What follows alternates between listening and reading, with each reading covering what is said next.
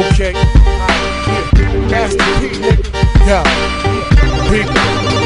Yo, ahead of my time, y'all niggas should've left with my 9. Bust a shot, hit the cop, and that's a federal crime. But before I go to jail and do the federal time, eat my wife pussy, incredible edible dime. Petro said, fuck it, you can do it again. Let the scat blow, fucking now I'm losing the frame. Sean Price is the best around. Niggas Ray Charles with it, doing the damn mess around. I will back out the iron and press this clown. I will smack fire for lion and wet this clown.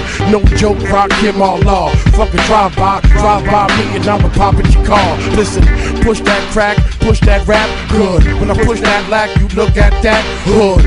Wanna know who the fuck I'm signed to? What difference do a limp bitch? Listen to the tick. Bitch, I give a fuck what you're thinking. Fuck your thoughts. I'm God, and bitch you now.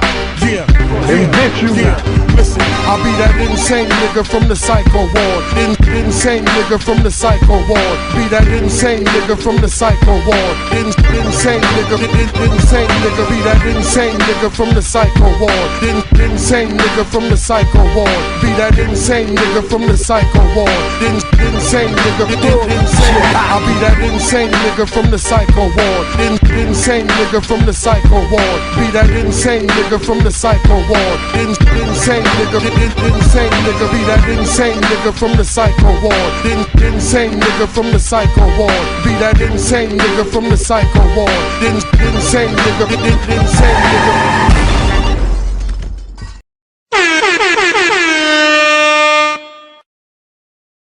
Yo, you already know what it is, man. It's your boy K-Shine, the one and only Mr. Zip 'em Up, man. You tuning the bars on I-95. Yo, listen, man. This episode was long overdue, my brother. I appreciate you pulling up on us, man. Thank you, man. Yo, listen, we're about to make this shit real legendary, so I'm not even going to talk. Y'all know what he do. So I'm going to get out of the way and let him do what he got to do. Let's get to it, man. By the way. Let's go, Sean. Let's get it. Be crazy.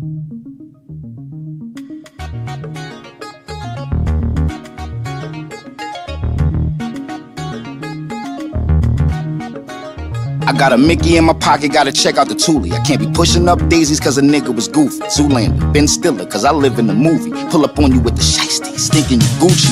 Ski mask on when he gripping his Uzi. Time for sentencing, switch to a kufi. Filled up with sorrow, shivering woozy. Ricky Ricardo, had to get him a Lucy. It's fucked up. CB4 ass niggas like trust us. Well, Gusto's back, little nigga, your luck's up. This is Mario on a shroom, I'm one up. And it only take a couple bars, nunchucks. Flip after flip after flip, get the funds up. Fiend after fiend after fiend, it's a bum rush. Lil' bro just got the gauge to dump stuff. Guess I ain't even gotta say we pumped up. Yet I ain't even got the range to fuck up. So this is Nori and 9-8. What? But these days I don't know who's who. They live off the he say, they hear on the YouTube. Got me some new hate, gon' give me some new Jews. Probably a new ring, cause I'm in a new mood. Catch me a new hat, they go with these new shoes. I can't be the best dresser, I got a loose screw. Zip 'em up, wanna rock with some real niggas, get with us. I did a lot in the field, they just kicking dust. Just a top of the hill nigga, living lush, but I still grind like I ain't did enough. Keep the money on the hush, it get brutal. This nigga's giving more info than Google. I'm pissed off, you's a bitch dog like poodles. F you on the hood like Fubu. Who hotter than this? Your crew probably your whip. A tooth out of your lip. For you pondering this, I'm too fly with the drip, so you die in the mist. Don't be a female dog, you know life is a bitch. I learned how to stuff racks in a tube sock from a nigga selling crack out of boombox. New Glock spitting on cam like Tupac. He put a hole in your top like a juice box. Who's hot? I can tell you who's not.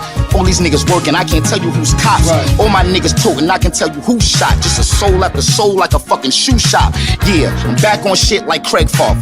Yeah, sliding up like leg warmers. Yeah, only wins for get losses. I wouldn't even want to draw with a sketch artist.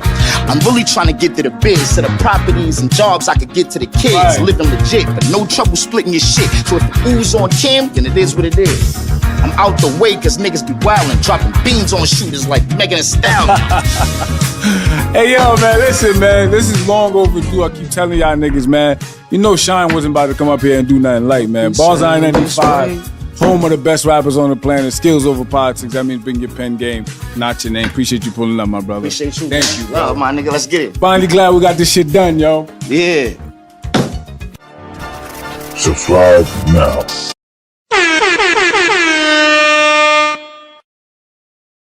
Boogie Down Productions.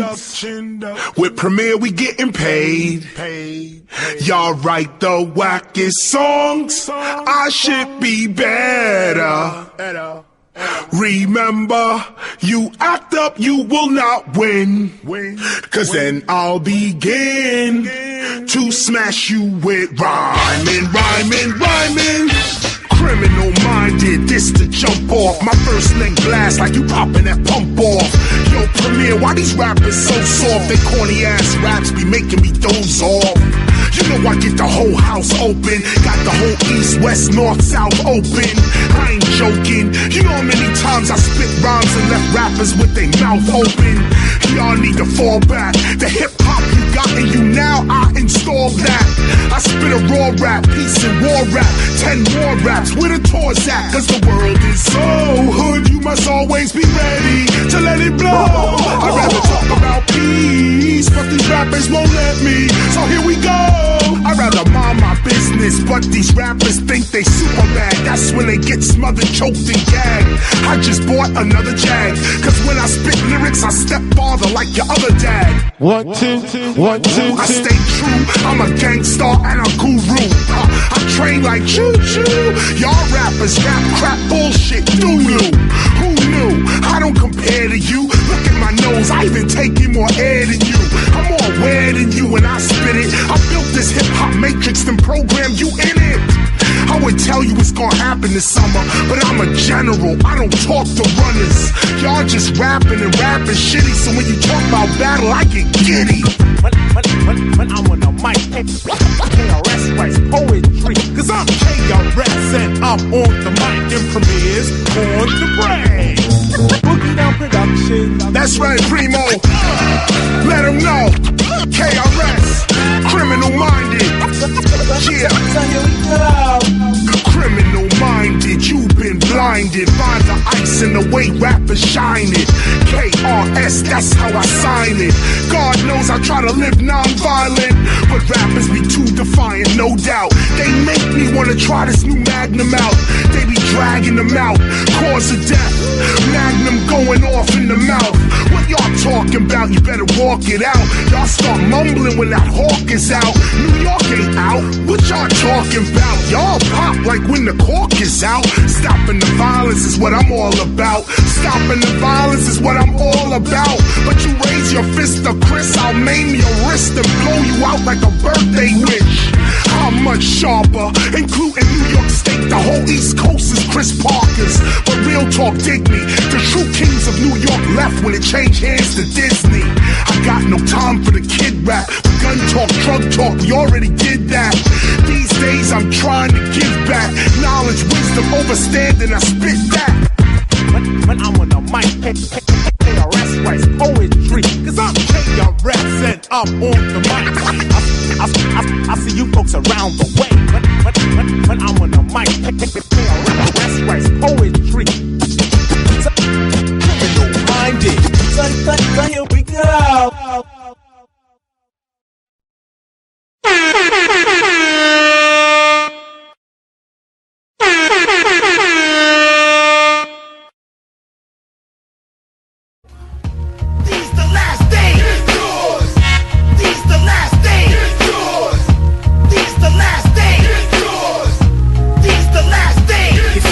Taking my own life into my own hands. RBG, refine, be a grown man. See, that's what I'm doing, cause I know it's inside of me. All I gotta do is just bring it to reality. It's fuck the government, but still I gotta pay the rent.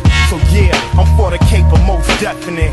Keeping it militant, focused, intelligent. Keeping the system is basic common sense. It's still fuck the bit. Black power ain't dead. All that red, white, and blue shit be going to y'all head. See, we break bread, it's like a game or a sport. Gotta train every day to keep your team on point. Cause still, to this day, our reparations ain't paid. And you can see it in the poverty around the way. It ain't even our own people on BET. So they gotta get it from somebody, it might as well be me. Besides, a nigga gotta eat when he hungry. You see how they send troops to war for their country. Niggas worldwide need an army of one. It's revolution to the fullest, put the bullets in the gun, nigga. These the last days. Yours. These the last days. Yours. These the last days. Yours. These the last days.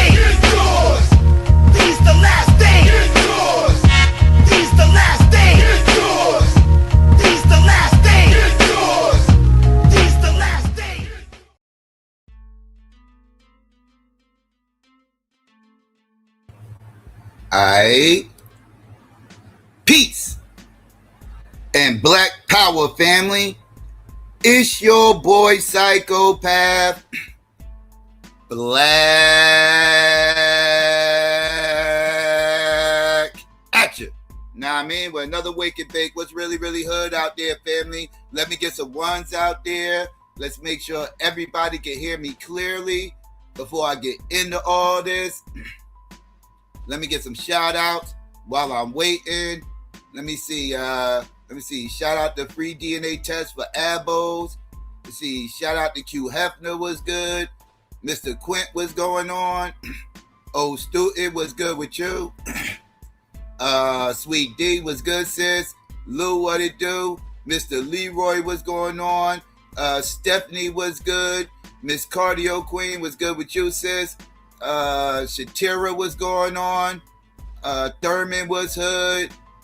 Regular Joe, you already know. Kurt was good with you. P Funk, what up? Who else up in here? B1 for Life was good. Who else?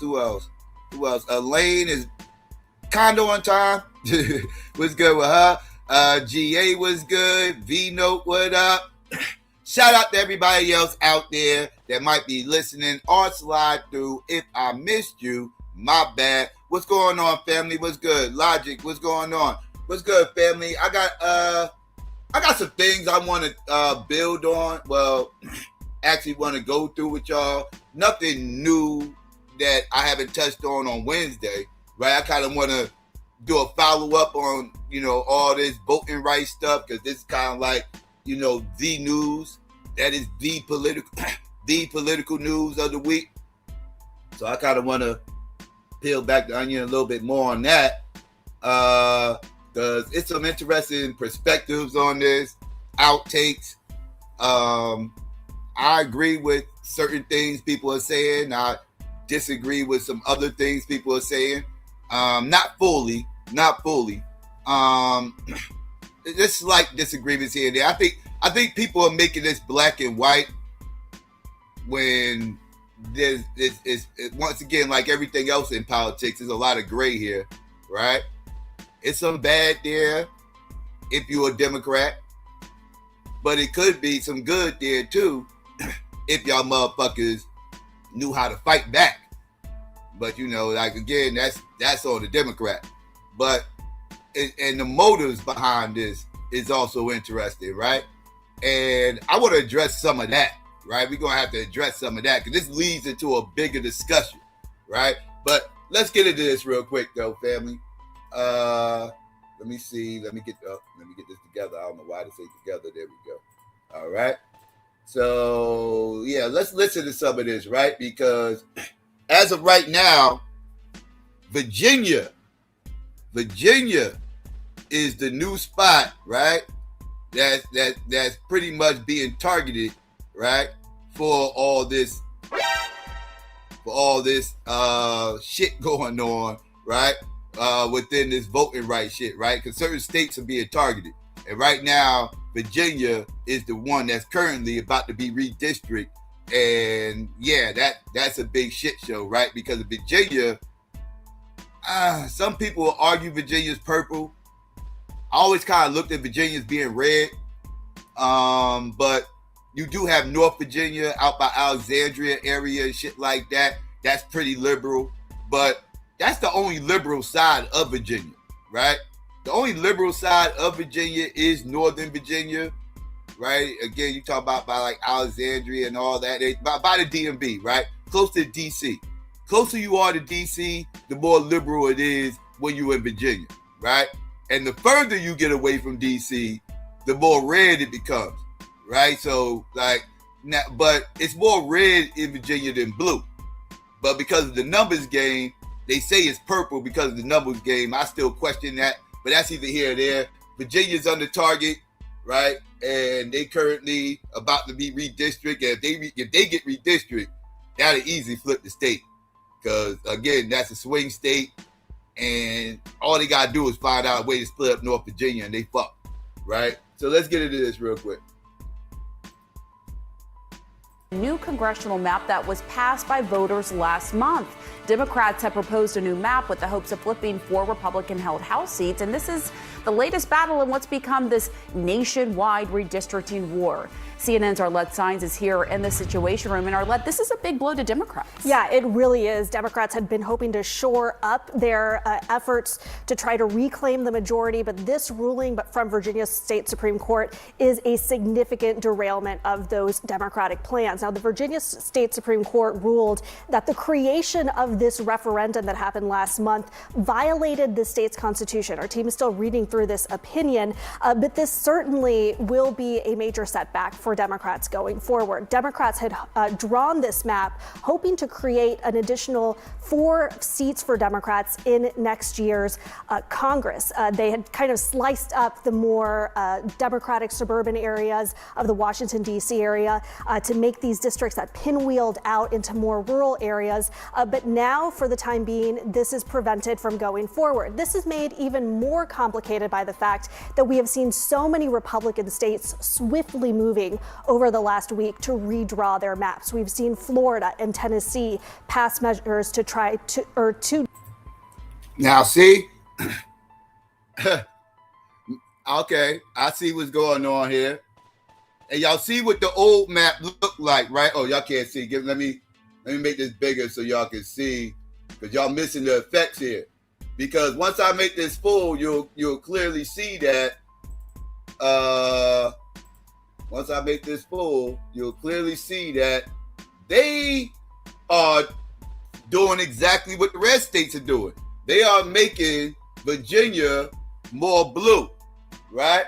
Because the old map, like I said, up in Northern Virginia was always blue, and everything else was pretty much red, right?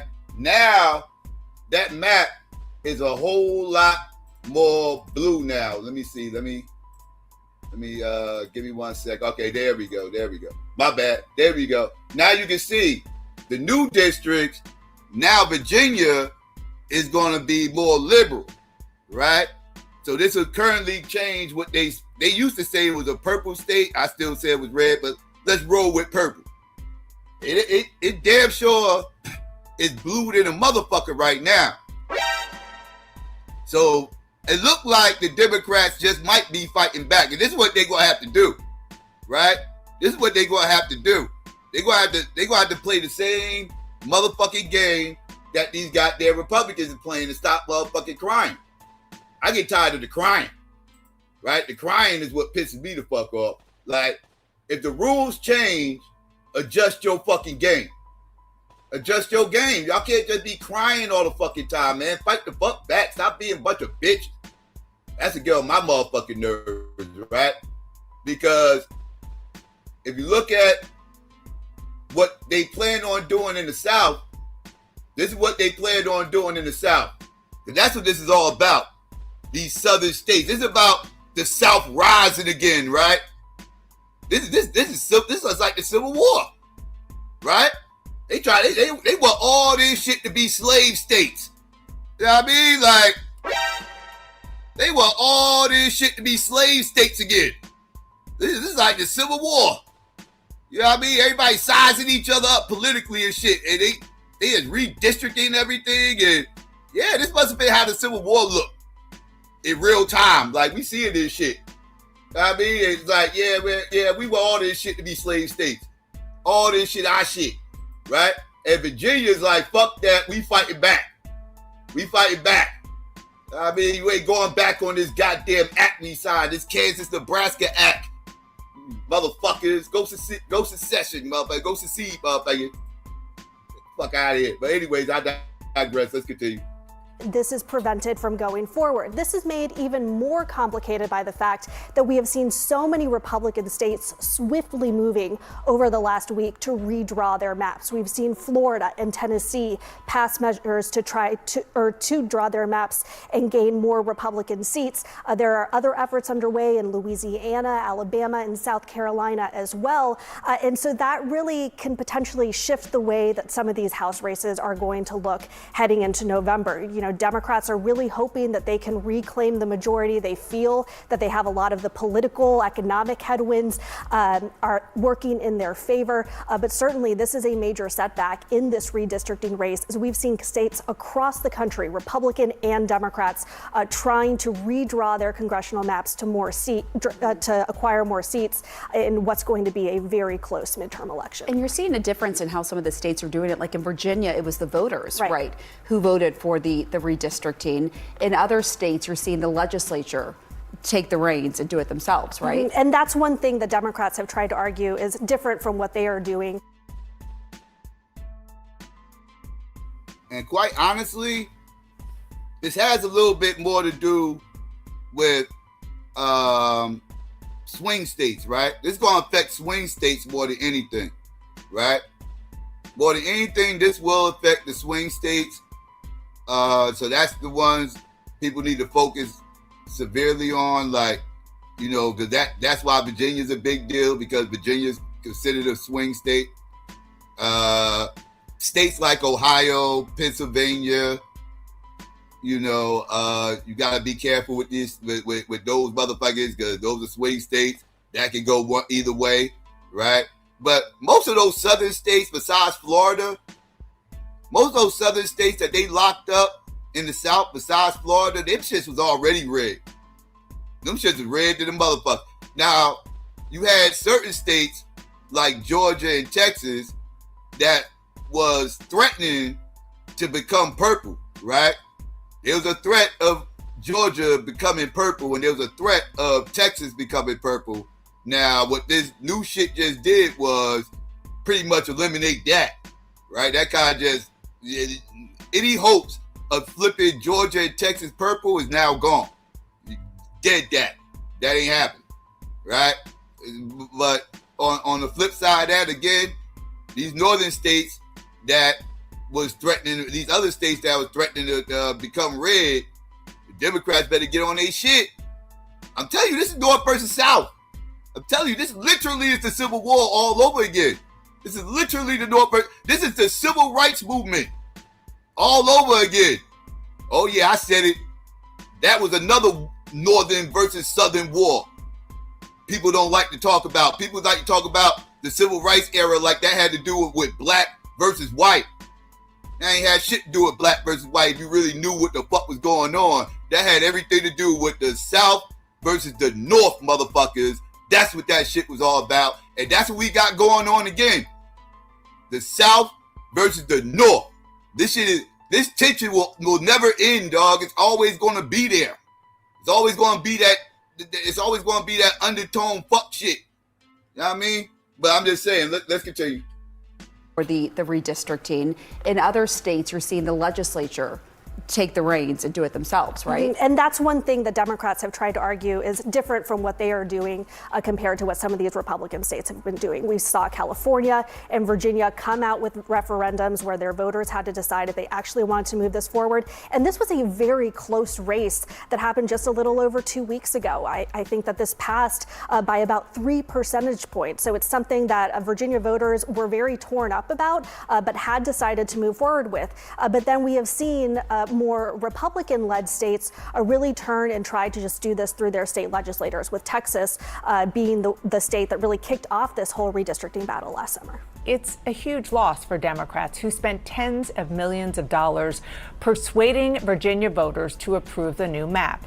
And it comes one day after Tennessee's governor signed into law a new Republican gerrymander that breaks up the only majority black district in the state. Louisiana, Alabama, and South Carolina may soon pass their own last-minute maps. Okay. These are the states that are planning on redistricting. And yeah. So we got Utah and California. They're planning on making their shit blue. Now they got Ohio as red. Now, Ohio is a swing state. That's a big deal. Missouri's redistricting, but that shit ain't about nothing. Missouri always red. Missouri going red don't mean shit. because it's been red. So that ain't changing nothing. In Tennessee, that ain't no motherfucking big deal. South Carolina, been red. That ain't gonna change nothing. North Carolina, been red.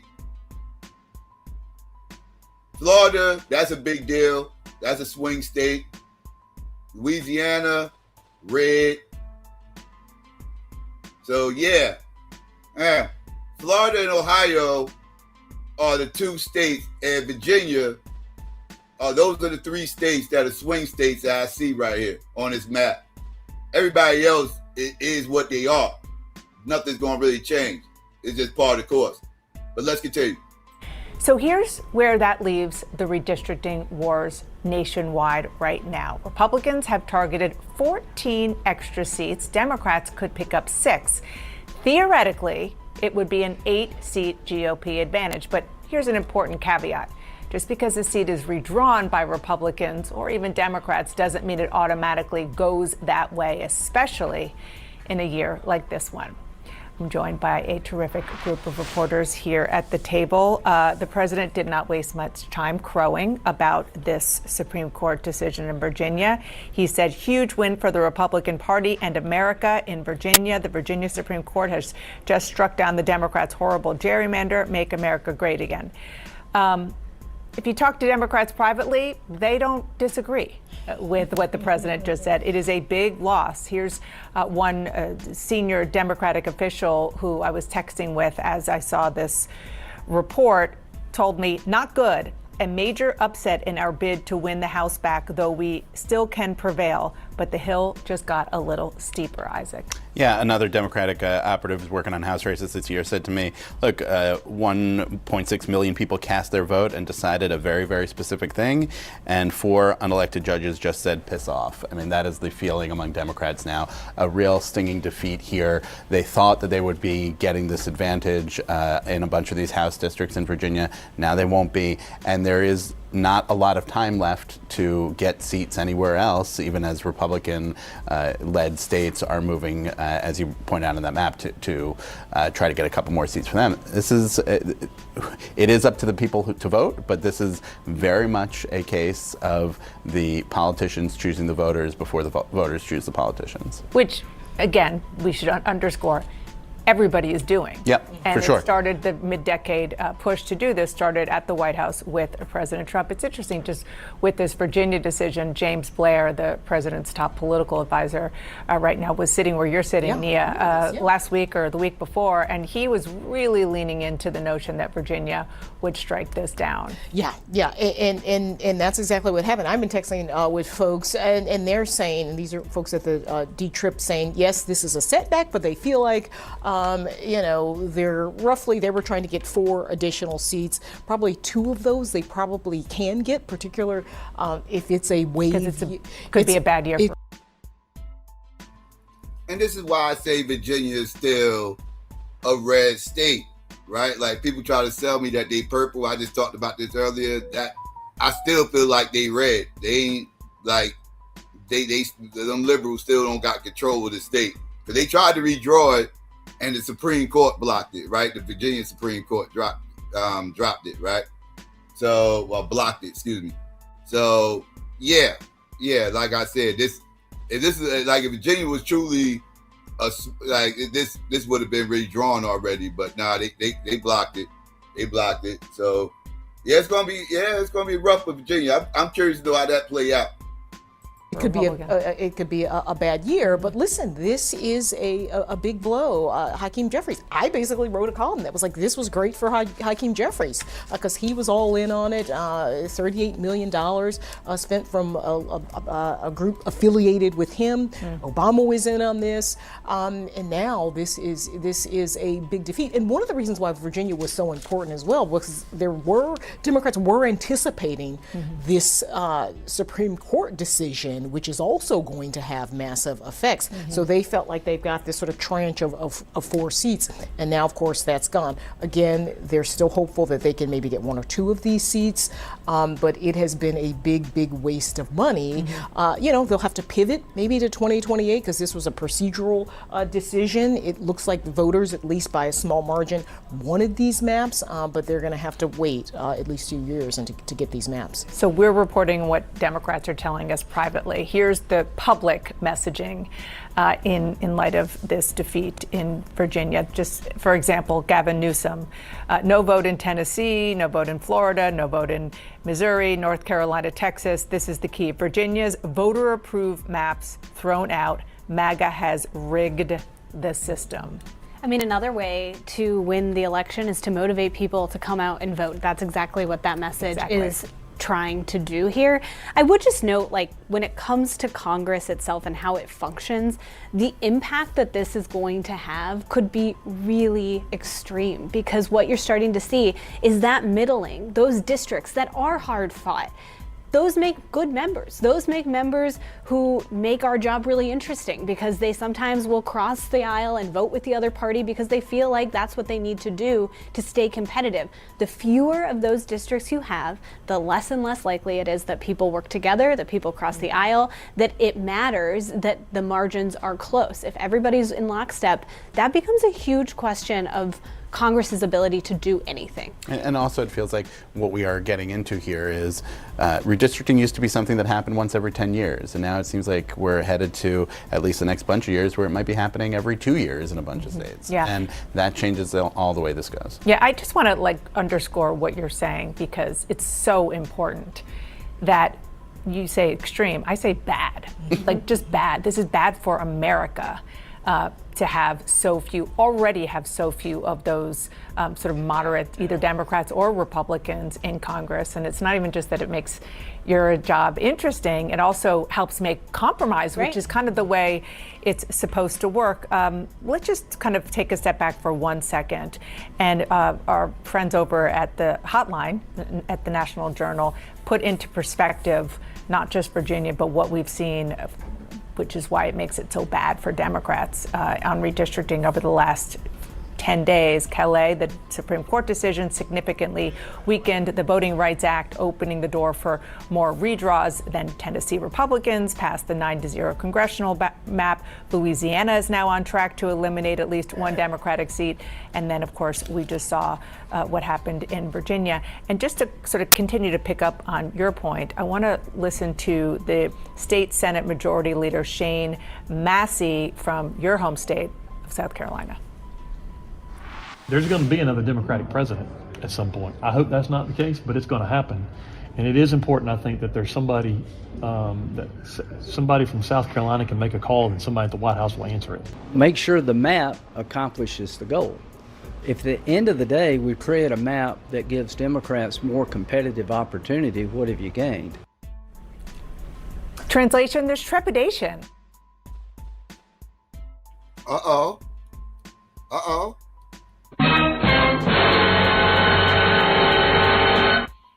Somebody understands what the fuck is going on.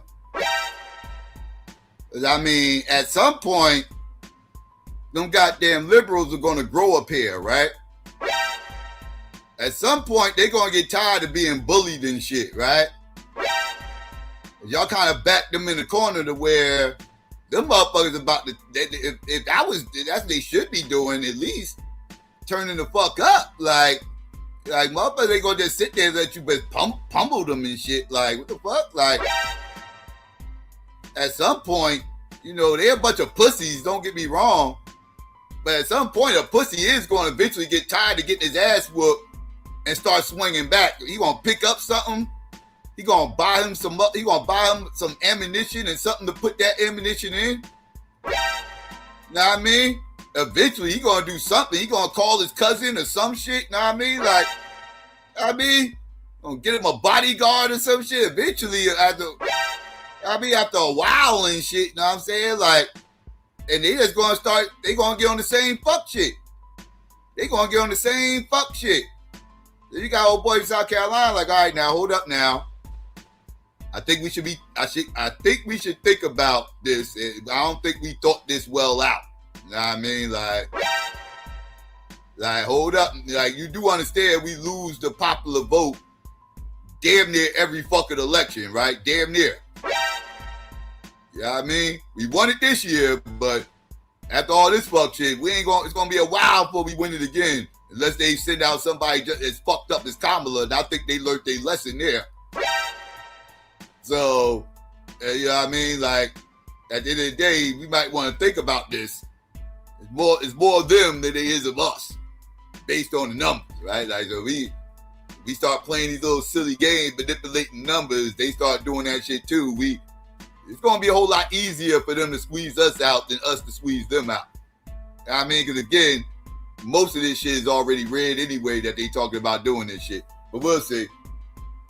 In South Carolina to take advantage of the Supreme Court ruling like other southern states are? Yeah, listen, because what you would probably have in South Carolina is no black representation, right? You would have seven Republicans. Clyburn would probably be not in Congress. He's got the 6th district. So yeah, this is a pendulum swing, right? And the idea is that, every action often has an equal and opposite reaction. And are we going to get into the situation where, as you said, every 2 years there is some different map, and it sows, I think, distrust and disengagement among voters, right? Particularly in some of these states where it isn't even the voters that are making the decisions; it is elected leaders of one party, and so this, I think, has set off a real arms race where we could see a House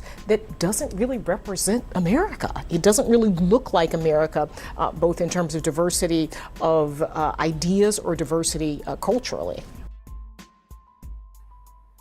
All right, family, there you go. That's the update as of right now for what's going on with everything. It's going to get a little messy. It ain't going to stop here. We got a whole midterms coming at the end of the year.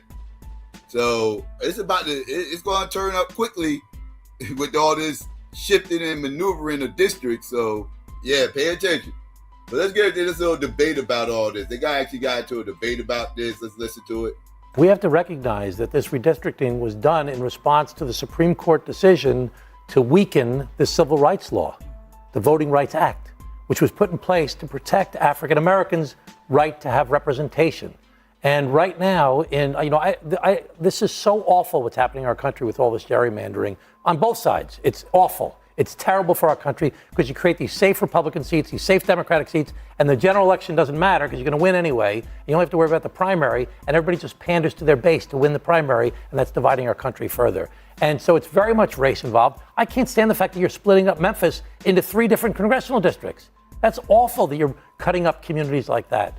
And that's happening in places throughout our country right now, and it's bad for America. Are you opposed to the gerrymandering efforts in New York as I'm well? Opposed to all gerrymandering. I've always been opposed to gerrymandering. It's bad for the country to set up these seats like this. We should have independent redistricting. We should allow independents to vote. We should have open primaries. But this is being done in response to what took place in Texas. Now, if you somebody who's against all this shit, then cool. I get it. But if you one of these motherfuckers that's like, because motherfuckers need to understand, it's up. It's up. I don't know if he's on this Michelle, they swing low, we swing high bullshit. That's the shit it sound like he's on. I don't know. I could be wrong. Maybe he's just one of these motherfuckers who just believe in a democracy or whatever the case may be. But man, throw that shit out the fucking window, dog. Y'all motherfuckers can't be sitting up here still trying to play by the old rules when the commissioner clearly changed those motherfuckers. The fuck? You know what I mean? The NBA is now letting motherfuckers take 5 steps in a fucking game. You will be an idiot to not take advantage of that shit, still trying to play by our rules, but we actually only took 2 steps in a fucking, in a motherfucking game. Motherfucker, if I was still hooping today, I'll be one gather step taking, 5 step taking ass nigga. I would average an extra 13 points a game. You kidding me? I ain't gonna be still playing by them old rules, motherfucker. The rules clearly changed. Everybody else taking 6 steps, and I'm still only taking 2. You got me fucked up. You got me fucked up. I'm gonna be a gathered step taking ass motherfucker. You best believe that shit. You got shit. That's what's going on right now. The Democrats better start gather stepping. They better start gather stepping, motherfucker. Shit. For America. Are you opposed to the gerrymandering efforts in New York as I'm well? opposed That got rid of I'm opposed to all Republican gerrymandering. I've always been opposed to gerrymandering. It's bad for the country to set up these seats like this. We should have independent redistricting. We should allow independents to vote. We should have open primaries. But this is being done in response to what took place in Texas. And there's going to continue to be this tit for tat. They'll do this, then we'll do that, then they'll do this, then we'll do that. And it's bad for America. And this is making it worse. I think we also have to understand that Black Americans have faced barricade after barricade after barricade in front of them forever for voting. So to take a majority Black district like Memphis and split it up, pull it into 3 separate sections so it goes into rural Tennessee, if you aren't familiar with the state, they're taking a Black district and stretching it out so that the white voters overtake the Black voters in those 3 districts. That's deliberately trying to make one party have no representation. It is an abuse of power. We should say that. This is not just a Black voter problem, because if anyone thinks their vote should count, this is a problem. This is starting with Black voters, but it'll carry on to all of us. The bottom line is Trump and the MAGA Republicans are losing. People are not happy with how they are running the country. So they are desperate to control the outcome of elections by stripping away their opponents' power piece by piece, particularly in the South, where they have the most control. We need a national ban on gerrymandering. It doesn't matter what party we have.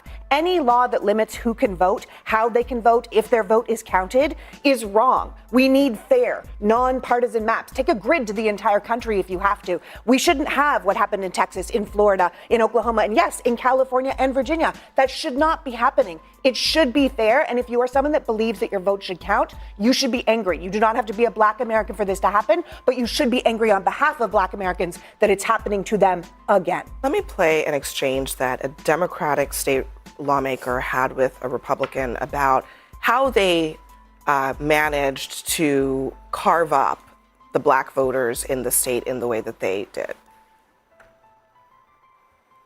So is that correct that the census data was the sole basis for drawing these lines from 2020? Speaker Zachary. Thank you, Mr. Speaker. Yes, it's my understanding the census was used to draft the map you have in front of you. Chairman Clement. Based on the population. Okay, well, that's pretty interesting because census data doesn't include any partisan scores or partisan data. And your whole entire argument this entire week has been that this is about politics and partisanship. So if you solely relied on... Okay, stop. That's cap. That's cap. Everybody knows, you know what I mean, that Black people, registered voters, right? We talking about the ones that actually registered to vote, right? Based off the exit polls, right? The overwhelming majority of Black people in this country is voting fucking blue. What are we talking about? So when you say that this stuff isn't based off of stop. You are lying. Stop it. This shit is all about carving up those big cities in every state to squeeze out the minority. I hate that word, god damn it. But it is what it is. To squeeze out the quote unquote minority vote, right? I hate that fucking term. Anyways, I digress. Let's continue. Is that correct that the census data was the sole basis for drawing these lines from 2020? Speaker Zachary. Thank you, Mr. Speaker. Yes, it's my understanding the census was used to draft the map you have in front of you. Chairman Clement. Based on the population. Okay, well, that's pretty interesting because census data doesn't include any partisan scores or partisan data. And your whole entire argument this entire week has been that this is about politics and partisanship. So if you solely relied on census data, I'm confused about how you knew partisan scores when drawing this map if that wasn't even considered. Speaker Zachary. Thank you. Did you have a question? He doesn't answer the question because it is a good question.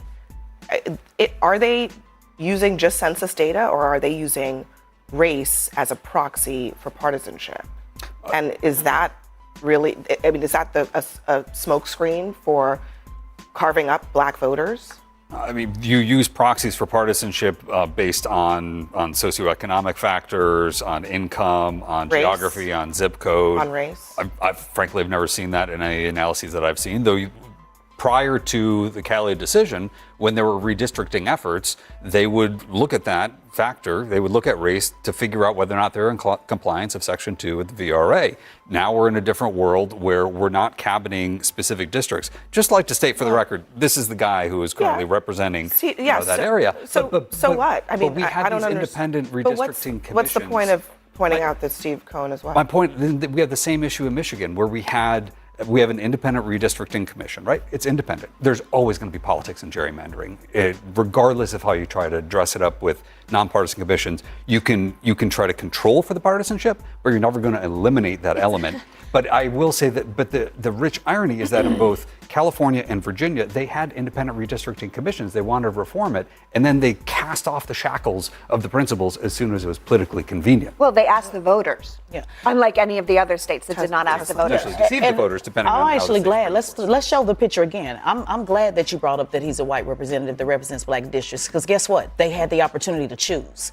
This is about taking away black Americans' opportunity to choose who they want to represent them. So whether that is white Representative Cohen, if that is Representative Pearson, who's black, who's running for that same district, who is, running against Cohen, the bottom line is it was set up, the Article 2 of the Voting Rights Act was set up to allow my community to have the choice, because so many choices have been taken away from us. And so when you take that away, but that's the element we're going to focus on tonight. Michigan. Let's look at Michigan's congressional delegation. I mean, there were a number of VRA seats that were drawn to make sure they had the appropriate amount of African-American voters, which, the assumption there is on the partisanship. Not a single one of them is represented by an African-American representative. And I got only representative in Congress. I have a problem with that. You have to admit, it is a little ironic that the woman now who is likely going to win the 9th district in Tennessee is a black Republican woman as a result of this redistricting. Oh, stop. Black Republican woman equals whacktivist. I don't know no Republican black woman who is not a white fucking activist. If so, show me that motherfucker. Show me the black anybody. We can take gender out of it. Show me the black conservative that is not a white activist. I'll wait. That's the thing.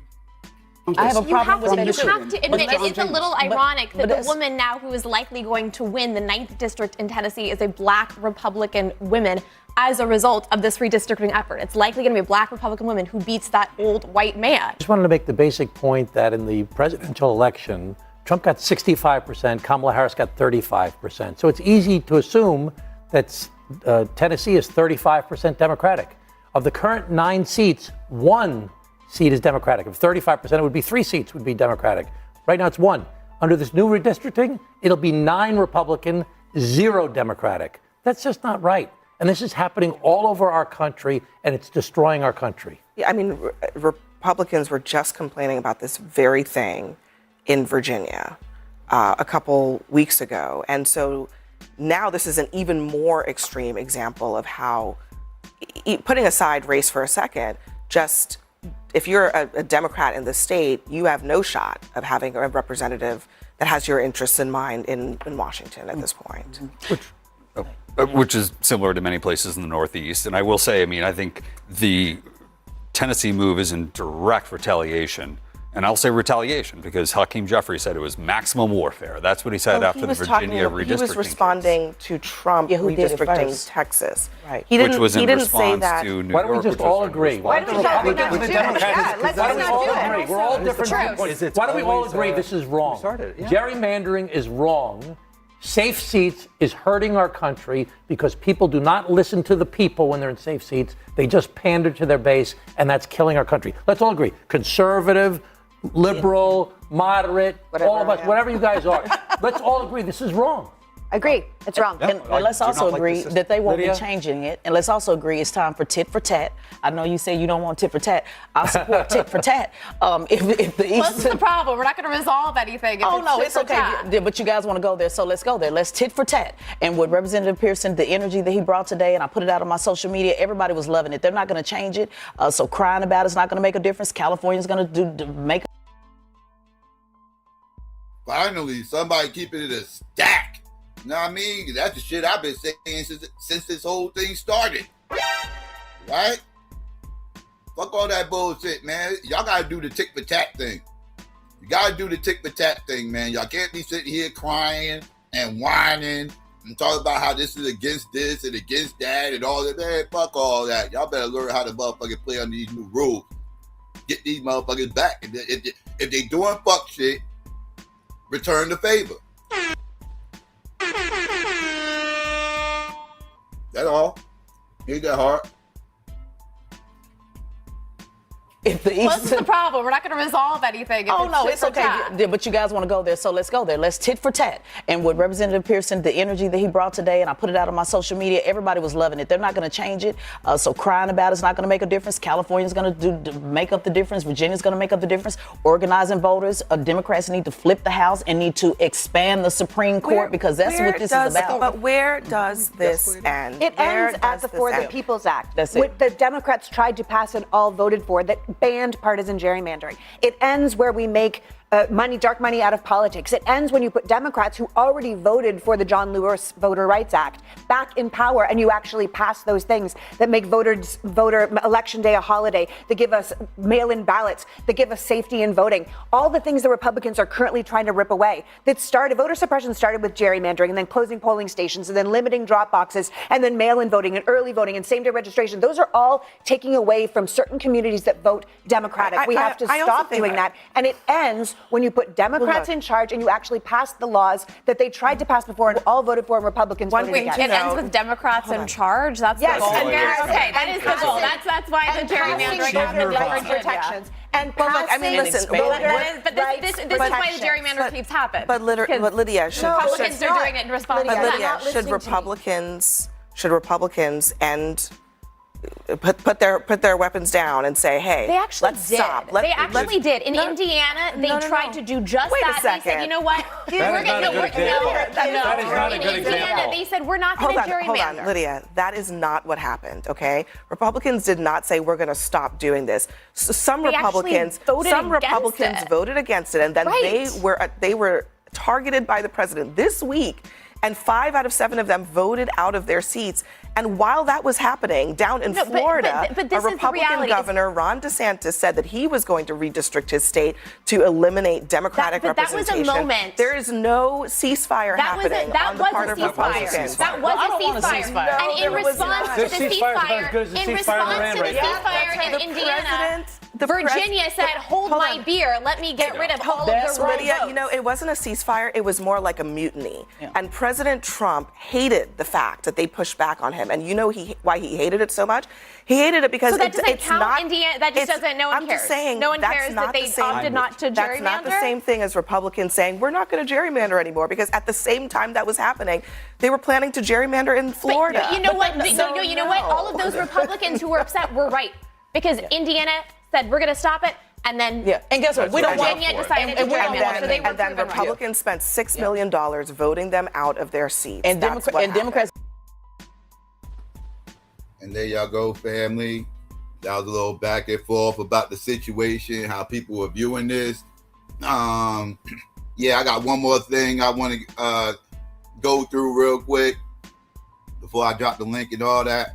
Along these same lines, but something happened this week that I noticed, and this speaks to a lot of things that I speak about and things that I notice and certain mindsets that I deem to be problematic, right?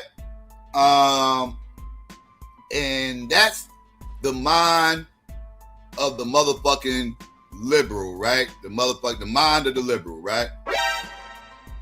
I just got finished addressing, the whole, the cult of activists out here who defend white people by any means necessary. Like they will take niggas out, right?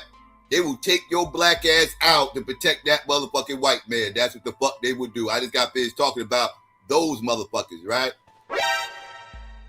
But on the other side of the motherfucking aisle, you have another mindset that I deem to be problematic from another cult, and this other cult will be the cult of motherfucking liberalism, right? And within this cult, you have a problematic mindset to where, just like the other cult, they got the same us versus them bullshit. You know what I mean? If you ain't down with us, you must be them, and they're all. That same dumbass dichotomy, right? That's that two-minded, two-party, drone ass mindset, right? Like they both got that. But there's another problem within this mindset, though, right? Like with outside of the thing that they share, right? Like these motherfuckers with this whole we need to be diversified and all this other shit, like. They're a little bit too inclusive over there, right? And they like I said, they also have a pack mindset, right? They no different than the other motherfuckers with this pack mindset, and they despise motherfuckers like me, right? To me, just like they call a motherfucker like me a whole agent, right? Like I'm a whole agent over here, right? Because I don't fuck with the Democrats, right? So in a liberal's mind, right, that means I'm some kind of secret, hidden, paid informant for the Trump motherfucking administration, right? Like this how these motherfuckers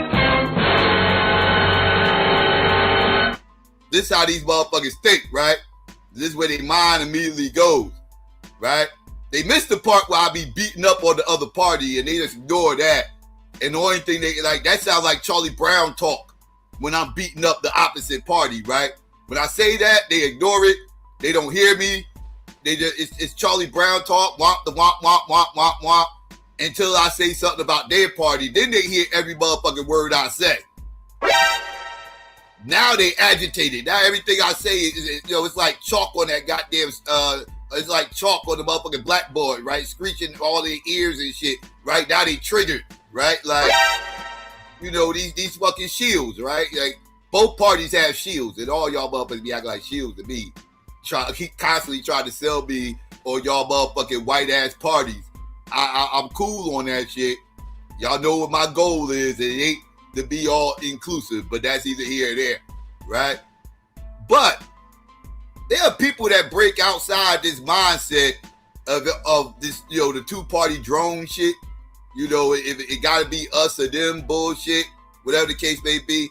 And people like myself who break out of this dichotomy and see shit for what the fuck it is and actually want to try to change the fuck shit that they see.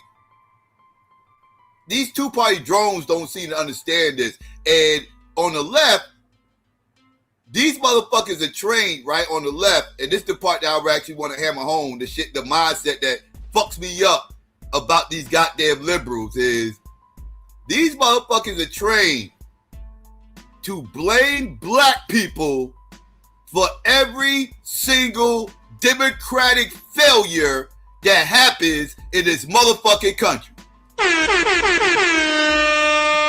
I get so sick and tired of hearing these weak ass, bitchified, fruitcake loving, ass fucking liberals blame black people for every last one of their fucking failures, but we're the sole components to every last one of their fucking victories. Every single time these motherfuckers lose a fucking election, every fucking time that person is in office and fucking shit up, motherfuckers start sounding like just like them same ass conservatives that they be fucking complaining about. They will throw the fucking community under the fucking bus for that cracker ass motherfucker in the fucking Oval Office. I've seen it. I seen them talk crazy about black people sounding just like them niggas. Every time something go down in that fucking... Look, you got motherfucking niggas that are still mad about fucking Hillary fucking Clinton. That will blame motherfuckers like me who opted to take a third option and vote third party. They will call a nigga like me a whole fucking Russian bot. And say that I'm an agent for the fucking Republicans. This is what these weirdos are saying. They will blame motherfuckers like me and say, I'm the reason that Hillary Clinton lost the motherfucking election. Ain't that a fucking bitch? I'm one motherfucking Negro in a liberal ass fucking state, in a liberal ass fucking city. My liberal ass motherfucking, no, non-liberal ass motherfucking vote to a third party that is not the reason why Hillary Clinton's popular vote getting ass lost that motherfucking election. She didn't lose that election because of Jersey. She didn't lose that election because of Newark. She lost that election because she ran a horrible fucking campaign. That's what the fuck happened. Stop blaming black people. Stop blaming black people when you weirdos don't get shit done. Don't blame us. We ain't got shit to do with that. You get our votes at like a 90% clip. How the fuck you gonna blame a demographic that you got 90-something% of the fucking vote from on a fucking L? How is that possible? No other group votes in that greater number for one fucking party than black people do for the fucking Democrats. But we're the fucking blame? The fuck? That's like a motherfucker playing a game against a fucking team. The team whooped they fucking ass by 60 points. You scored 40, 12, and 10. Got a triple-double.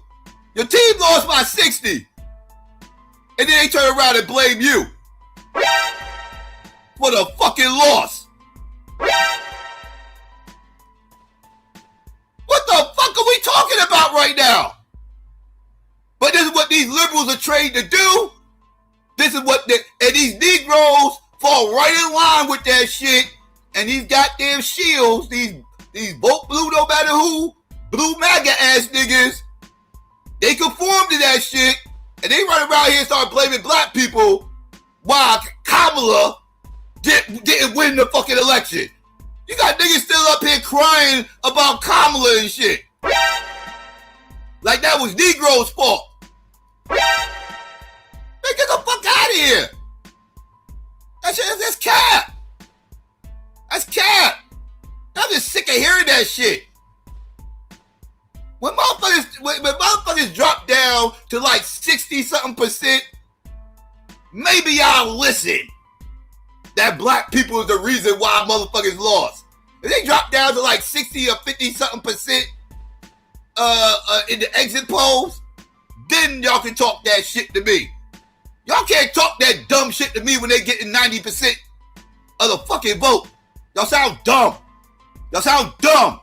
Y'all sound like a bunch of parrots that your white mommy and white daddy taught you to say. If we lose, go in the community and blame everybody you see. You niggas ain't do enough. You gotta do more. Dumb niggas.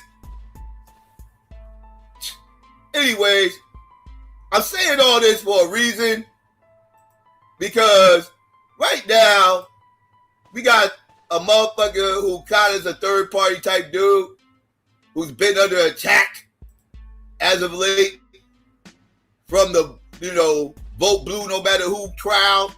They on their bullshit right now, and they still holding animosity for fucking Kamala, blaming black people why Kamala ain't in office. Oh, y'all was talking about she wasn't black.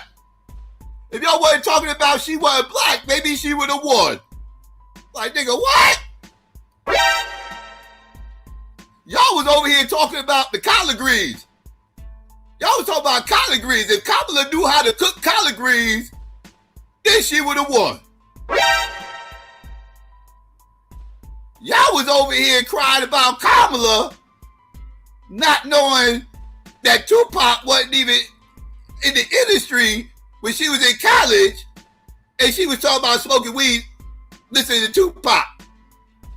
If y'all motherfuckers was Biggie fans, Kamala would have fucking won.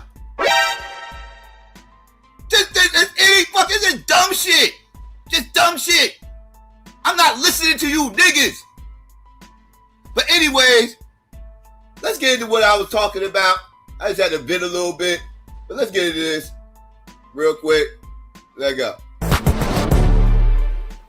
Oh boy, people are really angry with Killer Mike. Killer Mike, rapper of Run the Jewels, also an activist and organizer, was a big Bernie bro, starting with 2016 actually. So he was really much supported like the Bernie policies and going forward. Killer Mike released a video about the voting rights, and he's getting a lot of crap from people because he did not support Kamala Harris for president. So let's go ahead and dive into this, and I'm going to show you what they're not showing you. Because what people are trying to do is they're trying to basically say that Killer Mike is right wing or he's a conservative, and they're putting up pictures of Killer Mike like having these meetings with Brian Kemp, Governor Brian Kemp in Georgia, but they're not showing you the other meetings that Killer Mike had. So let's go ahead and get into this here. Here we go. This was after the Voting Rights Act was gutted. Listen to this. Hey, what's up? Onyx Impact, Black Male Initiative. This is Killer Mike, also known as Michael Render. 1965 Voters' Rights Act just got gutted. They gutted it. They literally eviscerated it, and is now trying to make it easier, or allowed it to be easier, for states to redraw district lines to annex those most in need out. This is not just black people and African Americans. This is poor people. So now I know that ain't who I think it is. Game recognized game, and you looking real unfamiliar, Killer Mike. You want to talk about the importance of voting and the Voting Rights Act being slashed, but did you care about that back in 2016? No, the fuck you didn't. Killer Mike says he... See what I mean? This nigga's still crying about shit that happened a fucking decade ago. He's not gonna blame Hillary. He's not gonna blame Hillary. He's gonna blame Killer Mike. He ain't gonna blame the fact that Hillary just ignored certain swing states that she needed in order to win that election. He gonna ignore all that and say it's Killer Mike's fault. Hillary Clinton actually, unlike Kamala, Hillary Clinton actually won the popular vote. But he over here blaming Killer Mike. Not her horrible motherfucking campaign. He ain't gonna blame her having hot sauce in her motherfucking pocketbook. No, he gonna blame Killer Mike. It's Killer Mike's fault. This is wild. This is wild. What's wrong with you niggas? That was 10 years ago. Get over it. Get over it. Jeez. He's not voting for Hillary Clinton or Donald Trump, and that was on August 12th, 2006. You heard him, right? He ain't vote for Hillary Clinton or Donald Trump. The nerve of him. The nerve of you third-party ass niggas. How dare you not partake in our motherfucking bullshit ass motherfucking duopoly? We like the game of duopoly. We play it for hours. What do you mean? Days, weeks, months, years. We always playing duopoly. How you gonna shit on the game of duopoly? It's what? What you crying about? What you crying about? This is wild. You want to talk about the importance of voting and the Voting Rights Act being slashed, but did you care about that back in 2016? No, the fuck you didn't. Killer Mike says he's not voting for Hillary Clinton or Donald Trump, and that was on August 12th, 2016. And for the people that be like, oh. Pause. So let's go back to 2016, right? Yes, Roger, they're ice cubing Michael Render. They are. Michael Render is Killer Mike's real name. Let's go back to 2016, right? So Killer Mike was supporting Bernie Sanders in the Democratic primary, and he said that he was not going to support Hillary Clinton. So. Correct. He was a Bernie bro. He ain't support neither party. This is when Bernie was talking about running as an independent, right? Until he bitched up. That's why I don't fuck with Bernie no more. He's a little bitch. I thought he had some nuts. He don't. Pause. But he's a little bitch. 2016, right? So Killer Mike was supporting Bernie Sanders in the Democratic primary, and he said that he was not going to support Hillary Clinton. So here we go again with blaming the voter instead of blaming the candidate, and the candidate not choosing to give towards demands, right? That people were demanding. Hillary Clinton won the popular vote. Do I need to say this again? Hillary Clinton won the popular vote. Thank you. What are niggas talking about?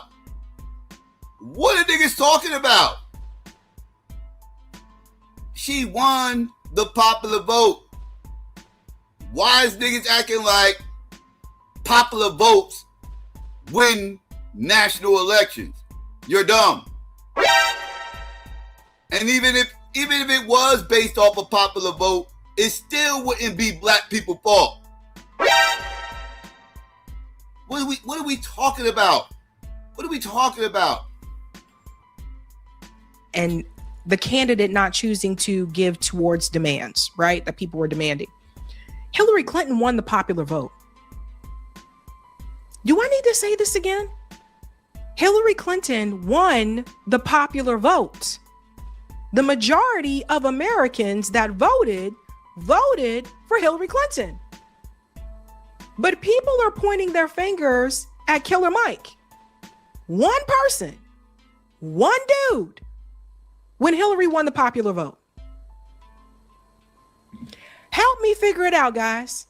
Help me help you. Right? Okay, let's continue on. Well, he might have learned over the years. Let's see what Killer Mike had to say about Kamala Harris and Donald Trump in 2024. On Michael Track, talking that shit, he raps, I don't give a fuck who the president is if the president's not for me. Does he think Kamala Harris is for him? I think anyone holding the position of president can do the things that I like about Bernie Sanders, he says cautiously, pointing to the issues such as legislation of marijuana and tax increases to fund education. Will Kamala or Trump have the wherewithal to do it? I don't know. So you want to talk about the severity of the Trump administration and what they just did to the Voting Rights Act. But in 2016, you were uncommitted to Hillary Clinton. And in 2024, you said, will Kamala or Trump have the wherewithal to do it? I don't know. So, yeah. like, what's your point? What help me understand? Oh, let me guess. It's his fault that Kamala got hog stomped in 2024, huh? It's Killer Mike's fault that Kamala got her ass whooped in 2024. One of the most embarrassing ass whoopings I've ever seen in my lifetime. Happened in 2024. That was Killer Mike's fault.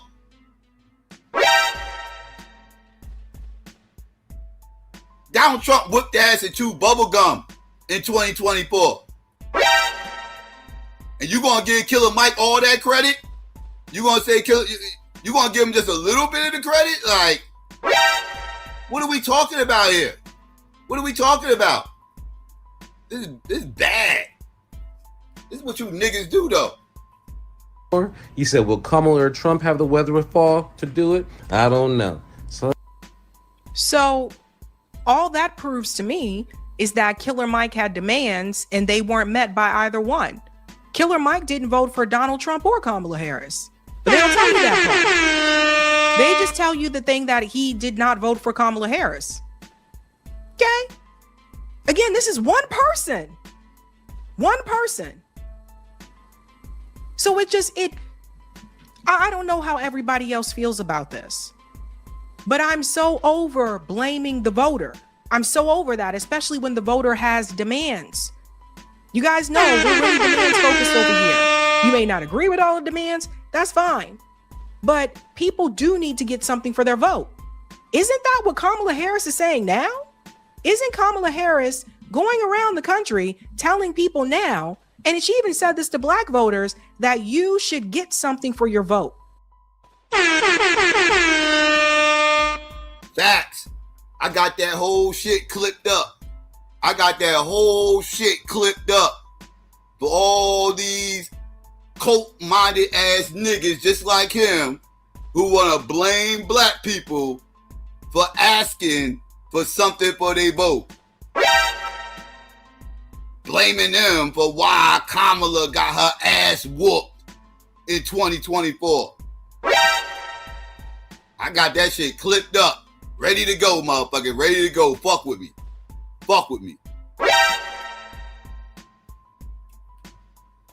Saying now? Isn't Kamala Harris going around the country telling people now, and she even said this to black voters, that you should get something for your vote? Wasn't that what Killer Mike was doing? Let's go on. You've been uncommitted this whole time. So do we need someone like you on the front lines trying to spread awareness and shit? No, the fuck we don't. You can go ahead and take a back seat, Killer Mike. Go continue to do your music. But as far as you in politics and trying to lead the black community, we are good. It's like... So we supposed to have Tekashi 6ix9ine hair wearing ass leading the fucking community? Is that what you're telling me? Is that what you telling me, Mr. Rainbow Hair? We supposed to have your drone ass leading the community, Mr. Vote Blue no matter who? He blue to the motherfucker. He got blue tips. He got a blue shirt on. He got some other colors up in there too. Like, I don't know about you, dog. You might be a little bit too liberal to be leading black people. You know what I mean? Like, might be a little bit, I don't know about you, dog. I don't know about you, dog. But at the end of the motherfucking day, who the fuck is supposed to be leading black people? I want motherfucking leading black people that is worried about black people. And not worried about what they white daddy got to say in their motherfucking party. I don't give a fuck what your white daddy saying in your party, motherfucker. Fuck your party and fuck your white daddy. I don't give a fuck about that motherfucker. Fuck him. That's how I feel. Fuck your party and your white daddy that runs it. I don't give a fuck what party you down with. Fuck that shit. Fuck them up. Whoever's leading black people should be not tied into any fucking partisanship. None. Not unless we have our own fucking party. If it ain't a solely black party, they should be nonpartisan than a motherfucker. I ain't listening to you niggas. I'm not listening to none of you niggas. Motherfucker come up here as a goddamn conservative trying to lead black people. Get your coon ass the fuck up out of here. Motherfucker come up here as a fucking liberal saying, yeah, I want to lead black people. Get your fruitcake loving ass the fuck up out of here.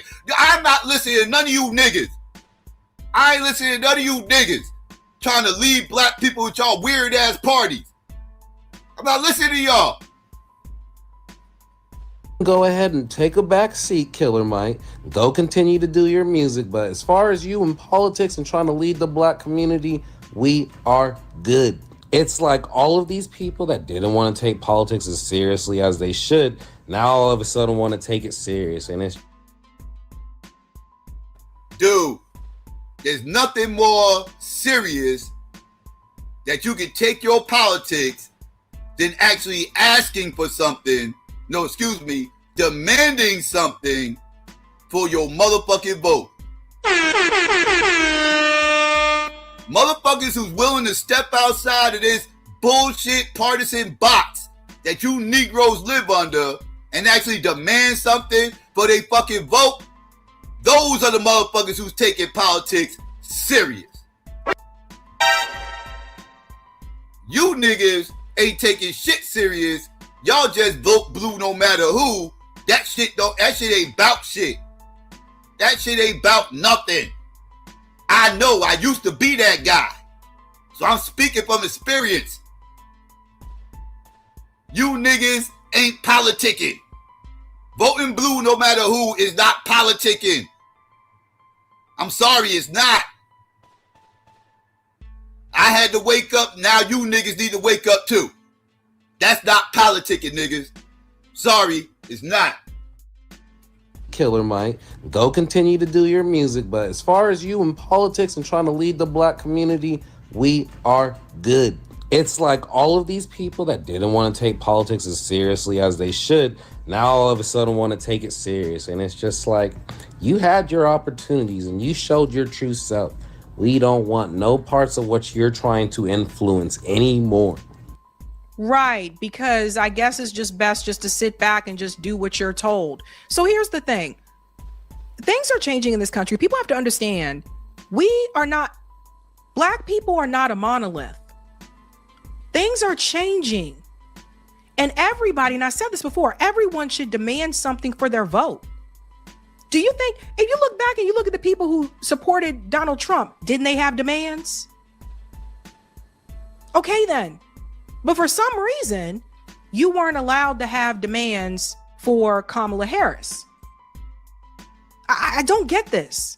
I don't get it at all. And to me, it seems like a lot of gatekeeping. And honestly, I'm quite too old for the shit and I'm tired of it. So they're coming after Killer Mike with this.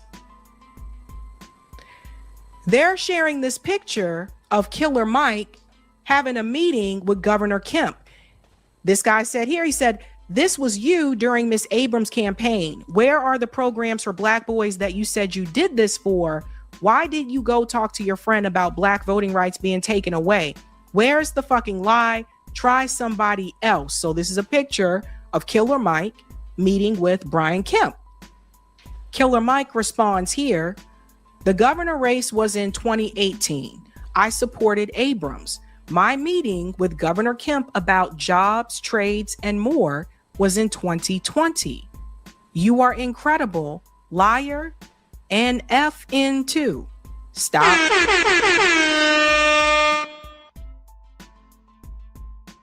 See how these motherfuckers do?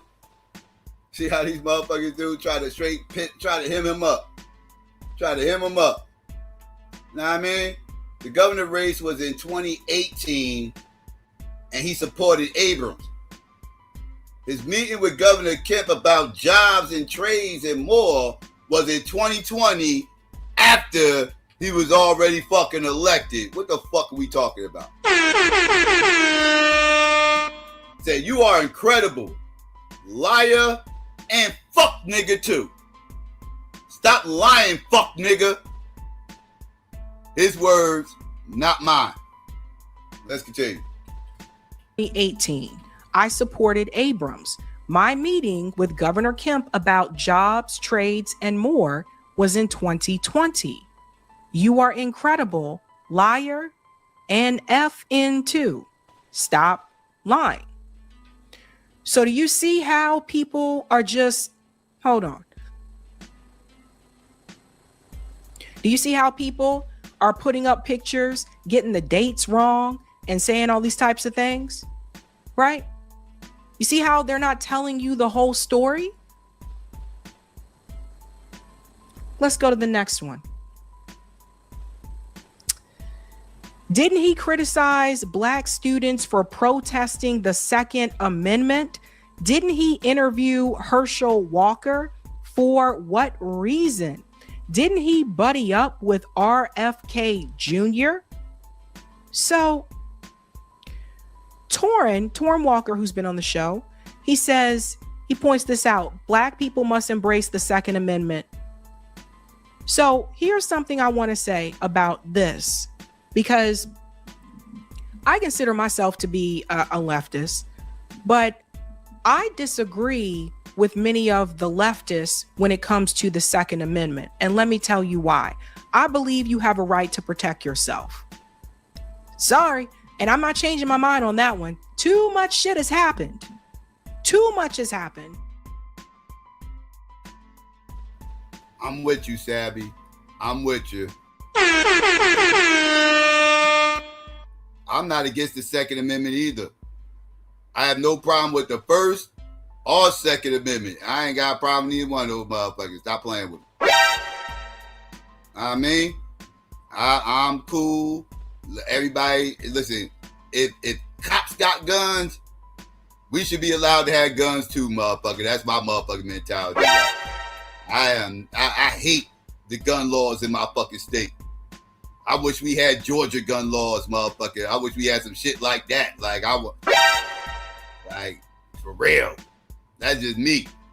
That's just me. But yeah, I hate the gun laws in my motherfucking state. Why? I believe you have a right to protect yourself. Sorry. And I'm not changing my mind on that one. Too much shit has happened. Too much has happened. And if you look at a lot of the revolutionary leaders, you look at the Black Panthers, etc., they believed also that you had a right to protect yourself with that Second Amendment. So I do support that. Killer Mike has not agreed with every single policy position of a candidate that he supported. In fact, when he supported Bernie Sanders, one issue where he disagreed with Bernie, and he told him during the interview, was the Second Amendment. Killer Mike said, I agree with you on all the healthcare stuff and all this type of stuff, but I do not agree with you on taking the guns and being against the guns. So what that shows you is that Killer Mike is not looking for a perfect politician, but he is looking for a politician that he feels is going to be the best beneficial to the Black community and also to the working class. So no, for the people saying he wanted someone perfect, no, he was not looking for someone perfect. There ain't no such thing as a perfect motherfucker. Now, ain't no Jesus complex motherfucker. Motherfuckers is looking for something different. Motherfuckers is looking for somebody's going to shake things up and actually get things moving and shaking for Black people. That's what the fuck motherfuckers looking for. Motherfuckers is demanding shit for once. Something I've never seen us ever fucking do. We just get told this is what the fuck we supposed to do. Never why, just outside of you don't want those other motherfuckers in office. Okay, so what's going to happen when these motherfuckers get in office? Well, something different than what these other motherfuckers is going to do. Okay, well, what exactly would that be? Whatever opposite they gonna fucking do, that's what it is. You asking too many questions. You asking too many questions. You acting like a damn atheist talking about the goddamn scriptures. Stop asking questions. Just vote, damn it, just vote. Straight down party lines. Vote. This working class. So no, for the people saying he wanted someone perfect, no, he was not looking for someone perfect. But I told you guys they were going to do this, didn't I? Didn't I tell you after Donald Trump won that a lot of people were going to point their fingers at those who were not willing to support Kamala Harris instead of pointing their fingers at Kamala Harris and telling her she should have had a better campaign and she should have listened to the demands? And I think some of these people are paid to do it too. You know, it always comes out. Here's what they don't tell you. They tell you he sat down with Herschel Walker, who's a Republican. They tell you he interviewed RFK Jr. I remember that, who RFK Jr. at the time was running as a Democrat. You see how people don't do any fucking research? RFK Jr. at the time was running as a Democrat first. He was running against Joe Biden. This was before Kamala Harris was named as the nominee. He only decided to run as an independent after the Democrats were suing him off the ballot. Now, correct. What are we talking about right now? There's a bunch of motherfucking liberals who love fucking RFK Jr. What are we doing right now? Like, there's a bunch of these goddamn liberals out here who's loving this motherfucking RFK. I never fucked with that motherfucker at all. I ain't fucked with him when he was independent. I'm an independent voter. And I said I would never, ever vote for a motherfucker who got a worm in his fucking brain. Who literally went on record and said he has a worm in his fucking brain. And it's a whole conspirator. I would never, that motherfucker would never get my vote. I don't give a fuck if he ran under a black ticket. It wouldn't happen. It wouldn't happen.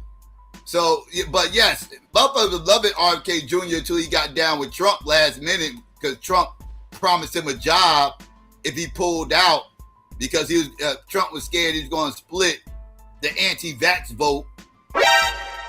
Which he would have. He would have split the anti-vax vote. But Trump still would have won easy.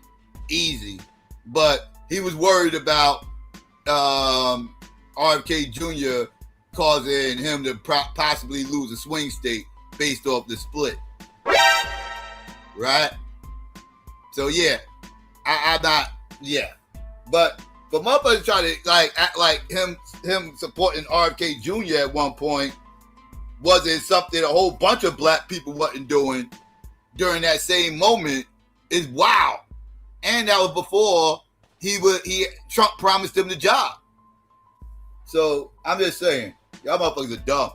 This was named as the nominee. He only decided to run as an independent after the Democrats were suing him off the ballot. Now I got my own opinions about RFK. I think he just wanted a fucking job. I'm just keep it real. I don't think he really had any solid principles as we see going forward. But he was running as a Democrat. However, yeah, he talked to Herschel Walker. He also talked to his opponent. Here's Killer Mike with Raphael Warnock. This feels really comfortable to me because the barbershop is where it happened. Absolutely. This is where real conversations happen, and it actually reminds me of my first job was in a barbershop, by the way. No. I'm just thinking about that as I'm sitting. They gonna ignore this, right? That same liberal motherfucker who posted them lies, all three of these liberal ass drones that posted all that shit trying to kick Killer Mike's back in, they gonna ignore this interview he had with Governor Warnock. They gonna ignore this and try to spin narratives about RFK Jr. and him meeting with a governor after the election to see if they can work out something for some jobs for black people and opportunities, right? Right. Killer Mike's a problem. He's a problem because he didn't support Kamala. Right. Is where it happened. Absolutely. This is where real conversations happen, and it actually reminds me of my first job was in a barbershop. By the way, No, I'm just thinking about that as I'm sitting here with you. You know, we've gone backwards. But back in the day, the little boy who would take the whisk broom and wipe the hair. I was that kid. Okay, so why all these people who are attacking Killer Mike? Why aren't they telling you he also spoke to Democrats too? He also interviewed Democrats. Why aren't they telling you that? This is why independent media is important, and not all of it, because some of it, you know, I saw some of the videos and I'm like, yeah, some of these people I think are working for the Democratic Party. I don't have to say that about the Republican hosts because they're very upfront about that. But there's some of these political commentators that are pretending to be independent, and these people are working for the Democratic Party. As was revealed. I would agree with that. I can also argue there's a lot of motherfuckers stunting as independents that sound like whole Republican shields out here when you like really listen to them motherfuckers talk. Like you know, motherfuckers be doing certain, like as an independent, my antennas go up very quickly. My antennas go up very quickly. When I notice you only got smoke for one motherfucking party, and that is the only party you got smoke for, you kind of straying away from talking about duopolies, and you know, you go away from the whole two-party drones, and everything just becomes, you know, kind of one-sided, and you start splaining away for the other side all the time, but then you'll turn around and try to call yourself some kind of independent, and it's like, whoa, bro, like, don't do that. Don't do that, bruh. You make motherfuckers like me look bad when you start claiming my shit. Don't claim my shit because you scared to claim your shit. You know, you want to be able to shoot at motherfuckers and not have them shoot back. So you want to claim independent because we get less smoke than the other motherfuckers that you really a part of. Nah, nigga, no. You is that. Rep that, motherfucker, if that's what the fuck you is. Don't rep my shit, because you make my shit look bad. That's why motherfuckers running around here calling Killer Mike a goddamn Republican now. Because a bunch of motherfuckers out here stunting like independents, and they think all independents are motherfucking Republicans are Democrats. Because you got Republicans and Democrats trying to claim my position, and it makes me and other independents look crazy. And then motherfuckers start running around looking at us like we the fucking agents. Like we up to no good, like we Russian bots and all kinds of weird ass fucking shit. So stop false flagging my shit, please. You motherfuckers is fucking up. Sick of that shit. Anyways, I digress. Let's continue. Very upfront about that. But there's some of these political commentators that are pretending to be independent, and these people are working for the Democratic Party, as was revealed with Chorus. This one here, because this is just, it's wild to me. Here's a video of you implying that if you couldn't have Bernie Sanders, you'd sit the election out altogether. Okay, so let's listen to the video. No president is perfect. Right. That person just wasn't perfect for me. Doesn't mean Trump was. Just means you weren't perfect for me. I thought Bernie Sanders should be our president. You want the truth? That's it. That's just the truth. Yeah. Why didn't you vote Hillary? Because I voted Bernie.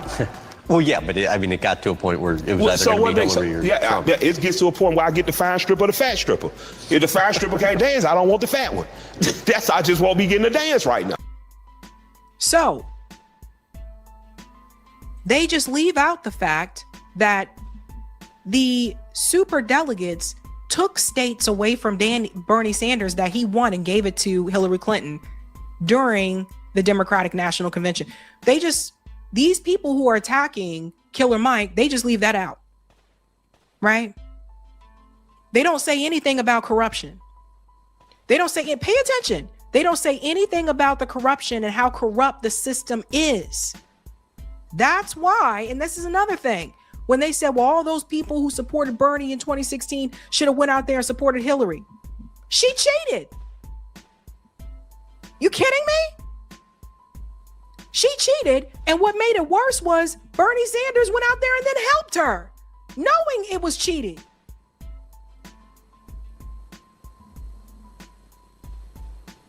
That the system is corrupt. That's one. Two, who are they to tell Killer Mike who he must vote for? Does this happen with any other group of people in the United States? Let me know. Nope. Absolutely not. We're not even allowed to vote independent, right? Because of this two-party drone mindset that if you do not vote Democrat, right,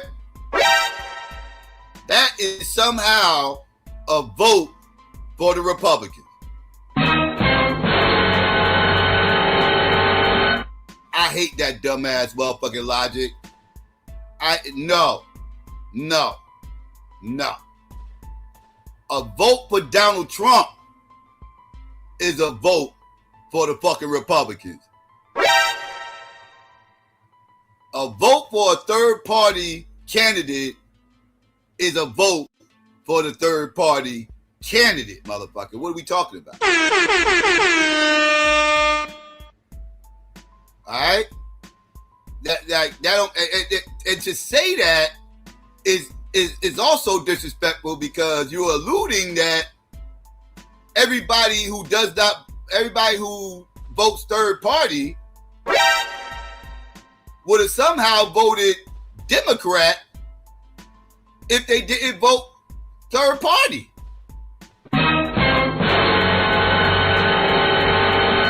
What if it's a black Republican that voted third party? Is that still a vote for Donald Trump? So any vote third party, right? Because they will tell you yes, right? I'm going to answer it for them. They will tell me yes. That is also a vote for Donald Trump. So basically, we only got one way to vote, or else we're a Republican by default. Somebody got to make this math ain't mapping. The math ain't mapping. This shit only makes sense in y'all church. It only makes sense within the church of liberalism. That's it. It's the only place it makes sense. Go outside the church, you sound dumb as shit. Who are they to tell Killer Mike who he must vote for? Does this happen with any other group of people in the United States? Let me know. Why is it? No, listen to me for a second. Why is it that other groups are allowed to be a swing voter? Why is it that other groups in the US are allowed to be independent voters and they can bounce back and forth between parties? The majority of black voters voted for Kamala Harris. The majority of black voters voted for Hillary Clinton. But you got people out here pointing their fingers at one black voter who did not vote for either one of them when the majority of the black population did. This type of shut up, get in line, and follow mentality is not something that I prescribe to. It's gatekeeping. But every other group in this country is allowed to be an independent voter. Why? Think about that. Now, it goes on because I just feel like, again, all this, the rapper should have did this, should have did that. You can even see here, he said, you got to be special kind of stupid. I'm team OG Bernie Bubba. Like he was, fighting with people all back and forth. There they were calling him MAGA Mike. So you see how this goes? If you didn't support Kamala or if you didn't support Hillary, then that means that you were MAGA. I'm going to find out if they're paying some of these people. I'm going to tell you, I'm going to find out. Some of these people I think are paid. And some of these accounts that are on X that don't have faces and just have these little pictures or whatever, I think some of these people they're paid operatives. As I told you, I found out some of these accounts that were pretending to just be Trump supporter accounts were actually people who worked in the White House. It's wild. It's wild. Listen to what Killer Mike said to Bill Maher about his vote. What are your feelings on the election coming up? I mean, Biden and Trump, are you as depressed about that as most people as a choice? My feeling is pick your policy, not your person. Find out. This is not the Dallas Cowboys versus your favorite team. This is the policies that will affect our generations for the next 20, 30, 40 years to come. So close your eyes, listen to the policies that are being pushed, and pay attention even to the people who don't have a chance of winning, because they're going to say policies you may want to push. And I would say do that, but make it policy based. So that means you're for. That means I'm for black people and happy Black History Month. But you're not saying one candidate over the other? Hey man, my nigga, you ain't gonna get me in no trouble tonight.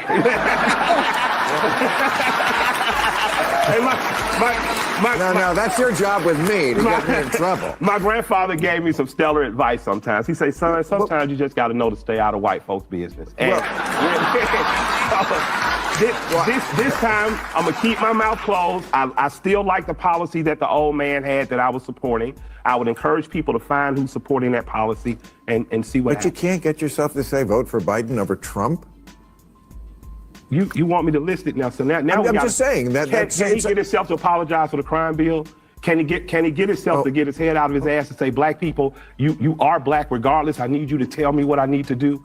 Can he pick a coalition of former people who are affected by drug laws, street gangs, recidivism and crime, and say, I need you as a board to advise me how to fix federal prisons? If he can do that, absolutely I can. So my challenge is out. So that's what I'm talking about. He gave some demands. He said what he wanted to see from Biden in order for Biden to get his vote. He said his challenge is out there. And obviously Biden didn't meet it because Biden got removed from the election, whatever the case may be. But that's what you call demanding something for your vote. Something black people are told we are not allowed to do. Something we should not do. We should just shut the fuck up and dribble. Shut the fuck up and dribble. Now, so now I'm just saying that. Can he get himself to apologize for the crime bill? Can he get himself to get his head out of his ass and say, black people, you are black regardless. I need you to tell me what I need to do. Can he pick a coalition of former people who are affected by drug laws, street gangs, recidivism and crime, and say, I need you as a board to advise me how to fix federal prisons? If he can do that, absolutely I can. So my challenge is out. So it sounded like, again, towards the end of that conversation, Killer Mike had demands for Joe Biden. He said, if he could do this, I'll come out and support him. There were demands on both sides. The big difference is that Donald Trump agreed to the demands. Now, he ain't fulfilled these demands, but Donald Trump agreed to those demands and said he would do it, and Kamala Harris did not, and Joe Biden did not. And if people really want to point fingers, and some people ain't gonna like this, but if people really want to point fingers, instead of pointing your fingers at the voters, how many? I was over here just processing. Wait, hold up. When the fuck did Donald Trump agree to do anything for fucking black people? I missed that part. I was with you all the way up to this part. But she said it, and I'm processing this shit, and I'm like, wait, Donald Trump agreed to that shit? I'm thinking like, damn, I missed that story. Like, I covered that whole fucking election, and I'm sitting here trying to replay the entire year 2024 in my head. I'm trying to remember when Donald Trump agreed to anything remotely close to what he just said, and I don't recall that happening. Like, if he did, I missed that part. If he did, I missed that part. So I'm just saying. I could be wrong. I don't see everything. I see most things, but not everything. I'm not omniscient, right? So, but I missed that part. I missed it. These demands, but Donald Trump agreed to those demands and said he would do it, and Kamala Harris did not, and Joe Biden did not. And if people really want to point fingers, and some people ain't gonna like this, but if people really want to point fingers, instead of pointing your fingers at the voters, how many of the people yelling at Killer Mike, how many of them said anything about Joe Biden staying in the race as long as he did, waiting so long to drop out?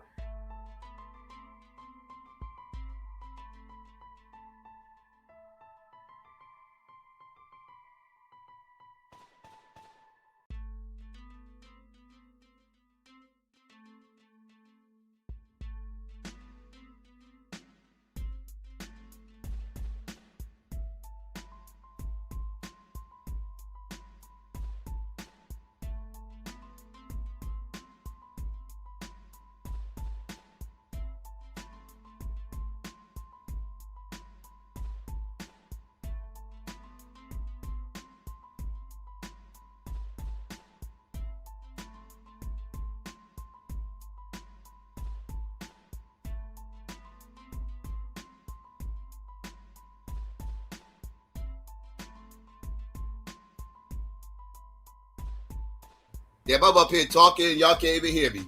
I was up here talking. Y'all hear me now? All right, yeah, there you go. My fault. Yeah, I was just saying, I was steady talking on mute. I was saying, look at Madonna. I was like, look at Madonna. Madonna all in the motherfucking chat talking shit. Yo, Madonna, I clicked on Q Butter shit last night. I had just heard this song. I don't even know, you probably don't even know the song. But I had just heard this song, and they dropped that bar in the song. I click on Q Butter shit, see your ass. I was like, yup, it's perfect. Motherfucking Freeway was talking shit, and Freeway said, you're like the beer cane dropped in minutes, 40 and broke. I was like, oh yeah. Oh, I had just heard that shit, and I click on Q Butter shit, and I saw you. I was like, yup, it's perfect. I typed that shit in the chat. I was like, yup, but Don's just like the beer cane dropped in minutes, 40 and broke. Where the fuck is my $10 at, nigga? Can I get my $10? I ain't trying to be broke like you, nigga. I need my $10. You gonna make me broke out here. You know, $10 go a long way nowadays. These demands, but Donald Trump agreed to those demands and said he would do it, and Kamala Harris did not, and Joe Biden did not.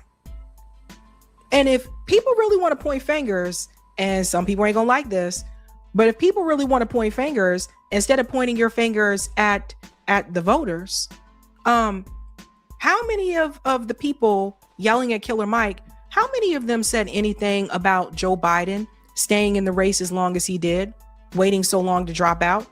How many of them said anything about the fact that Joe Biden didn't even go on the campaign trail to support Kamala Harris? What? I guess that's Killer Mike's fault too. Well, you think people wouldn't notice that? How come none of those people say anything about the fact that the Democratic Party didn't even have a fucking primary? That she was just selected?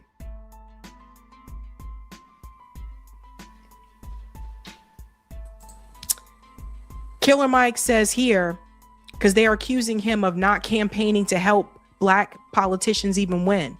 He said, Blacks I help campaign and or win. Kasim Reed, Keisha Lance Bottoms, and sending Raphael Warnock, Senator John Ossoff, white but good for Georgia, Miss Abrams too. To not like Mike is okay, to be a liar is not. So they don't tell you these things. Killer Mike has been an activist, an organizer, right? Like, here is Killer Mike meeting with The DNC chair, the new DNC chair. But they're online telling you that he supported Trump and that he was MAGA. He said, here's one from last week. This guy told me I should run for office. FYI, this is an intelligence test, so make sure you pass. Isn't that Ken from the DNC, the chair of the DNC?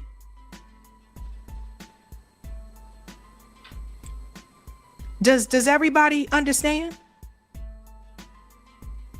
But they're not showing you this. So they were on offense, he was on defense, and now he has to come forward with all this stuff to say they're lying about me. They got on offense and got the narrative out first. And I saw people make videos about this without even doing any research or looking into what was said. Killer Mike has always been one to tell people to get out there and register to vote. He's always been one that said, let's build in the community. He's known for that. Now, is he perfect? No. Does he focus on local politics? Yes. Does he actually do shit? Yes. And a lot of these people who are pointing their fingers at Killer Mike, you ain't never seen them in the streets. A lot of these people who point their fingers at Killer Mike or anybody else who did not want to support the establishment genocidal candidates, you never see these people in the street. When I'm organizing, I'll never see these people. When it was time to start the Boston Mutual Aid chapter, I ain't see none of these people. These people exist online and online only. You never see them out in the street. When I say, let's get together and let's do this, they are nowhere to be found. And a lot of these people pointing their fingers at Killer Mike, nowhere to be found. Best bet you'll get for them, they'll show up for a political event and that's it. But when it comes time to actually do something and organize and help the people, they are nowhere to be found. Keyboard warriors. That's why a lot of these accounts don't show their face. But I can tell you from experience, the people who only want you to pay attention to the presidential election, the people who only want you to focus on what's happening in the White House and not what's happening in your backyard, in your neighborhood, down the street from you, in your city, in your town, I call it suspect. Because they're never around. Never. You got whole ass data centers taking up communities right now, poisoning people right now. These people are nowhere to be found. When they talk all this stuff online, but when you say, okay, let's get together, let's do this, crickets. They're not organizers. They're gatekeepers. And one thing that is changing, and you can feel however you feel about it, one thing that is changing is that Black voters are starting to change their mind. And that doesn't necessarily mean that they're voting Republican, but what it does mean is that people are starting to ask, what is in it for me? Every other group does this. I sat there and I watched Bernie Sanders talk to the Latino voters, and I watched them say, this is what we need. And Bernie said, okay. I saw it with my own eyes, not on TV, in person on the ground. Every other group does this. But this idea, for whatever reason, when it comes to Black voters, you better get in line and vote Democrat or else. How did we get here? That's why they don't like Killer Mike. That's why they don't like Nina Turner, although she still supports the Democratic Party.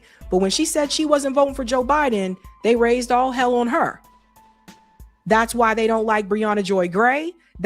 This is why you don't see people like them and myself. You do not see us invited to these conversations on corporate media because they don't want us to say what we're saying.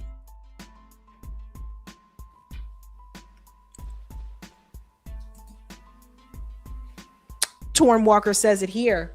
Killer Mike does everything people claim they want rappers to do.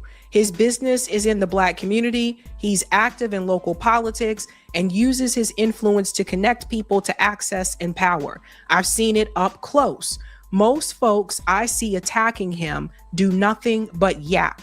So that's from Torn Walker. Torrin's right there in Atlanta too. I've had him on the show a couple times. So, because it's not even about that. It's about doing what they feel you're supposed to do, which is vote Democrat at all costs, even if it's not going to benefit you at all. But every other group can swing back and forth. And you've seen that.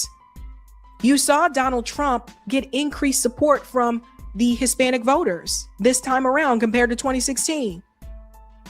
But you also saw, Biden get increases. Like, you saw the Democrats get increases. You saw Trump get increases. Like I said, with certain other groups, they're allowed to swing back and forth. But when it comes to black voters, we're supposed to shut up and just vote for the Democratic Party, and that's it. My whole point is this. Killer Mike is one person, one voter. Let's say Killer Mike did vote for Kamala Harris. Okay, that's a vote for Kamala in Georgia. Let's say Kamala did win Georgia. Kamala still loses the election. It's very weird to me that people don't understand how elections even work. The popular vote does not determine who wins. The Electoral College determines who wins a presidential election. So even if Killer Mike had voted for Kamala Harris still loses.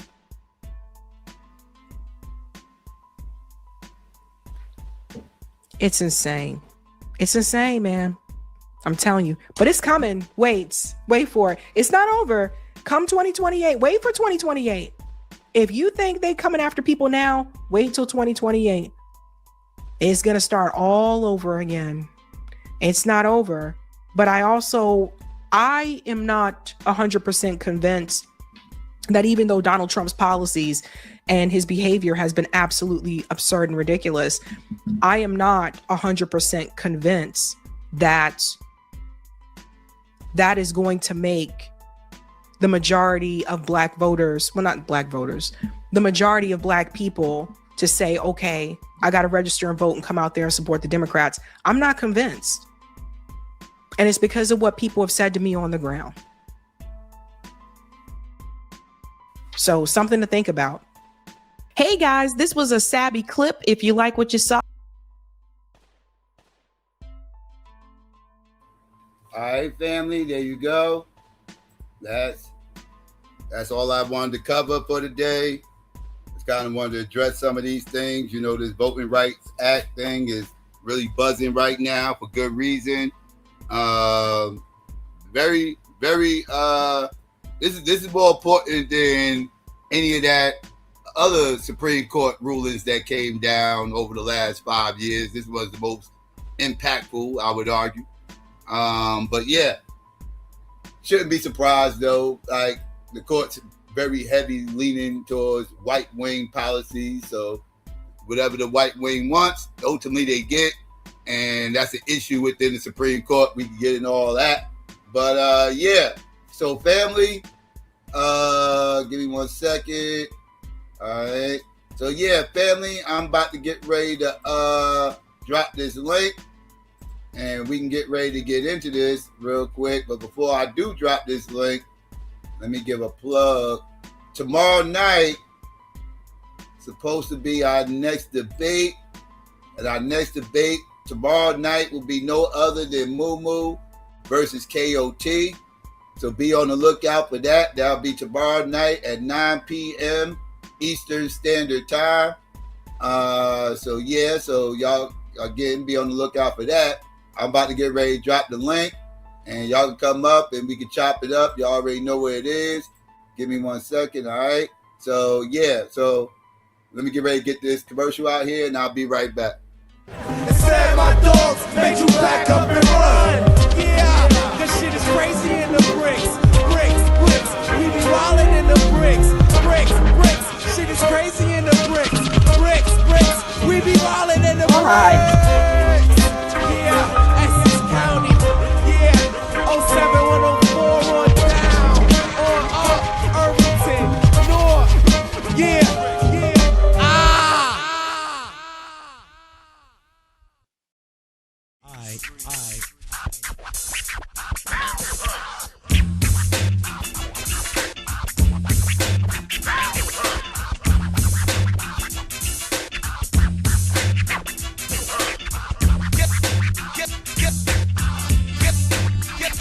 science.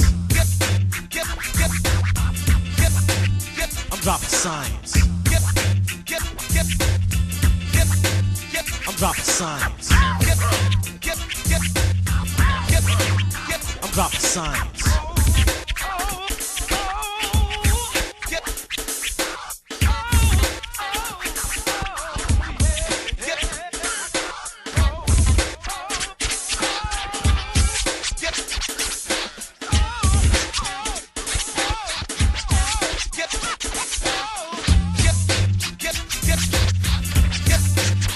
Dropping science.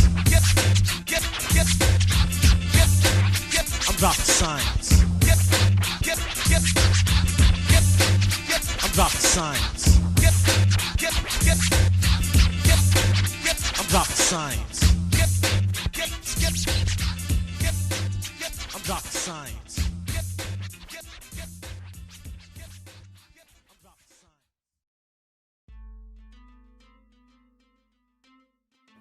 All right, family, you already know what it is. Come one, come all, first come, first serve.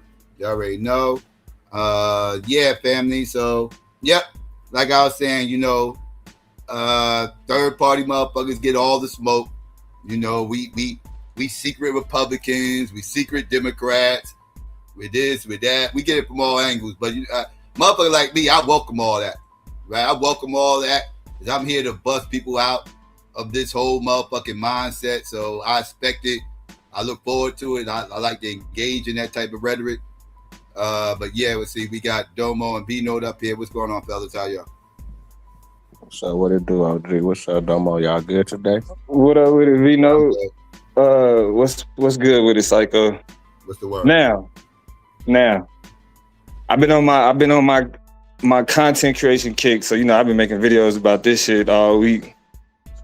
And what I find problematic about the analysis, and this is where I gotta put y'all feet to the fire, Psycho. So pressed to push back against vote blue no matter who rhetoric that niggas start defending shit that really ain't the issue. Like the critiquing the vote blue no matter who people make sense, right? Like that rhetoric hold on. Problematic. Actually, it's funny. My grandma just sent me a text message about one of the videos I did talking about me cussing. But but yeah, so the real beef with Killer Mike isn't that he's like, let's not just vote for Democrats for the sake of voting for Democrats. The real beef is that to be honest, it's the relationship that he developed with people like Brian Kemp, while at the same time being critical of people like Stacey Abrams. Like you can't so when he came out with this video, because really the reason why like his name kind of came up again like that is because he dropped a video in response to the Voting Rights Act being gutted, right? Yeah. But the hypocrisy of that is that, bro, you in interviews have said you appreciate your relationship with Brian Kemp and that Stacey Abrams needed to be more like Brian Kemp. At the same time, Brian Kemp have purged 500,000 voters from the voting rolls. Brian Kemp is closing down polling places in Georgia. Like he's and specifically in black communities. Like Brian Kemp passed voter suppression policies that directly impacted black voters' access to ballots. So you cannot say that you are cool with these people. Like I have him quoted as saying, "Yes, I have a relationship with Brian Kemp and I value that relationship." While Brian Kemp, before he became governor, as Secretary of State, was disenfranchising black voters. That's the hypocrisy. Like, yeah, you can be like, nah, I ain't just giving a Democrat my ballot. Okay, cool. You don't have to. But then you can't turn around and then be like, I'm developing relationships with the same people that are passing the voter suppression laws that you were saying that we got to strategize against. You know what I'm saying? Brian Kemp and them laid down the groundwork for what happened with the VRA recently. But like, because if we being for real, Georgia is the reason why they got rid of the pre-clearance requirement in the first place. Holder versus Shelby County. So like that's why it's like I get the, you know, we definitely got to move out of the vote blue no matter who shit. Like that rhetoric, you know what I'm saying, is dangerous, is detrimental. You know heard me say plenty of times, we need to focus on issues. Stop talking to me about these people. That's personality worship. We need to focus on the issues, and I agree with him 100% on that. But if that's the case, you can't be hobnobbing, you know what I'm saying, with the ops. How you telling us that we need to strategize and we need to plot and we need to plan, and then we look at you and we see you shaking hands against? Didn't he support Stacey Abrams when she was running? That's what he said. He said he supported Stacey Abrams. Nah, so he didn't. What the thing is, he didn't support Stacey Abrams, but he didn't campaign against her. And because I'll give him that. He didn't campaign against her. But the issue was that, like, for example, when he was on canceled. When he was on Charlamagne the God show that got canceled, what he said was, he was like, "Oh, Brian Kemp is having a great week with black people." Like, what? Brian Kemp is the one who changed, like, literally. And even if we look past the voter suppression shit, right? What has Brian Kemp done for black people in Georgia since then? Other than, like, right now, they about to change maps again. They about to flip this shit again. And Georgia ain't got rid of Georgia was the people who laid the groundwork to be like, nope, you can't give Waters in line. Nope, we closing down. We getting rid of the polling, not the polling booths, but we getting rid of the drop boxes. Yeah. Georgia created the framework for that. And Brian Kemp was the face of it when he was Secretary of State and since he's been governor. It seemed like, to me, it seems like Killer Mike, somebody feel like he should be working on both sides of the aisle, and that it seemed like that's just him politicking. That's what it seemed like to me. Now, I know a lot of people probably view it different, but he just seems like that type dude. And I don't think it's anything wrong with that. I don't think it's anything wrong with that. Like, you do have, like, if you're going to involve yourself in politics, you're at a certain degree, you're going to have to, regardless of what the other side, like what the political whatever or the other side, like you have to do that. And it's not that he's working with Brian Kemp, it's that there's no criticism of Brian Kemp's voter suppression policy. You work with him, yeah, but I should be hearing you publicly saying, Kemp, like, you my boy, we got to do something about this though. We don't hear that. Wouldn't that video be a criticism of him though? No, because he's criticizing the Supreme Court.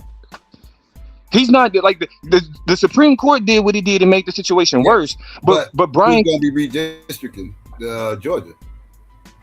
But here's the thing though. So he needs to be saying not, oh, we need to plot and strategize. We need to hear him say, I'm going to use my relationship with Brian Kemp to attempt to stop further gerrymandering. It can't be. That's what I'm saying. It can't be specific when it's about Stacey Abrams or when it's about Kamala Harris or when it's about Joe Biden. But you're vague about the criticism with Brian Kemp. Like, especially if you say that y'all tight like that, you can't And this is what I'm saying. We can't say we need to get out of this party shit. We need to stop focusing on, and we need to focus on issues. We need to stop focusing on personality. And then you end up, we're seeing you be nonchalant about these people who are doing things that are directly hurting black electoral power. You like, I hear you say Stacey Abrams' name. I hear you say Joe Biden's name. I hear you say Kamala Harris's name. But you can't say their name though. That's why it's like when it's like this whole, well, we need to be able to break away from and do, cool, let's do that. That's fine. But your criticism can't shrink for the other side. It needs to be even. You can't like when he was doing that shit with Stacey Abrams, you can't say, well, if Stacey Abrams don't do XYZ, that ain't our fault, that's on her. And then turn around and be like, yeah, Brian Kemp's doing great though. That's the hypocrisy. That's what niggas is calling out. It's not that, oh, he's just against Democrats. No, look at the specificity of what's happening. Where is the specific critique of Georgia specifically and the voter suppression policies in Georgia specifically? Brian Kemp just passed recently, like this month, passed 2 more voter suppression laws. Just passed it. Ain't heard nothing. What's your opinion about Virginia? Gerrymandering is not the solution.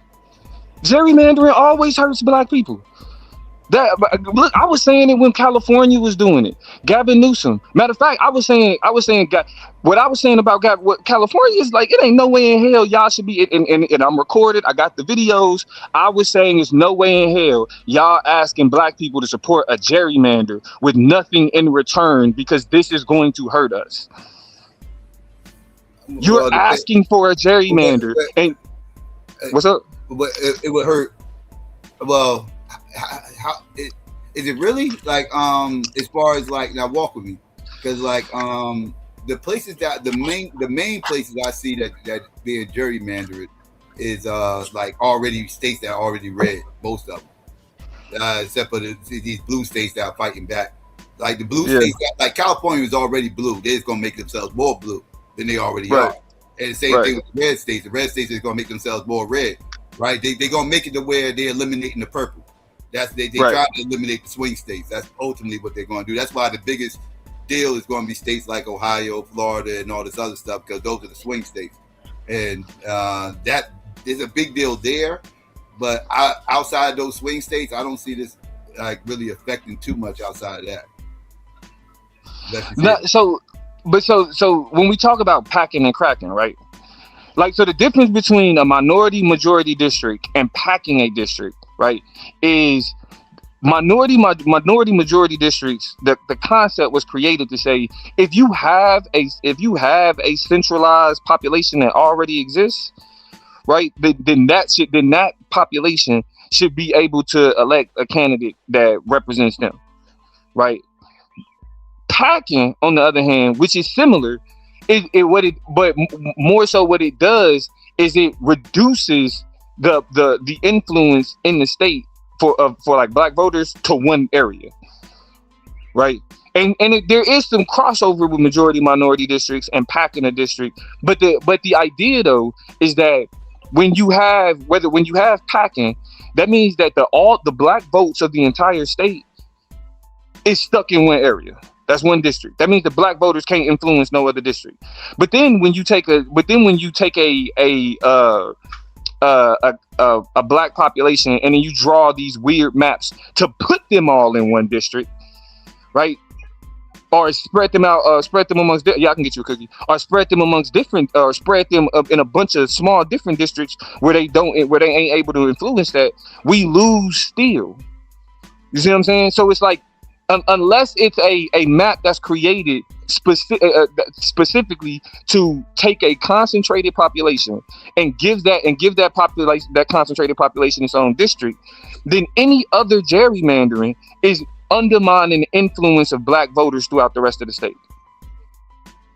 Like there is no instance where like that ugly side of it doesn't spur, unless again it's a already concentrated area. You know what I mean? So it's like, for example, the way we look at it is like, oh, well, we looking at it. Big cities. It's affecting big cities. They're going to split the big cities up. But that's where most of our votes is located. That's why I said it's going to affect. That's why I said it's going to affect mostly the swing states mainly. That's what it's going to affect because the big cities that are in red states are already in situations like they surrounded like outside the local politics, which this ain't going to affect local politics as much. It's going well, unless you're talking about trickle down, but still, that's still dealing with the governors and everything else. I think, Yeah, I think the blue states need to just fight back and play dirty, man. I think they gotta. I don't think there's time to beat Michelle Obama. I think they no, 100%. But here's the thing though. That's still, but we equating blue with black, because blue don't automatically mean it's beneficial for black. I agree there too. I agree with that as well. You know what I mean? Like that's the problem. We don't need them. We don't need them to be like, well, they playing dirty, so we playing like, so blue playing dirty and blue playing dirty gonna benefit us, because we can still like. But you need a yin to the yang. You can't have one side playing dirty and the other side trying to play clean, and then you got an imbalance. Like, right, but a part of the problem is that when you hear Democrats talking about gerrymandering, it's to protect Democratic power in the House, not to protect black votes. But because you got to think about it, Democrats could have been done something to protect the Voting Rights Act. The same way that they could have did something to protect Roe v. Wade. The same way that they could have been done something. So when they're saying that, well, we need to do these gerrymandering shit to protect Democrats in the House and in the Senate, but it's like, what the fuck is that gonna do? So what? Do you think protecting Democrats? Do you think these old Supreme Court judges need to step down before they because it got as lopsided as it did because they waited for RBG to pass away while she still was in office. Nah, 100%. But also, a lot of these civil rights protections should have been codified in the law. I mean, but for example, even now, Congress can do something about what they did with the Voting Rights Act, because they changed the Voting Rights Act once before anyway. It was Congress in 1982 that changed the Voting Rights Act to say that you don't have to have the intent doctrine. You don't have to show intent in order to rectify a map based on race. All you needed was impact. Congress did that. Then what the Supreme Court just did recently was say, what the Supreme Court did recently say is, well, we're going to dismiss what Congress said, and we're going to interpret Section 2 to mean this. Which Congress could then get up and say, nah, fuck that. If that's the game that the Supreme Court want to play, then shit, we changing it again. We're going to put into law that Section 2 specifically speaks to the impact. Specifically, Congress can do that. But that's not. But when you see them being like, oh, it's about gerrymandering. If y'all gonna gerrymander, we gonna gerrymander too. Then that means that, okay, well, cool. We cool with sacrificing the influence of black voters in order to make sure that Democrats are able to stay in power. That still ends up being the ultimate result. Wouldn't the Democrats be creating more black districts though? Not necessarily. But I mean, not necessarily. They have to break up these big cities like New York, out here. That's what they did in Atlanta. That's what they did in Georgia. They did that to Atlanta. They're gonna break it down to where blacks have more districts, because that's better for them, because vast majority of black people vote Democrat, so they're gonna be focused in on these big cities and these urban areas and try to split them shits up in more districts. Right, but that's if the focus of the maps. What you're talking about is the majority minority district shit. Virginia, what happened in Virginia wasn't about majority minority districts. It was just about getting rid of Republican districts. Yeah, that's why it has to be. It has to be like those would be more rural areas, though. Those would be more rural areas. No, right, but that's what I'm saying. Even if that's true, right? The point is, just because Democrats are gerrymandering doesn't mean increased representation for black people. In order for it to mean increased representation for black people, it had to deliberately be focused on ensuring that concentrated black areas have their own districts. That's not a part of any Democrat gerrymandering conversation. It has to be deliberate. It can't just be, well, if we gerrymander for Democrats, it'll benefit. Like what we know for sure, if you gerrymander for Republicans, it's going to hurt black voters. But if you gerrymander for Democrats, it doesn't automatically mean that helps black voters.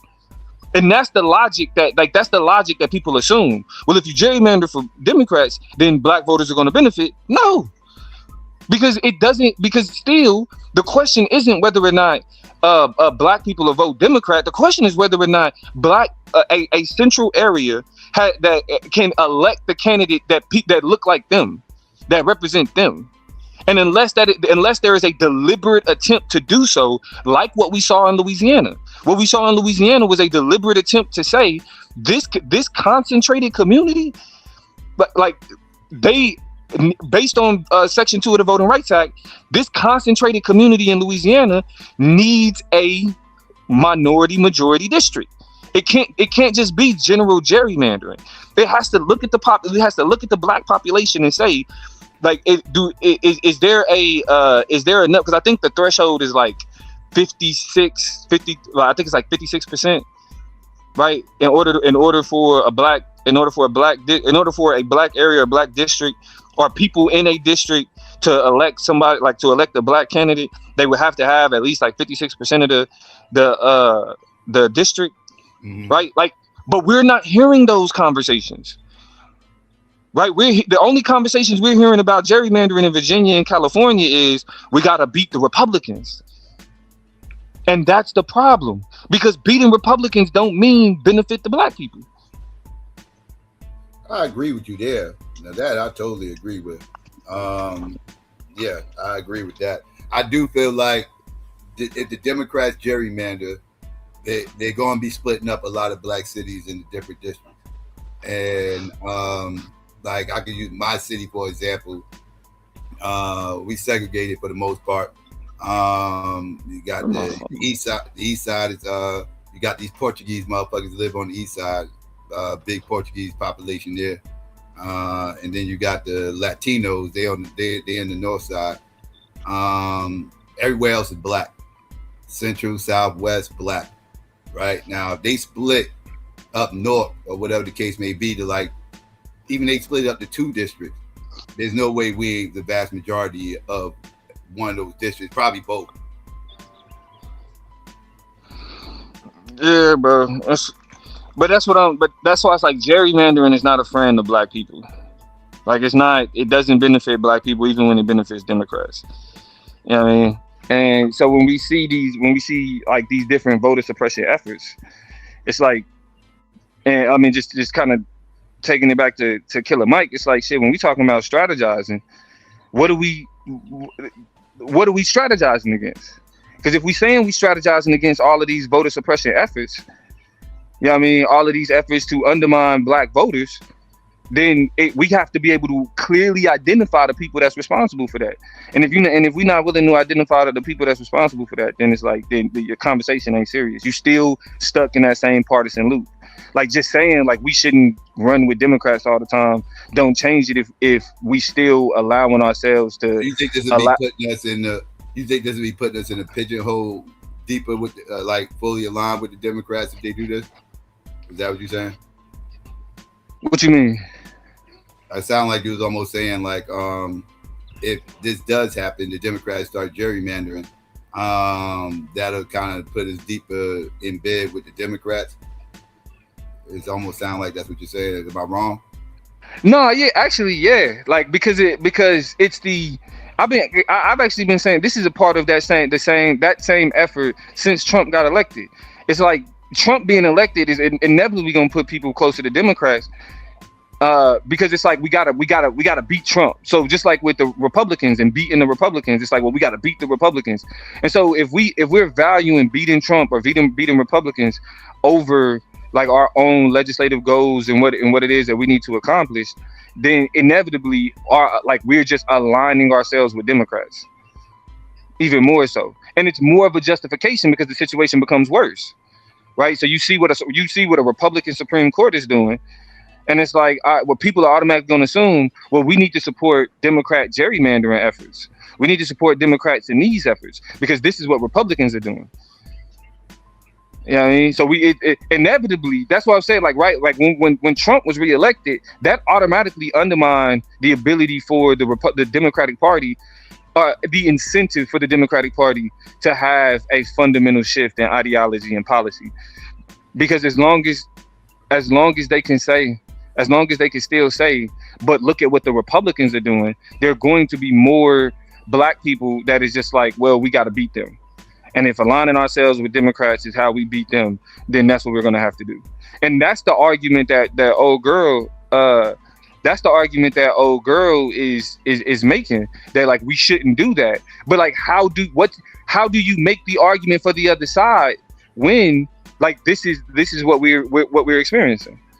Or not even the other side, but how do you make an argument for this drastic reimagining of partisanship when like the current circumstances are to the point where something needs to be done now? Like are we in a position to be like, okay, how do we rethink party? How do we redo party when one party is specifically like disenfranchising black voters? You know what I mean? It takes away from the incentive to question our it takes away our incentive to question our relationship with Democrats when Republicans are this active in undermining black votes. Mm-hmm. Not saying that we should not about black votes. The target was that illegal voting through the Democratic Party. No, it wasn't. It had nothing to do with illegal voting. Section 2 of the Voting Rights Act has nothing to do with illegal voting, bro. Nothing to do with illegal voting. That I don't even know how you would introduce illegal voting into a conversation about the Voting Rights Act, bro. It's literally about if this many black people live in this concentrated area, those people should be able to have the type of electoral power to elect somebody that reflects them. Period. That's Section 2 of the Voting Rights Act. Or not Section 2 itself, but it's the conversation related to Section 2 of the Voting Rights Act. It is justified to use race to change election law or to change election maps, but if the outcome of those maps produce disparate impact for that community. That ain't got nothing to do with illegal voting. Unless you're saying that black people are illegal voting or black people are supporting illegal voting or something like that. And I still think that argument still is irrelevant. Yeah, but they definitely are. They definitely support illegal voting. Yeah, whatever. If niggas care more about illegal voting than black people being disenfranchised, that's the problem. That's the problem. Well, I would argue that they go hand in hand. Black people are being disenfranchised by illegal voting. No, they not. They being disenfranchised by the Supreme Court. Right. Are you serious? Which allows illegal voting. The Supreme Court doesn't allow illegal voting. This is not. What have they done? What have they done to stop it? But it's not happening. It's not happening. Illegal voting is illegal voting is a part of the conservative script to undermine black votes. So the more y'all the fact that y'all legitimize that illegal voting conversation is the reason why black voters are being disenfranchised. It's the reason why immediately it's only been a week. It's only been a week since that Supreme Court decision, and Memphis is already attempting to break up a majority black district. They're already busting up black. But you're ignoring that it happens. That's all I said. Oh yes, yes. I'm ignoring it. I could care less. I'm ignoring it. Yeah, I know you would say that. Niggas being distracted by all of this foolishness is how we get to where we at now. So y'all can keep arguing about illegals, but when we start to see, like right now, black lawmakers make up 23% of the Democratic Party. We have reached beyond parity. In the House, our representation literally matches us in the population. In Congress as a whole, I won't say overrepresented, but we're represented 70% higher in Congress as a whole right now. What does that mean? It means, bro. It means it's representation, bro. It doesn't matter. That's not the. No, it doesn't matter. Every black person is not representing you, bro. But that's what. So let's stop talking about. Let's stop talking about black people then. Because if immediately when you talk black politician, we immediately throwing them out. Then it's like, stop talking about black people. Stop acting like y'all care about like whether or not we able to be in electoral power, whether we can get to that point. Like, what's the point of y'all niggas even talking about that shit if everything is just like, oh, them ain't real black people though. Like, why even have a conversation about it? I'm not saying they're not real black people. I just watch how y'all operate in, things you're interested in. What I'm telling you is the real, like you get triggered by it. Nah, bro, it's not. I'm not, because I don't think it's real, bro. I'm gonna be honest. I'm not triggered by it. I just don't think it's real. I think it's useful online rhetoric. But when we talk about black people, like representation in government, niggas is like, oh, that doesn't matter. Like I can't take your conversation serious. If we're literally saying black people being represented in government doesn't matter, seriously, right? What are we doing? So again, I don't know what we're doing because again, when I asked that question, I don't know what y'all doing. I know what I'm doing. I don't know what y'all doing. Right. So when I asked that question about someone like a Tiffany Henyard, there was a quick diminishing of her role in government and what happened to her in that role. Not with me. Not with me. Not with me. You've never heard me diminish. You've never heard me talk bad about Tiffany Henyard. Actually, I've always felt like it was. I've always felt like it was a witch hunt. Okay. I've always said it was a witch hunt. Yeah, I've always said it was a witch hunt for sure. I never heard you say it. I never heard you say it, but okay, I got you. Yeah, because that's why I say for me, that's where my issue comes from. I watch people railroad that woman and follow all of this FBI's coming and all of this shit. The woman's out of office now. All this shit is still the same. That's just a black person removed from office. I don't think people take this shit as serious as you're saying. Oh no, I agree. I don't think they do either. I take it serious, but yeah, I don't think they take it as serious as I don't think people take it as serious as they should. I definitely agree with you in the sense that the way people talk about it is just whatever's trending. Like niggas really don't care about these about the impact of this type of shit. Yeah, I mean, they just wait until everybody else is outraged and then they get outraged too. But again, when California was talking about gerrymandering, I was going at Gavin Newsom. Like, bro, that's like y'all really asking us to possibly disenfranchise ourselves and ain't giving niggas nothing in return. That's insane. That is insane. And I wish Chris Hill retarded ass would come up here and say that there's no voter suppression happening in Georgia. I wish he would bring his dumb ass up here and say that dumb ass shit. I wish that nigga would. Yeah, I knew Matt. That's why these niggas. What am I? Because he said I was lying. What am I lying about? I forget what it was, but I don't think it was that voter suppression ain't happening. Because I would agree that it's happening, but again, what you're gonna deny is why it's able to happen. I say the more these different people they keep bringing in, the more people they add to our district, the more this shit happens, the less likely it is we will have that representation. But Taz, voter suppression was happening before niggas had a beef with immigration. I agree. I don't disagree with that. So why are you saying that that it's the issue with immigration is why voter suppression is a problem? Because it compounds it. It makes it. Now we're talking about compounding issues that make the situation worse. Because the first wasn't addressed. I do agree that it didn't just start because of no immigrants. I agree. But I'm saying, but now there's compounding issues that aren't being addressed, and you just saying, well, fuck the immigrants. That don't matter. And you know it matters somewhere in this conversation. But I mean, we may disagree, but I think it matters to the point. I think it for me, where I stand with it, just looking at the data, it matters as an excuse to be able to disenfranchise black voters. I don't think when we talk about illegals voting, there is no significant number of illegals voting or any type of illegal voting to impact any type of election. It's not happening. So it's like you may be able to point to instances and be like, oh, this was this one thing that happened here, or this is this thing that happened here. And it's like, nah, most instances of illegal voting actually come from white Republicans, not from illegal immigrants. Like the convictions and the stories that we've seen mostly comes from white people trying to be slick.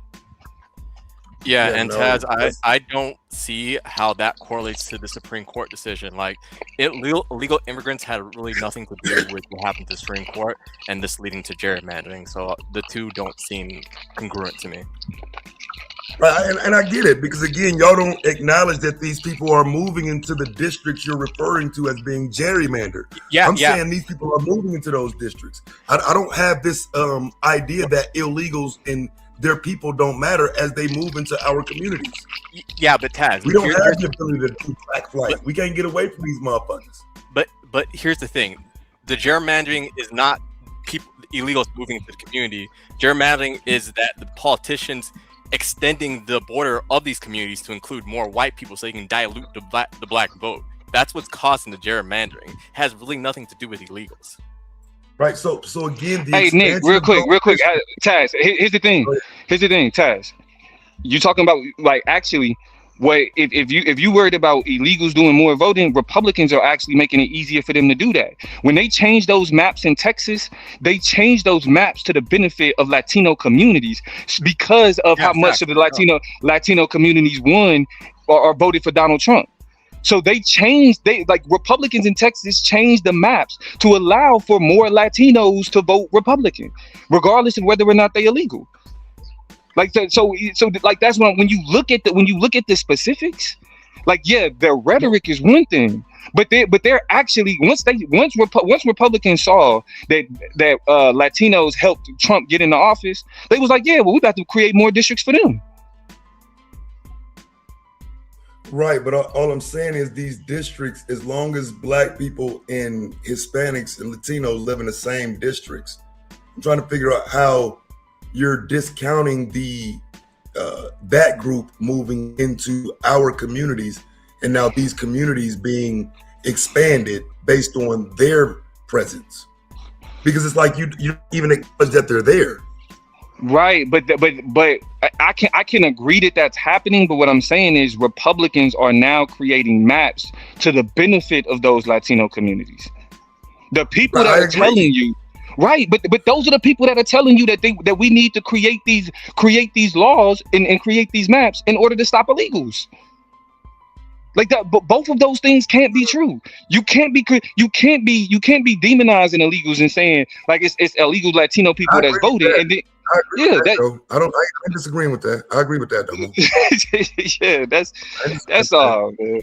That's all, man.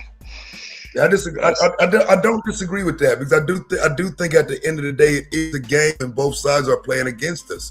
And so it's not to say that one side is doing something better than the other, but I do think sometimes in conversation it sounds like something ain't being said. So that's the only reason I was adding that. I wasn't necessarily challenging and saying you wasn't correct, but more so just making sure you understand that. But we can't just lead them out. They're in our communities now. That's a fact. That is a fact, especially in places like Texas. Especially in places like Texas. They blend in very easy in Texas. Texas got like the second or first largest Mexican population in the country. It's second to California, right? Yeah, I think California beat them out. Yeah, man.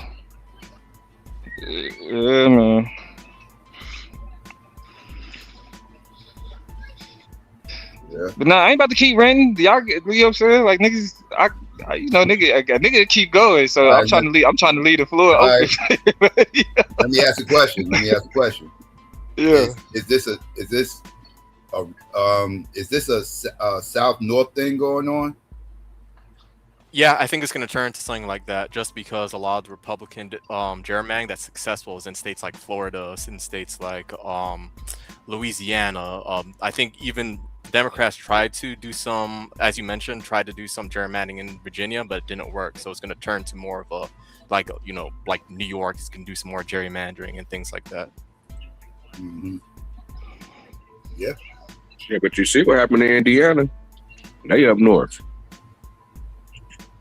Indiana's notoriously racist, but what happened in Indiana? They took the whole thing red.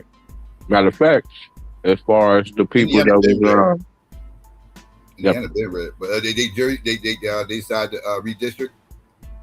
Yep, as far as the governors that have run against it, they got them up out of there.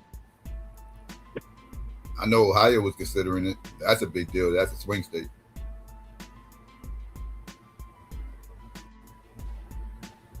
Yeah, that's one of them places. They doing that shit in Ohio. That's one of them places, man, where they knock the black community out quick because we're not in a bunch of different places outside of Cleveland and Cincinnati. Maybe a few up in Toledo. Ain't no niggas in Ohio. So if they start fucking with like somewhere like Cleveland, Columbus, Cincinnati, yeah, fam, you know what I'm saying? They don't have to do much to expand those districts to add a bunch of white people. And again, I say the Mexicans and shit there now. When I was growing up, they wasn't there like that. Now they're there like we on the West Coast somewhere. You know what I'm saying? So I think all of that has to play into this somewhere. We can just like talk about this without understanding that these districts are kind of mixed now when it comes to us. We don't have our own district in a lot of places like we used to.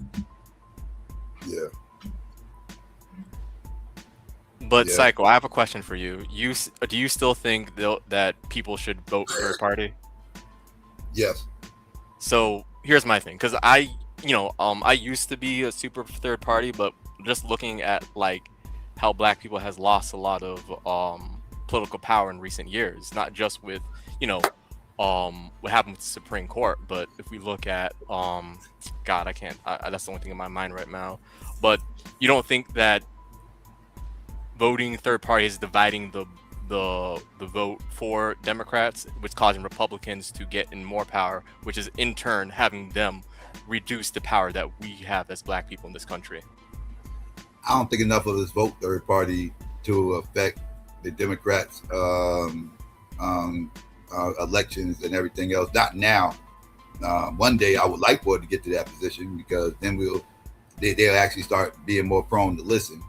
And to Domo's point, if we do start making too much noise as a political bloc, voting bloc, with pushing certain agendas, Democrats going to be forced. It won't be the Republicans, but you just keep them out there just in case, just to keep the Democrats honest and shit.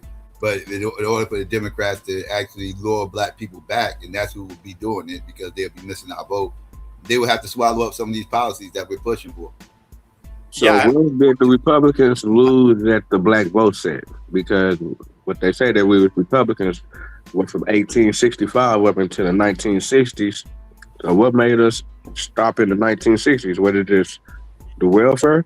Yeah, I hear you, Vino. I want to challenge Psycho on this point really quickly, just because I think in order for that to, this is just something I'm just kind of thinking about, in order for that to be something that would work for black people, is that we need to have enough leverage as a third party. As you said, that there's not a lot of black people vote third party. So it's like, I feel like Democrats in the situation is like, what are you going to do? Vote for Republicans? Republicans hate you more than we hate you. Right. So like, you don't really have much leverage. So I do agree with you that it could be a good policy once we get into a political position, in that we have enough leverage over the Democratic Party that if we were to entertain a third party, it would make sense for them to advocate for some of our viewpoints. But because we have such little pull in the Democratic Party, it's like, we don't really have much power over Democrats in order to force them to go to our policies. Go ahead. And that's why a shift needs to happen in our mindset as far as how we voting, because they had that mindset of, well, okay, what y'all going to do? Vote Republican. Now some black people are foolish enough to jump and do it. Some have done it. Last election, in 2024, that was the most votes a Republican got from black people, and I forgot how many decades. So it's a small increase, but still, it's noticeable. You see it, and the Democrats are panicking a little bit, but not enough. They still feel like they got a stronghold. So, but y'all suggest that we should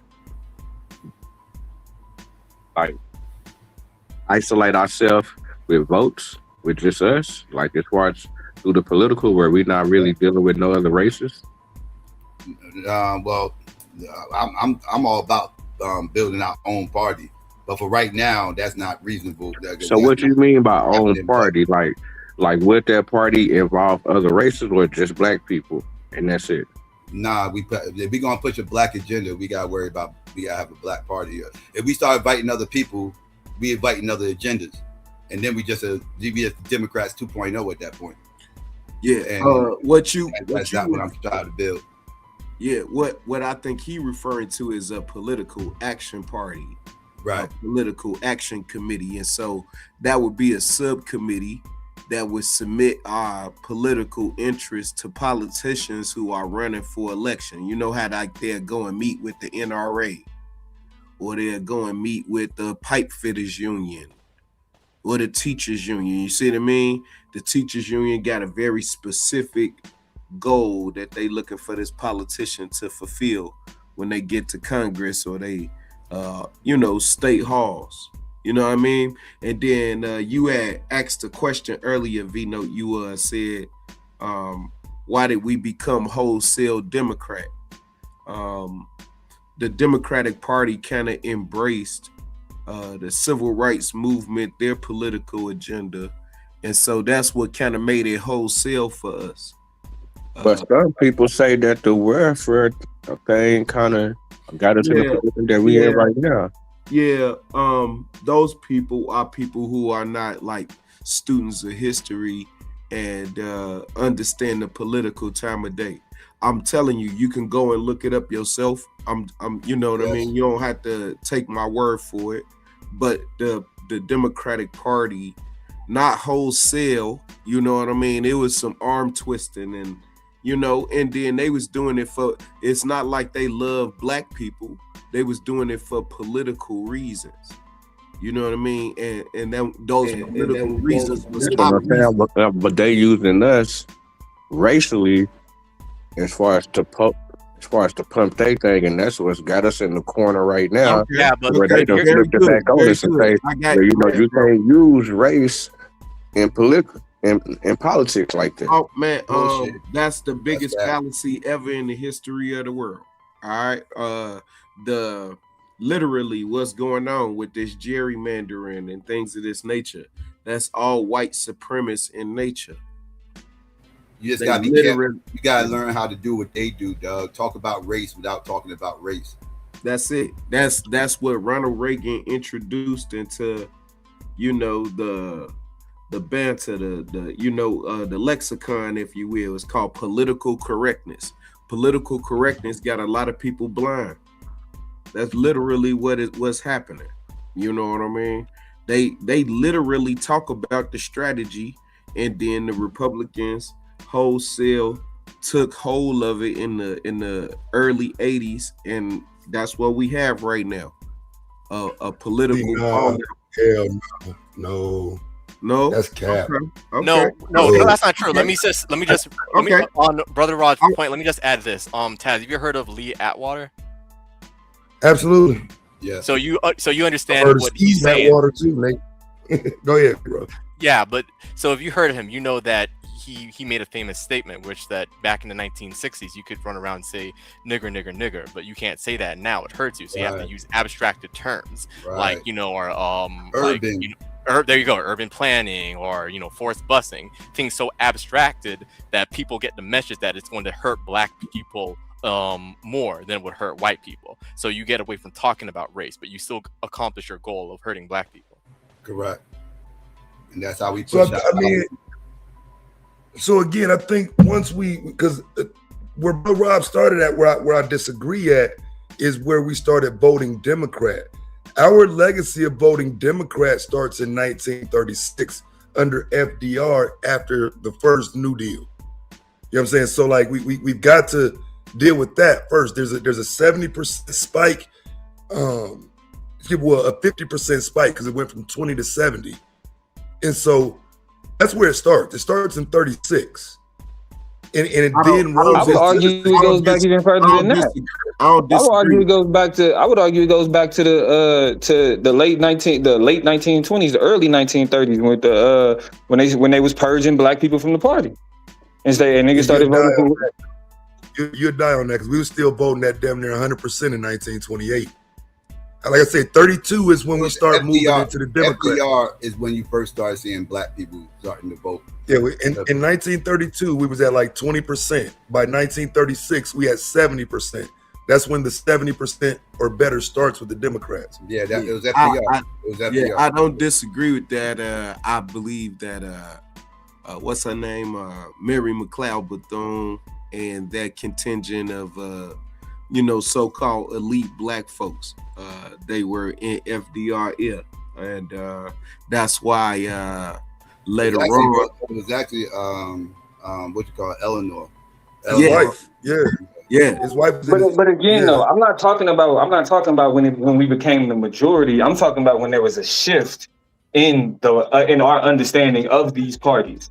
Because again, the reason why I point out the late 19. Yeah, go ahead. My bad. Go ahead. No, go ahead, bro. My fault. I'll let you finish.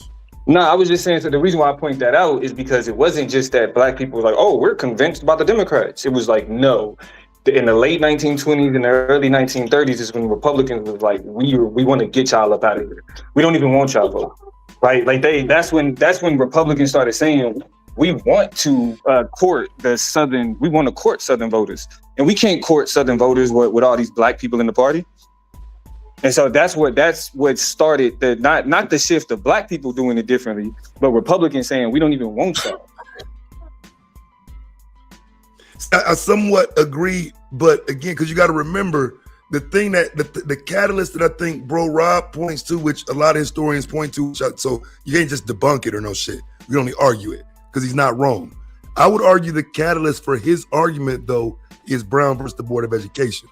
Once you see that happen, you see black people somewhat go back to Republican. They did because again, they didn't capture over 50%, but I think they got 40. You know what I'm saying? So that this is the last time that they even had a shot at the black vote was I think that would be 56, the year after the first election after Brown versus the Board of Education. Man, that's where I think that's where his argumentation starts. And I only disagree because the numbers are there previously.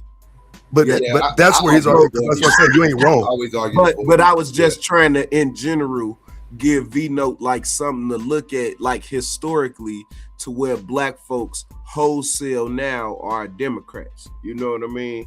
And it's the influence of the civil rights movement and the optics that the Democrats was trying to take advantage of in supporting the civil rights movement. You know what I mean? And the brainwashing argument is bullshit. Like the brainwashing, any even black people that say that we was brainwashed to vote Democrat is like that is anti-black in and of itself. It's like you're treating black people as not having enough wherewithal to understand what. I don't know about that, Donald, because the thing, I think if you look at people just being uninformed voters, I think that's where it comes. The propaganda you'll see is going to be anti-Republican, and for a reason, though. You know what I'm saying? I'm not sitting up here saying there's no reason to say vote Democrat. That you somewhat are being programmed to vote Democrat because you ain't never seen shit from nobody else. Yeah, but once it becomes tradition, okay, I get that point, right? Like, so I do agree that it became tradition, and it was just like that's just what we do. But I think if we ignoring how it became tradition, though, is where it becomes anti-black, because then it takes the onus off the fact that Republicans have anti-black policies and put it on the fact that black people just don't know no better. Like that's where my pushback is. Because I mean a big role that we not even mentioning is them Dixiecrats, right? That is what kind of increased the size of the Republican Party and gave them a solid majority in the South that they still enjoy. Like, we can't overlook that. A lot of those states that we look at now and be like, damn, all they do is vote Republican. At one point was Democrat. You know what I mean? And when you look at that, that's why I brung it up. You know what I mean? I mean, of course, we can debate the nuances, but overall, that's why black folks started rocking with the Democratic Party, following, the Democratic Party, embracing them civil rights movement political initiatives. You know what I mean? In a general sense. I would go as far as to say this, and then I'm gonna shut up. I'll go as far as to say this. If black people who were critical of our loyalty to Democrats didn't demean black people in order to critique that relationship, the conversation would be more productive about moving away from party focus in the first place. But because the rhetoric is that, I mean, specifically the rhetoric from 2016 on, right? Because the rhetoric is so demeaning towards like black political thought that it creates. That's why I said if niggas didn't lie about certain shit, I would never defend Democrats. Never. But because they're but I think that niggas go at black people because we only hear black people defending Democrats. You said what? I said, what's up, y'all? Yeah, the reason that you heard that niggas is going at Democrats is because black people is the only ones that's defending Democrats. Black people are not the only ones defending Democrats. What we vote that 90%. And where do you see black people talking about Republican type stuff? You really don't see no black Republicans really talking at all, really. Yeah, you don't. Hold on. I'm glad you brought that up. You want to know why? You want to know why you don't hear black Republicans talking at all? Because ain't none of them in office. If they don't elect another black Republican for the House in this midterm, there will only be one black Republican in all of Congress. That'll be Tim Scott. But black people can still get voted through Republicans. No, then why aren't they? That's the question. Because we've been. You got to blame us. No, that's not it. I just want to add. No, that's not it. Hold on. But did you see my point though? We get blamed for who white people choose to vote for. We get blamed for who white people choose to vote for. That's crazy. Hey, I wanted to just throw in the fact that you guys are talking about the numbers of it. Earlier, I know you were talking about the Democratic Party, and 41% of the Democratic Party is Black, Asian, and Hispanic. That it's a big chunk if we decided to use that number to get the leverage we're talking about. I just wanted to throw, I love numbers. Get no leverage. That's bull. We don't have no. Oh my God. I didn't. Hold on, Taz. What I mean when I talk about leverage is that we begin to galvanize and you tighten up, as I should say, our vote and what the policies we voting for. That if we vote for policy and the people who do agree with the Democrats who feel the same way we do, that they're not doing what they need to be doing, this would be that opportunity because we have the numbers. But it sounds like the Rainbow Coalition, Chocolate. No, I'm talking about if you guys were saying earlier about that if we took our black vote, that we don't make that big of a dip. And that's not true. If we don't have to get with the Hispanic people or Asian people, I was just telling you that 41% of that is, you know what I mean? The Democratic makeup is us. We're in there as well. Even if we're half of that, 21%. I think we still enough. Thank you, Domo. Yeah, I thought so. And so with that, that's all I'm saying, that 20% is still a lot of people to try to pretend as though you don't want to listen to us for the policies that are necessary. That's what I mean by leverage. We still have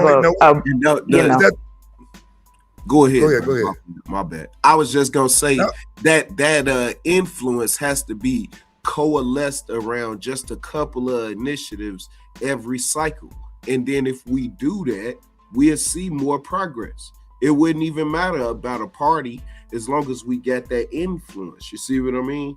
That's the issue. We can parlay the policies on both sides, and whoever go, that's who we rocking with. You know what I mean? But we not there yet. But that's the potential.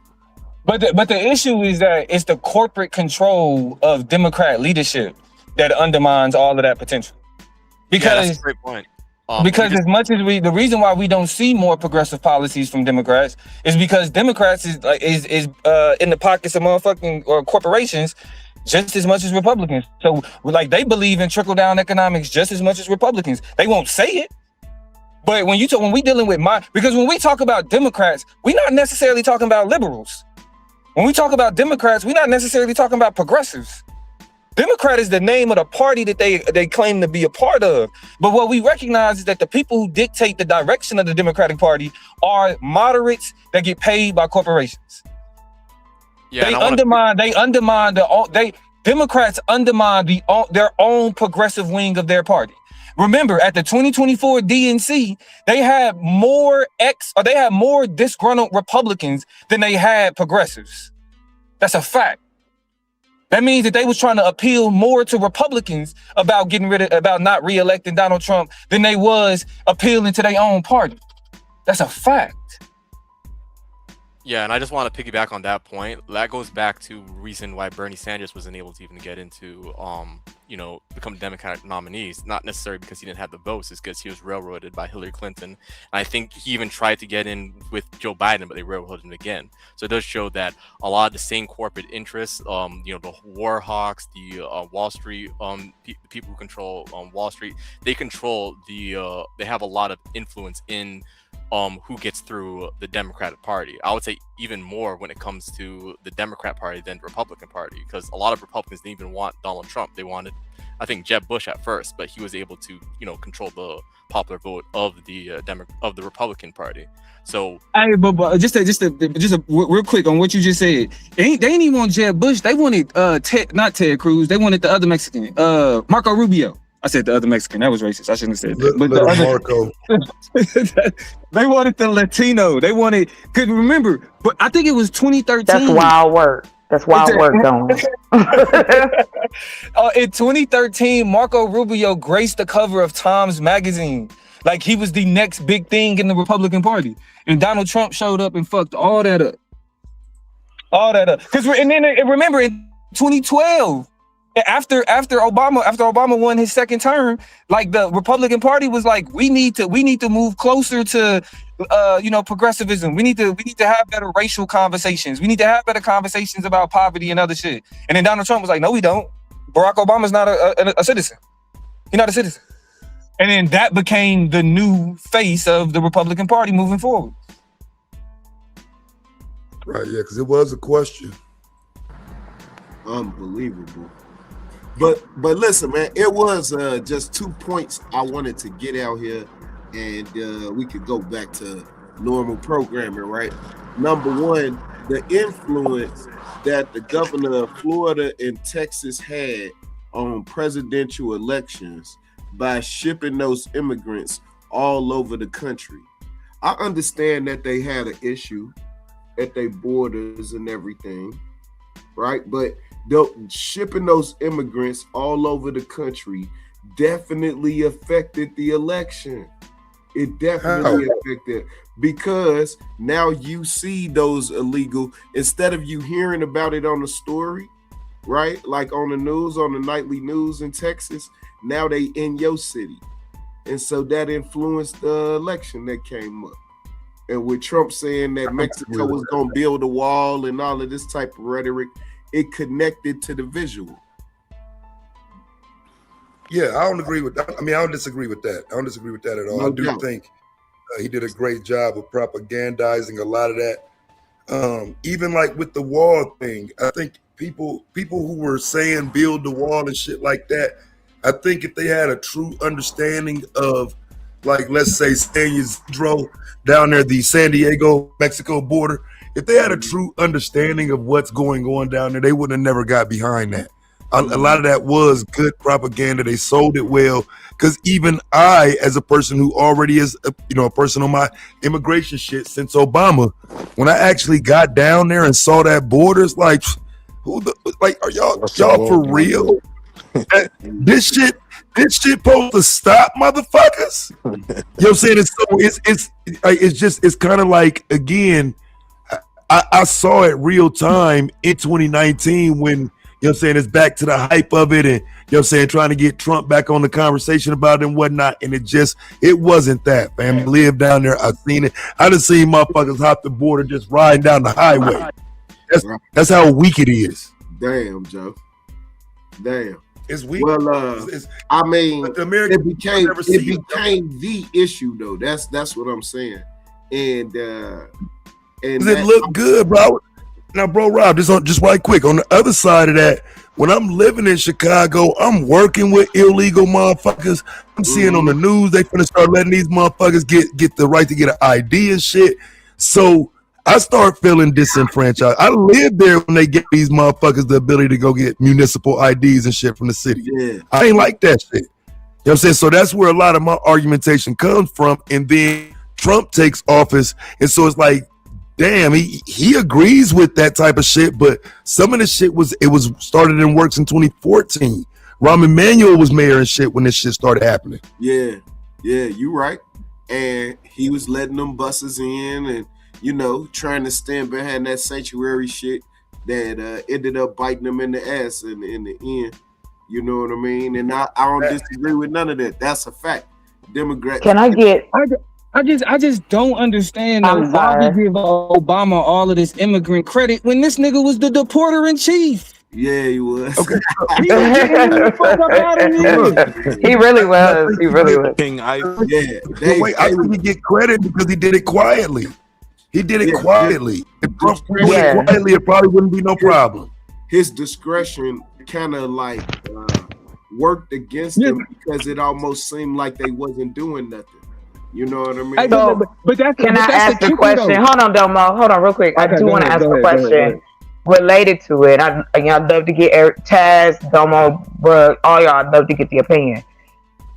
If you feel as though, earlier, do we galvanize with those around us, or what is the other alternative to do anything with our vote? If you don't think it's leverage, to do that, if it's 20%, if you don't think that we can do anything with that, what do you guys think we should do as we get closer into the scenario of voting and stuff? That's the heavy lifting. Yeah, it has to be a coalition that forms like 2 or 3 at the most key issues for the Black community, and we push that, and everybody agree and get in the vote. That shit hard as hell. Here's the only issue with that for the Democratic Party, though, right? Because I did want to not challenge, but question Domo on that, right? When you see more disgruntled Republicans than progressives, that isn't necessarily a bad thing. Like, you don't build your base by catering simply to your base. Nah, you want to bring other people over into the party to strengthen your voting bloc. Yeah.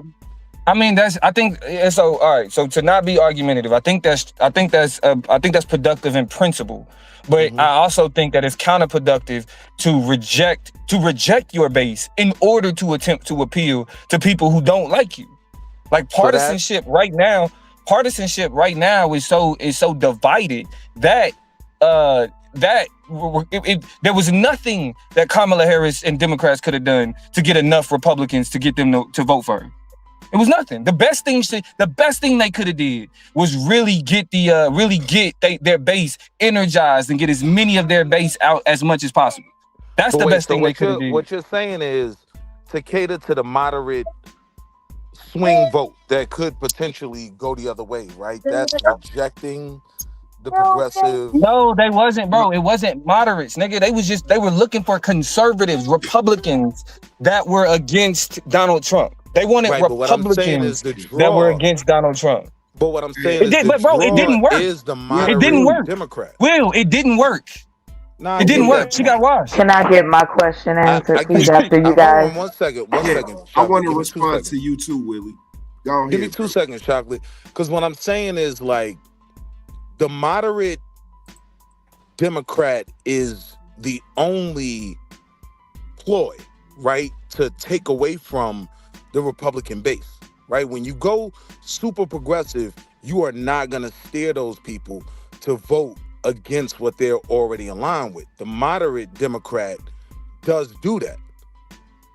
You know what I'm saying? Like, that's so. Willie, can I push back on one quick question? What are the policies a moderate Democrat advocate? Like, what is a moderate Democrat to you? But y'all pushing this shit way out. Just let me answer Chocolate right quick, bro, because I don't want to forget what I want to say. Because look, according to what she was saying, the issue that I heard was it's a national-based argument, and I don't think we can do anything without creating those spaces locally and then taking those local spaces and making it state, then taking it state and making it national. I think there's a process that's required because when you say groups of black people and whatnot, I don't think the group in Memphis is going to be tied to the group in Little Rock until those groups are established and they have a reason to connect. And so right now, we need 10 groups to even start to begin these connections to spring out the other groups. And I think that's where, because again, I don't disagree with you. I just disagree with kind of how you and then Bro Rob kind of framed it. Y'all kind of left out local. And I think according to what y'all said, it sounded like y'all was saying local, but I think it was more, it came off more national when you can't even get to us until you deal with the people in your community. That way we can link up from Vegas and LA and Memphis and New York and Jersey and what, you know what I'm saying? So that would be my only pushback, is that these are things that has to happen locally. And I agree with you. And I will tell you, to what the other brother said, like what makes excuse me, Willie. Can I finish with Taz, please? Give me a second, Chocolate, please. Can I land though? Because I was responding to his. Second, sis. Please don't do that. Please don't do that. I was talking to Taz. Like you, I'm just want to respond to Taz. So, yeah, I agree with you. I did not mention local, but I know that it only starts that way, and I agree that we should. And I'm gonna use an extreme. We should have a turning point. You feel what I'm saying? On the extreme of black people in chapters and everywhere. So I just wanted to say, I didn't think you were disagreeing. I feel the same way about getting started with that part.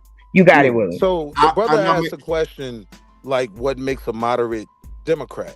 And one of the main, like, simplest things is being super tough on crime, right? Like, that's why, even though he never gave me an Albanian Airlines ticket, that's what made a Stone Cold Goofy like Eric Adams, right? He was a shoo-in because he was hard on crime. And that was something that white people could straddle the fence on. They could say, all right, I don't agree with some of the other democratic socialist policies, but he's going to be tough on crime. I'm not totally invested in the Republican candidate. So, all right, I'll go with Eric Adams, right? I'm saying drawing that base normally comes from the more moderates. AOC isn't going to draw a swing vote, right? Like, it's going to be the moderates. What this nigga talking about, man? Like, what this nigga talking about? Yeah, and I mean, we're talking about. Hold on, I'm going to Domo's point. No, about I just wanted to respond to what you were saying, bro. Domo ain't even here. He gone. Hey, can I respond real quick? Mm-hmm. So when you talk about moderate Republicans or Democrats, it don't matter which party, right? Normally, their moderation is on an issue, whether it's immigration. You just brought up tough on crime, things of that nature. That's what creates moderation in the party. Some people are just hardline. I'm a Democrat. Hardline. I'm a Republican. But the moderation is on the issues. And so if you think about who controls the narrative of said issues, right? Like, think about it. Obama had a plan for naturalizing citizens, and on the back end, he was deporting people. So he working on it on both ways. But the Republicans had the control of the narrative. That is why it became a talking point for Trump as he was running for president the first time. But I do want to be clear, though. I think really the moderate conversation is strictly a Democratic conversation. When you're talking about a moderate Republican, you're basically talking about a swing voter, right? Like, moderate Democrats are ingrained in the Democratic Party. Like, they have a position. And I'm saying that's what brings the draw. That can be debated. You know what I mean? The numbers are very, very close, bro. I'm talking about 50-50. If everybody get their base active and they get out to the polls, America is damn near 50-50. That's why, the black vote is talked about, the Latino vote is talked about. You know what I mean? Well, no, because I think that's a part of the base that ends up highlighting the swing vote. You get what I'm saying? Yeah, and like That's I said, no matter how you describe it, whether it's a swing vote, the moderate vote, it's usually an issue that's in the news. Like so, the issue coming up this fall is gonna be, unfortunately, these gas prices, which in a general sense, it's important, but it shouldn't dictate our policies on everything. You know what I mean? But I'm saying a topic like that is a topic that a moderate Democrat could capitalize on. No doubt. Right? No doubt. You Republicans are unhappy with this, right? We told you a long time ago. Now we get your issue that you don't want to go far left, but now we're in a position where it's actually affecting you. Come join us. Let's pack this MAGA movement up, and it could be a benefit. Here we go, right?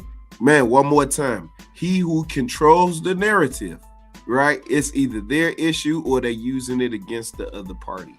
That's and I get where you're going with that, because Democrats typically they're the bad news bears when it comes to controlling. They are not effective at pushing narratives. They are not. You know what I mean? That's why, Hillary and Kamala. That's just recent. They did not run good campaigns. That's why they lost. You know what I mean? It's a fact. Yeah, that's absolutely I would true. consider Hillary one of those moderate Democrats. I even debate. Brother Rob. Huh? And I said thank you for saying that, because I get sick of hearing that Kamala and Hillary lost because they was women and or whatever. No, they lost because they ran a bad campaign. Black people came out and voted. I be hearing all these little wild ass claims. Nobody lost. They just ran bad campaigns. Yeah, Domo was alluding to it earlier. He just didn't come right out and say it, but I mean, that's a fact. When you start talking about propaganda is a weapon, it's the greatest weapon in politics. And if you're not using it effectively, you know what I mean? Man, Joe, you're going to lose. I mean, that's just what it is. There ain't no getting around it. He said that instead of Kamala trying to get moderates, she should have doubled down on her base. How many of y'all got a flyer from Kamala in the And she should have started earlier. Like they waited too late. At the end of the year. Flaw. I mean, that was ridiculous to me. We already knew Trump was running for president. Yeah, for 2 years. Before, right? He had been campaigning the whole time Biden was office. No, for 4. He was campaigning. I think that's one of the reasons why Obama wasn't quick to endorse Kamala, because he kind of saw it as being a failed attempt. Like, you don't have enough time to campaign. You don't have enough time. Joe Biden's arrogance that he could still beat Trump and all of that leading up to the primary, that hurt the entire party, the entire ticket. I agree. Up and down. That's a fact. The Democrats didn't have a proper primary, so they could galvanize support. They didn't plan. They did not plan while that man was in office. It's the same thing when Obama was in office. They had time. They had time. They had 4 years. They had 4 years to plan democratically. Who could be a strong contender? In Joe Biden. Right? No, what I'm saying is it was wrong. The plan was wrong, regardless. Yeah, I agree with that part. But they had the time. They had the time. I'll never argue that it was wrong to invest in an incumbent, right? Like, that is typically a fair strategy to build something off of. Someone already being in office and being the incumbent, right? But what happened was, when they switched gears, there was no time left to really create a strong campaign. 6 months is not a long enough runway to run for president. So she was in a trick bag. Yeah, that was from the beginning. And for her to get as close as she did. She did have 6 months. She had like 90 days, right? Like 100 days. You right. You right. But she didn't come close. Right. I'm not arguing that she had the whole it was not a long enough runway. You need at least 12 calendar months, because you have to, number one, get people on board with like at least exactly right. You gotta test that, do exactly what he did. Campaign, bust the door down. Yeah. But I gotta be honest issue. with It gotta be an issue that you can. with Kamala though. I don't believe that if she had 2 years to campaign, Facts. Absolutely, I totally agree. Now, with Hillary, But we can't see that because we can't put that there. Hey, hold on. Let's be very clear. Like I always argue that. I just want to say this. I just want to say this. You can go back. Let's be very clear. Miss Harris' resume is impressive. Don't fuck around, man. She's way more. Wait. But that isn't a determining factor. Exactly. We're talking about Donald Trump. He's a celebrity. That's not. A resume is not how you win presidency in America. That's not how it works in America, in this country. That's a it's fact, about popularity. Trump is a celebrity. I'm talking about straight up credentials and experience. Yeah, but in that case, Hillary Clinton would have been president. We're talking about being president in America. Hey, bro, it's a popularity contest. Debatable. I don't even think it's debatable. Hillary Clinton was the most qualified candidate for president. But she lost to Donald Trump at the end of the day. I thank you for that information. If she wasn't running against that the doesn't phenomenon. take away from the point I just made. She No was other the most Republican was gonna qualified beat Hillary. candidate for president ever. Facts. No other candidate was going to beat Hillary besides the most electrified. Bernie could have beat. What you talking? Bernie could have beat beat Hillary. So I don't even believe that. Well, Bernie You lost the don't- hold primaries, on, though. may I say that? Yeah, Marco because Rubio guess wasn't what? gonna beat her. There is Ted no Cruz wasn't way gonna beat her. that they're going to allow Bernie Sanders to be the president. They're not. Well, They're but not. I do want to make I want to make this point though about like whether or not she had a chance. I think I think if she would have, if they would have actually had a primary, or like by the time you get to the, now I mean you can say that that's an argument, right? Yeah, I don't think she wins. I mean you can say that. Who would she lose to though? Who y'all think she would lose to? That's a great question. You think she wins the primary against Gavin Newsom? I'm not saying I think she wins. I'm just saying who would she lose to though? I think I don't know. Shapiro could have beat her. Yeah, there you go, Josh Shapiro. I think he probably would have beat her. Yeah, because remember Biden, like his whole was down. Like his popularity rating was down like a motherfucker. And one of the things that people turned on Kamala with was she said she ain't gonna change nothing that Biden did. So like they looked at her as an extension of Biden. Like she was kind of toxic for the party to be running. To be honest, like they had to get away from that whole Biden Obama regime. Psycho, do you think it's the same like with Hillary Clinton because they associated her with her husband? I don't think she'd have won either way. Helped her, to be honest with you. I don't think they're ready. They don't want it. That's why I think she. They don't want it. No, I think that's why she won the popular vote because. Well, I think a turtle at this point would win the popular vote against Donald Trump. I'm just saying, like popular or not, she didn't. That also was the argument too. That's what I'm saying. Being attached to Bill Clinton and being clear. a part of the Democratic machine isn't a bad thing, right? Like being the substitute for Biden, that worked against Kamala. Like when she says things like "I'm not going to change his policy," you're basically just a substitute. Yeah, you're not even running against the incumbent. That definitely hurt her. But what hurt Hillary, I would say, was those emails and that investigation. That definitely hurt because it was very close to the election.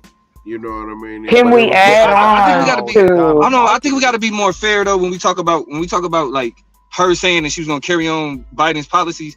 I think the Democrats had a very big messaging problem. Because her saying that she's gonna keep with because this policy she was talking about was his economic policies, which were working. Like Biden's economy outside of inflation and even dealing with inflation, like the U.S. not only was dealing with inflation at a much higher rate than the rest of the world. Mm-hmm. His economic policies were actually beneficial. Like the job number, whether we talking about, yeah, that's a good point. That's a good point. No, because right, so when we say that like, oh, what she said she was going to carry on what Biden was doing, it was like because those things were working. It's just that the message that they was trying to they couldn't even though they were winning. My fault. Go ahead. Domo, the problem is though you're selling that to people who don't know the strengths of Biden's economic policy. They Agreed. can't. No, that's what I'm saying. It's a messaging problem. Yeah, it's a messaging problem. Yeah. Yeah. Because that's where she run into that issue. Now, and I'm gonna stand on this till I die. When Joe Biden got up there and said that Palestinians was beheading Israeli babies, thank you. That nigga lost. He lost the entire progressive wing of the party. I was just about to say we can't ignore the war. Palestine. Both wars. Ukraine and Palestine. Yep. I definitely think it's more on Palestine than Ukraine. Like I don't think Palestine more so than Ukraine, but people wasn't a fan how Biden handled that either with the Ukraine. People wasn't a fan of that either. Because the criticism was y'all got all of these Republicans up here speaking at the DNC, but y'all not allowing no Palestinians to get any type of light. Y'all not allowing them on the floor. Y'all not even allowing them in the building. The progressive wing of the party said, "Yeah, we not fucking with y'all." Yeah, but that goes back to the core problem with the Democratic Party is that the Democrat is in line with the Warhawks. They're in line with Wall Street, and the Warhawks and Wall Street. The war is good for them. Like even this war right now with Palestine, with Iran. Like we're paying a lot, but the military, they're making bank. The gas companies are making bank. Enron's making bank. Lockheed Martin is making bank. All of them are making bank. This is why people. Bro, one of my best friends is a region. One of my best friends is a regional manager it's called One Oak. It's a natural gas company. I was just talking to him the other day. Yeah, he the regional manager in Texas in One Oak. That nigga's like, bro, we eating. Because when he called me to talk shit about Trump, but then he was like, bro, but we doing well. Exactly. We're doing phenomenal. That's why. Exactly. Yeah, we're doing phenomenal. Like he was like, it was one shit, like just moving gas, like moving natural gas in the US. He's like one project, just moving some shit 3 states over. We made $60 million. Half a billion.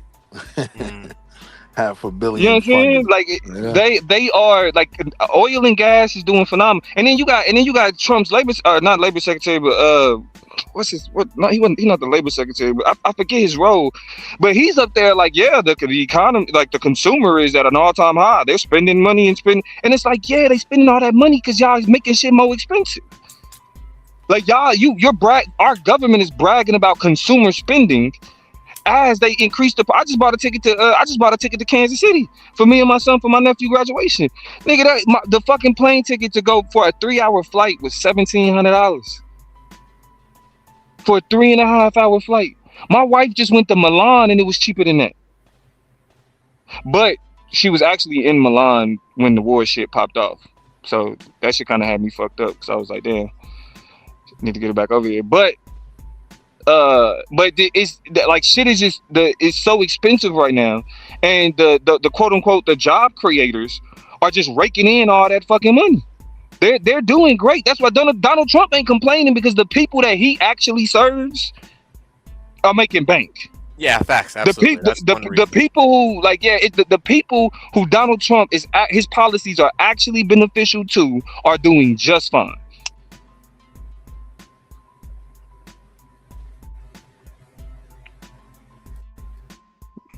Yeah, it's definitely a messaging problem with the Democrats. They don't know their base.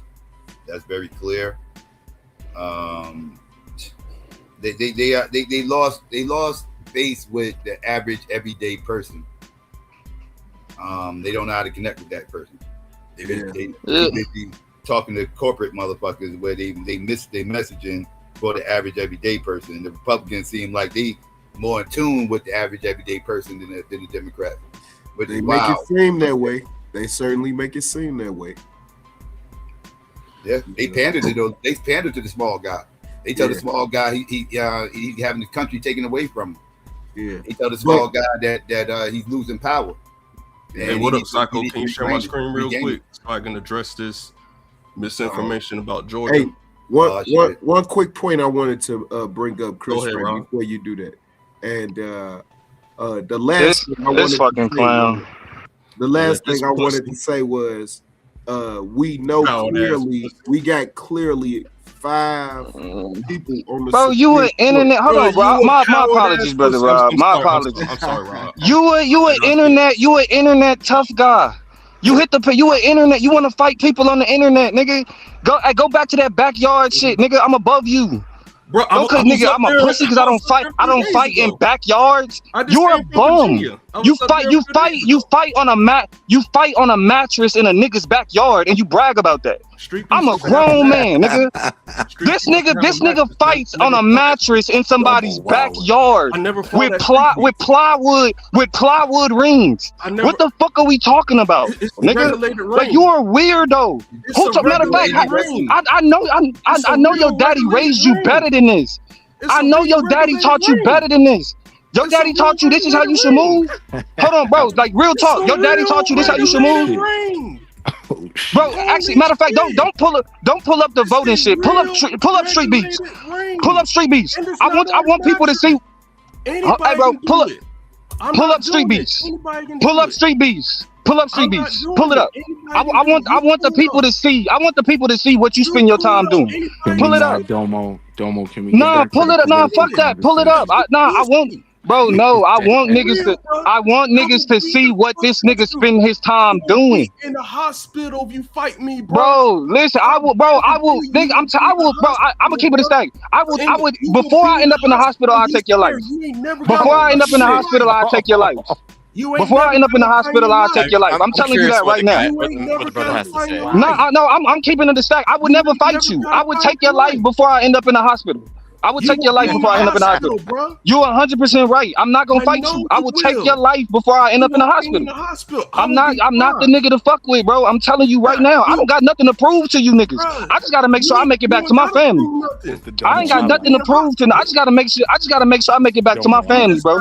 That's it. I'm not playing no because he's a child, bro. He's a child. Niggas, bro. He's a child. You are 100% right because I will take your life before I get in the ring. I will take your life before I get in the ring. I don't fight. No, I don't fight. I don't fight. I don't fight. I don't fight. I don't fight. I'm about to be 40. I don't fight. I'm about to be 40. I don't fight. What the fuck I look like, bro? What the fuck I look like, nigga? Pull up Street Beats. Pull up Street Beats. And I want niggas to see what you waste your time doing. Nobody believes you would take my life. You don't believe. Wait. You think I'll let you put me in the hospital? I know you won't do it. You think I'll let you put me in the hospital? You think I'll let that happen? You think I'll let that happen? You think I will let you? Wait. You think that I will? You think I will let you put me in the hospital? Domo will take somebody's life. Good. It shouldn't. It shouldn't. It shouldn't. Listen. Hey, Damo is not like. Hold on, I say it myself. Damo is not a gangbanger. Damo is not a gangbanger. Damo is not a street nigga. Damo is not a street nigga, but you best believe, if a weirdo internet nigga gets anywhere close to me, if a weirdo internet nigga gets close to me, and look,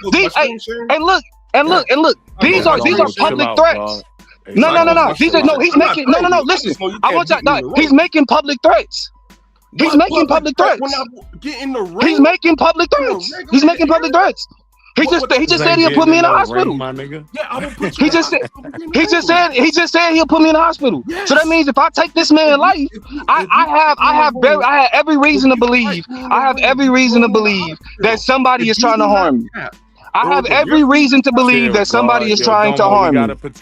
I have every no. I'm saying, listen. I'm talking about what I'm willing to do. I'm talking about what I'm willing to do to protect myself. I'm talking about what I'm willing to do to protect myself. Because you scared. I'm talking about what I'm willing to do to protect myself. All right, it's over with. All right, you're not straight up. It's not like, gonna happen. I will, bro. I'm telling you, before you put your hands on me, you will lose your life. It's not gonna before happen. You put your hands on me, you will lose your life. Then shut the fuck up. Then shut the fuck up. Unless you ready to meet your maker, trying to be a tough guy. I'm not a tough guy. I'm not a tough guy. I'm just prepared. I'm not a tough guy. I'm just prepared, my nigga. You will lose your life fucking with me, bro. Straight up. These are listen, this is a recorded public threat. This individual has said multiple times that he has attempted to put me in the hospital.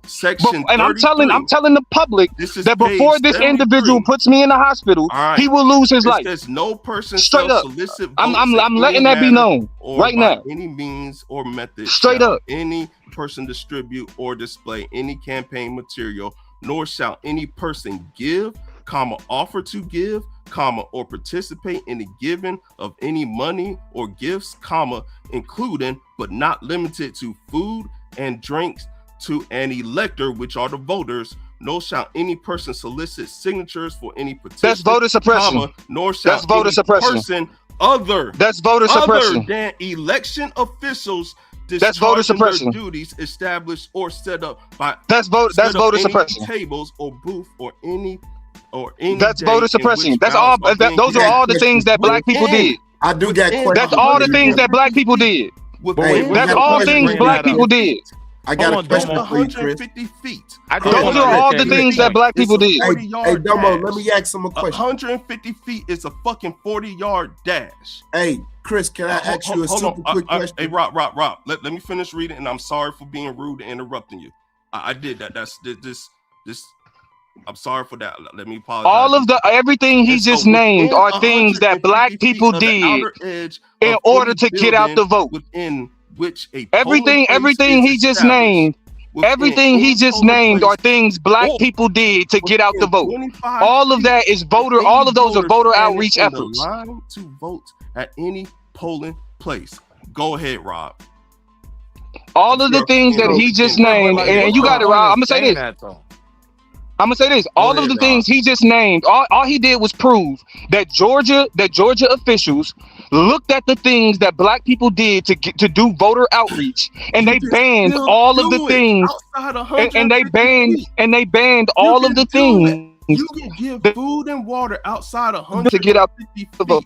If you have a problem with a 40-yard dash, voting should not be your top priority. There's something wrong with you. If you have a problem with a 40-yard dash, then why make the policy in the first place? Why do it in the first place? Why do it in the first place? What's the purpose of it? Because it's not a policy. What's the purpose of it? In law, one is not a policy; it's a law. Oh, my fault. Go ahead, Rob. You got it. You have people. You got it. You got it. That were candidates parties trying to swing votes, trying to get people. Hey, let me give you something right here. To vote for my candidate. Giving out water. Chris. Well, hold on. By giving out water. Hold on. So, what is the spirit of the law? Because it sounds like those people were giving food and water to the people who were waiting in line for hours because their polling place that was close to their house was closed. Some of those people were waiting in line. Some estimates as high as 12 hours, bro. Yep. And so to disenfranchise the people who are helping the people stay in line to vote, bro, for 8 hours. Think about it. Let's go in the middle. Let's say, for instance, somebody had to wait 6 hours. And so now you're going to criminally charge somebody, right? For giving away water to people that's voting, or 25 like come on, man. What's the spirit? What do you think the spirit of that law is? Honestly, bro. My fault. I was over talking you. Let me. But wait. I'm saying though, with everything else going on in politics, right? Super PACs and everything else. That's your major issue, giving out water and glizzy. That's what this dude lying about, giving misinformation because it's not true. No, they heard what you said. Don't make it about me. They heard what you said. They heard the law. They're asking you about what's the letter of the law. Do it. That's what I'm saying, bro. That's what I'm saying. Like this nigga, this nigga. That's why some niggas should just stay in the chat, bro. Because he's not answering the question. Why would they make a statue outside of people from giving people snacks and water? I go waiting to vote, nigga. That's like, what's the benefit in that? Come on, man. Like we gotta wait. Hold on. I be trying to be civil with y'all niggas, But come on, man. Be fucking serious, What's dog. the benefit Why in wouldn't that they pass a fucking statue to stop people from giving niggas snacks and water? Let him when answer, you brother vote? Rob, though. Think What's about the that, benefit dog. in that Are you statue? fucking serious, man? Are you fucking serious? Did the law He's a say that they clown. can't do it? Rob, did the law He's say a that they can't clown. do it? Section 33. Did the law Why say that you did they can't put do it in there? No. Why is that an issue, G? I told you why. Why? I didn't hear it. I'm saying why for you. Why No, is it an issue? that's literally the reason why. Hold on. Why, I'm asking you. why did with they all the put that different in things- there? Chris, why did they with all put the it in there? different things going on? Because with Rob, voting, I told you why Willie, is I giving wanna away hear this. glizzies and water and What issues? was I wanna literally hear this, Willie. happening is I you wanna have hear this. people- You have people who work for different campaigns, and they were doing what you call backdoor shit. That was happening, and that law is there to reduce it. So what Backdoor you're saying shit. is, Hold on, his explanation is backdoor shit. Wait. Hey, bro. Yeah, Chris. I'll be honest. All that sounds Come like on, man. Be nonsense. fucking serious, dog. You be serious. When you were in elementary school, hold on, don't overtalk me. When you was in elementary, all right, you either I'ma talk or you gonna talk, dog. They can't do it. All right, go ahead. Does Section 33 say that they can't do it? That's all I'm asking. And if the answer is yes, I don't want to be interrupted when I'm talking. G. Rob, That's the Rob, problem. me and you got no beef, but I'm asking you. All right, go. I go don't. ahead, I just don't want to be. Hey, I don't have no beef with you either, bro. Yo, Chris, I I'm just don't simply want to be asking interrupted you, when I respond. Why is this so important? Why is this particular statute? All right, Willie, I'm gonna come back to you, G. I'm gonna come back to you because that's a silly question. I ain't trying to be disrespectful. That's silly. All right, but Chris, this is my response to what you are saying. Go ahead. Right? Okay. They're not saying that you can't do it, but they putting stipulations on how you can. Yes. And so what? When you were in elementary school, right? The kid that's passing out cupcakes, vote for me. That's illegal. Is that what you fucking saying? In elementary school, or are you talking about No, the law? no. And I'm talking about because that's the equivalency of this shit. That's the same thing, bro. Yes, the law states that they can't if they're a non. Why did they? What is the spirit of the law? That's what I'm saying. Think about it. That's a good question. 150 feet. Think. What's the spirit of the law? Need to think. What's so bad about being outside 150 feet? What's so bad of not doing it inside the actual building? What's so bad? This is what's so bad. You're overlooking the fact that they closed hundreds of polling places to force those people. Man, don't start talking when I'm talking. I apologize. Don't start talking. All right, thank you. What you're overlooking is they closed hundreds of polling places to force those people to stand in line for hours. Then when volunteers decided to give out snacks and water, then that the party that closed the polling places created the statue that you're defending. Do you get it? It's my turn because I've been interrupted. Yeah, I'm being rude. It's your turn, bro. Like once again, the law clearly states that poll workers can do it, and it clearly states that non-poll workers can do it outside of the 150 feet. And then when you talk about the polling, on the places being closed, you have to pay people to do that job. If people not wanting to do it, you can't have these places open because there's a fund to fund it.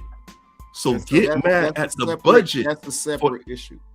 No, you were talking about that they closed different buildings. They closed hundreds of them. Yeah, and I'm addressing the irony of where they were closed. Did you look at where?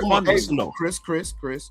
Can you answer that, Rob? Did you look at where they were closed? Does it cost money to hey, keep bro, these on places? the other, on the predominantly white part of Georgia. Yes, it costs money, but lack of funding wasn't why these polling places were closed. The predominantly white part of Georgia did not have hundreds of polling places closed. Correct. That is a fact. But they were closed in black areas. That is another fact.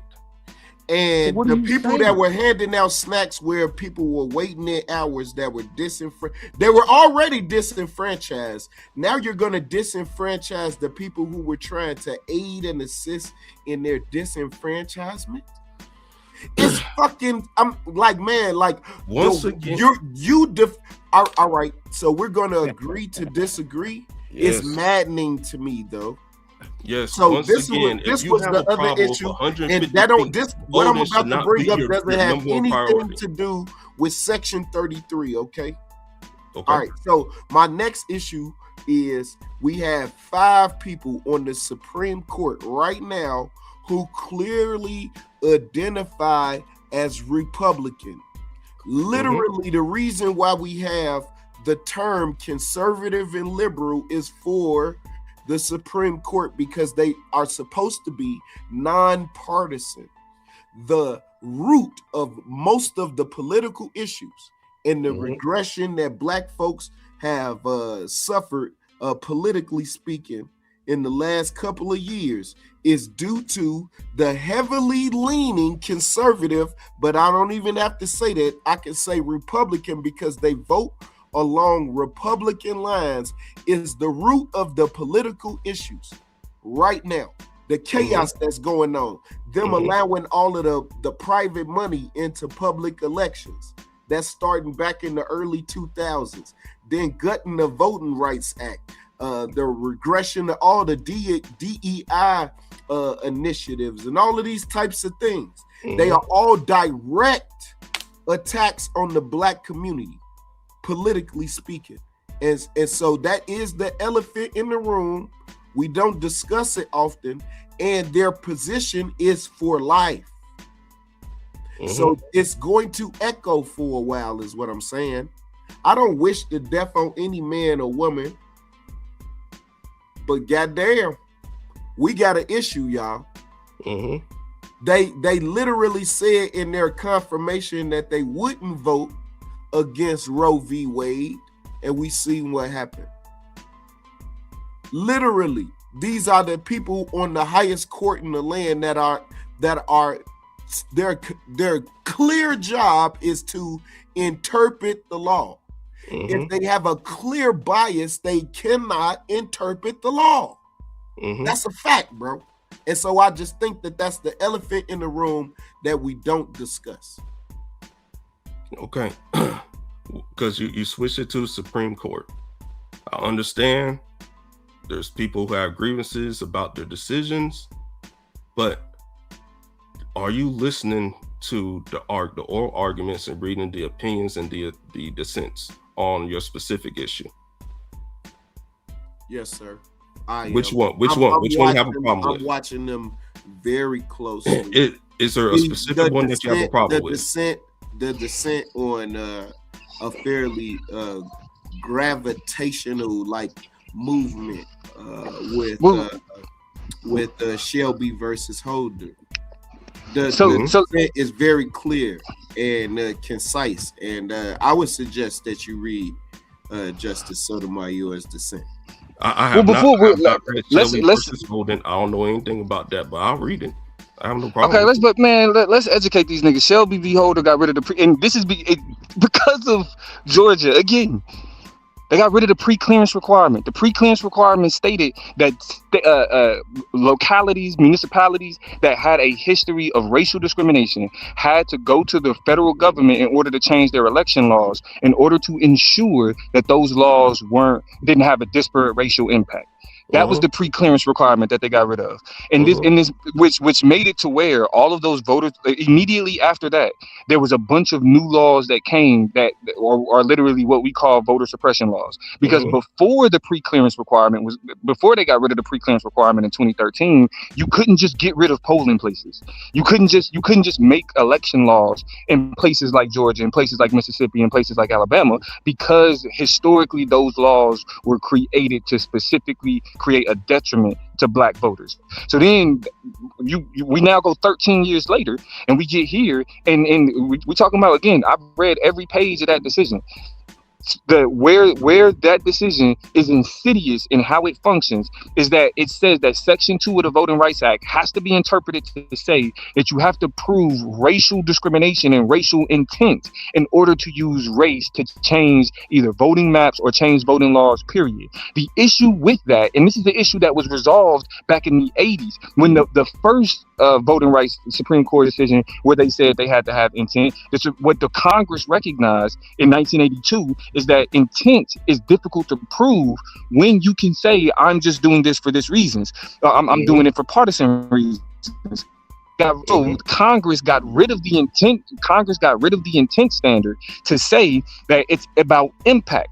This recent decision shits on what Congress did back in 1982 and says if you don't prove impact, you can't use race. Or if you don't prove that they used it for racial, that they did it for racial reasons, and you can't prove race.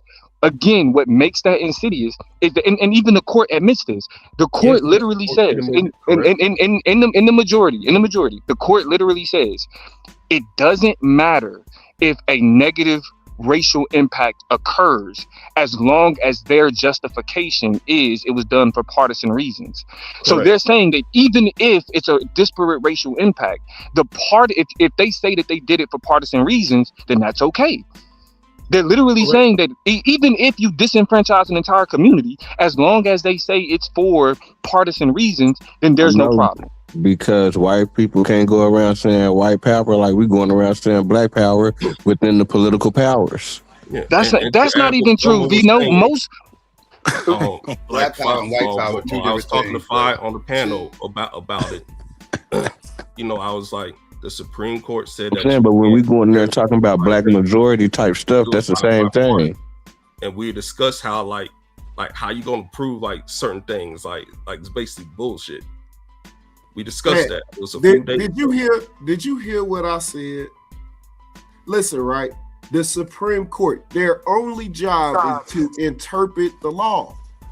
And if we already know that they're liars and that they're biased, like, what the fuck do you expect? What we need to do is find a way to get them to resign. Look, man, they've been exposed for taking private money. Nobody seemed to even bat an eye at that shit. I mean, this shit is, it's mind-numbing how we are not outraged by this shit. I don't fucking get it, bro. Then what you got to do? They done gutted the Voting Rights Act, right? They cleared the runway to get down on motherfuckers that look like you right around where you fucking live. They getting down on them, and you still fucking defending them. What the fuck? Who am I defending, on, man? I don't get it, bro. What? Who the fuck am I defending? What the fuck, man? Who you read the fuck am I Section defending, 33 bro? Like that shit should be justified. That's what it is. It is not, you goofy. What the I don't mean, what the fuck are you talking about? Dude, that's what Section 33 is. What the fuck? You acting like they can't. Because they wrote a law, that don't make it legitimate. They can still do it. I told you what the fucking issue was. If you don't think that is an issue, that it never happened, that's cool, but it happened. But they can still do it. Just because they can do it don't make it right, fam. Bruh,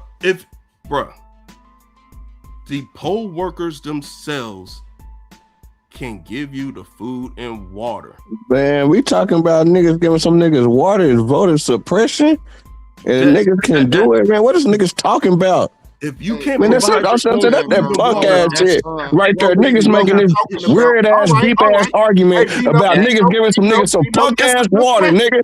That's that dumb ass shit niggas be talking about. Let me respond. Exactly. Shit gay as hell, man. Y'all niggas weirdos, nigga. Okay, bro. What are we talking about? We talking about political gains that have been regressed right in your face. And now we ain't got shit to do with nobody giving nobody no goddamn water, man. Finish talking. Man, god damn. Why does Georgia literally have does, the record Niggas turnout? is crying about this type shit, nigga. Why does So the thing is, what is the issue The then? thing is that it's not that big of a deal. Because y'all making this the issue as voter suppression because a nigga giving some nigga some water or he can't get no water. The nigga said they can still give water to him. Let's get off the water shit. Like, god damn, I was man. talking about the shit because the shit petty. I'm saying because this is shit y'all be talking about. I brought up the Supreme Court. And I'm trying to say, oh, nigga, it's voter suppression against black people, but nigga, the undertone of it is this. Okay, bro. Like, man, come on, man. Hey, Vino, before today, were you aware that it was a law that said that pre-clearance was necessary, had to be cleared by Congress in order for you to change? Ain't none of that bullshit gonna stop me from voting. Before today, nigga, you don't vote. Nigga, you don't vote. What are you talking about? Nigga, you don't vote, nigga. You sound like a damn fool. You don't vote, dummy. They do less to make you not vote, dummy. They do less to make your dumb ass not vote. They don't gotta do nothing. They don't gotta do nothing. You stop yourself. You that dumb. You stop yourself. You stop yourself from voting. That's why your dumb ass don't. That's why your dumb ass don't get it. Nigga, you stop your dumb ass. Stop yourself. You fucking idiot. Your dumb ass stop yourself. You an idiot, bro. You don't fucking read. You don't fucking read, nigga. You don't fucking read. You're not reading ass, nigga. I don't even know how you even run that debate against me, nigga. You're illiterate ass, nigga. I'm not arguing with no illiterate niggas about voting. Niggas arguing with illiterate niggas about voting. Real though, nigga. Much ass niggas about voting. Nigga, get that white man dick out your mouth, nigga. Get that cracker dick out your mouth, nigga. Get that cracker dick out your mouth, nigga. Hey, fuck is wrong with this nigga talking about y'all sounds? The nigga, you the dumbest nigga on this fucking panel. Listen, I try to keep myself calm, but the stupid niggas is not calling me stupid. I'm sorry. The dumb niggas is not calling me dumb. I'm sorry. The dumbest niggas in the circle are not about to lecture nobody about what makes sense. Fuck is wrong with this nigga? Do you have? I'm listening. Retarded ass nigga, man. This nigga slow as fuck talking about y'all don't know. Nigga, you don't read a lick of nothing. Nigga don't read a lick of nothing. Talking about what makes sense and what don't. Fuck is wrong with niggas, bro? You got timed out, Bino. Look, hey, people need to really pay attention to what's going on, okay? They are reducing the black vote, the power of the black vote. Yeah, it's literally happening right. And I just want to challenge Chris on one point. I wasn't finished talking, bro. I know you triggered. I just want to challenge Chris on 1 second before but listen, they're reducing it literally right now. All you have to do is take a look at what's going on in Tennessee. That's it, bro. Y'all don't have to take my word for anything. It's nine congressional districts. A third of the population in Tennessee is black. None of those districts would be Memphis has the largest black population in the country. Yes, and they won't have one black representative for them. I seen somebody say is you know, y'all, it's 2026. Y'all still think voting matters? Hey, you must be of high school age or something. You know what I mean? And I'll leave that there. You know what I mean? Corporate money does play a huge role in this, and that's the backdrop, right? But we gotta have some type of representation in Congress, in y'all state halls of Congress and all of that. All of that matters when we start talking about ultimately money coming back to the community. You got to have somebody at the table at least asking for the money, if not demanding. You know, Yeah. I leave that there. Yeah, I agree, but I was thinking about what Chris was talking about, and that sounds like some Jim Crow type shit, which you penalize someone for getting water so they can't vote. There's no penalizing. Like the language of the law is clear. Yeah, but there was a language of the law that stated that if you couldn't pass a reading test back in the 1920s, that you couldn't vote. We're talking about now. Yeah, so that's a recycle. To me, that sounds like a recycle of that kind of law to kind of limit the vote of black people. That's what it sounds like. How is it limiting the vote of black people when there's record turnout consistently in the state of Georgia? Because there's record turnout right now for the primary and general do y'all for vote, the federal judges right now. Hey, Chris, you live in Georgia, right? You live in Georgia? Yeah. Hey, what day of the week do y'all vote? We got voting right now. No, bro. I asked you a question, man. What day of the week? What day of the week do people go and cast their vote? What day of the week? Are you talking about the last day? Because the last day is no.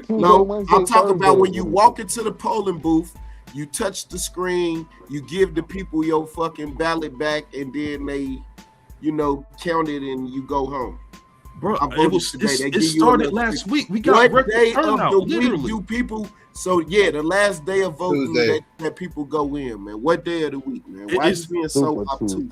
I don't know what you're talking about, but I just said May 19th is the last day. Do you vote on Monday, Tuesday, Wednesday? When do people go physically vote, nigga? Super Tuesday. I usually vote on Friday. Me personally. I do the early voting. Man, bro, why you don't understand? I don't know what other people vote though, bro. Why you don't understand what?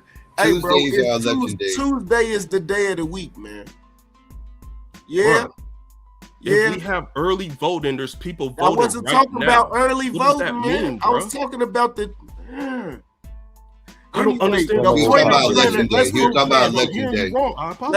move past that. The day of the week matters, right? And the reason why I'm bringing that up is because everybody don't have 6 hours to stand in line to vote. That's why you got early voting. That's why you have I didn't even think about that, brother. Hey, bro. That's also you seen it in all them sections you seen it in all them sections you was reading. Bro, you do know how they limited early voting. You do know we can vote absentee, did you see it? It's a yes or no. Did you see how they limited early voting in Georgia? Yes, they reduced early voting in Georgia. Oh! So let me get this straight. They limited early voting. They closed polling places. They took away some of the places where you this is what you don't know about Georgia history. Where you drop the shit. And this is where you don't know about Georgia boxes history. Away, and you still don't see how they disenfranchising black voters. You still don't see it, nigga. And you don't know anything about Georgia history. Are you what the fuck's wrong with you, G? The argument can be made that niggas got to choose between getting to work on time. Wait, let me explain this. They extended early voting when fucking COVID happened, and now COVID is gone. They reduced it. All right. And then you had a problem with the damn drop boxes. All right. When COVID happened, the Secretary of State, that Raffensperger guy, said we're gonna have all these fucking drop boxes. All right. It's only temporary. And then the new law, SB 202, reduced the drop boxes, I believe, to 100,000. And they put them in secure locations with a fucking police officer. And when voting closes, that's when the drop box is closing. All right. And then you live in fucking United States of America. If you have a physical address, everybody has a personal drop box called a damn mailbox. If you don't want to go to the government drop box, you can put your shit in the fucking mailbox. If you don't trust it, you can do secure mailing. You know who is most responsible. Do you understand that? You know who I think should be most responsible for illegal voting and voting irregularity and trying to cheat. You know who I think, you bro? have automatic voter registration. On this platform, do you understand that? Yeah, I understand what automatic voter registration is. I get your point. But I remember. Do you understand that you are consistently in Georgia having record turnout? I remember a conversation that the sitting president had in his last presidency with the Attorney General of Georgia. And very distinctly over the phone, he asked the Attorney General 14,000 to give him 11,780 votes. You know what? That's the most illegal shit I probably ever heard dealing with an election. And now instead of paying poll attention workers, to that. Oh, I know what we gonna do. We gonna pay a police officer to sit next to a motherfucking box and make sure. Yeah, that make a lot of sense. Don't it, man? Instead of paying a poll worker, let's pay the police officer to sit next to a motherfucker. Yeah, that make a lot of sense. I understand why you start talking when I start talking now. Would you want? I get it now. I get it now. If you want your votes to be secure in the damn Dropbox that most people do not use, but this is based on a false premise. Would you want to be in the building? Hold on. Hey, so here's the thing. Hold on. So here's the thing. This is where Chris is being disingenuous, and it's ironic that he called me a liar because the voter suppression efforts. Hold on. No, I said I didn't even call you a liar. I said you was disingenuous. Yeah, you true. Because I'm being disingenuous about. You're being disingenuous because the argument that's being made isn't about the letter of the law. It's about the spirit of the law. And so it's two things. It's two things I want to respond to based on what you said. First, the idea that because you have record voter turnout doesn't mean that voter suppression efforts didn't exist. It just meant that that there were still people who still put forth the effort. Because voter suppression it makes it harder. You create friction. What's making it you harder? create issues. Remember, I told you how easy it was to vote in Georgia. No, listen. Hold on. Listen to what I'm saying. Listen. I don't remember that conversation because I wasn't a part of that conversation. I don't know what Fire is talking about. But listen to what I'm saying. Listen to what I'm saying. It's called administrative friction, right? Like the things that you described is what's called administrative friction. It's not overt attempts to take away the ability for people to vote. It's more subversive, right? These are efforts that make small things more difficult when people call it out. What happens is when you make those small things more difficult, when people call those small things out, then they do what you're doing right now. When you say, oh, it's just this, oh, it's just that, that doesn't change the fact that those things still impact elections. They still can, because when elections can be decided between a few hundred votes, especially local elections being decided by a few hundred votes, those small things that stop the few people from going out can have a larger impact on the election. But I think the letter of the law is the part that you're ignoring, because the question that Brother Rob was asking is, why do this? And what we know that Republicans have done, Republicans specifically look at racial voting data. Like they did it in North Carolina. They say, what are black people using in order to help them vote? What are the methods that black people rely on in order to vote? And what they do is in those small things like, oh, black people early voting, black people Sunday voting, black people, and then they find ways to make those things illegal. Like in North Carolina, the Supreme Court or the appellate court said that specifically black voters were targeted with almost surgical precision. So it's not a question. It's not a question of when we talk about voter suppression, we're not saying that they're stopping people from voting. The argument is that there are efforts to make it more difficult, and making it more difficult when you have razor thin margins means that those efforts can influence elections. We can go back to 2012, where when they were saying that we got voter ID laws, and now that we got voter ID laws, we know such and such not going to win the election. Why would voter ID laws determine an election? Only if it meant that there were some people that wasn't going to get out to vote. So we can look at the letter of the law and say, well, all it's doing is saying this, but the spirit of that type of legislation is specifically meant to make it more difficult. That doesn't mean that people won't vote at all, but it still means that the margins becomes that much more important, because the people who make up those margins may not come out and vote the same way that they have in the past. Let me ask you a question. Yeah, I don't think they're making it more In the state difficult. of Georgia, what is making it harder for people to vote? Is there anything that you got in mind? No, I don't think nothing. Hold on, the voter purges. Like when they say that if you don't, hold on, they make it. Hold on. Documents say. Hold on, no, listen what I'm saying. Listen what I'm saying. Bro, no, again, you're trying to use Chris. You're trying to use the letter of the law as a way to dismiss the spirit of it. I mean, bro, the voter purge. Okay, so what makes it more difficult? Hold on, no, because you asked me a question. You said, what are they doing? So when they change the voter rolls to say you got this much time to be able, you got to confirm that you actually a voter. You got this much time to actually confirm that, or we just gonna kick you off. No notification, no nothing, right? Those types of purges. They do give you notice.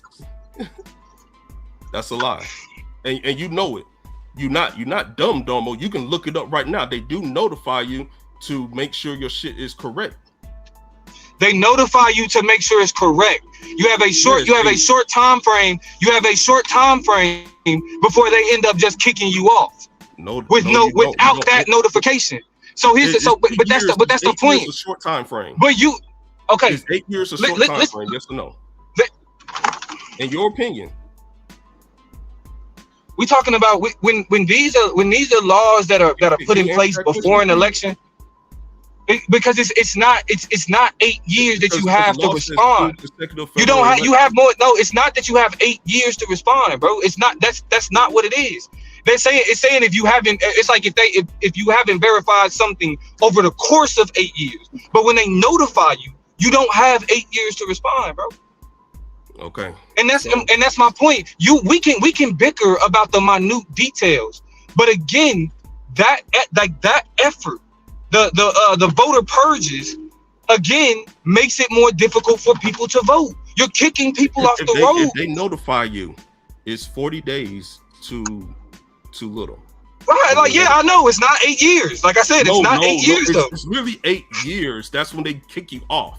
But when they notify you, when they send you a letter in the mail or the address that they have on file, right? Respond. Is that too little? Chris, what you're doing? Listen, Chris. As somebody that hold on, Chris. As somebody that's, I think 90 days is a sweet spot. I hear you, right? As somebody who like, so what makes critical race theory like needed in these types? Hold on, I'm about to explain why. What we understand, what critical race theory teaches us about the law is that in modern times, the letter of the law is used to obfuscate the purpose of it. So you and I are bickering about whether it's 40 days or 80 days. Is this enough time? Well, it's this many feet. Well, you can still give them water with this many feet, right? But the idea, the purpose of it is still disenfranchisement. That doesn't change. And the fact that you and I keep debating about the minutia of it is a technique used by the United States to ensure that we always get caught up in the letter of the law and not the spirit of it, which is disenfranchisement. Mm-hmm. Like this is textbook. Like this is textbook critical race theory analysis. You want me to get caught up in the letter of it, so we don't talk about the fact that the people who are heavily impacted by it are disproportionately black. Mm-hmm. No. So once again, all right. So Domo, which part of Georgia is suppressing the vote? Is there a specific issue that you have a problem with? Because every time I brought up an issue, like you went to the letter of it. That's why I'm saying I recognize that it's administrative friction. Mm-hmm. Right? I recognize that it's administrative friction. That's what I'm saying is the suppression. Like that friction makes it makes it more difficult. Mm-hmm. Right? So it's like the reason why they do it that way is because they recognize how that friction impacts the margins. People who don't really care about that type of shit don't recognize that. So somebody like Vito to be like, ah man, they just giving them water. Y'all talking about giving them water because you don't understand that longer lines means that fewer people could vote. That it may not mean that an entire community can't vote, but fewer people voting because of that friction affects the margins, bro. And you know, currently in the state of Georgia, you can go to the Secretary of State office, look at past elections, how the voting lines were real quick. Right, but one thing that they're purposely doing is making, but they right. If we look at it historically, yes, but they're making the reason why they close polling places is to make the lines longer. They're purposely making the lines longer. Purposely. All right, so they currently close polling places in the state of Georgia, which is a fact. But the voting lines, you know, the estimated period is still short as fuck. Currently, it depends. Hold on, but see, wait, but what you're doing though, what you're ignoring is that it's shorter in certain places. Because when we talk about the voting poll closures, it's longer. Those lines are longer in black neighborhoods. Inner city. I wouldn't say inner city, not black, not all black. But that's my point. But you're right. Yeah, okay, we can say inner city. But that's the point. So yeah, it happens, Domo. There do be long lines. Every line is not short. It happens. No, but I'm not saying every line though. I'm literally saying the communities that they want to suppress the vote, they make the lines longer there in those places. That's not all of Georgia. We talking about particular communities. Yeah. So, question. I'm something real quick. Fulton County is known to have a lot of problems. We can address Fulton County if you want, or just in general. Sometimes the machines fuck up. If the machines fuck up, you gotta wait for the machine to get fixed to vote. Correct? That is correct. You can mail in. You can do a paper ballot. Yeah. That happens. You are correct. I just want to be clear. Yes, that happens. All right. In the state of Georgia, if I live in Clayton County, I stay in Gwinnett. I can go to Clayton County. Well, I already voted. I can go to Clayton County right now and I can vote in his area. But I can't vote for the people who are running those specific offices. I can vote for the judges because that's statewide, and statewide officials, and also federal. Do you have a problem with that? Because they'll give you a provision ballot if you show up at the wrong voting location. If you still want to vote, but you just can't vote for specific people because you're not in the right area. Do you have a problem with Chris, that? But see, here's the thing. I've told you the things that I have a problem with, right? Like, and so I understand that you understand the detail because you vote in Georgia. I don't vote in Georgia. You understand? You've experienced voting in Georgia. I got you. But what I want to ask you is, do you believe that there is any deliberate attempt to make it harder for black people to vote? In the past, yes. Now in Georgia, no. So you're saying that currently, all of the closing of the polling places, the removal of the drop boxes, the new red tape associated with addressing longer lines and all of that. You're like, so what? Why do you think that's happening for black people? All right, so again, addressing the drop boxes, because in the state of Georgia, prior to COVID, we never had drop boxes. Unless you talk about your personal mailbox. All right, the drop boxes for COVID were temporary. The ones that are left now, and I believe it's 100,000 left now, are there permanently. You can still do it. All right, they mail you voting ballots. Nobody's, but I want to be clear though, Chris, nobody's saying that you can't do it. It's saying that they removed them from very particular places. But they removed them from very specific places. That doesn't, but why? But okay, even if they do that ahead of time, right? Even if it's ahead of time, why do we see all of these changes specifically taking place in majority black, brown, or low income neighborhoods? Why do we see these polling, the way that they're doing the changing these election laws? They're specifically happening in these neighborhoods.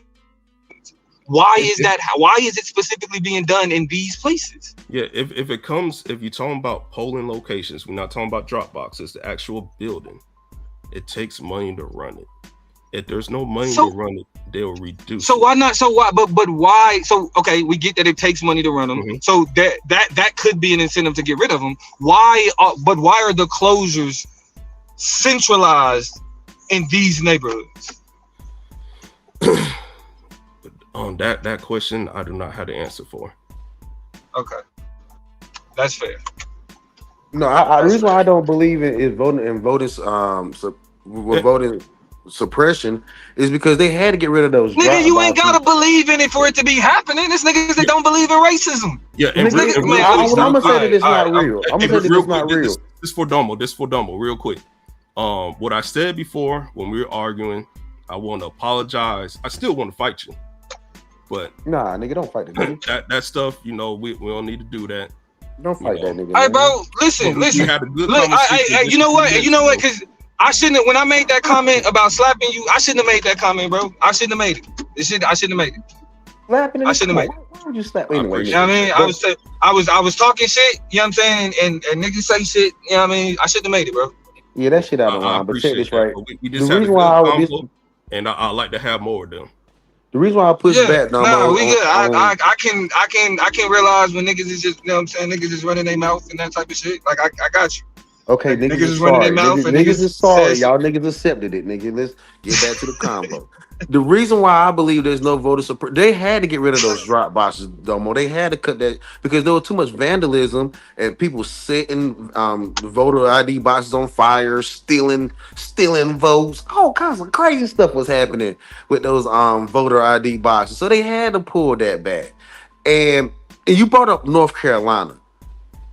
From eastern North Carolina all the way to western North Carolina, I don't really know too many black people specifically that are complaining about voter suppression. I just don't. It doesn't. The evidence. That's because you don't read. You're not a reader. No, you don't. Read and I live. No, you don't. That's the only reason y'all. Do you know how many? Okay. Do you know how many reports come out about voter suppression?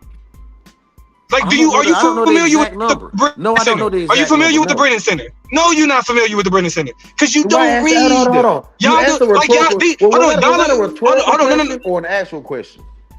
No, it was rhetorical because I know you don't read. I know you don't know what the Brennan Center is. I do know what it is. I know you don't know about. I know you don't. It's like it's like y'all can't unless you've actually done research and looked into why people are saying these things. All y'all do is look at headlines, see YouTube videos, see social media videos, and be like, all right, I have an opinion. But you haven't looked into why. I have real life experience too, and bro, real life experience has failed you. No, real life experience has failed you. It has failed you. You make shit that you get up here and say. You make a lot of proclamations, but you can't stand on it. You can just cry about a bunch of shit. I can stand on everything I'm saying. That's how I know you don't read because the evidence of what I'm saying, it's empirical. You read too much, nigga. You don't live enough. How about that? Exactly. Do y'all see who I'm arguing with? Y'all see who I'm arguing? I'm not arguing with you. The fact you think do y'all see who I'm going back and forth with? People who say that you read too much. The fact you think this is an argument shows you nothing but a combative bitch ass nigga. But I'm not trying to be combative. I'm very combative.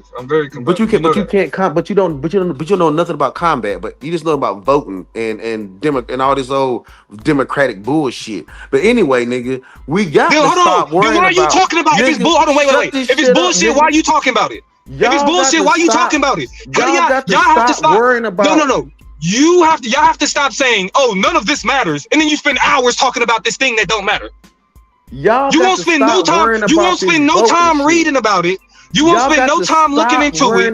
You won't spend no time doing no research. But you will spend hours up here talking about this thing that you spend no time actually looking into. I have done way more research than you may think. But check no, you haven't, bro. No, you haven't.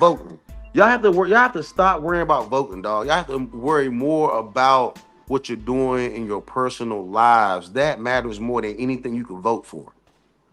What you bro, are shut doing? up. Ain't nobody taking your advice, bro. Nobody cares about what you think about voting. You don't have to. Nobody cares what you think about voting. Nobody cares what you think about voting, bro.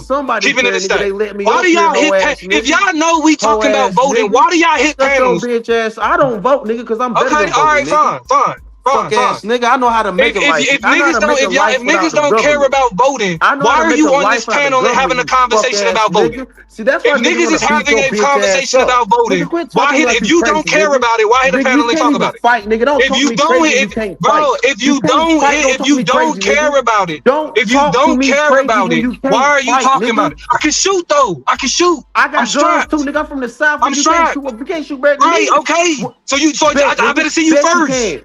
I better see you first. You better see me first then.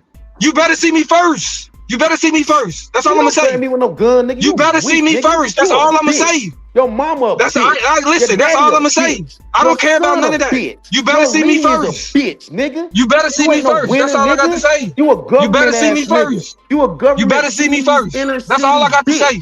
You better see me first. Say that then, nigga. But don't threaten me with no gun violence, nigga. I blast your fucking head. I'm from the South, nigga. Shut your bitch ass up, nigga. Bro, all right. Anyway, don't hit a panel talking about you don't care about voting. To have a conversation. No, I told you. I said see me first. I said see me first. Second Amendment, nigga. Okay, I'm saying. So you better see me first. That's all I'm gonna say. Nigga, I don't have to see you first. You better see me first. You better see me first. I will see you. You better see me first. That's all I'm saying. You are not a shooter. Okay, whatever. Matter of fact, look, I've made my point. I'm gonna make it easy. Stop. Just so we can get back to the conversation. Stop. Get back to it. Just so we can get back to the conversation. Don't without the violence, nigga. You ain't about that life. Let's move on. Nigga, these niggas is threatening me with violence. I'm telling you, I'm not gonna fight you. That's not what I'm gonna do. But I got something for you though. You was just talking about I can't fight.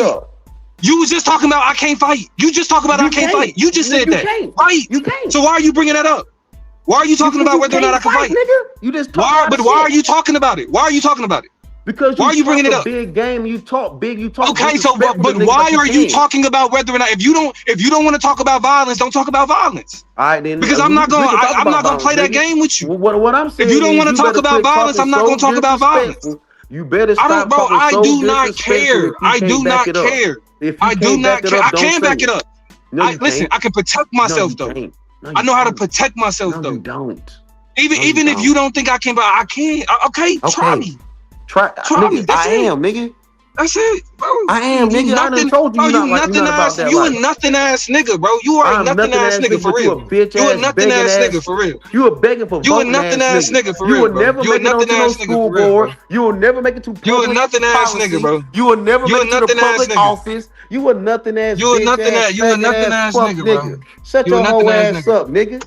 You a nothing ass nigga, bro. Yeah, you a nothing ass nigga. Straight up. Daddy, nigga. You a nothing ass nigga.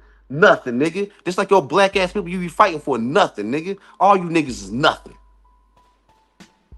Bitch ass nigga. Can't stand a bitch ass nigga with a bunch of mouth. You a sassy ass nigga, dog. What's up, nigga? What's up with the hands then? I see why niggas want to fight you, nigga. I see why niggas want to fight you. Lame ass nigga. Anyway, your life is more important than anything you can vote for. You can do better in your personal life than anything you can go to these polls for. Black people need to be worrying about more about their life than about voting. Yeah, but I guess my problem with that is that back in the Jim Crow days, they did do policies that did strip a lot of the political rights that black people had after Reconstruction. So it has shown that if you're not engaged in the political system, the people who control the political system will take those rights away. That will give you less rights in the future, if that makes sense. So you do have... Go ahead. If you're not interested in what the voting process can give to you or do for you, does that really matter? Because I would argue that there's no voter supremacy. Black people just don't vote that often. But I really believe. And you would argue that because you're an idiot. You would argue that because you're dumb. Yes, I'm you don't read. You don't know what you're talking about. You don't read. Did you finish high school? Idiot. I'm a bona fide. Did you finish high school? Sure. Did you get your GED? No, I didn't. Did you get your GED? Matter of fact, I dropped out in middle school. But check this right. And I'm not shocked. And the reality that does not surprise me. The reality you talk like a nigga that dropped out of middle school. You do. I dropped out in elementary. You have the rhetoric of a nigga who dropped out of middle school for sure. Right. You're right. That's very profound of you to say that. But check this, right? The reality of it is most black people do not care about this whole voting process. The average black people care more about what they can do for their individual life. Bro, it's black people that's doing the research on voter suppression. It's black people that's saying that. I'm about to get this nigga off the panel, bro. I ain't even about to argue with this nigga. I'm about to just drop the bread. Arguing with you. You arguing with yourself at this point. I'm getting niggas out there like you we just dropping bread yourself, today. nigga. You are arguing with yourself, nigga. I'm not arguing with you. The average black person is more worried about their actual life. And now what y'all are arguing is how you vote or how you don't vote can affect your life. And that's a good argument. But my argument still is you can do better for your life than any voting process or anything you vote for. That's just my argument. And if I sound dumb for saying that, oh well, I'll be dumb for saying it. So if they create a law that, let's say they say, okay, if you're outside loitering or not doing anything, you should go to jail. You think that someone should go to jail based on that, someone just being outside, and you think that's okay because you decided not to protect your political power? Because that's what used to happen back in the turn of the century, the 1900s. That they would just lock black people in the South for basically just being outside, not doing anything. So it does show that if you don't active in the political process, people will take your power away, and they will make you basically politically irrelevant or irrelevant to power in your country or in your state or in your local principality. Understandable, but those black people were very politically sound. They were very politically active at that point, and those things still happened. Yeah, it happened. Yeah, that's true. It did happen. You know why it happened? Because a lot of the white people decided to use their political power to get rid of the little power that we as black people had during Reconstruction.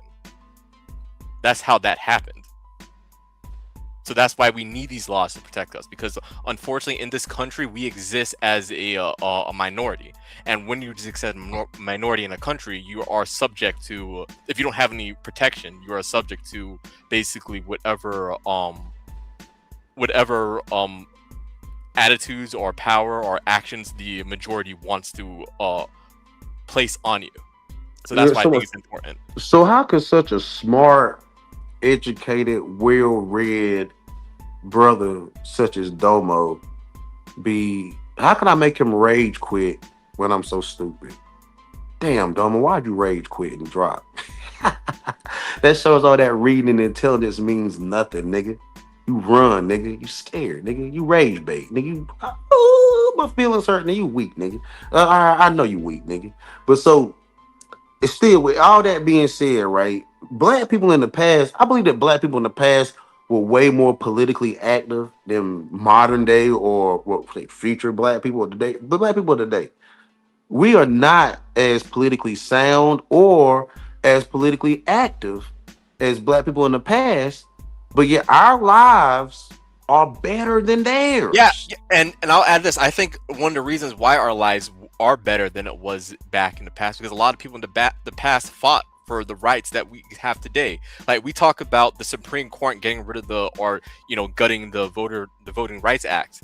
A lot of that Voting Rights Act was fought by people in the 1960s, people in the civil rights, people like Martin Luther King. Those were people like them were able to get those rights during that time, so we can live a better life today. So I think I do agree with you in the point that a lot of black people are less politically involved, but I think that's because we're starting to become a little lazy in the political process, because a lot of people in the 1960s fought for the rights that we enjoy today. And that's my big issue. Hey, check your Cash App, Psycho. Check your Cash App. Outside of reading and intelligence and all that shit, retarded ass nigga and all that stuff. You know what I'm saying? Your mama retarded, nigga. That's why she had you Down syndrome, 21 chromosome looking motherfucker. But anyway, that's get this retarded ass nigga up out of here, bro.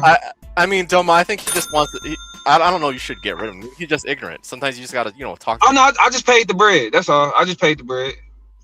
I wasn't running. I was in the Cash App. That's the only reason I wasn't.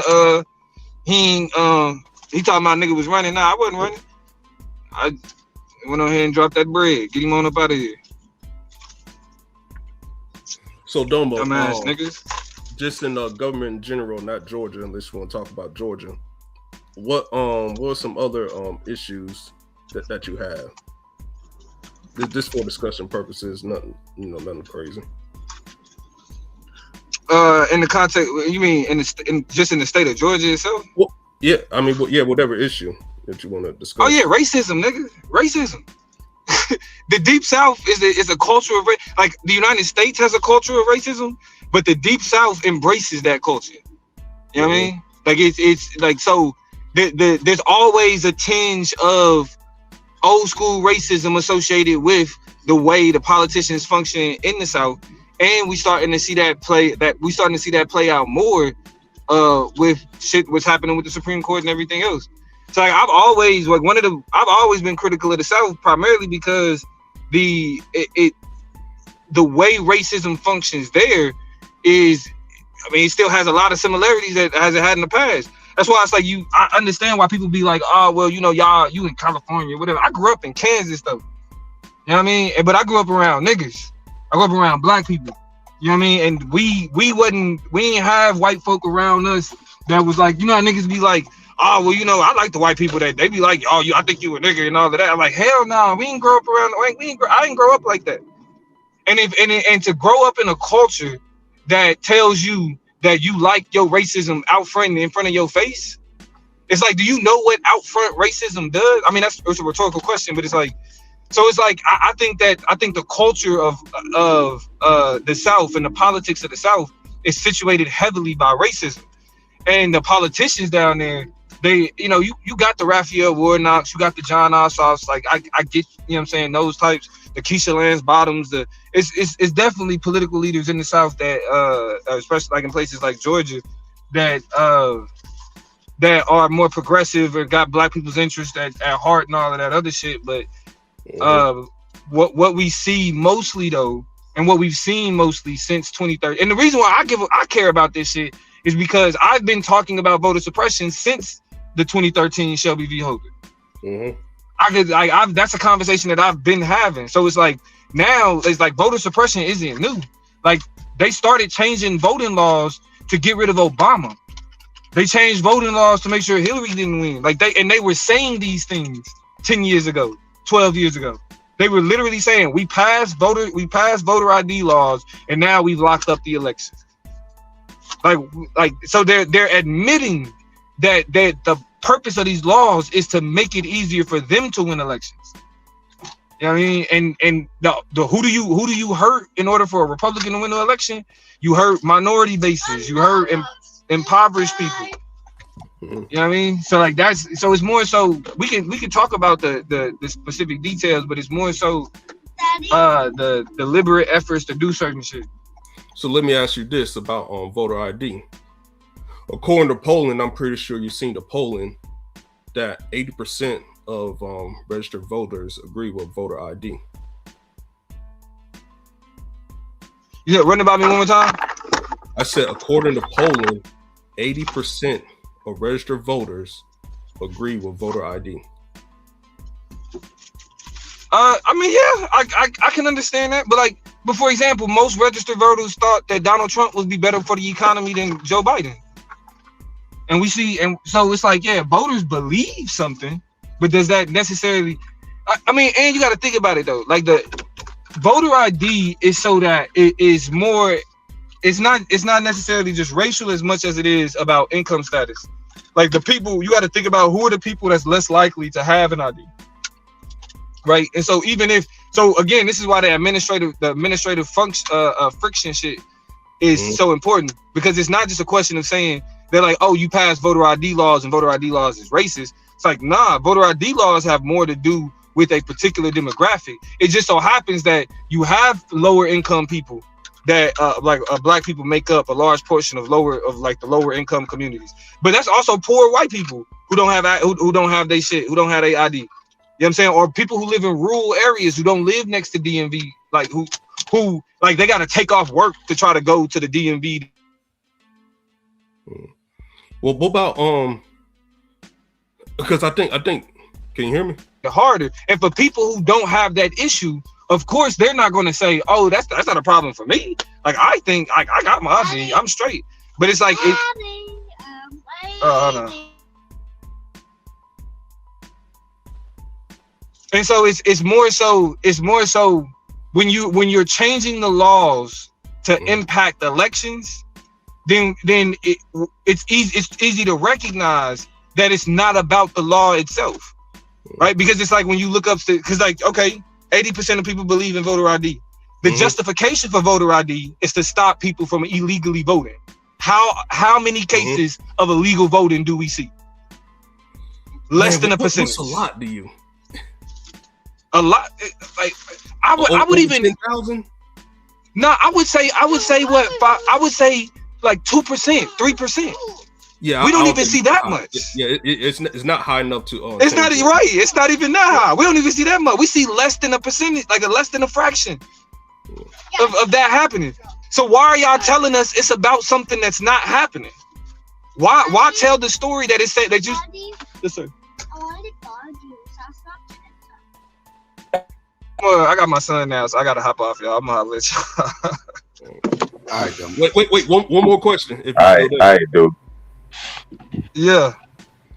What's up? Do you think voter ID is a broad term? Because it might depend on the state, but in Georgia we have different forms of ID, like a birth certificate. I do. Yes, I do agree. When we say voter ID, it is encompassing a bunch of different types of laws. It's not necessarily like one law. So yeah. All right. Okay, I had to come up because this, and respectfully, Domo, just give me a minute, bro. You can cut me up after I'm done, fam. Just let me. No way, skinny up on here. What up, dude? Well, no, I'm gonna be listening from the chat, bro. I gotta hop off. I'm gonna be listening from the chat. He gotta go be a daddy. I know you're gonna cut up. I'm just saying. I gotta come in here, bro. Y'all are killing me with. I don't know if y'all been watching the chat. Y'all are killing me with some of these excuses that we call suppression and shit, bro. Like, some of this for me, I got to shout out to Tiff down there, bro. Like, some of this, bro, like, this is not what Megger and them was fighting for you niggas to have snacks and shit in line. Like, come on, I got to ask, what are you niggas doing? I'm talking about responsible adults here. We're supposed to be adults here. Like, I don't know how hard it is. Okay, you're going to vote. You might have to be in line. You may not. But if you think you're gonna get hungry, bring your little bag of some shit while you're sitting. Like, some of this shit for me is like, this is dumb shit to be quote unquote complaining to the government about, quote unquote, if you will. Secondly, the ID shit, bro. I have to ask again, what productive fucking member of society, what are you doing with your life if you don't have no form of, I have to ask, what are you doing in life? I have to ask that. And if it's that serious, hey, hold on, please don't interrupt me. And if it's that serious, then please, I'm gonna ask all you liberals, do me a favor. While y'all are doing all these picketings and these meetups and no king protests, how about y'all do running to pick up poor people that don't have IDs? Do a fucking thing to raise money to get poor people IDs, since that seems to be a big ass issue for you niggas. Like, for me, some of this shit is just like non-starters for me. For productive ass fucking, I don't care how poor you are.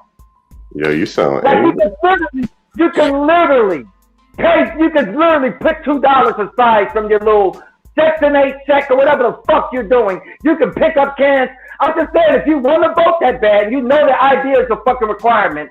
ID is a requirement for a lot of things. I don't know how you niggas is walking around here participating in a lot of things in society without fucking identification. Yes, this becomes a big issue for you niggas when it's time to go vote.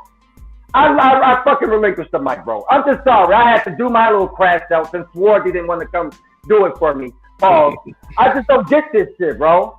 Some of this shit is non-started. Hold on, bro. And it makes us look ridiculous. It makes us look ridiculous when we're crying about water and snacks.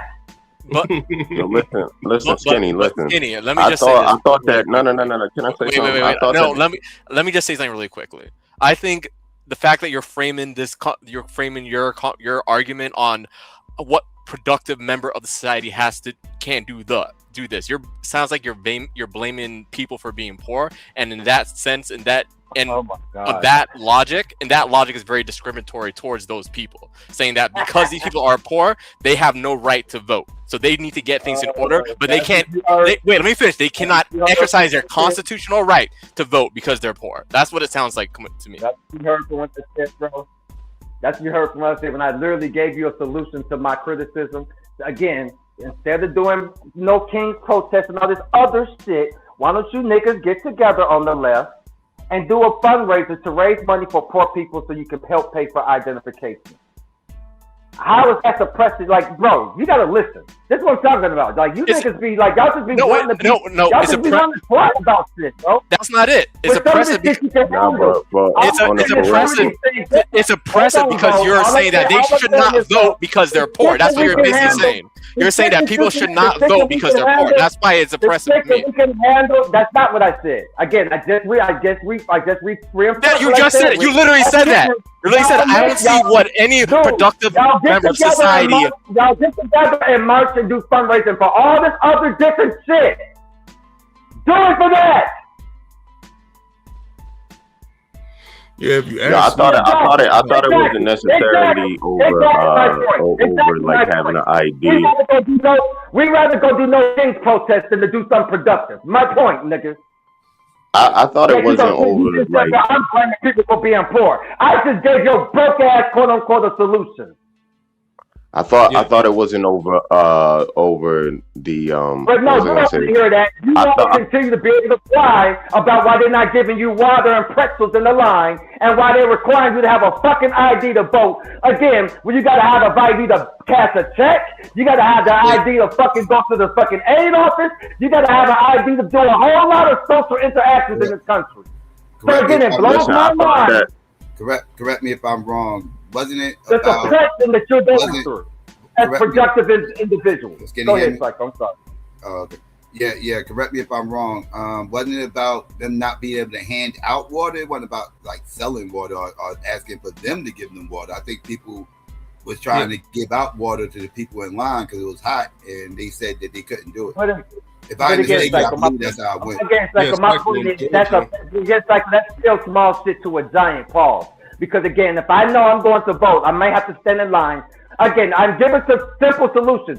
Again, next year, when you take your ass to the polls, maybe pack you some water and some pretzels and some popcorn or something. It's because you know you may be standing there. Because they may not allow them. They may not allow them to pass you fucking water. You don't think it's I'm just saying, some of these things are like small shit for me. Huh? You don't think it's weird that they ban people from giving out water? Hold on. Say it again, Psycho. So I said, don't you think it's weird that they ban people from giving out water? Like they wasn't demanding that they give them water. I can understand if the voting poll is supposed to give us water. I can understand your argument, but they literally is banning other people from giving. But either way, it goes to the place. It goes to the point of if you need, you know you're gonna get tired of thirsty out there. Again, that's small shit to somebody. It's just something you really want to vote. These are small obstacles to me to a productive fucking individual. Well, they are. What about the elderly? Hold on, bro. When I can pack my fucking pretzels and popcorn in a Ziploc bag, give me a couple of bottles of water in a book bag, and go stand my ass in line to vote. Like these are small things to me. So what about the people that use it? What about the people that use that last bit of money to get on the bus to go vote, and they don't have snacks and extras? They spent their last just to go vote. Bro, I don't know what to tell you if it's that important for you. Yeah, fuck all them, right? I don't know what to tell you. Exactly. That's what it sounded like to me. Why you're trying to vote? Can I say something real quick in the response to what you've been saying? I mean, you've been up here going for a minute, Skinny. Can I just respond real quick? You need to decide what's more important to you. Voting or swallowing. Are you finished yet? So, what my thing is, you said earlier in your yelling. Are you done yet, bro? You said earlier in your yelling.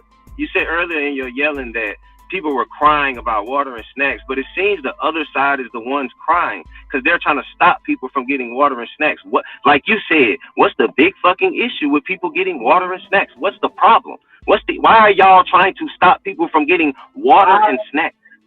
Like, what's the issue now? But hold on, just let me finish because you've been up here. You was able to get it all out, Skinny. You was able to get it all out, Skinny. You need to get it more out. You was able to get it all out, Skinny. Can I finish?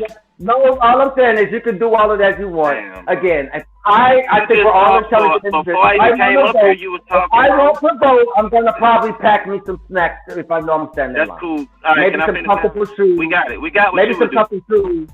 That got cool. We got what you would do. They got to provide you niggas with Crocs too. Y'all want Crocs too? How long do you need to talk, Skinny? How long do you need? Because you've been talking for a minute. I just got up here to respond. You got it, bro. You got it. All right, thank you. So there are to something else you said about, oh, y'all niggas need IDs. Why don't they do fundraisers to go get out? They literally have what's called the vote riders, who are people that try to get people who are trying to vote to obtain the proper identification. It seems like no matter what one side does to try to do quote unquote what's right, the other side just does things and put obstacles in their way, and then this side is told stop crying and complaining and figure it out. But I'm gonna just say the Republican side gets to keep placing obstacles in the way. But our own people keep saying, y'all poor ass motherfuckers, get you some food. Y'all poor ass motherfuckers, what's important to you? Get up to the vote and booth and vote. Like, damn, bro, we get everything thrown on us, but the Republicans get to put everything in your way. That's hey, Fi, you missed a lot. We were talking about SB 202 and Section 33. Mm-hmm.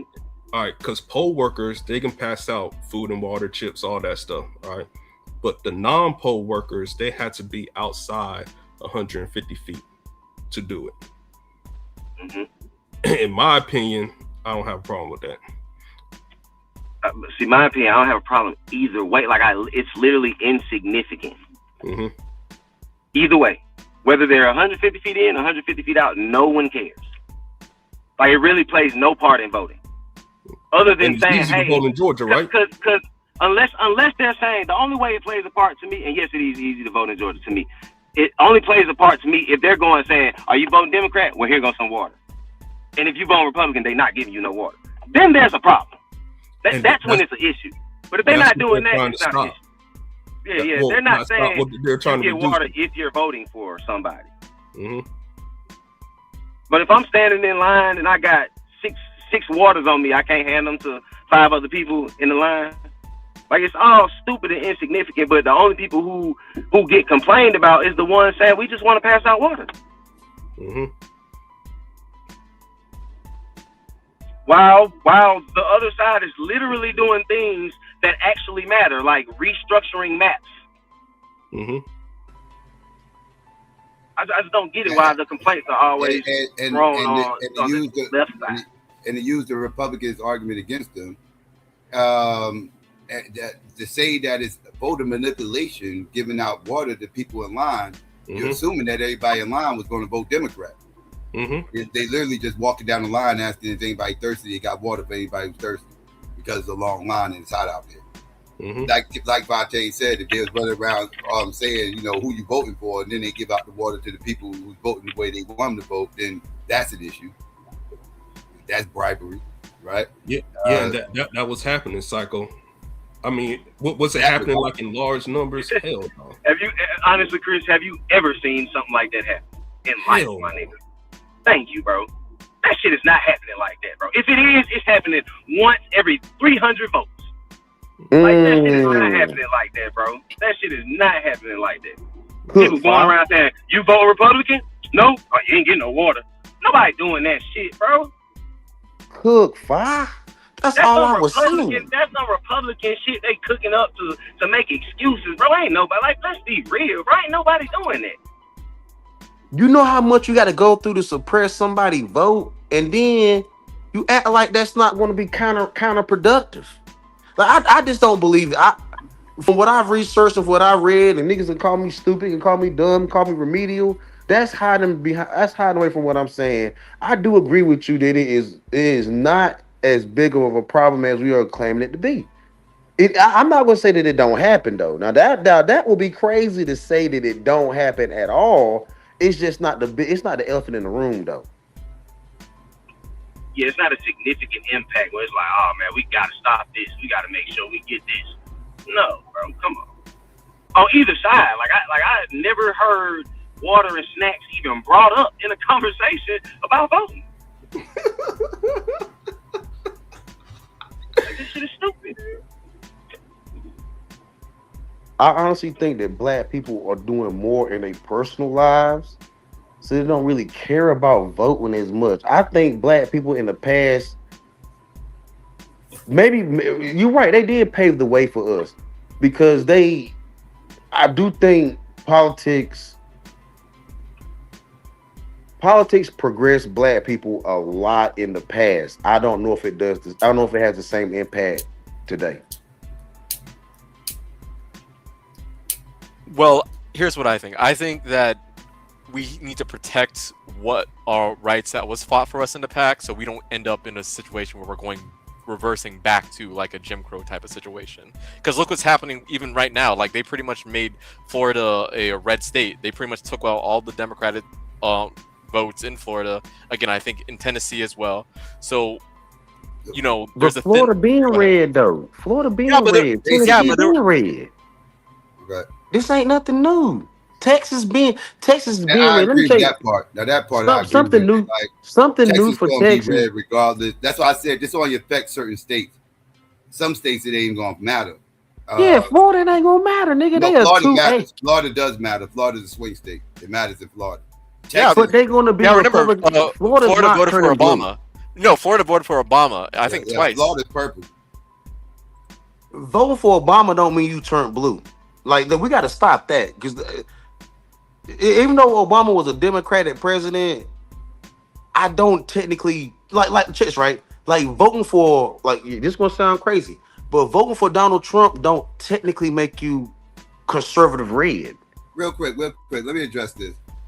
Everybody who got a problem with the water drinking and everything else in Georgia, y'all also shitting on Herschel Walker voters. Your boy Herschel, everybody that was going to vote for your boy Herschel, they passed out that day and they couldn't put that vote in for your uncle Herschel. Right? Niggas won't fucking with Herschel like that. Because everybody was crying about this water. Oh, the water. Y'all complaining about the water. Y'all complaining about the water. Yeah, y'all don't give a fuck about those black Republicans either. It's like Republicans. Y'all don't care about black people. Y'all don't even care about your own. You don't even care about your own Herschel Walker voters that's passing out in line in 190-degree heat out in Georgia. Most of y'all never even been down in Georgia in the summertime. That shit is ridiculous. Humid as fuck. What the hell we talking about? I just left a baseball tournament and got to go back to we about to play another game at 5. I had to leave in a little bit to go to that. But let me tell you, man, black people are not suffering the way that they trying to say we are. It just ain't happening like that, man. Like niggas is coming up, niggas is making more money than they ever made before. When you say that, you're ignoring all the ones that is fucked up, bro. It's a lot fucked up though. Like especially in these economic times, bro. It's a lot of people that's fucked up, and there's a lot of people that look like they not fucked up, but they fucked up. No, actually, I hear more white people complaining about the economic times right now than black people. I mean, I'm not gonna say black people. It's not a race thing. It really ain't a race thing. It's not a race thing. It's not a race thing. But if we were to go by numbers, I see a lot of white people complaining about how the current economy is going. It's always been more poor white people than poor black people because it's more of them. Period. I agree with that. I agree with that. Yeah, yes, they're gonna have more numbers, but I think if you do Florida, it like. Yeah, the thing about Florida is like the cities, that's like most states, the big cities run Florida. There's a lot of rural area where those boats don't get kind of drowned out by like the Miamis, the Orlandos, and Tampa Bays and shit like that, or whatever the case may be. That's where most of the large populations at. Well, that's what's a lot of them ain't Floridians. A lot of them ain't originally Floridians. They implants. Yeah. But see, that's what's happening in Texas right now. Because everybody thinks that Texas is red, but Texas is it's kind of purple, if kind almost maybe burgundy a little. It's not red or blue, but it's kind of in the middle. Because if you look at Dallas, which is blue, San Antonio's blue, Waco's blue, Houston's blue,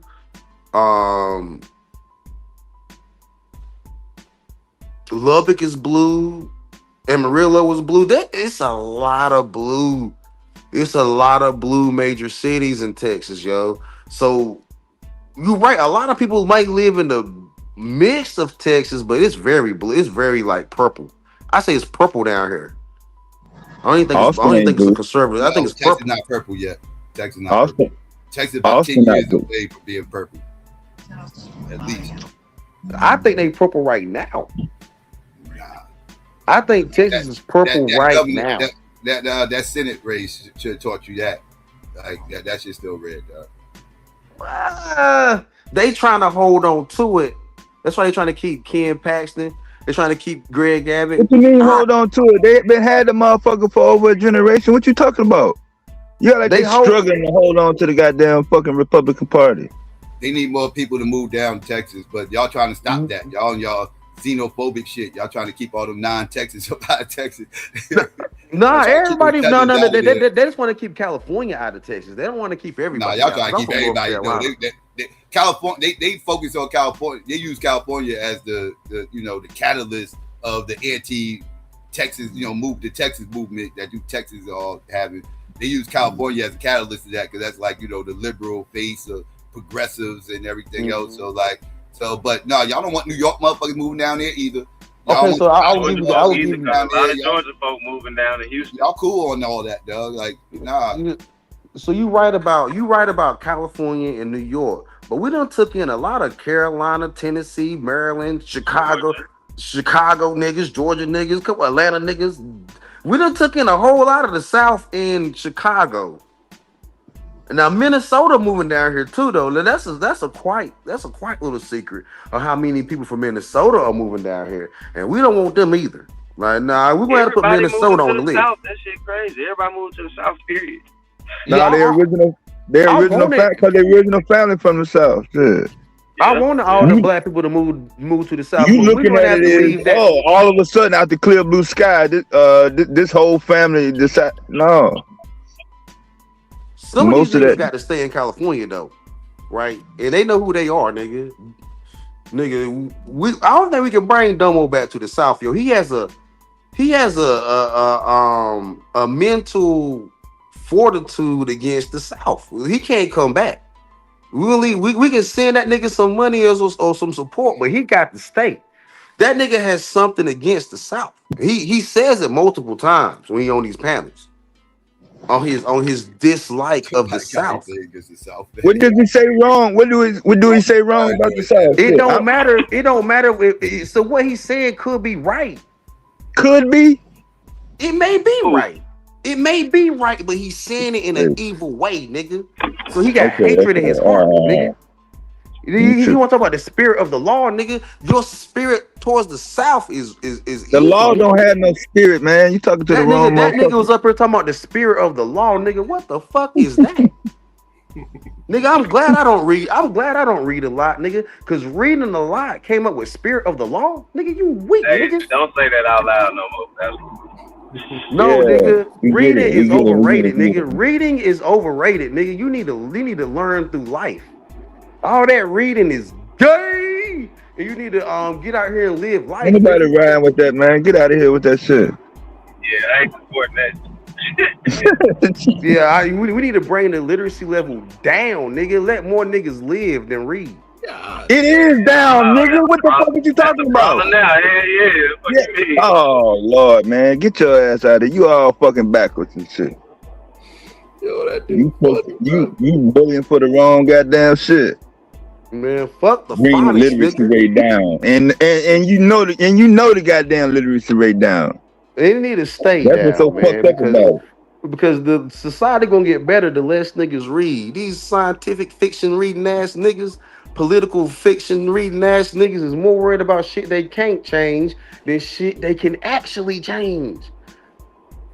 How you know what you voting for if you're not reading the policies that they want to Nigga, I ain't, cause I ain't voting, nigga. I'm a no voting nigga. I don't vote like that. I voted for Obama and I voted for Trump. Politics if you don't vote. I don't support politics. I don't really support politics like that. I voted for Obama because he was black, and I voted for Trump because I thought he was gonna do it with child support. You knew he had a white mama. You knew he had a white mama, and you still voted for him. Red pill shit in 2016. Yeah, nigga, exactly. Nigga, I thought he was gonna make crypto great and child support go away. So I'm like, nigga, I'm gonna vote for this nigga. I fucked it up, nigga. It is what it is. I voted for the nigga though. That's why we I ain't gonna lie about it. At least you admit it. A lot of motherfuckers don't even admit it. At least you admit it. Yeah, he admitted. Nigga, Crypto doing kind of good, man.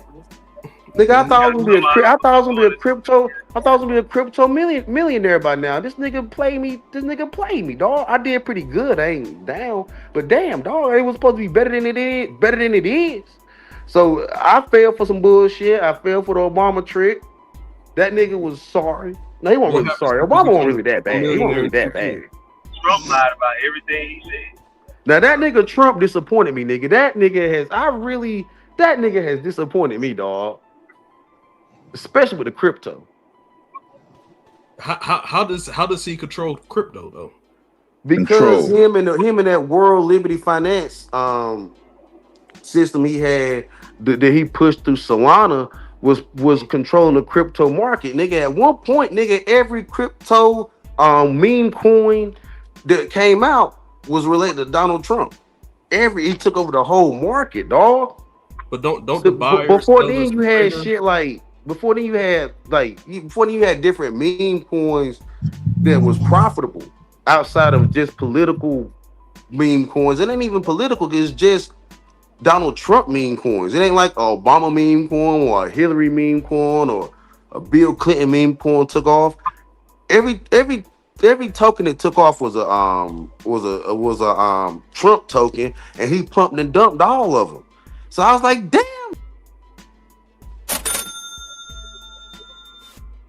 They got you again, Pastor. Yeah. Damn. I was waiting that guy. Waiting on him the rest of get the rest of his live. Now we gotta wait till he come back. Yeah. So, y'all think it's a new civil war brewing up? Hell no. Let's set it off. I don't know if it's something. Like, we too fat to be fighting in the damn Civil War.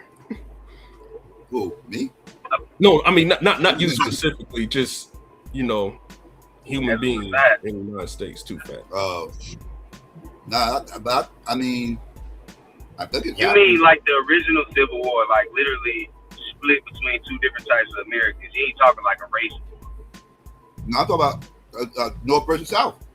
North? Yeah, okay, yeah. I think it's something brewing. I don't know if it's North versus South. I think it's more like North right versus left. I think motherfuckers politically, I think it's lining up that way.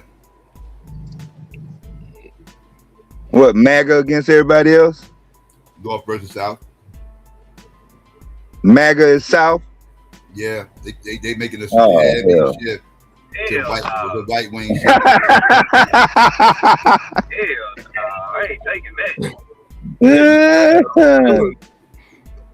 That's crazy. As long as they leave Georgia alone. I'm saying, line it up though. Line it up. See why you saying that? Look at all the connections from their government to their corporate, and then look at the I mean, historically, like the South and the North never stopped having angst towards each other. Like since the Civil War, like let's not get it fucked up. Like it's never been this homogeneous motherfucking America where everybody is just that shit. Like I said, the civil rights movement. I mentioned this earlier. Civil rights movement. A lot of people think that shit was about black people, right? Just like a lot of people think that the Civil War was solely about slavery. No, there was a lot of moving parts going on. Slavery was just the face of it, right? They made slavery the face of the war, but it was deeper than just slavery. Slavery was a part of it, but it was deeper than that. And the civil rights movement, it was deeper than black and white and shit. It really wasn't about that. It was about integrating the South. And motherfuckers up north saw money there, and they saw a missed opportunity for money that they wanted to motherfucking get a chance to get in on. But the only way they could do that was to integrate the South. So, yeah, with the Civil War, because you know all about history way more than me. what I learned when I went to college, when it came to the Civil War, it was about state rights and what happened, because before the Civil War, we had the Revolutionary War, we got our independence and stuff.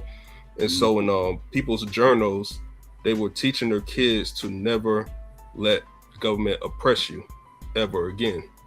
And that's why they're so hyped about the Civil War, something like that. Did you read anything like that? Well, yeah, that's the lost cause narrative. Don't get it fucked up.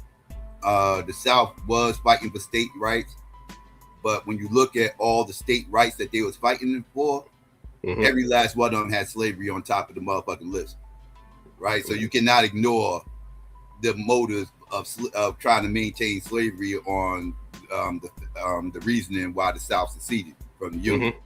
Now again, the North though really didn't give a fuck about black people outside the abolitionists, right? You had the abolitionist movement. They for their moral reasons they cared, right? But outside the abolitionist movement, the average everyday cracker up north, they didn't give a fuck about that. They didn't give a fuck about freeing them slaves, man. Them motherfuckers, most of them motherfuckers were pissed off that this shit is even going on.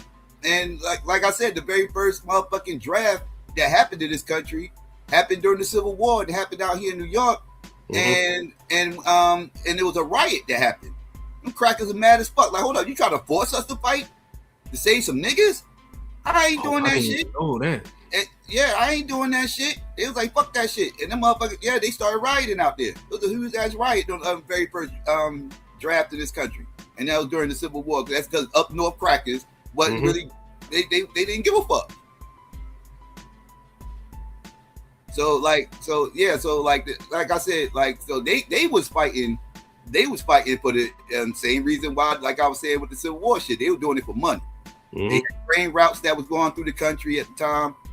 Transcontinental Railroad was getting built and everything else, and they was bitching about where they was going to build the route to go whatever from Chicago. Actually, it was from Chicago. They was making a route from Chicago to stretch out to California, and they was bitching about which side should they take the northern route or should they take the southern route and head like by Route 10 and shit. I don't know if you know Route 10 route. They wanted to take that route to get to California, while other motherfuckers wanted to take a northern route and end up out there by the bay.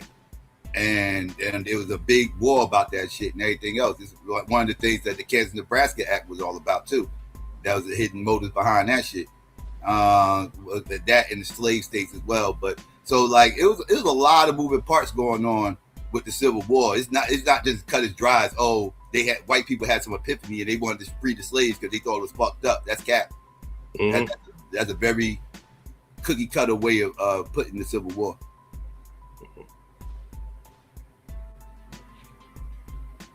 But yeah, it was over money though. It was at least with the North. The North wanted to industrial complex. They wanted to get the machinery, get away from slave labor. Not to mention they also was thinking outside the box because a lot of the other countries was getting away from slavery. Britain had already banned it in a few other countries, and they had to work out trade with motherfuckers, and they was starting to fix it to where they was trying to force America to get away from slavery too because they was uncomfortable with it, and they got to do trade with these countries. So again, diplomatic reasons, it was better for them to get away from it. Yeah, and the Queen of England at the time, Lincoln wanted her help, and she asked if are women able to still not vote, and he said nope, and she said nope, we ain't helping you. You remember that? Yeah. But we will buy that cotton. He said that. Yeah. It was a lot of shit going on with that Civil War shit. But again, and the South had all the wealth. North wanted to get control of the wealth too. So that you had that dynamic going on. There was a lot of different moving parts. What's up, Mr. Star? So what's this Civil War? What's the argument now? What side is fighting against what? Well, right now it's based off partnership, right? It's based off partnership right now. But a lot of the narratives and policies and everything, this, that, and the third, they moving backwards in time. They trying to get it back. I ain't gonna say they going back to slavery, but they definitely want to get it back to what, like the 20s. They would love to have it back to the 20s. You know, they want black people to go through tests and shit like that and everything else to get, you know, get the right to vote and everything. Really? Like, yeah, ultimately that's what they would like to go to. This is like the beginning process right here. Yeah, that'll be next. Like that voter ID shit, like that's a new age version of that. Yeah, but I know. It's not really targeting Black American. Well, some Black Americans, yeah, it is targeting some motherfuckers. Yeah, what's that on that federal thing? That I believe it passed the House on the Save Your Vote Act, some shit like that. You remember the name? No, I'm talking Save Act. Yeah. Is it the Save Act? Yeah. Yeah. Well, with that one, that shit is so fucking poorly written and broad that one say if the Senate votes yes, that one definitely go back in time. Because it's shit that you got to prove that you know you're a citizen. Mm-hmm. I mean, look at all the stuff they repealing. I mean, they're repealing everything. I mean, they moving backward. They're moving backward. But, you know, some people look at it as advancement. Well, okay, y'all say so. That's an interesting take on it, but okay.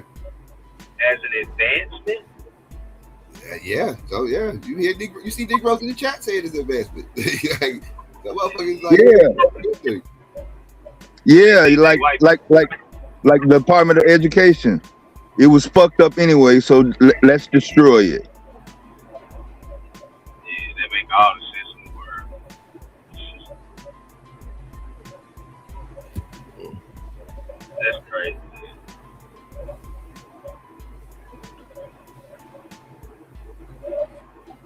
I think it's the some blacks had this notion that they want to be segregated again, but it's cool being segregated by our own means because we want to be, but not by the law that they're implementing. Mm-hmm. I don't want to be segregated if they're implementing the law to make us segregated. I want to do it under our own. You know what I mean? Under our own. Like, yeah, I'm a separatist, right? I'm not a segregationist, right? I'm not with the laws being put in place and this, that, and third. I'm all for separation, though. Like, I promote separation, but we do that naturally. We naturally separate, you know, black communities everywhere. You know, we around each other, right? And white people are around each other, Asians are around each other, Latinos are around each other. You got de facto separation everywhere. But the segregation part, yeah, that's a bit of an issue. Yeah, I got the way you just distinguished it between the words. Yeah, I agree, because by law that's segregation, by choice that's separation. Correct. And what they doing is all by law, and it's pushing us out of having power when we already had to go through decades to gain what little power we got.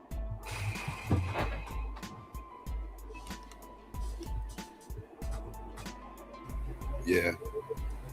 Hey, I just came on here to commend Psycho for learning from me. All right. What's up, Psycho? Hey, but now, bro, I like the point you made, though. I wanted to come on and make that point earlier when Domo was on here. But, yo, you teaching, bro. You should go ahead on the build on that, because it is reverting back to a North and South thing. As it was in the beginning, it's going to be in the end. And I was telling them last time, Domo and all of them, that the civil rights and all that stuff and all these voting changes and all that stuff was a result of not just slavery, but the taxes on slavery.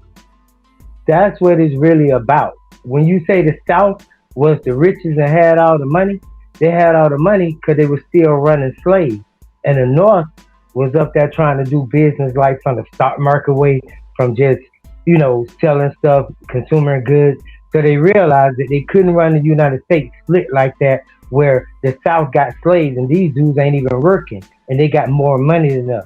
So they decided to go to war and actually have a civil war.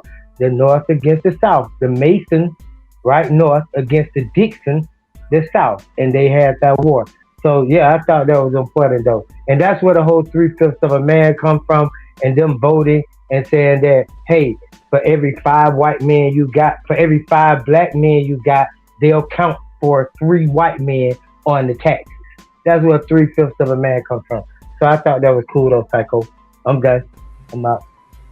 No doubt, no doubt. But yeah, because I was looking at that map right now and looking at all the places that's going to redistrict and thinking, okay, the Democrats start doing the same thing. They're going to lock down these states. And I'm just thinking about how these maps are going to look. And yeah, you're going to see vast majority of the South red, vast majority of the North blue. Well, let me ask you a question, Psycho. Yeah. Remember Georgia back in the day used to be Democrat until the real early 2000s. And the Democrats, they gerrymander for their favor, but it didn't go in their favor and they got bodied. Like, do you think that can, since it happened with Georgia, it can happen with other states. You know, people just get tired of that political party and, you know, they vote somebody else in a different party. You don't get credit like crazy. Like you don't get credit to the other party. What, for Georgia? Yeah. I mean, but man, I was fucking a child when that shit happened. So I guess the Republicans have better ideas for the state of Georgia. And, better? Yeah, that's what I'm assuming. Because it's mostly Republican, been there for a while. You know, you got Democrats in certain areas. Chris, I'm gonna ask you this: like, from the white people you come across, know or whatever in Georgia, do you think they, especially the Republicans, you think they make votes like based on like intelligent decision, like real research, or just who they like as politicians? Both. I must be around some dumb ones then. More so one than the other. Dang, that's a good question. I don't know about that one. You just hate to say it. You know the answer. Like you just hate to say it. Yeah.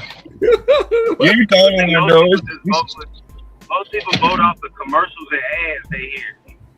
Like, they ain't got no research. What else do they go on?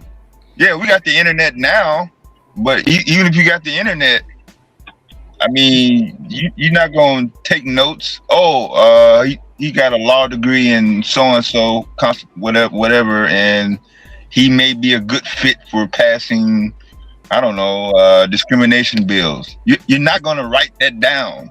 See, Devin Fye, this is where I differ at, you know, for Georgia. All right, a few months ago, we just had the Public Service Commission. You know, that's about, you know, those people, they're the one that vote on the rates, you know, increasing your energy bill or decreasing it or putting a freeze on it. The Republicans had that office seat 15 plus 16 years, right? And your power bill, your rates kept on increasing.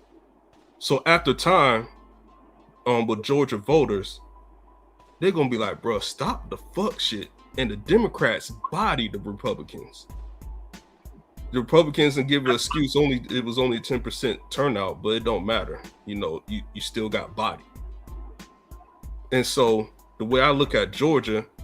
Did the light bill go down? Say what? Did the light bill go down? No, before the Republicans, they put a freeze on the rate increases. A 3-year freeze, or it was a 4-year freeze, one the other. Oh, it didn't go up. Yeah, it's just freeze right now. And so the way I look at it, you know, just the way I look at it as a current, you know, history in Georgia, and when I mean current, when I was able to vote, so from the Obama era on up to now, Georgia voters, they will give you a chance, but when you start fucking up, they're gonna vote different or just not show up. I agree with that. So I voted switch. Yeah, John Ossoff ain't nobody beating him except Brian Kemp in a body bag scenario. Nobody's gonna beat him because John Ossoff, he does the work. You know, his constituents, especially those veterans, ain't nobody fucking with him. I damn so support Ossoff. Yeah. That's my wife. Warnock, ain't nobody messing with him in his area. You know, I get money Warnock, from Warnock. yeah. Yeah, he does a good job, you know, for his constituents, and you know, people reward that. Nisha Mayer, she's running for school council. She was, not school council. School board. What is she running for? I forget what she's running for, but she used to be a Democrat, and she went Republican because she wants, you know, kids to have good education, and it's hard. The Democrats don't give good education. Is that it? No, well, her issue is Nisha Mayer, her specific issue is when she used to be a Democrat, she really wanted school choice, and her side kept on fighting against it, and the stuff. She wanted the superintendent, bro. Superintendent, yeah. And so people in her area, they know her, and she actually does the work. And so, you know, I think she's going to win superintendent, and you know, people going to reward her for it. But if you'll fuck up in office, you know, one day they're going to get tired of you. Even when I was going to school, the first year superintendent was 90,000. I'm sure it's more than the 6 figures now.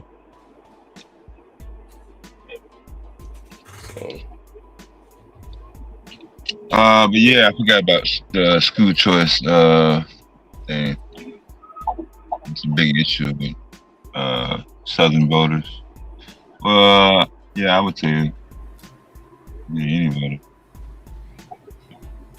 We need some of the stuff they doing in the school though, they let it pass by, and then I feel like it all be a setup. Like they'll allow like the Bible or the 10 Commandments in the school, but what people don't know is once you do that, then Satanism is a religion since 1966, Ronald Reagan.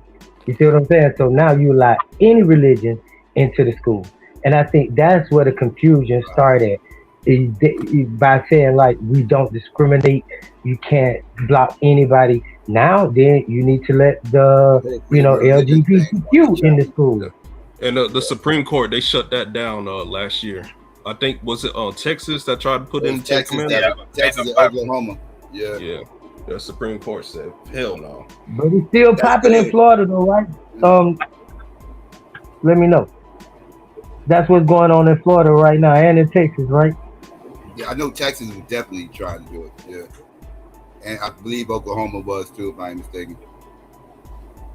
But and that definitely shouldn't be going down. That's a problem. Yeah, if it goes down to Catholic school, that's cool. It's a Catholic school, right? It's a private school. It should not be happening in public school. That's right. Yeah.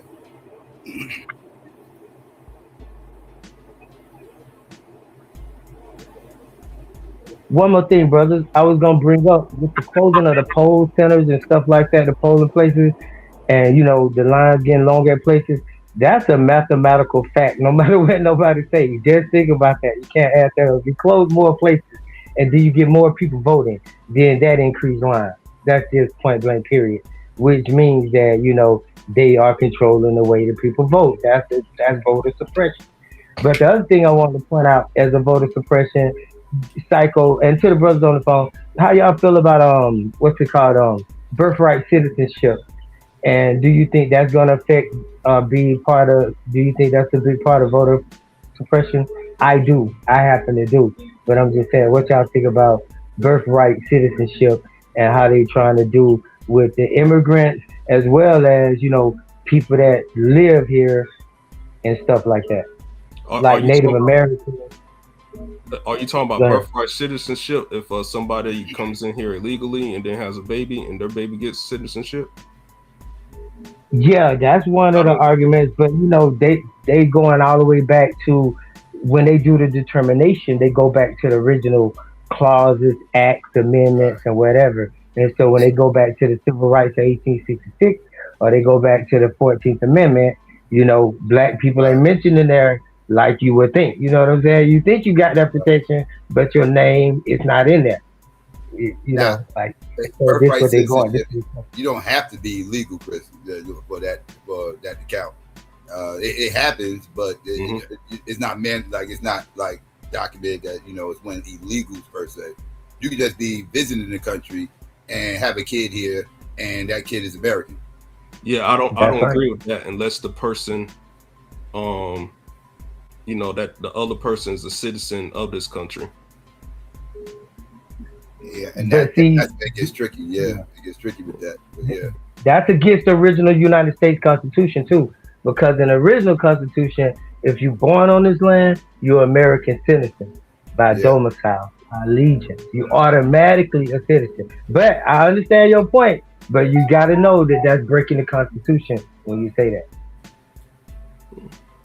Well, the Supreme Court, they looking into it.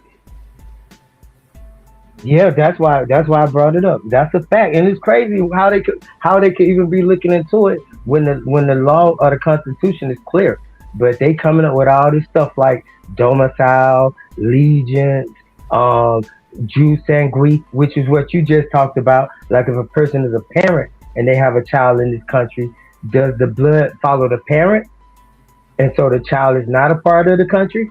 Or is it jus soli, where the blood follow the soil, where the child born on this soil, under this domain, under this jurisdiction, you see what I'm saying? Then does the child belong to the United States, who has jurisdiction over the child, or who the child has allegiance to?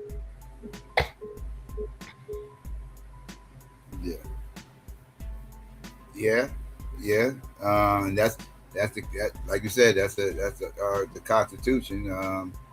That's what Donald Trump was pushing back against when he was running, and he said that was meant for black people, the free slaves or whatever. He's partially right. At least if he's talking about the motive behind the amendment, he would be correct. We were the catalyst for the amendment, right? But the way it was drawn up. And this is what this cracker always does. It don't matter who the catalyst is. They're gonna make sure they draw it up to where they can get something on the back end. So they got drawn up to where it was not just slaves. But also, but I think that's how you have to do it. If you have a country that you're saying everybody equal and everybody the same and everybody under the same law, then when you implement these things that you're saying, hey, we need this in the Constitution, you can't just say it's for one particular group of people. You have to make it for everybody. Correct.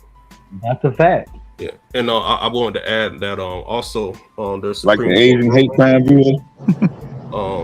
Just like that. Yeah, back in the day, there was these two Chinese residents, because back in the day, Chinese people couldn't have citizenship in the United States. And so these Chinese residents, they end up having a baby. And what happened was that the Supreme Court ruled that their child was a citizen due to that they have a residency in the United States, even though Chinese people weren't able to be citizens. It's a Wong versus something. Yeah, Kim Wong Ah. That was it. That was it. Kim Wong Ah. Yeah, that's the name of the case we're talking about. When the hell did this happen? Obama kissed a dude in the mouth in front of a whole and his wife and Oprah. This happened? I've never seen this. That's some wild shit. I ain't never seen that. I don't know about that. But yeah, but now this does extend to like Native American people, because they born here, right? But they have an allegiance are a different sovereignty. So although they born in the United States, they're not considered citizens of the United States because they have a different allegiance to a different sovereign. So now listen to the word allegiance because it sounds very much like the word pledge of allegiance. But this is just allegiance. So now you can have a diplomat, right, come over here from another country, and he can have children in this country. But those children are not citizens because they have allegiance to the country that he's in. But now, does this apply to regular civilian type people that's not Native American, that's not diplomats, that's regular immigrants, or regular people that just travel here and stay over here without a green card, whatever, however they get here, does those rules apply to them? And that's the argument. Yeah, because to your, you could disagree, I'm just asking. To your point, Native American diplomats will be special circumstance. No. Yeah, they would be called extraterritorial sovereignty. That's what they call it. They have an extraterritorial sovereignty. So the word territorial, jurisdiction, these words become important when we talk about stuff like this because this what is based on domicile, allegiance, this what is resident. Yeah, but you're right.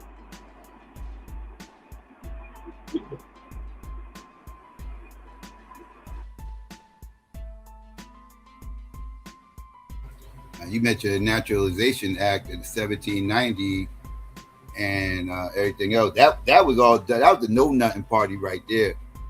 Them motherfuckers, they was the FWAs for real. They the original FWAs. They was not dealing with no crack ass tethers. They was trying to keep them motherfuckers up out of here, but they was putting. That's when they started putting laws in place on how people can become naturalized citizens and everything else. And Know Nothing Party was against all that shit. Yeah, you be on the Psycho for real. Naturalized and nationalized too, cause that's the argument that they having too now, Psycho. Like you just said, naturalization, and they trying to compare naturalization to nationalization and derive the definition of birthright citizenship. Right. That's why I was talking about the Civil War. So the white Christian nationalists, that's MAGA? Yeah, hell yeah.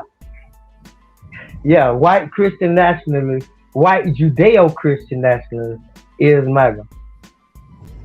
MAGA.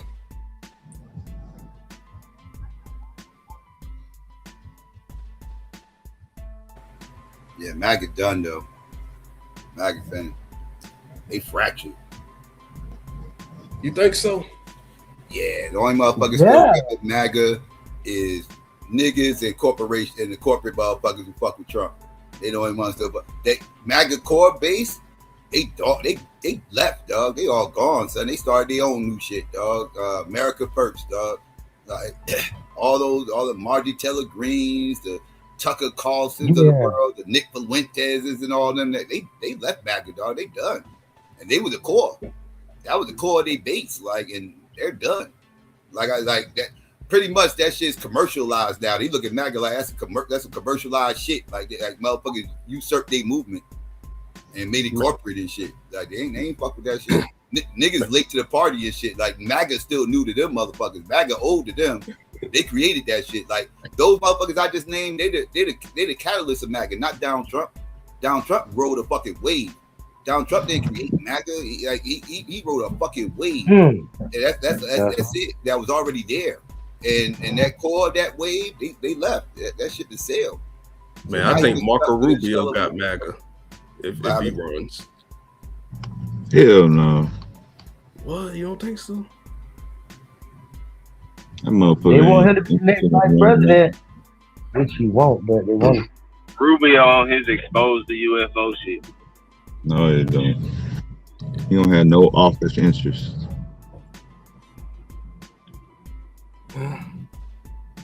If you think about it, though, I think old boy running for president after. I think he gonna run. Who, Vance? Yeah, I don't think Vance got a chance. Count his ass out, bro. I don't think he gonna run. I don't think the Republican Party. I don't think he'll win the ticket. I don't think he'll get out the primary.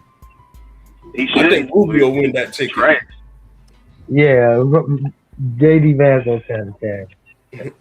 I agree. No, I agree. He don't stand a chance. I just don't see who, like, the Republican is so up in the air at the Trump as far as who their candidate would be. I think they're going to try to get away from. He too attached to Trump now. They're not going to go with J.D. Vance. They're going. The Republican Party want to get away from Trump. I'm gonna tell you, like they really want to get away from Trump. But Psycho and 5, Rubio does every goddamn job. That's a real Mexican. He's working. I'm being serious and funny at the same time, man. Yeah. Yeah, it'll be interesting to see who's going to run on both sides. I don't know. I couldn't tell you who would be a good Democrat nominee either. I don't know who would be a good Republican nominee or Democrat nominee. Jasmine Crockett. Oh shit! I don't think Democrats going to want to go with a woman. Let her win, man. Let her cook. I don't think they're going to want to go with a woman this election. I think they're going to go a different direction. Hey, but you know now, wait, you said you don't know who's gonna run. I'm sorry, you said you don't know who's gonna run. You know they already said Kamala want to run again, though. I definitely don't think it's gonna be Jasmine to get it before Kamala. They'll be fools to go with Kamala again. They'll be fools. I agree, but listen, now you know Kamala got the whole, you know, we can talk on this show. She got the whole gay gang behind her, though. You know, the whole LGBTQ, the whole sex change, all the intermarital, you know, they with that pushing that agenda, the whole thing about schools and the whole thing. So she got a big push behind her right now. So I hope people stop that. And she got, you know, that Hindu bandwagon behind her. Because I try to tell people my theory. They bring it. The Hindu, I forget what state he just won, but he just became just like Mandami. You know what I'm saying? Where he at? I don't know where he at, but another Hindu dude just won. I think his name Rami Yama, something like that. So y'all check him out now. So they bringing in the Hindus, they got in the Jews, the Israelis, they got in the white Christians, right? They in there, and the last people is the Arabs. And the Arabs are moving out, right? The Africans just kicked the UAE out of Africa. I don't know whether people know that or not, but they leaving. And they're gonna be joining forces because their bases are American bases. They loyalty, allegiance is to America. So it'll be the Hindu, Jewish, white, Christian, Arab nationalists in America, and they not including black people in that. Trust. That's just my theory, though. Yeah. Yeah. Yeah, because look, Cash Patel, Hindu, Kamala Harris, Hindu, Mamdani, Hindu, all the other people, you know, you can look around the board, see all these Hindus up there, then stop. Then you look across the thing, you got Kushner, you got Rubio, you got all XyayX, all these, they look white, but they are for Israel. They'll tell you that off the muscle. Rubio is Rubenstein. XyayX is Seth from the Bible. These are biblical names. They're just like Netanyahu. They're not American names. XyayX is not an English white man name. It's not a European name. That is a, you know what I'm saying, a Middle Eastern supposed to be named. They named themselves this in order to show that they was on that team. That's what they're doing.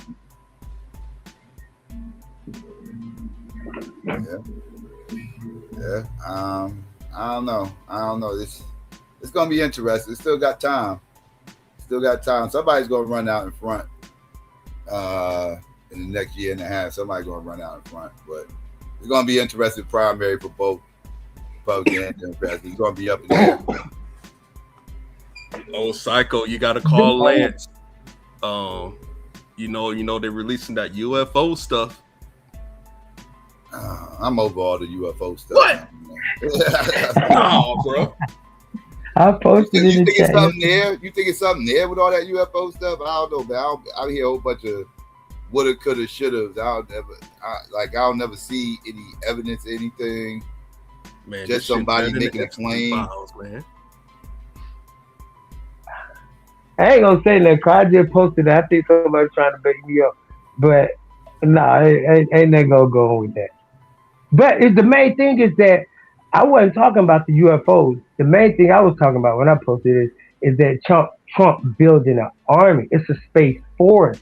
It's something where they start a military in outer space so that they can start claiming territory on places like the moon and on Mars, and so that they can be able to defend it. Now, I don't know if people know this, but it's gypsum on the moon. So it's minerals on the moon. It's minerals on Mars, regardless of whether there's life or not.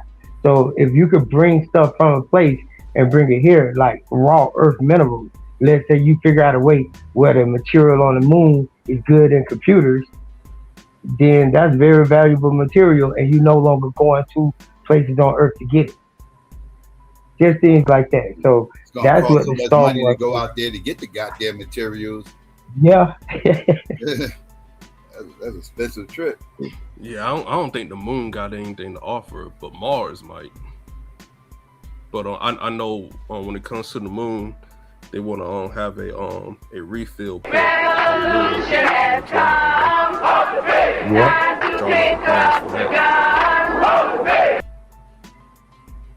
There's minerals on the moon that give you a better idea of how the Earth came into being. What, a goddamn moon rock cycle? Yeah. How much that shit worth? Well, the moon got formed from debris from the Earth. Oh, that's true? I didn't know that. Yeah. Yeah. I didn't know that, bro. Yeah, they call it Theo.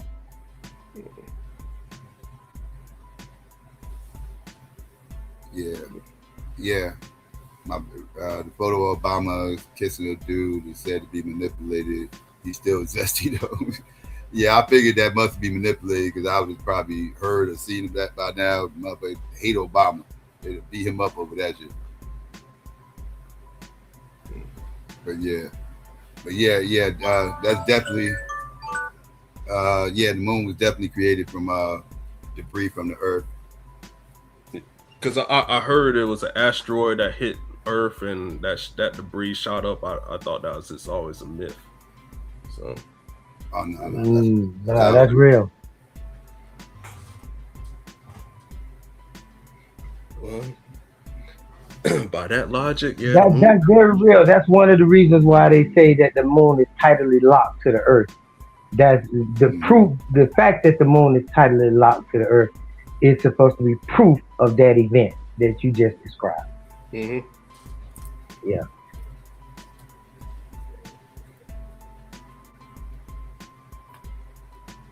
So what part on planet Earth did that asteroid hit? Do y'all know? They say the Grand Canyon. I think that's the asteroid that's the asteroid that killed the dinosaurs. The ones that out there by Arizona and all that. And then some people say I'm not sure where that is. And then some people say the foothills of the moon that Dr. Ben say at Mount Kilimanjaro, Mount Rwenzori. That's what they say. Yeah. That's crazy. But they say you can look inside the Earth, and they say you can see a denser part on one part of the Earth towards the center, where you can see where that thing that hit the Earth called Theia implanted itself inside the Earth. You can still see, the difference of the material. This can be found. This can be traced. Asteroid that magnitude hit the Earth right now, we done. Ain't nothing we can do about it. Ain't no running from it, nothing. We done. Finished. That's what they claim the space program is for too, but I totally disagree. You know what I'm saying? I totally disagree with these plans that they're going to be manipulating asteroids and comets and shooting them down and making them turn different ways with lasers and stuff. All of this is just fear mongering and mainly just spending a lot of money on a bunch of bullshit on hype that people buying into when niggas ain't got shoes, clothes, food, shelter, and different things like that. Streets ain't clean, people on drugs, and no, it don't even make sense. So it's just ridiculous. And ain't nobody trying to shut down the space program, NASA, or nothing. I'm saying that the lobbying and the money, the way it's being spent, is misappropriated. Is not right. It's too much. They being were put in one doing area. that before NASA got created, so they didn't shut them down. Why you expect somebody to go up there and turn them lights off? I didn't. That's what I just said. I'm not saying cut NASA down, the space program, the NSF, or nothing else. Not even cut off military spending. But if you're gonna spend $20 billion a day on the military, and then you tell me you don't have money to help with Medicaid, Medicare, food stamps, all that stuff, you don't have that money. Yet the people where you getting the money from is the taxes that they pay. But you tell those same people that pay those taxes where you getting the money from to fund the military, you tell them you can't pay them Medicaid and Medicare. Is that crazy? So you feel the money for health care that's missing is going into the military piggy bank? No, it's nothing missing. It's nothing missing because they just make money like they want to make money. It's nothing missing. I'm saying the only thing missing is the power to make them recognize and acknowledge and actually pay the people that deserve to be paid. Period. This a government, this republic, you have a responsibility for the people, the citizens of your country. And if you can't fucking feed, clothe, and shelter the people in your fucking country, then you're not a fucking president. You're not a country.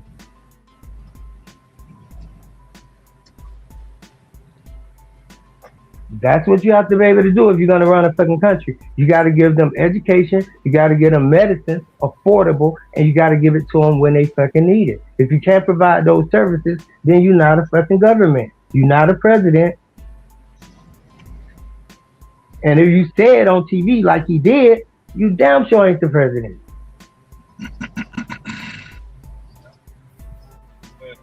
See, if you know, I'm gonna shut up, but you can't. If it's my house and then anything happen here, it's my responsibility. I'm the man of my house. Anything happen in the United States, once you put on the title president, it's your responsibility. You can't start pointing fingers and shit. I can't say like, hey, that was my son threw the rock at your car.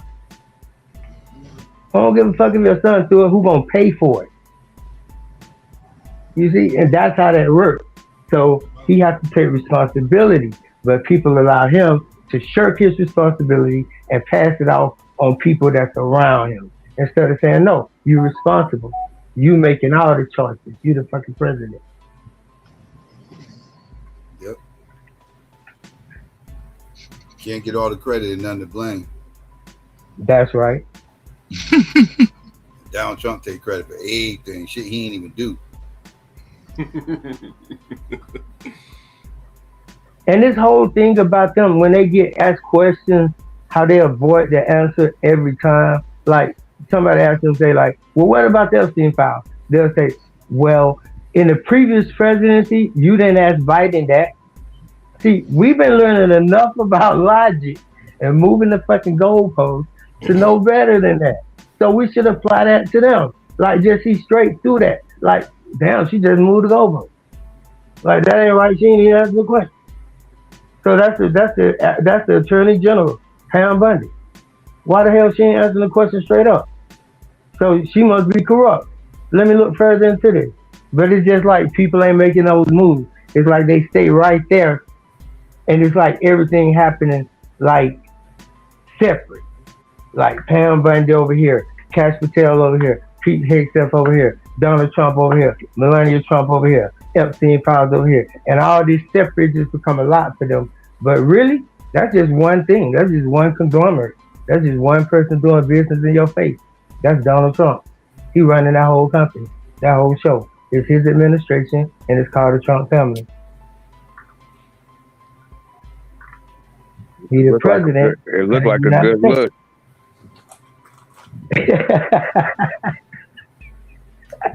Yeah, that's how you put the papers on. That's exactly how you put your peoples on the move over here. That's right. For real though. I know what you're talking about. Yeah.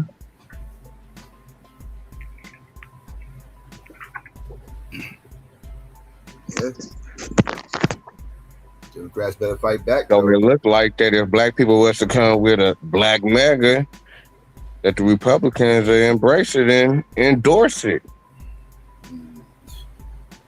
Under what cost though? You got to bow down to what they saying. Fuck you make you think we got all we got to do what white people do to get ahead?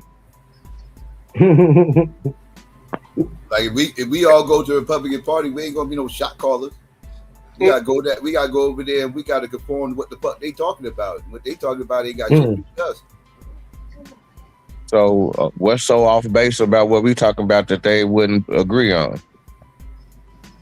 Everything. Yeah, like they run campaigns on being anti-black. Like the people that if they want to keep their core base happy, they ain't gonna do shit for us. What's campaigns on anti-black? The second they start doing something for black people, they lose their core base. What's a campaign that's out against that's anti-black?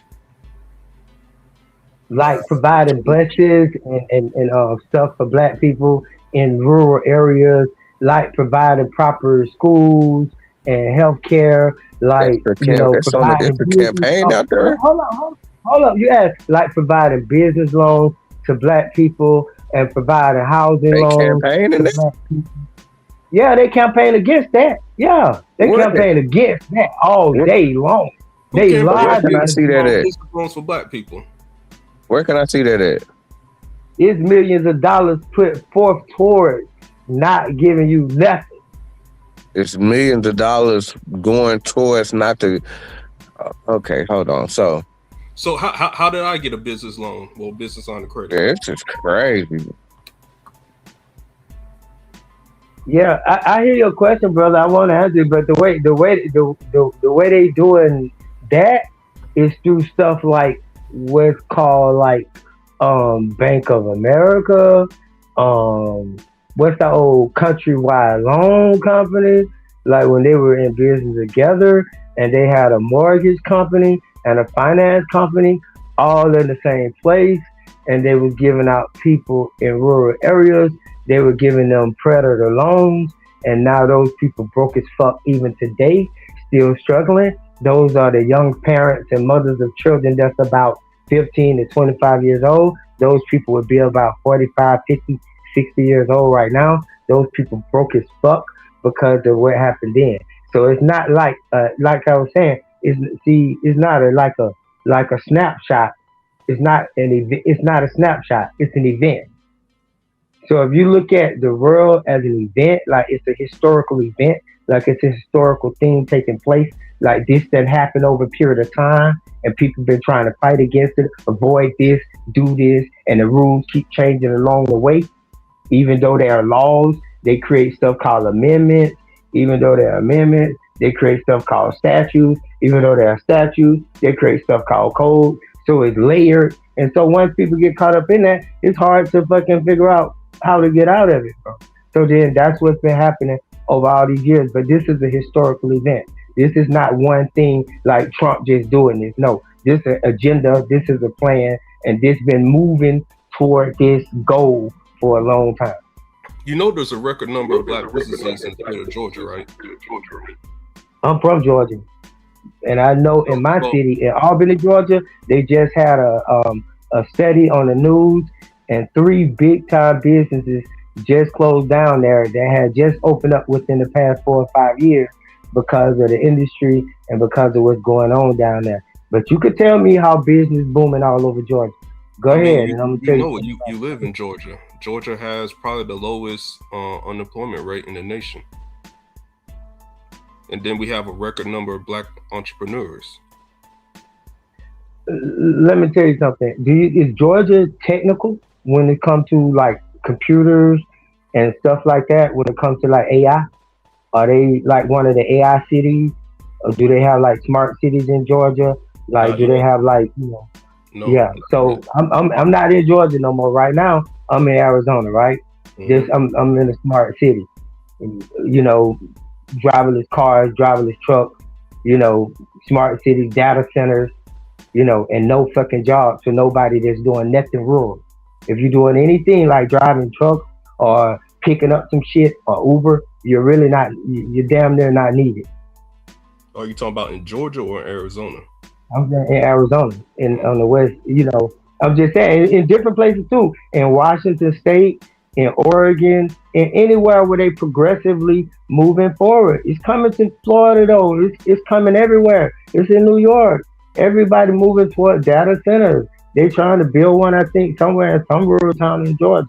But yeah, so I'm saying with the advent of AI, see, that's what I mean by when we look at our individual situation, everybody can find a reason to go against something. And I heard the brother Domo explaining the same thing, and I agree with him that when you look at your individual, he didn't say this, but this is what I felt he was saying. When you look at your individual situation, then individuals can always say, like I heard a brother tell him, like, people get money in Georgia, bro. And I wrote in the chat, fucked up me in Georgia, both hands raised. I mean, not in Georgia, but just fucked up out here. So everybody ain't just getting money. So if y'all know how to get to the bag, fucking show Babylon done. Cause I ain't seen that motherfucker in a while. So I'm trying to figure out what the fuck y'all doing to get to the bag like that. And so far as these jobs in Georgia and stuff, I'm gonna shut up after this, is that, I just feel like those would be more, hands-on, more, southern type of jobs. But when you're talking about people that live in big buildings, that's been working for telemarketers for 10, 15 years, people that's been working for AI companies at Google and making their money that way, those people are going to be unemployed.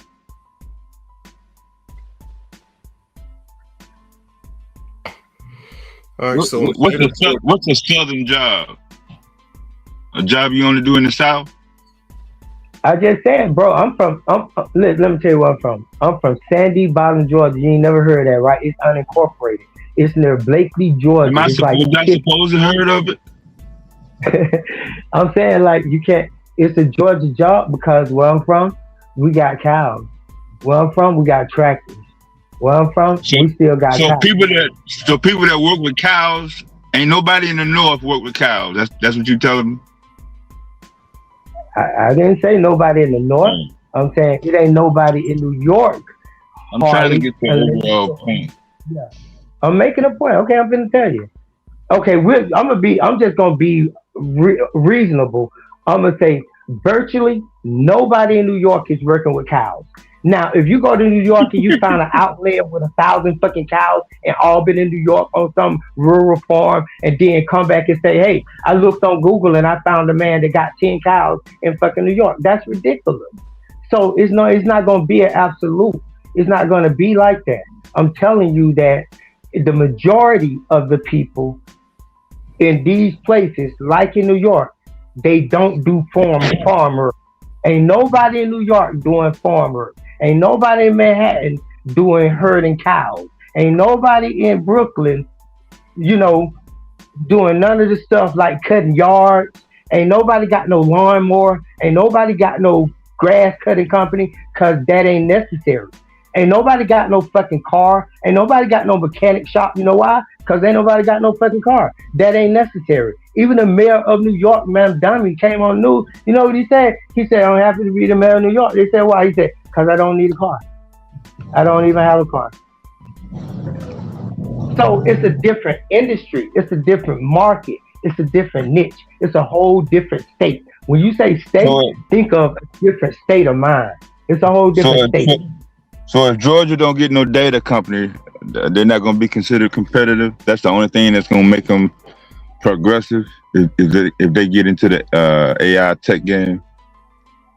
No, that ain't the only thing that'll make them progressive. That'll be crazy. No, that's not the only thing that'll make them like be a smart city. But in order to be smart city, you're gonna have to have high tech stuff in it, like to be called that. You can't be called a smart city and be a farm. A farm is a farm. Don't they have robots out in Atlanta already? Yeah, I still don't get your overall point, man. Yo, what's going on, y'all? What's going on, fellas? Yeah, we had that self-driving cars for them. What's up, Marty? Yeah, what's going on? You said it's some driving cars out there, Chris? Yeah, that Weibo, whatever that thing called. Hey. I seen the robot tell the white man to move. He was trespassing. Yeah. Hey, and then those food delivery services, they got the bots that deliver food in Atlanta. They got them bots too. They got those bots and shit like that too in Arizona when I was out there. They got self-serving cars and shit like that. Like I was like, oh shit, like we ain't got this shit in New York. You know what I'm saying? They got cars driving by itself and everything. I'm like, oh wow, the world is really changing before our eyes and shit like that. You know? By the time you know, we're gonna have flying vehicles and shit like that. Watch. It's gonna be when we old people though. You know what I'm saying? We're like, oh. You know what I'm saying? I'm trying to live for those times. Let me say this, man, because people say crazy shit. Like New York City is different from New York State. New York State farming generated over $8 billion in market value of agricultural products in 2022, with approximately 30,650 farms covering 6.5 million acres. Dairy is the leading sector, accounting for roughly half of the total agricultural receipts, while the state ranks in the top 10 nationally. What are we doing here? Yeah, don't get it twisted. Don't get it twisted, Buddha. We just let him talk, man. We just let him talk. We using fake ass statistics. We using fake ass statistics and talking about nationalism when we could be talking about international stuff, right? And if you talk about the GDP or the gross national product, Babylon Don. All right, what Buddha just read though, that's a lot of farms though. That had to do with the total population of New York State. New York City is different from New York State. Most of New York State is agriculturally oriented. What the fuck are you talking about? It's a rural state. Are you fucking ignorant? And you always come up here with this, man. You say you're a linguist, you're a mathematician, you this and that, and you've done nothing, my nigga. You've never shown nothing. You haven't showed a garden. You haven't shown nothing. All you do is talk. I'm tired of the fuckery. Me tired of that fuckery. That shit was crazy. I'm you came up just in time, Marty, for the Buddha crash shot. That was crazy just now. Yeah, this is a Mother's Day crash shot. Of farmland in New York City. That's not so to say it's no farmland. It's a lot of farmland. Yeah, it's a lot of farmland in New York City. Niggas don't know. Niggas know. Niggas not New York City. Sorry, New York State. New York State. There's a lot of farmland. Yeah. In New York State, there's a lot of farmland in New York State. But a lot of people when they hear New York, they think about New York City. But it's a lot of farm. New York. A lot of New York is green. Most of New York is green. Only the little part is that city that's like that, and a lot of New York is spread out. New York City is a fucking island. You're not even connected to the shit. What the fuck are these people doing? No, we covered that already. We went down to Adirondacks live on cam. We went down to Adirondacks. What's wrong with people? My God, fuck lie. I wipe it, y'all. Sometimes. We just let him go, man. That dead.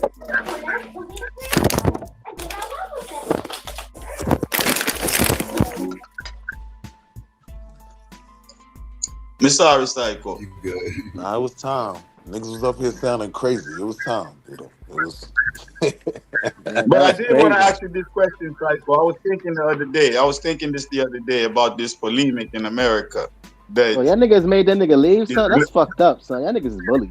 This black and white thing, right? I want to know if most people in America are in the middle of the extreme, right? Because when you think of like the concept of just a pure black person, right? That person stands out amongst black people. Like if you really, really black, your name gonna be black.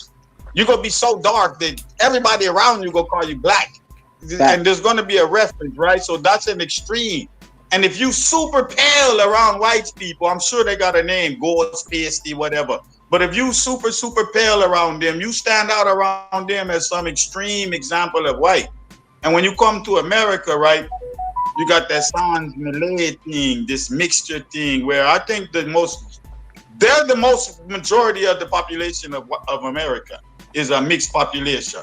That it's already a mixed population. That those extremes that we see as black, even you got to go to a 70% to even categorize black in your categorization. And I'm sure they probably got that type of percentage for white also, but most of America's already mixed. When you really look on it, what do you think about that, Psycho? I was trying to reason about that the other night. I wouldn't say most of America is mixed, but I understand what you're saying. You're saying most of the people in America have some admixture, right? Have some admixture to them. Yes, exactly. Yeah. So, I would agree that most of America does have some type of admixture today, but you know, it's just like with the Japanese, though. And hold on. It's just like with the Japanese. It's just like with the Japanese and the Chinese, right? Like the Japanese is like they like us over here, like the people in like the black people in America and the Caribbean. They have admixture to their DNA and shit like that. So, you know, I see where you're coming from in terms of the admixture. I would say a lot of people in the world, probably like different cultures too, have unless they original tribe of the people, so it'll make sense. But what I'm saying though is, if you got admixture, then you're basing your identity as the closest you get to an extreme in this polemic, in this duality that people have set up. Yeah, I mean, at the end of the and so you have to have an abstract idea of what black is, and then how close are you to that abstraction, and then you got to have an abstract idea of what white is, and how close is that person to that abstraction for you to actually make a decision on what their admixture amounts to in terms of their racial identity. So I was just trying to reason with you the other night. Like, I'm not saying nothing definitive. It's just something I wanted to bring up for discussion. Anybody can comment. It's not argumentative. I'm not trying to debate anything. It's just something that was ruminating in my mind. You understand? I mean, well, me being 92% African, you know, I look down on a lot of black people. You know what I'm saying? That's not really. You know, I really do look down on a lot of other black folks, whether it's in the Caribbean or, you know, in America. Nah, I'm just fucking with y'all. Y'all know I'm just playing. I know I'm not like that. You're on your provider, right? You're your royalism. Got some pussy. DNA. What does that happen though? What if niggas started using DNA like that? Like, you understand your DNA really mattered in terms of your social ranking. That's crazy. Yo. Yeah, that's crazy. I'll be the top nigga on this panel. But that don't relate to your skin tone though. The darker your tone, that don't necessarily mean the blacker you are. Yeah, that's true. That's a fact. Yeah. That's why I was ruminating on all of this, because I was thinking about that. That's true too. That's why. But hold on. But that's why I have to go back. Hold on. But that's why I have to go back to the objective information, which is the DNA and the percentage, right? No. I was trying to really get down to like how we define black. And I was really thinking that's where that came from. And I was like, well, in the abstract, you understand? I know niggas that's black. I'm black. I'm really dark, but I know some people that, nah, nigga, you black. You know what I mean? In just common parlance and joking. And I just got to ruminating about that. So I was like, what is the abstraction? What is the metaphor that we're using behind these definitions and these categories? Because, you know, everything always going to go back to rhetoric for me. You already know that. So I was just ruminating. I was like, I want to bring that to the panel, see what Psycho and rest of the brethren can think about it. Maybe somebody can give me some insight and have some other ideas. Because it was on my brain. Because I was like, really, there is no categorization outside of how you see that abstraction and your proximity to it. Otherwise, I don't see what else you're talking about. For me. No, I could be wrong. No, it's gonna be all for mostly looks. White. I mean, we know the white I'm stuff. talking about racial. I'm not talking about social now and all of that shit. Yeah, you came up here before and you showed the chart on who doesn't qualify as white and everything else. And they was doing it in context of the ethnic amongst with black ancestry and everything else. They had, obviously they had the biracials, and you had the quadroons, and you had the octoroons, and you had the hexaroons, and like it just when Plexi v. Ferguson happened, they were challenging like I think motherfuckers like 130 some wild shit. Like it was more than 116. 132 or some shit like that. Like it was some wild shit. And that's why they use homoplexy to challenge the whole thing, because he was white passing, it would be an understatement. That was a whole white boy that had a black great grandparent, and they used him purposely to challenge that whole rule. And that actually was a bunch of mulattoes out in Louisiana, oddly enough. Another Louisiana case that. Come on, Psycho. I ride down Homoplexy Boulevard almost every other day on my bicycle when I take my bike ride. Come on, man. I know the story. You know what you're talking about. Yeah. No, I was literally that didn't know. I was just talking. I wasn't saying like you didn't know, but Psycho. No, I'm just letting you know, Psycho. I know you know. I'm just saying I'm right there in that historic district. I'm literally, the railroad runs right by my house. I'm right by that railroad. I'm by all that happened. Mm-hmm. Yeah, I'm right by there. Yo, Psycho, you watched that shit that I sent you yesterday with the African American shit? Nah, miss. But hold on real quick. Hold on real quick, Marty. I want to refer back to what Psycho was saying. Yo, you would have been. It would have been a topic for tonight, bro. You should have watched it.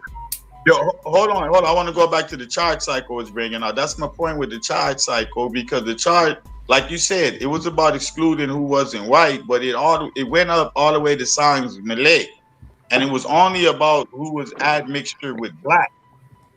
And Sans Malay would still be, and it was like French, black, basically the Creole people, and also French Indian mixed people from the South is Sans Malay.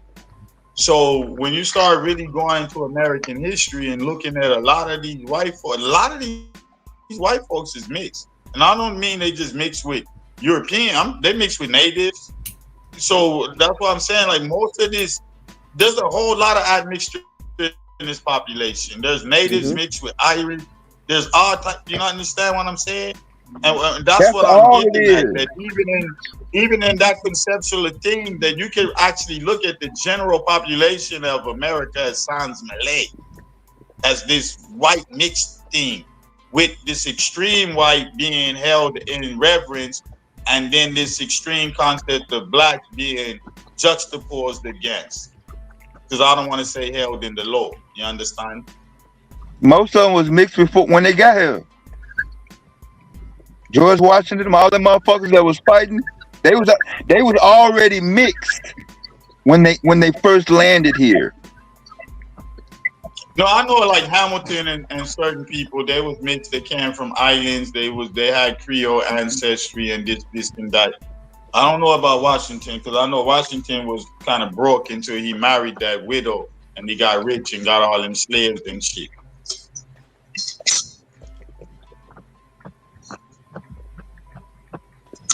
Yeah, he got German back then. Hold on, but y'all saying that these niggas was mixed? They still is mixed. That's all America ever been. Like when you go back, you had like America been pure and motherfucking indigenous and one goddamn fucking blood at a certain time. You ain't never met no solid American. I'm full blooded American. I ain't mixed with shit. You ain't never met no motherfucker like that. Motherfucker got 5 different goddamn nations injected into his motherfucking ass at all goddamn time. So I'll give you that. But you just saying he just like a mixed European or something like that. Is that what you're saying? Like a mixed European? Yeah, they got here, they mix with natives and they mix with other people. I agree with that. Yeah. I agree with that. Yeah, man, I agree with that.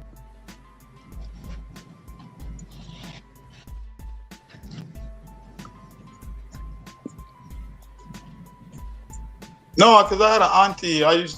And she used to watch television around the house because she was educated. I ain't going to say much about her name and that. Let her rest in peace. All I know is But when I'm she used to watch 92% television, African. That's she used to it. always be like, no, she used to always say things like, "Oh, that's a real white person right there." Oh, no, that person right there, nah, that one no real.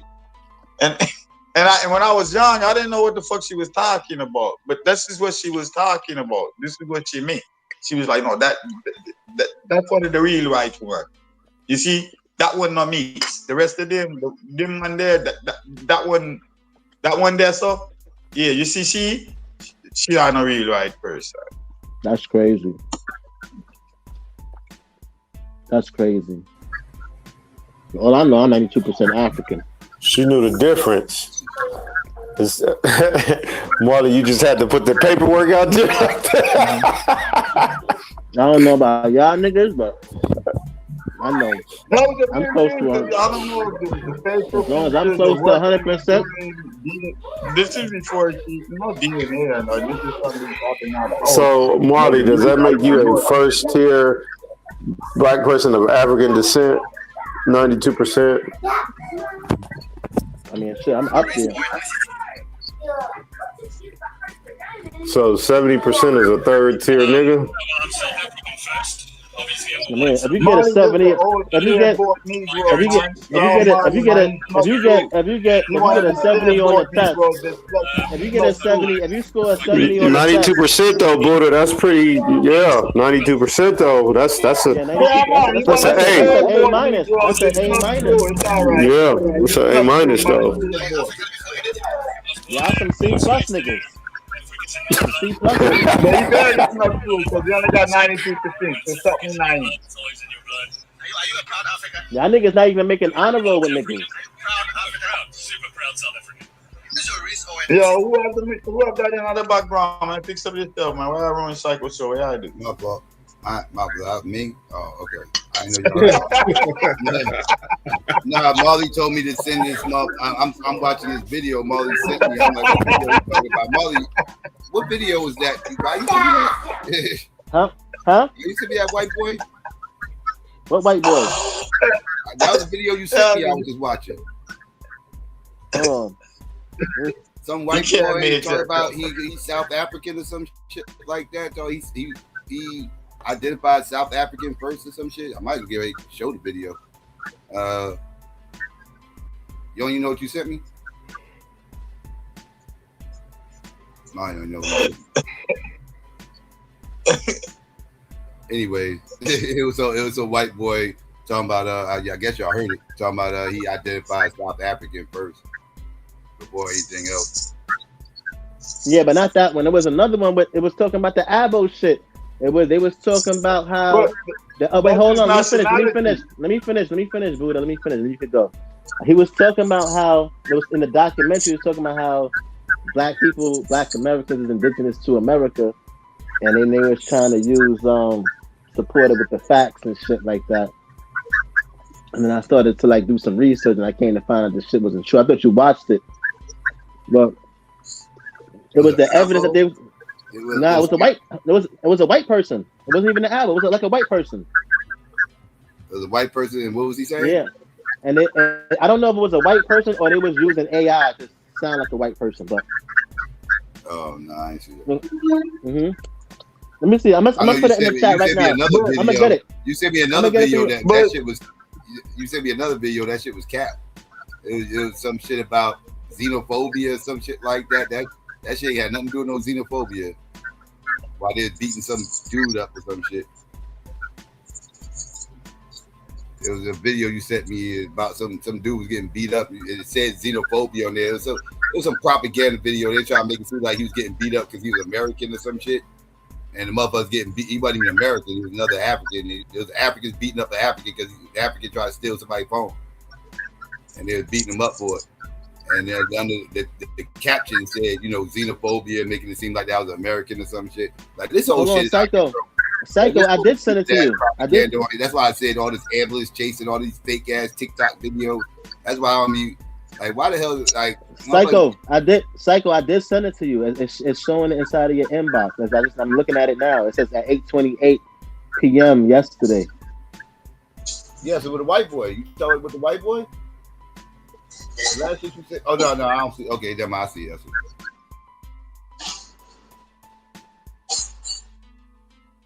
When I was talking about.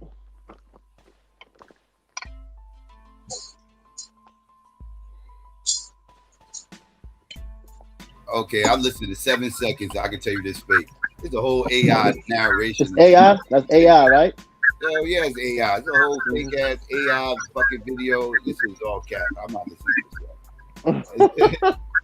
This shit fake as hell. It was. That's an AI. That's an AI slot video. Yeah.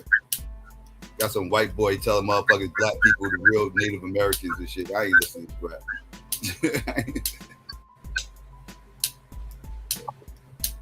What's wrong with Miley, man? That's what I was saying. That's what I know is AI. Hell yeah, shit. That shit fake as hell. I can make that same motherfucking video tonight. Yeah, that shit fake as fuck. I should make some wild ass, stupid ass video like that. White boy. I ain't gonna front. It sound legit though. I ain't gonna front. If a nigga don't know, it sound legit. Shit, motherfuckers on YouTube know, man. Them shit's all over YouTube. What sound legit, bro? I don't understand. I'm talking about the information. What information, B? Because if you can have a nationality, that doesn't make you indigenous. No, you can be native because you're born there. If you're using native in the sense of birth, but you identifying with a country as your nationality, yeah, okay. If you white and your parents is ethnically Dutch, but you born in Senegal, nigga, you Senegalese. You just white Senegalese of Dutch extraction, nigga. That's your ethnic background. You do not know African, but yeah, nationality wise, country wise, yeah, you would be an African citizen and have an African nationality. And what's wrong with that? It's just simple shit. Like, why do people get this confused? Why is this difficult? I don't get it. I don't understand it. I really don't understand these things. The same way if you black in America, whatever, you born here, you got the nationality American. You immigrate here, you go and get citizen, nationalized, and become American. The fuck is going on? Yeah, I don't. But you know, this is a lot of this shit. A lot of this shit though is setting a lot of niggas back when they don't understand the difference between nationality and race and all these other things. It's just like these are common things, and if you can't get that, if you don't understand that in life, then you just, especially at a certain age, if you can't grasp that concept or even willing to know, even if you was incorrect about it, then you fuck. You don't know what an immigrant is, or you don't know what a particular race is, and I don't know, man. I feel like a lot of shit is just common sense. If you're African, you can be African American. No, you're Nigerian American. You're Ghanaian American. Senegalese American. Ethiopian American. Right, because African American. You got a nationality that's hyphenated. African American is a specific term for people that have to continentalize the continent in order to refer to themselves because they have no specific nation or tribe in which to claim from the continent. Like, why do people do these things? I don't get it. I don't get it. Yeah. People I know me. Their children get born in America and they live here for generations, 2 or 3 generations, yes, they go join the African American community, and they're gonna say they're African American of Nigerian or just like, Haitian hold on, or Jamaican it's just like those. It's just like those. And Ray. Yo, that's Buddha, how it just goes. like why is people doing this? This is Buddha, wild, it's just like Black Americans who went to Liberia. Like, these niggas is no longer like the niggas over here. On some foundational Black American shit, we don't know them niggas. No, I'm talking about Liberians. I said the people in Liberia that have been there for generations. Them niggas is no longer like African Americans no more. Yeah. Them niggas is doing African shit over there, but them niggas done if changed. they come back here, they Liberian American. So are those people FBAs? Are those people over there? Are they FBAs? If they come back here, they're Liberian Americans. No, I'm saying, but would y'all consider them to be FBAs though? I mean, if they got the lineage, they would still be the descendants of the foundational Black Americans. But hold on, no, they actually if they're nationalized, hold on. When they return to America, they're Liberian Americans. Why are we doing this? But wait, hold on. But we're actually descendants of Africans anyway, right? So. But we're being specific. If the Liberians that went over there came back, if the African Americans that went to Liberia that have been there for a substantial amount of time come back, they still have the lineage. Right, but just like how we have the lineage to Africa, bro. It's the same thing. Real quick. It's the same thing. It's the same exact thing. Real quick. Right. So go ahead. Quick. I'll let y'all get back to that BA stuff 1 second. Albert Perry's genetics, but Albert Perry from South Carolina, who's had genetics that dates back 300,000 years. Those genetics are not American, right? Like he does have genetics that dates back to 300,000 years and ancient humans and everything else, but those ancient humans weren't in America. Like these are like so that's like you know those genetics date back to Africa. Tribe in West Africa that has that anomaly, and they connected him to that tribe. It actually proves you're from West Africa, you fucking idiot. Like, what's going on here? Yo, comprehension is a problem, man. Y'all niggas need to take the English. Yo, Q. I need to come back to XyayX and just start teaching reading comprehension for adults, because this is a problem. Right. So back to what me and Swabby was elaborating on in terms of the coming back from. So if those people come back here, they're not going to be the same as the Black Americans that's here. They have completely changed.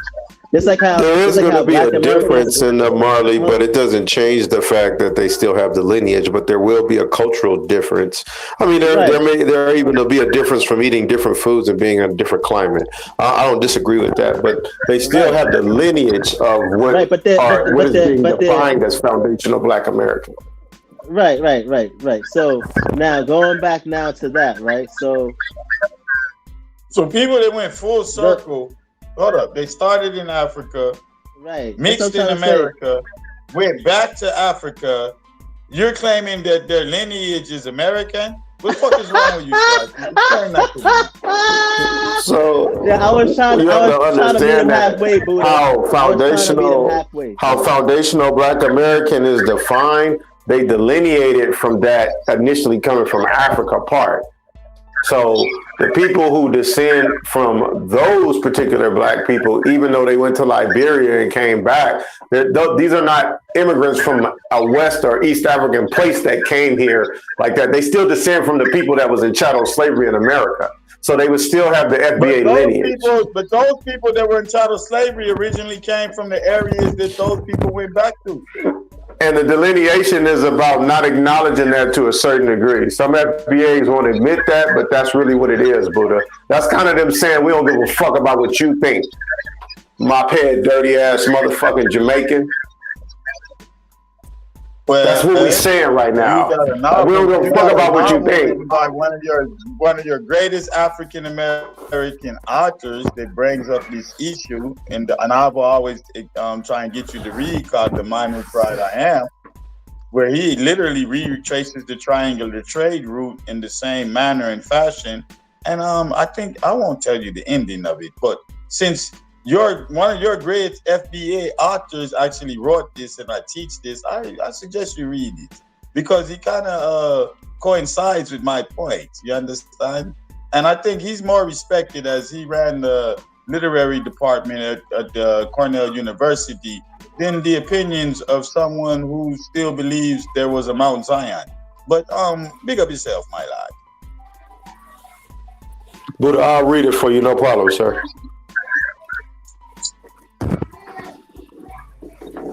Yeah, we are the Israelites of the Bible, though. Barnabas and Simeon called nigga in the Bible like that, though. A lot of UFBAs like to read desert literature as opposed to reading the literature of your own. Hold on, Buddha. That's not true because a lot of the FBA brothers are not practicing Israelites. So that's not true. When you're reading that desert literature, you didn't become a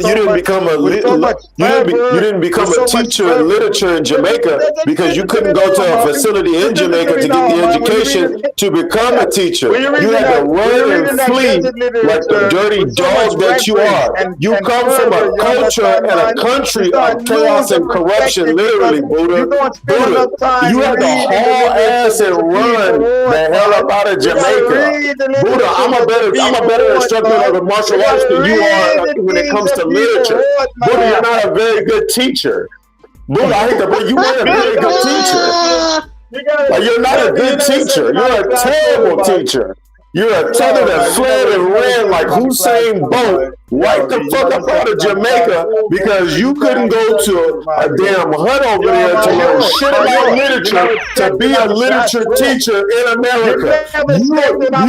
First of all, why couldn't you work hard enough to make it happen in Jamaica? See, I used to exchange currency, boy. I'm not in Jamaican dollars, ain't hitting like that. You can't buy a motherfucking, you can't buy a cup. You can't buy a cup of top ramen with Jamaican dollars. So you have to run your refugee, dirty daddy ass the fuck pause the fuck out of Jamaica.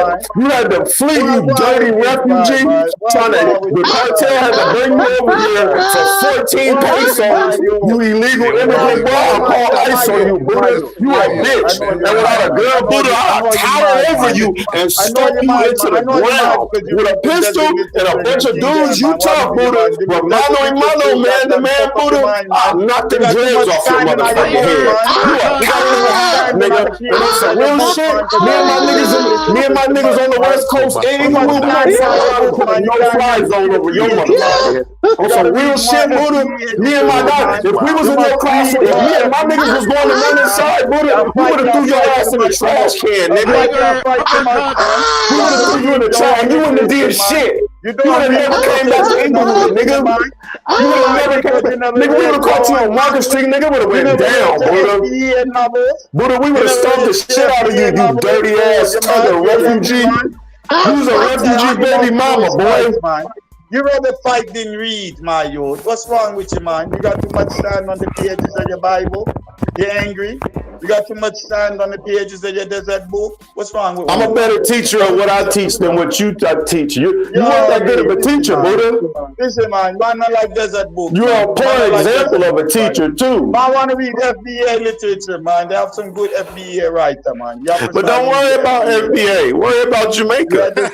You not read FBA. Worry about Jamaica, boy. You can teach XyayX, man. You want to, man. Worry about Jamaica, nigga. You like reading the dusty. We got Israelites in Jamaica, though, Buddha. While you talking, we got practicing Israelites in Jamaica, Jamaican black men that acknowledge that we the children of Israel. Real talk, though, Buddha. I got some real Hebrews that's Jamaicans, though. I got some real Israelite brothers that's really Jamaican, though. That's really with the business, though. That's more learned than you, though, Buddha. Buddha, we got more literature. We're more learned than you, Buddha. Buddha, you're nothing compared to us. You're nothing. Buddha, you was recently at a fest with a bunch of Edomites. You never read all literature, man. You know, black people wrote about them story, you know, you have to read. You have to start reading the side book about Jacob and Jeremiah and them thing there. You understand? Hey, Buddha, shut the hell up. Buddha, shut up, you dirty mophead heathen. You understand? You telling heathen boy, shut your bitch ass up. I'm not talking about the scripture. I'm not supposed to be casting pearls to swine. You're swine. So I'm not supposed to be casting pearls to swine. Why don't you shut up? Why don't you read us some Hamlet, boy? Why don't you read us some Raisin in the Sun, boy?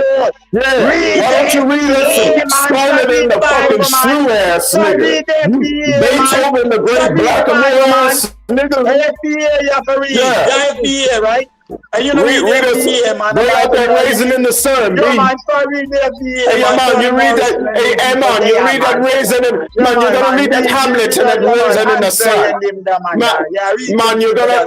Man, you're gonna sing that opera. You literature teacher, you Wilson ass nigga, you. This nigga got on the 10 seals.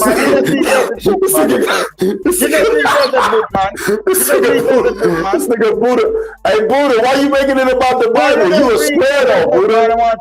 You a square though, all you want to do is read that book. You're not that. I mean, you like I even heard you want to talk about some angel. How you gonna beat any day? How you gonna flirt an angel when I'll knock you out though? How would you be able to protect her? You a bitch. Yeah, man, when the white boy knock you in the ring, you a coward. You're not that. You a bitch. Buddha, my record is 1-1 in mixed martial arts. Buddha, my record is 1-1 in MMA, and I'm 13-1. Buddha, I've been in 14 kickboxing. Buddha, it's masters. Buddha, it's masters of fighting that have the utmost respect for me. Buddha, I'm one of the most prominent fighters to ever fight in the BKF. Buddha, I taught myself jiu-jitsu, Buddha, and I submitted a black belt who had been a black belt for 20 years, Buddha. Buddha, I'm a better teacher of fighting. I'm a better fighter. You are a teacher of literature, and then you even as a teacher. Buddha, you're a teacher that went to the county jail. What kind of example are you setting for the young people that's supposed to be learning from you? You're a teacher who literally went to the county jail for selling weed, Buddha. You are Breaking Bad, broken version. You are a broken version of Breaking Bad. Broken Bad featuring Tyrone from Jamaica. Ain't no Mount Zion and don't know That's what I'm saying. Buddha, we gotta be camp schools in Africa, Buddha. Buddha, I'm on the Kaji Kimpo family tree too. Buddha, I'm about to post a big black man on Kaji Kimpo, Buddha. Buddha, I'm well respected on the West Coast by all the jiu-jitsu, karate guys, the kickboxing, by the real fighters. You're not respected among the other teachers of literature the way I'm respected among other martial artists, Buddha. Buddha, I'm in Inside Kung Fu magazine. Are you in any magazine that's been seen around the world concerning education? I'm in a magazine that was seen around the world concerning martial arts. And you've never been featured in a magazine concerning education that's been seen around the world, Buddha. Buddha, I was the champion at 3 different tournaments of sport kickboxing, Buddha. I only have 1 kickboxing loss out of 14 fights. And I'm 1-1 as a mixed martial artist in amateur MMA. Buddha, you don't even have the heart to come to the school and fight with me. Buddha, you don't even have to fight me, Buddha. Buddha, you can get down with it. Buddha, you can swallow with one on red, you can swallow with one on yellow belt. Buddha, there's people in Minnesota that know my teacher, Mr. Carter. The Black Karate Federation is a very crucial part of Black history, too. Like, Buddha, what are you talking about? Caesar Muhammad, Lee Muhammad, Grandmaster Barry Gordon, Master Alvin Potter. Buddha, I can get my whole lineage. Buddha, I've done more works in the Merc Park than you have as a literature teacher. Buddha, I'm a more prominent black man in the black community than you are, Buddha. I'm a more prominent black man in the black community than you are, Buddha. Compared to me, Buddha, you a coward and a bitch, Buddha. I done specifically taught all young people, Buddha. I'm an instructor in the Merc Park, Buddha. I'm well known on the West Coast in San Francisco. Buddha, it's people that know about me in Japan, all around the world. Buddha, have you ever been in a magazine about education that's seen around the world? Have you ever been seen around the world as a literary teacher? Have you ever been seen around the world? Buddha, it's people who see Buddha, it's people who seen my article around the world. Buddha, I'm in the 2009 Inside Kung Fu. It's seen around the world, Buddha. It's seen around the world, Buddha. Buddha, Bible's number one read book on earth, Buddha. Buddha, we got some Jamaicans that's some real deal Hebrews. We got Jamaicans that's real Hebrews, though. But we got some Jamaicans that's real Hebrews, though. We got some Jamaicans that's real Hebrews. You triggered by the NBA conversation because you offended in the fact that black people don't want your dirty ass no more. So you, like most Pan-Africans, are triggered in the foundational black American argument because we don't want your dirty ass no more. Nigga, fuck you and them oxtails, nigga. Get your bitch ass the fuck up out of America, nigga. You just crying because I don't want you no more. You can't get over it. That's why y'all on YouTube crying all day. That's why you didn't want to show the Grape Festival in Arizona. The Pan-African run it. No real shit, money. Nigga, they crying because the nigga don't want them no more. Nigga, we ain't acknowledge Africa no more. Nigga, what? You want some Kleenex? Nigga, cry here, bitch. Cry. And you can cry too, fake. Number one, bitch. Nigga, we ain't acknowledging that shit no more. Nigga, give him a tissue then. Give him a tissue. Throw him a tissue. Put your cash app in the chat so we can pay for you to get some tissue. Because you're crying. You about to add another link up here to Minnesota, the land that take down like you and all the Pan-Africans are crying because we don't want you no more. And if we don't want to acknowledge Africa, nigga, so what? Nigga, don't let the door hit you when your house split you, bitch. Don't let the door hit you when your house split you, bitch. And kick rocks and get the fuck. Go back to Jamaica and build up Jamaica. And take the Jamaican dollar with you. Leave them American dollars right here. Go to the currency exchange. Get you that paper thin, cheap ass, nothing Jamaican dollar. You can't even buy a motherfucking cup of noodles. Nigga, you can't even buy a cup of noodles with Jamaica's money. No. Take them US dollars out of your pocket and go get you some Jamaican dollars. Me don't want to give you a heart attack, man. From your heart, man. What I'm doing, man. Man, we don't want you no more. We don't fuck with oxtails. Kick rocks, bitch. And fuck them 23 new Africans too, nigga. I'm not sure why a nigga like that, nigga. Fuck the new niggas, nigga. Fuck Kemet, nigga. Nigga, Kwame Yasharala like that, nigga. Fuck anybody who got smoked with the Israelites, nigga. Kwame Yasharala like that, nigga. Real shit, nigga. Shut up, nigga. You shook, nigga. Y'all gonna hurt your vocal card, man. Chill, man. Hold on, yeah, that nigga said, fuck you and you're good, man. You're good, man. I understand oxtails make you mad and all them things there, but it still not help you read FBA literature. All of that still don't cover up the fact you don't read FBA literature and you read Desert Sandbook, nigga. That's all you do. You read Desert Sandbook. You don't read your people's story, so you don't know it. So fuck you. Keep reading Desert Sandbook. Tell me about Isaiah, nigga. Tell me about Desert Sandbook. That's what you do. Desert Sandbook, nigga. Desert Sandbook, nigga. I'm sorry, y'all. I'm sorry. I don't know why did oxtails have to catch strays though? That's all I want to know. Like, nigga said, "Fuck you!" He put emphasis on that shit too. He said, "Fuck you!" But I took that part personal. I ain't gonna lie. I took that part a little personal. Like I love oxtails. Hey, you act like African Americans don't eat oxtail. Y'all just don't put butter bean in your oxtail. But I can make oxtail, but I don't. I put my fork down when he said that shit. Nigga, I'm eating oxtails right now. I was like, God damn. Niggas got smoke for the oxtails. Not the oxtails. Not the oxtails. So nigga said, fuck you. He said, you're mad because we don't want you no more. Fuck you and the oxtails. I swore he crashed out.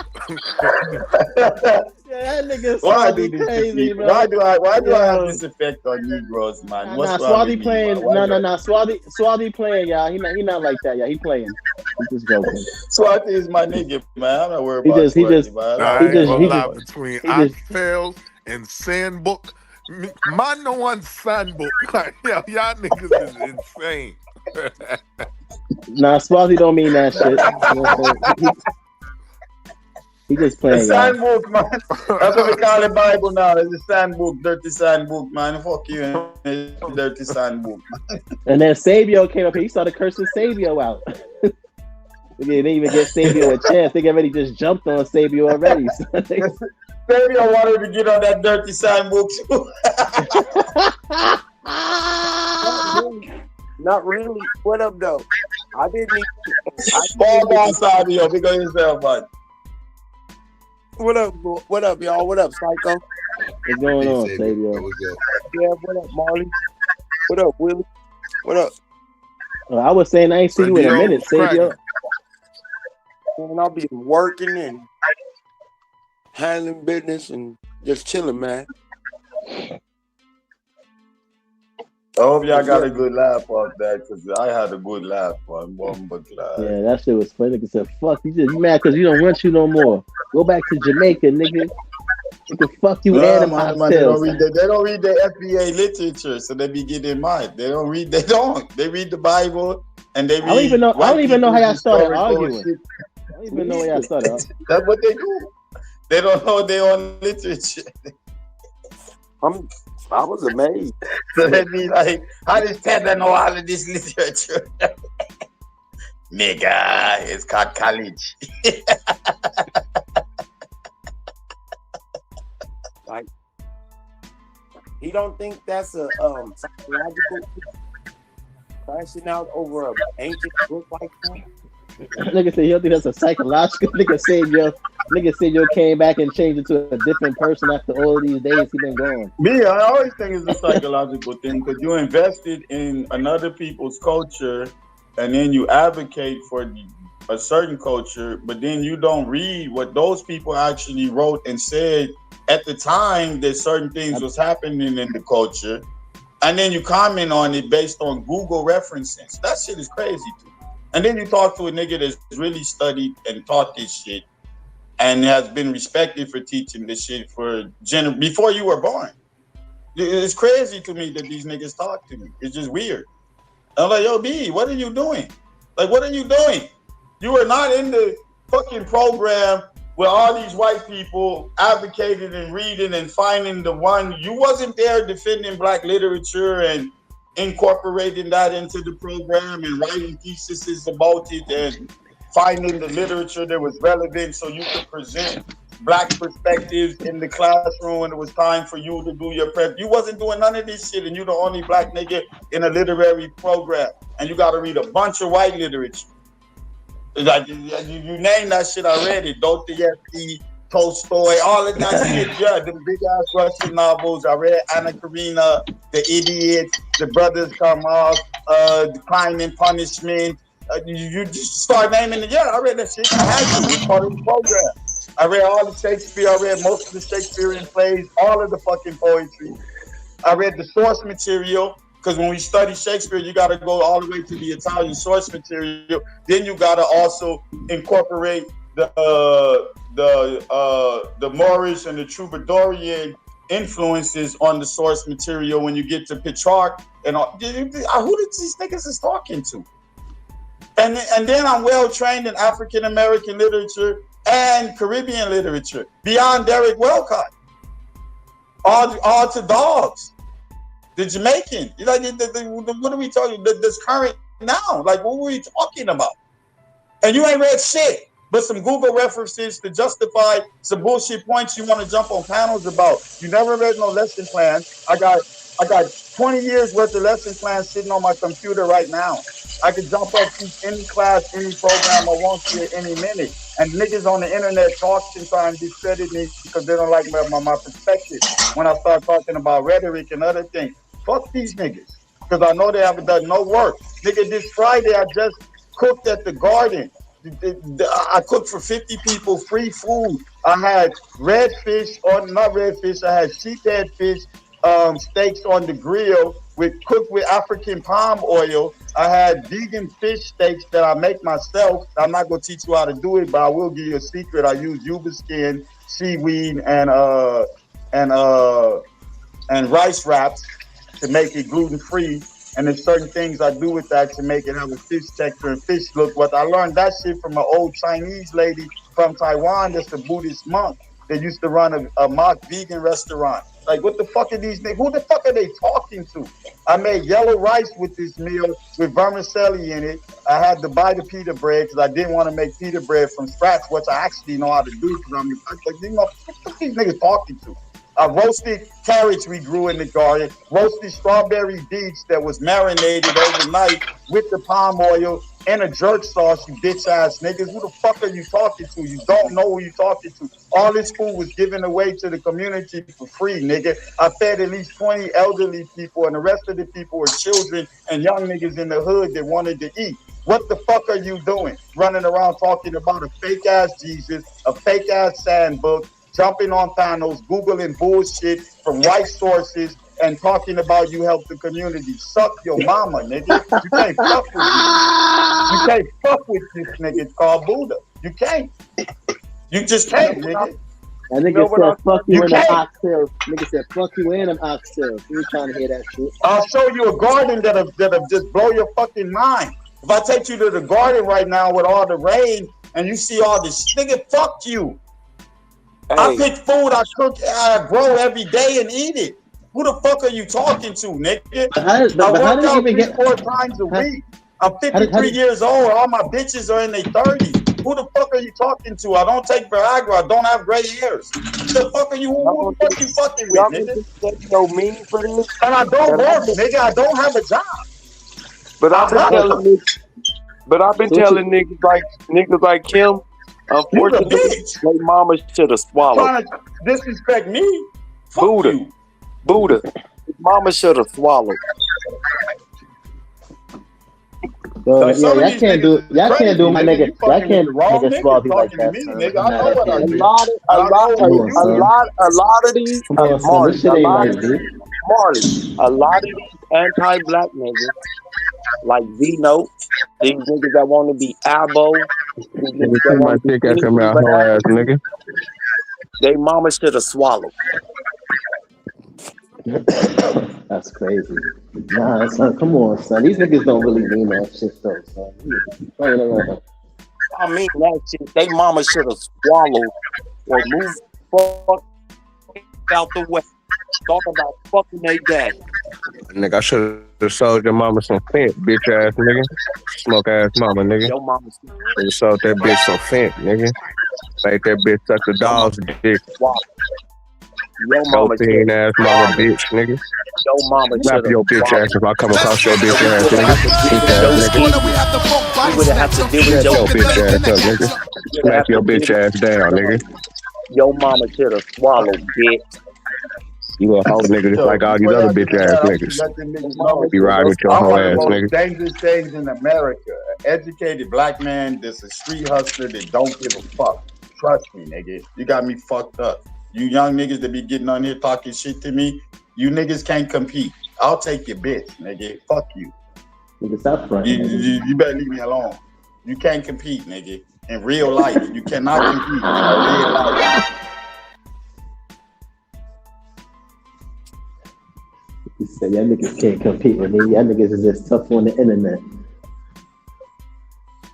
Yo, what's good? Yeah. I reached out to I had reached out to them. Yeah, so I'm supposed to get my bread back. Nigga ate shitty grew, nigga, in the last week. Nigga, in the last month. Nigga, probably in the last 5 years, nigga. The nigga ain't pulled shit out the ground. Nothing. Fuck all of that. Niggas can't talk to me. Who you talking to, nigga? Who you talking to, bitch ass nigga? That bitch ass nigga that was up here disrespecting me, and the rest of them that be wanting to disrespect me. Like, this is a joke. Like, DD's been here. Jihad has been here. People come check me, nigga. This shit is real. Fuck is wrong with you? Nigga, I helped build XyayX. The fuck is wrong with you, nigga? Bring your skills to XyayX. See if Q even wants your ass anywhere around there. Behind the scenes, nigga. Go show your skills and see what you got to offer for XyayX on the intellectual level, outside religious conviction, any of that shit, and see if you get a job, nigga. Don't run, boo-boo. Shut the fuck up, boo-boo. So true. Boo-boo, why you crying so much? We don't want you, boo-boo. You're not going to keep get your ass. Go ahead and cry, boo-boo. No nigga that just learned to check out niggas in the league is going to look at boo-boo crying. Dumb. You want me to accept you? You want me to accept you, boo-boo? You're an idiot, man. I don't accept you. You've never done nothing. I don't accept you. I don't accept you, boo-boo. Preaching about accept you, boo-boo. Bullshit. I don't accept you, boo-boo. I'm not looking to teach at nobody's school. I could establish my own school, Buddha. I don't give a fuck about sitting at the YouTube cool table, YouTube. I don't care. Buddha, I've taught a student base of over 150 students. Anybody on here can go to camo.org and see my amateur MMA record is 1-1. I have the license. And before that, Buddha, I was in 14 kickboxing matches. Buddha, I done taught for 5 or 6 different schools on the West Coast. Student bases of 80 to 150 people at a time, Buddha. Buddha, it's people. My class Buddha, I'm respected all around the planet, Buddha. You're a sad projection and representation of Inglewood. You know that, right? You're very sad. You are, Buddha. You're a teacher who was sitting in the county jail in Los Angeles.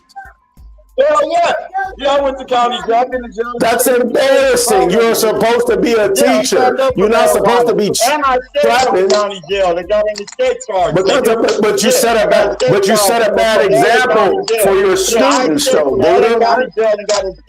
Buddha, can you admit that that's a bad example that you set for the people that you taught? Can you show some humility, Buddha, and admit that was a bad example? No, can you humble down and say, I should not have set that type of example as somebody who's supposed to be a trusted, parents are trusting that they're learning, parents are trusting you to teach their children, and you won't even admit that that was a bad example for you to go down like that. Can you admit, but at the time, Buddha, it wasn't legal. That was a bad example. And as a teacher, you shouldn't have been doing that, sir. But you shouldn't have been doing that. But you went to jail, Buddha. You went to jail as a teacher. I never been to jail as a martial artist, Buddha. But you went to jail, though. So why did you have a felony before? Buddha, you don't have any class. Buddha, you don't come from a family of class. Buddha, you don't come from a prominent family. You're a Jamaican. You're not intelligent. Like, you don't come from class. Yeah, this federal system, nigga. Yeah, you don't come from class. You don't come from intelligence. You don't come from wealth. Buddha, you ain't shit. Buddha, you're a teacher. You was teaching. You should have your own school. You should have your own school. You should have your own literature program popping. Buddha, you should have millions of followers right now on YouTube. That's what I'm saying. So before I went into the classroom, now what? So and you shouldn't have had a felony before you started teaching. All right, that's how smart I was, nigga. For one example. That's what I'm saying, but it's still tarnished because you're a felon. You didn't have enough self-control not to break the law and be an upstanding citizen and a teacher and a role model. You don't come from scholarly works of class. You're a buffoon. You don't come from class. You don't come from class. You don't speak or articulate English very well, Buddha. Fuck you, nigga. You don't. You gave up on life. You got caught with 50 pounds of weed and Buddha. I was smart enough not to get caught with that, though. I was smart enough not to get caught with that. I knew not to put myself in that position. Obviously, I knew what to do. Obviously, I did know what to do. But look at the lack of humility, black people. Won't admit that that's a bad example that he set for our people. Who are you talking to, nigga? I'm a legend. Doesn't even have the humility to admit. I'm a legend, nigga. I'm a legend. I'm a legend, B. Who are you? You can't fuck with me, man. Nigga, I ain't never seen you on PBS or the History Channel or shit. Boy, you ain't shit. Nigga, you ain't never been on that. I'm a legend. That nigga said I'm a legend, son. Nigga, we ain't seen you on Sesame Street or nothing, nigga. Don't nobody know you, nigga. Ain't nobody bought no books you wrote. Ain't nobody looking at nothing. All your educational literature, ain't nobody reviewing that shit. Okay. Nigga, you's a bitch.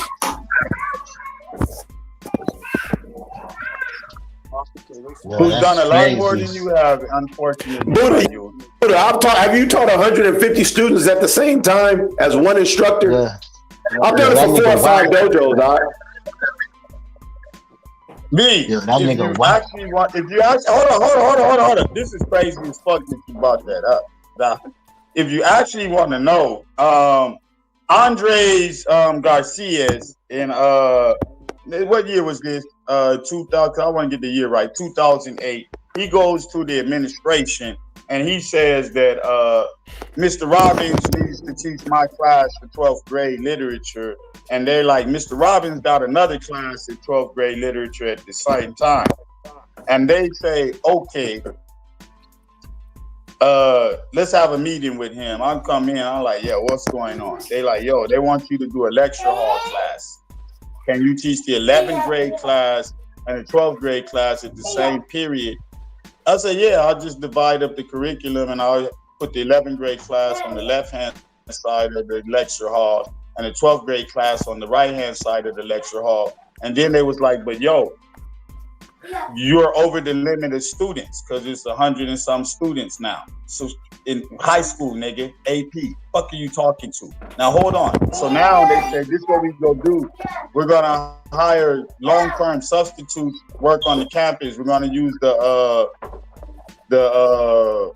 PE coaches. One of the coaches is Mr. Meekins for the basketball team. Whole nother story with that nigga, but I know that nigga. Yeah, he's in the media and news for some other shit. But anyway, Mr. Meekins would come in there as a substitute teacher, sign in and lead. And then I would be in the lecture room, nigga, teaching 2 different subjects. And it was a block schedule class, meaning it's 2 hours. 2 hours, 2 different subjects, 2 different fucking group of students, 11th, 12th grade AP literature, nigga, for the whole year, nigga. Andre's got a UCLA scholarship, full ride. Fuck are you talking to, nigga? Suck your mama. You ain't did the shit I've done, nigga. You can't compete. Okay, so Buddha. All right, Buddha. Nigga. You I'm talking about high class literature, nigga. Not in the night bullshit. How to Buddha, I'm talking Buddha.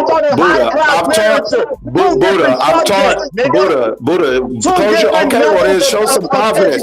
You're not that dope, Buddha. That's why you're talking, because you know you're not Buddha. You're nothing. Buddha, you're nothing. Buddha, you're not recognized worldwide. You will Buddha, you're not recognized worldwide, though. People don't know you all over the world, though. No, they don't. I don't want they don't. And the thing too, Buddha. So a student base of 150, and that's a good example for the people that you were supposed to be an educator, though, Buddha. Buddha, you were supposed to be an educator, though. I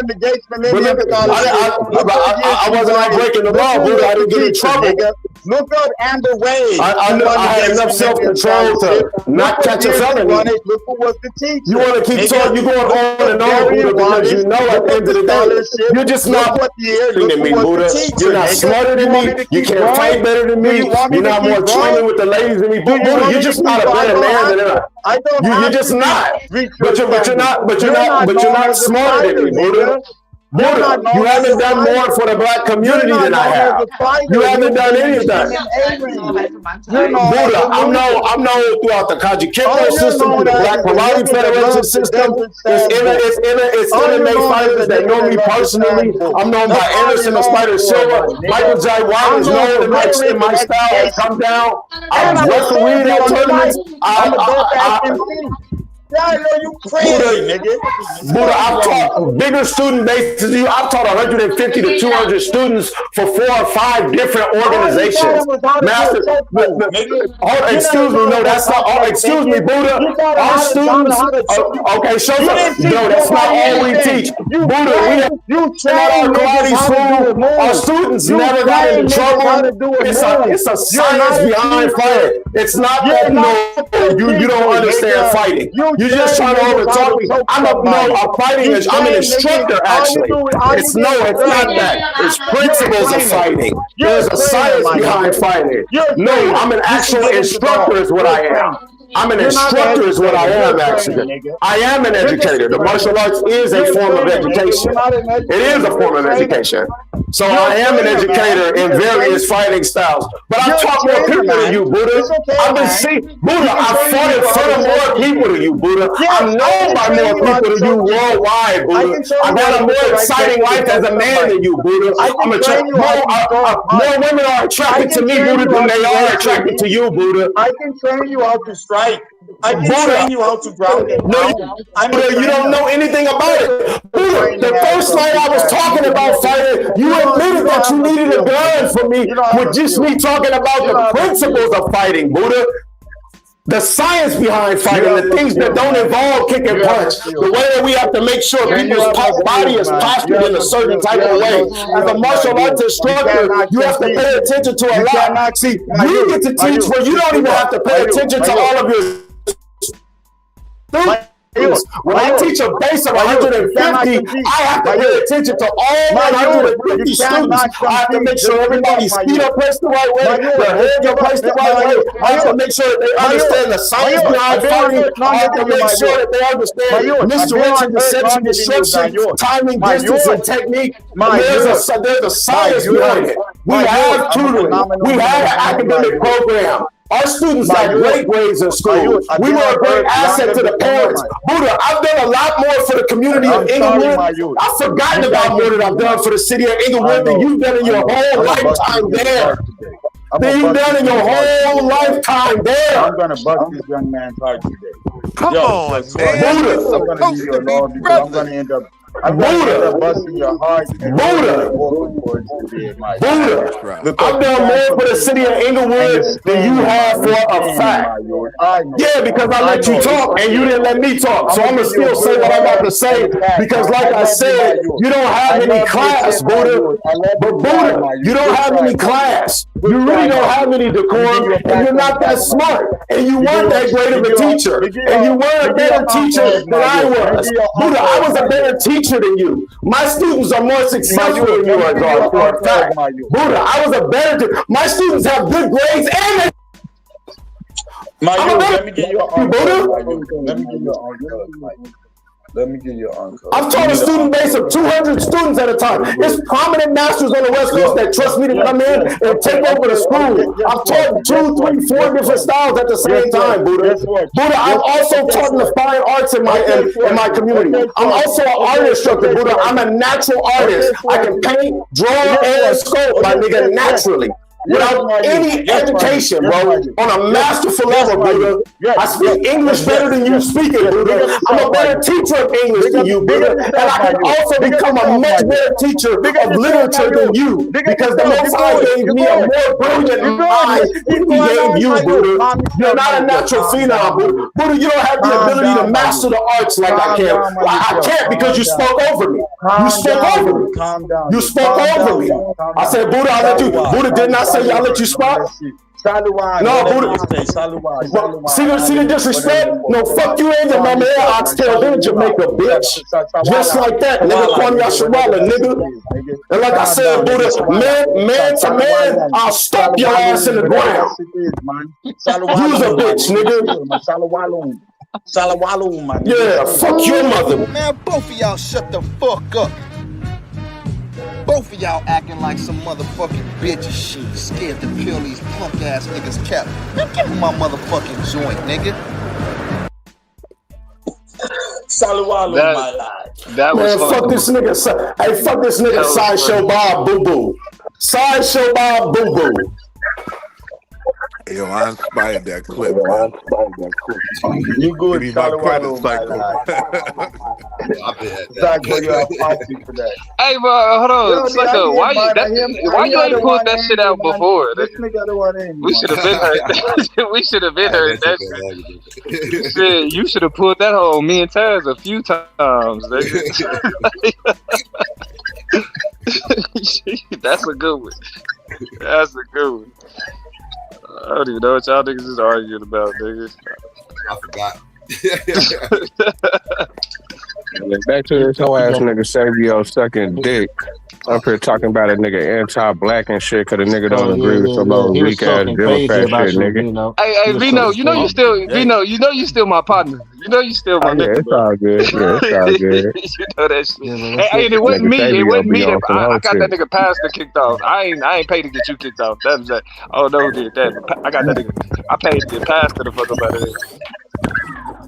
Leave Vino the day room gangster alone, man. I like Vino the day room gangster. Big up So what you got to say about that, Fabio?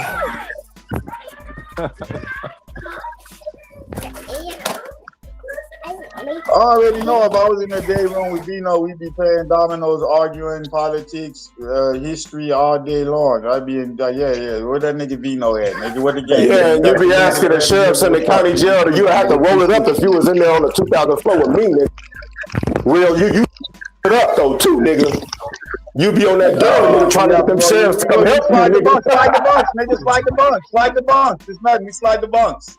But remember, all the bloods gonna have my fade, my back fade. You know that, right?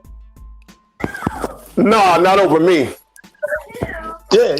Take off. Yeah, All the yeah. No, I used to be in front of the swap meet every day though. Buddha. I used to be in front of the swap meet on Market Street every day, my nigga. Flacco, Flintstone, and them, Red Flag, they not gonna fuck with you over me, my nigga. Trust me. Well, then we ain't fading. I'm telling you that right now. Then they ain't gonna. No, they not. They not gonna fuck with you over me. That's Mr. Robbins, blood. You gotta be fucked up. Right. I was looking at you like, what you doing? I didn't know that. No, they not gonna fuck with you over me though. I'm good in Inglewood. You can't touch me in that city, nigga. You fucking I know. I talk generations. For the swap meet. I talk generations, nigga. I know all the Avenue Pi rules. I know the Flintstone Mafias. I know the IFGB. I know everybody, nigga. I talk generations. Niggas sent my nigga. What? Deuce Much was in my classroom. Who the fuck are you talking to, nigga? Deuce Much had a 4.0 before he became a murderer. Are you crazy? He was an AP student. China was in my class. Little Haiti was in my class. Nigga, who did you, nigga? All the niggas from the set was in my class, nigga. So Well, you failed them if they still stayed on the set, Buddha. If they was in your class and they stayed on the set and became murderers, you failed them niggas. You failed them niggas, Buddha. What you go do with niggas that geniuses the street is attracting them? You can't do shit. No, not you. What you go do, nigga? What you go tell a genius, nigga? Some of these niggas are super. You gonna tell them you a genius? You don't gotta be in the streets. You a genius. You ain't gotta be in the streets every day, nigga. And you teaching them that every day, but the streets got power. You ain't with them all day long, all night long. They making decisions. So I don't know. I mean, I get it, but you can't brag about it though. That ain't a flex, nigga. That ain't a flex. It's not you right. It's not your responsibility. I wasn't in the city, and I don't know these niggas and these names and these people, and I don't know these motherfuckers. Like, you don't know, like, I know Lil Creep and these niggas. I don't know these students. Like, and I was trying to tell them, I was teaching. These students I saved. These students I got out the gang. I got students I taught other things that they left the gang and did other things. But there's gang members they're smart niggas, but you can't get them out the gang culture. Their whole family is gang members, and that's what they chose, and they were geniuses. They were. In terms of academics, the shit was easy to them. They had good grades, but they were street niggas, and I couldn't do nothing. What you gonna do with that? Yeah, but that calls into question the genius. Drop your whole life, put your life on hold, and then you drop everything for this one boy, like they do, like they be looking at in the movies. What's the name of that movie? Freedom Riders type shit. Buddha was the white woman from Freedom Riders. I literally, I used to put up on the set and be like, yo, I'm having problems. I tell the OGs like, yo, man, I'm from the school, B. I'm having problems with him. He don't come to the class. He on the road. He causing me problems. Let him know either he need to drop out and be in the streets, or he need to come to the class and get his work done. I understand what y'all dealing with, but I got a job, B, and he can't be on the road and be ditching, and then he out here on the block, and I'm driving by seeing him. I got to stop and holler at y'all. And they like, what? And they get on the nigga. The next day, you see the nigga in the classroom. Straight up. Now, what he did after that, but the nigga come to school and start do his work. at least to get a C or whatever. He wasn't giving me no problem because that's what I would do because I was really about teaching. This ain't no flex. This is like I had a job to do, and I know I got to reach out in the community, and I'm good in the community. I'm not afraid of you niggas. Like, what y'all gonna do to me anyway? I'm the teacher. What y'all gonna kill me and be on the news for killing the teacher? What type of stupid shit is that? You're not gonna do that. Your OGs ain't gonna do that. That's just dumb. So yeah, nigga, I had a pass, so I could go to different hoods and go talk to niggas, and the niggas knew, like, no, that nigga's the teacher, nigga. You can't really just murk that nigga. That's the problem, nigga. The news, the media, all type of shit is coming, and you don't think I used that to my advantage? Of course I did. That's how I know them niggas. The fuck? I'm not dumb. I'm not no powerful buff ass nigga. I'm a skinny ass Jamaican ass nigga, but I'm smart. I'm not done, you know what I mean? And that's what I did. Hey, but Boo Boo, how they gonna have your back, Boo Boo? I don't know. No you wasn't on Market Street with us. I don't That's you, Boo Boo. I don't know who that is, man. I don't respond to that because I haven't called you out of your name. But Buddha, how they gonna have Buddha? How is L Dog and Stretch and Flocko? How is them niggas gonna have your back, Buddha? You never hung out there with us, Buddha. Buddha, you wasn't out there when motherfuckers hopped out on us. I don't mess with your sword. I'm just saying. I say the other things, but don't disrespect me name, man. Cause I don't do that to Una, man. Just don't do that, B. We can go other ways. That's fair, Buddha. That's fair, Buddha. That's fair. I won't do that. I've talked that about is correct, Buddha. So let's keep it there, man. Let's keep I can have fun with this, man. This is not personal to our team. Remember me tell you that. That's fair, Buddha. That's fair, Buddha. So big up yourself. Now say what y'all gonna say. So Swarthy, do you think it's a good thing for black people to be associated with anything that has to do with Israel right now in the current climate in the United States? Yo, check this out, Devin, Devastating, and here, listen good, nigga. Nigga, we the Israelites of the Bible, nigga. And the Bible don't call the Israelites Jewish, Ethiopia. Can I finish, Buddha? This nigga, I couldn't even get 15 seconds.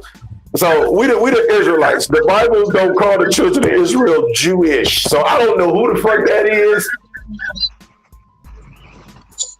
If y'all got tricked into believing that white image is Christ, I read for myself his brothers is called nigga. Kwame Yasharala, Negro Only Israelites, Shalom.com. If you think the new niggas gonna save us, y'all make the Iron Man suit with the chemistry kit and get us the fuck up out of here then. If it's political salvation, then let's figure out how we can make this nigga Domo the president and see if this shit work. So I want to see y'all shit work too.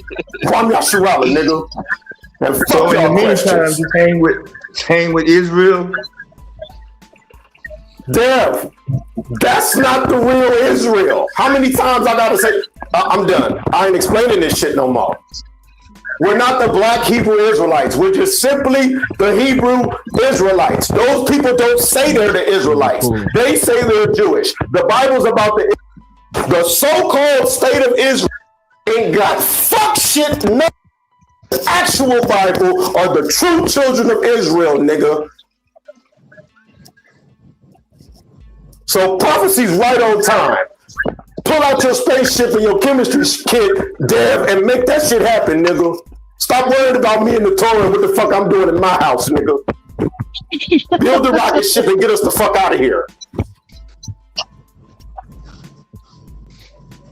I'm trying to figure out why it's not called another name. If it's not devastating. According to the Bible, the nation of Israel is not supposed to have a seat at the UN, Iron Dome technology, and it damn sure ain't supposed to be no motherfuckers. Let me finish saying what I'm saying, nigga. And it damn sure ain't supposed to be no goddamn trillionaires if Jacob's supposed to be the tail in the earth. So the Israelites, according to the Bible, are supposed to be called nigga, have curses on them, and be the bottom people in the earth. And black Americans fit it stronger than any goddamn people that ever mother existed, nigga. And fuck whoever don't believe it and like it, nigga. So that's all we got to go on and just believe? No, nigga, you can like I'm not even like the UN in the United States is not in the Bible, man. This nigga blowing his mic out, man. Stop rage baiting that nigga, Dan. I'm saying the UN and the United States, those are not in the Bible. Either we're gonna vote for the first real black president, this nigga Domo, or we making a rocket ship at Q's spot. Otherwise, don't ask me when nigga Jesus is coming back. Don't worry, nigga, you worry on your salvation and how you gonna get it, nigga. Is that Amari? I don't know that, nigga. I don't know neither. Okay, so that's the heathen Israelite on one side, and that's the heathen Edomite. So Amari Stoudemire said, if you don't want to support these bastards, he said, F black people who don't want to support these bastards. No, Amari Stoudemire, fuck you, you bitch ass nigga. Kwame Yasharala, nigga. I ain't never siding with no fucking Bibi, nigga. Yeah, it's some wicked, it's some wicked niggas that rock with Edomites. It's some wicked nigga Christians that rock with Edomites. It's some wicked nigga Hebrews that rock with Edomites, and some new scientific Dexter's Laboratory certainly rocking with some motherfucking Edomites, nigga. So judge not, lest thy be judged. Wiser than thou, niggas. Yeah, nigga. Before you get to talking that shit about me, you get the mote out of your eye, nigga. So he just, that's just a picture of him shaking his hand. What do you think he was doing with it? He was talking shit about black people not supporting them bastards. Hold on, there it is. Fuck that nigga Amari Stoudemire.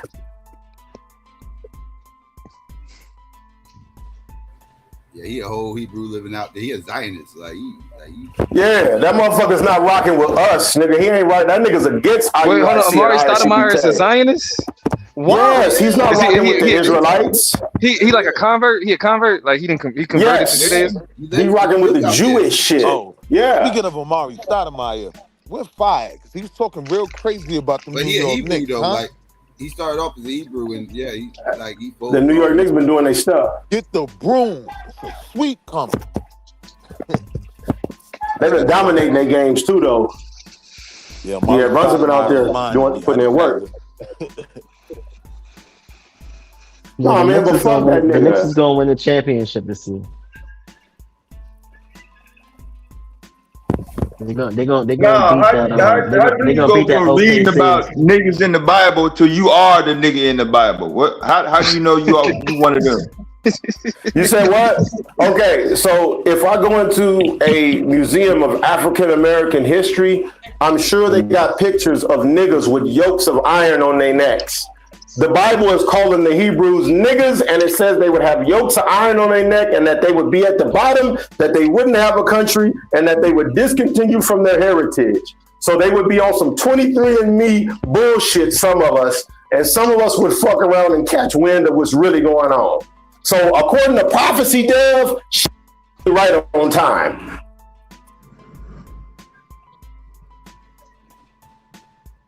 Man, Dad, stop trolling this, man. We don't know that. And I can speak for ISUPK, IUIC, I can speak for the crew, I can even speak for the Israelites that teach Mexicans and Native Americans. We do not fuck at all. And we hold on. Swarty, and I hate to do this. But you a 12 tribe chart, nigga? I'm a Negro only nigga, but let me keep it a stack. Even the brothers who do the 12 tribe chart don't fuck with this nigga, and we don't teach or condone this type of behavior. Oh, you said you Negro only. You said you Negro only. So this is an illusion. We don't know the Israelites don't, and we damn sure don't fuck with no. So I mean, nice try, Dev, but nigga, now can you show us a picture of you with a lab jacket on, nigga, finding some beryllium or something, nigga? He said some beryllium. It ain't my job to find beryllium. The vibranium, no, nigga, remember, my shit ain't real. Yours is, right? So, nigga, where's the goddamn chemistry kit then, boy? It's already set up. It ain't my job, though. That's Esau's chemistry kit. Nigga, where's yours? It ain't got his name on it. Show me where it's got his fucking name on it. It got his name on it. It got his name on it. Show me where you see this white science, and then black people got a whole different science. Okay, so let's pull up on the highest ranking people in science. Let's see all the recognized scientists on the planet. And show me, I want to see how many niggas is really in there. Pull up all the best astrophysicists, pull up all the best astrologers, pull up all the best scientists. Let's count how many niggas we see there, Devin. Since you want to go there, Dev. Well, yeah, put that up on the screen, nigga. Google the top 10 scientists on Earth, and let's see how many niggas show up. What point you trying to make? It's controlled by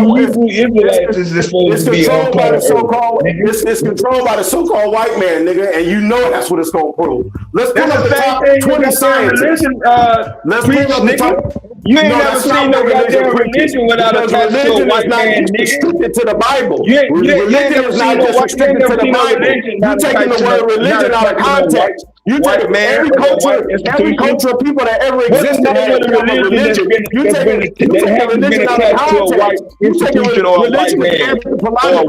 to humanity. Or white ideology. You ain't never heard of a religion that was not attached to anything that was related to white. You never read the Bible. Dev, have you ever read the Bible? Dev, have you ever read the Bible? Have you ever read the Bible for real, nigga? I don't give a fuck about that goddamn bullshit ass book. Fuck you. Hell. I can use it for toilet paper, actually, nigga. If you really want to know the truth about it, and I can use you for gum on the bottom of my shoe, nigga. That don't mean nothing to me, nigga. They don't give me more power. They don't make me cry, nigga. I'm not gonna start crying. I know, nigga. You waiting on them to let you in that scientific house. No, nigga. There's nothing that you can say that can offend me, Swat. Nothing. Nigga, how are we ever gonna get out of this situation through science? Science is controlled by the so-called white man. Science is not a religion, though. That's the problem. But see, it's still. But you gotta have power to control the scientific. No, you don't. You ain't gotta have no power, nigga. All you gotta do is read. Yes, you do. Just like the motherfucking Bible. You have to have power to have scientific autonomy. It's your own decision whether you want to defend your scientific findings. Then it doesn't benefit you. You chose to hop on religion. Other people chose to STEM. Okay, so they're still controlled by the so-called white man. And that's your enemy. Ain't controlled by the and we still don't have a large representation. And we still don't have a large representation in STEM. Not a significant enough one to get black people out of the condition. We're not trying to take over the world, nigga. Not. Right, and if you're not trying to take over the world, then you will be the world's slave, and that's the lesson that black people have not learned from the historical events that have taken place over the last 100 years. Either you're gonna be the victor or the spoiled. That's not true, bro. That's not true. It's very true. It's very true. Before colonization. But before egalitarianism, I'm not even talking about. Hold on, I'm not even talking about egalitarianism, though. I'm not even talking about egalitarianism. I'm saying that before colonization, there was societies that existed independent of each other that weren't dependent upon controlling another society. Now, were there societies that did want to control other people's shit? Yeah, those people existed. But to say that like that's all people have been on is like, nah, that's all colonizers have been on. That's all, you know what I'm saying? People who, I mean, which actually that. But it's colonizer just restricted to one family of the earth, Domo. It's so many people that come from different genetic backgrounds that come from races and groups of people that were colonizers. So that's still a part of humanity. Even if it wasn't colonialization, you had empires like, you had like West African empires where it expanded, and it wasn't kind of called colonization, but you did have empires where they did dominate other people's nations. That's what an empire is, when you just dominate someone's nation. But we talk, but at the same time to say that, different than that, but that's the point I'm making is that not all societies existed that were dependent on controlling another society like that, though. So you had those societies fall in war, don't all societies fall though. Like this society is gonna fall. At least with me, and I'll land with this so I can hear y'all brothers out. what I've seen from human history since we've been alive and since it's recorded is there's always been one people that's stronger than the other people, and the people that's stronger suppress the other people. I haven't seen anything other than that from human history. Right, but see, that's why. But then when you start thinking about Enlightenment thinkers, though, it's like the reason why things like our concepts like social contracts exist, so that humans don't have to exist in that state. Like that's the point. Like the reason why a nigga don't just walk up to you and be like, "Give me everything you got." You know what I'm saying? It's because we've shaped the society to where that type of dominance doesn't predominate. Like, or you know what I'm saying? It's not the like being physically in control. Yeah, because I can do more violence. It's not. What's the word I'm looking for? We've created a society where we don't live like that. Like when you walk outside, they expect if somebody if you walk outside and somebody punches you in the face, like that's weird. That's not normal. But if society was like the way that you're saying it, like we would deal with that every day. So there's a reason why we don't exist. There's a reason why we don't exist in that type of chaos. And why we created the world society. for the most part has been civilized, even though you have crime that takes place all over the world. I will agree with you as far as for the most part, the world has been civilized, right? But the problem that I have is for us to accept the humanitarian mindset, or what I would call egalitarianism, right? It's like after they done took advantage of us for hundreds of years, now you want to say we all the same without actually righting the wrong that you committed against us for us to truly start off in equal footing. So I can't. It's like you want to be. But creating an egalitarian society would correct that wrong, though. Creating an egalitarian society would correct that wrong.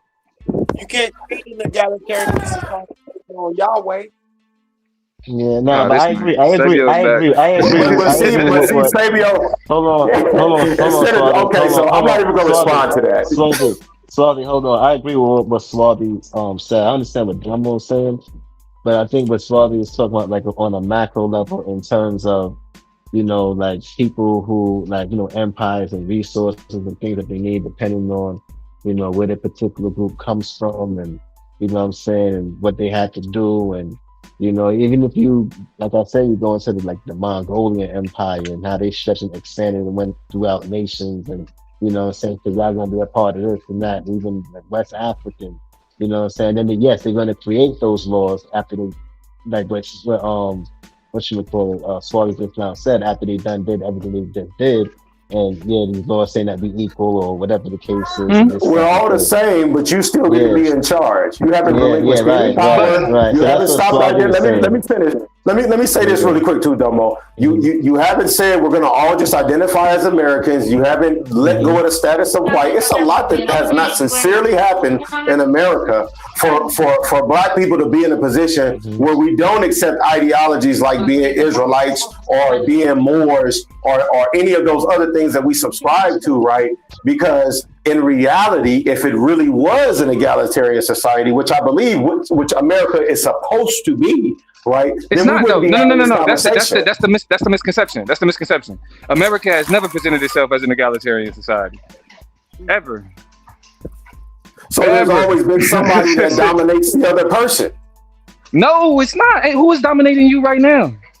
What I'm saying is, Black people, for the most part, we don't have a great control over the planet or resources like that. Even though they come from our lands, it's still other groups of people that have greater weaponry that can subdue us because we can't best them at war, is what I'm saying. So for me, Domo, it's like America wants to say I'm not racist and Black people are playing the victim, when to this day, you're still running up on brothers, calling them the N-word. They just recently had to hem up the white boy and spit on him and put hands on him, because people in 2026 are still fucking with Black people.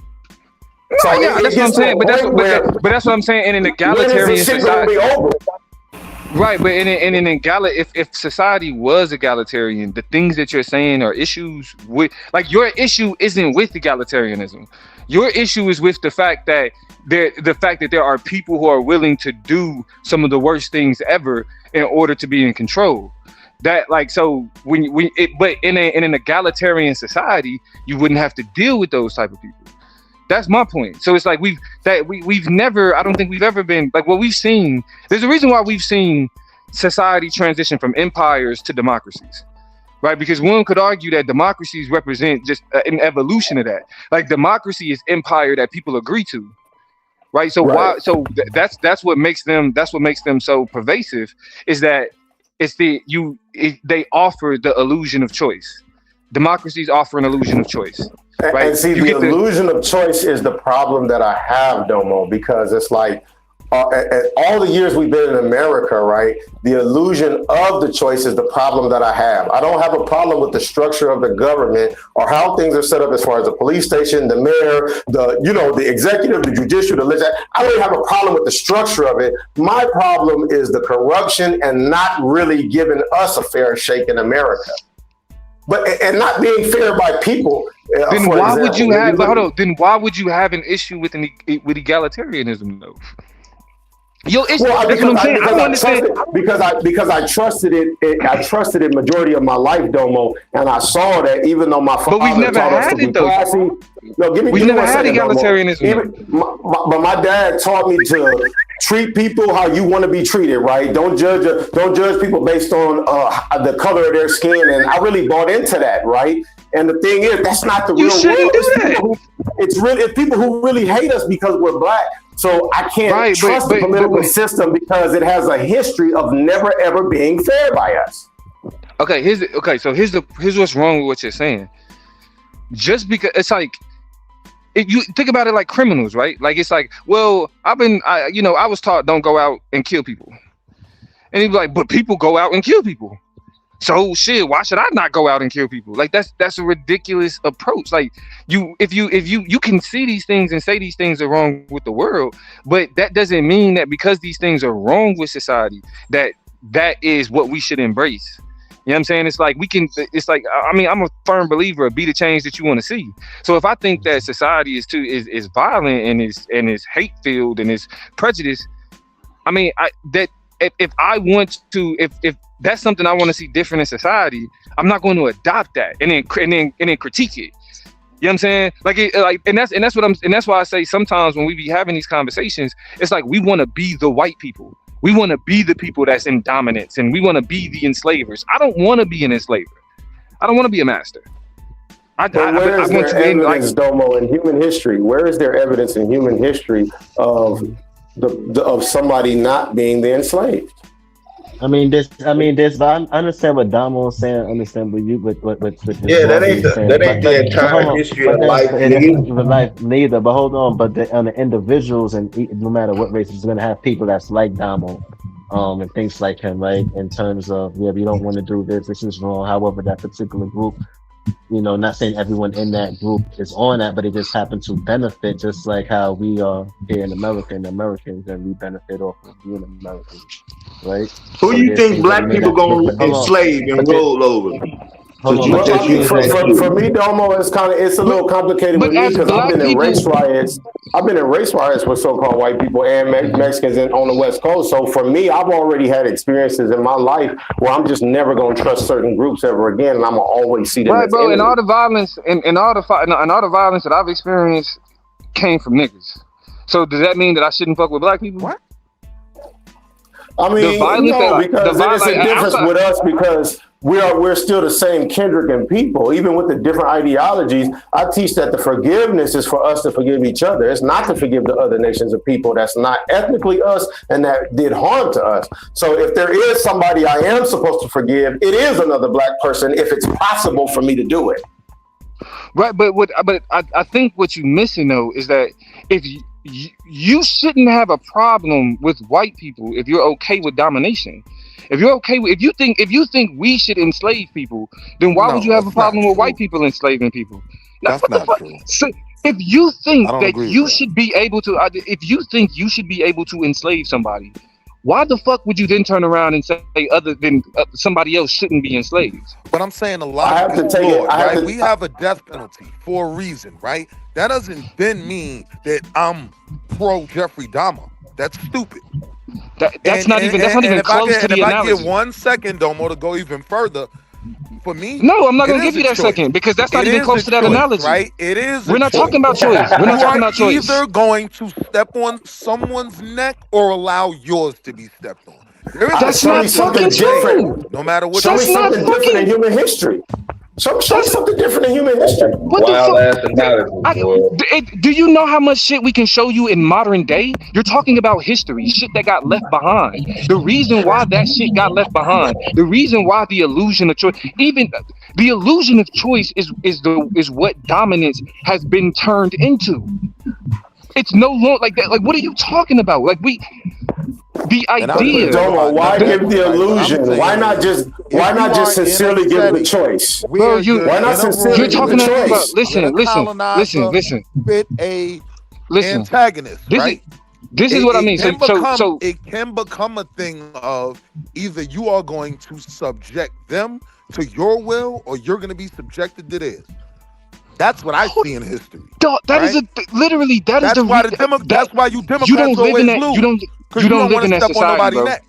That's why white Republicans beat your leftist, liberal, everything. You don't. That's okay, why whatever. You can't beat whatever. Them, We're not. You're not willing. I'm not engaging in that conversation because that's the only place you know how to talk. You only know how to talk like that. So I'm not even engaging in that. But you don't live like you don't live in that. Because you're the only one that thinks y'all don't, bro. Logic, whatever. Right? I don't care. But I don't care. I don't care.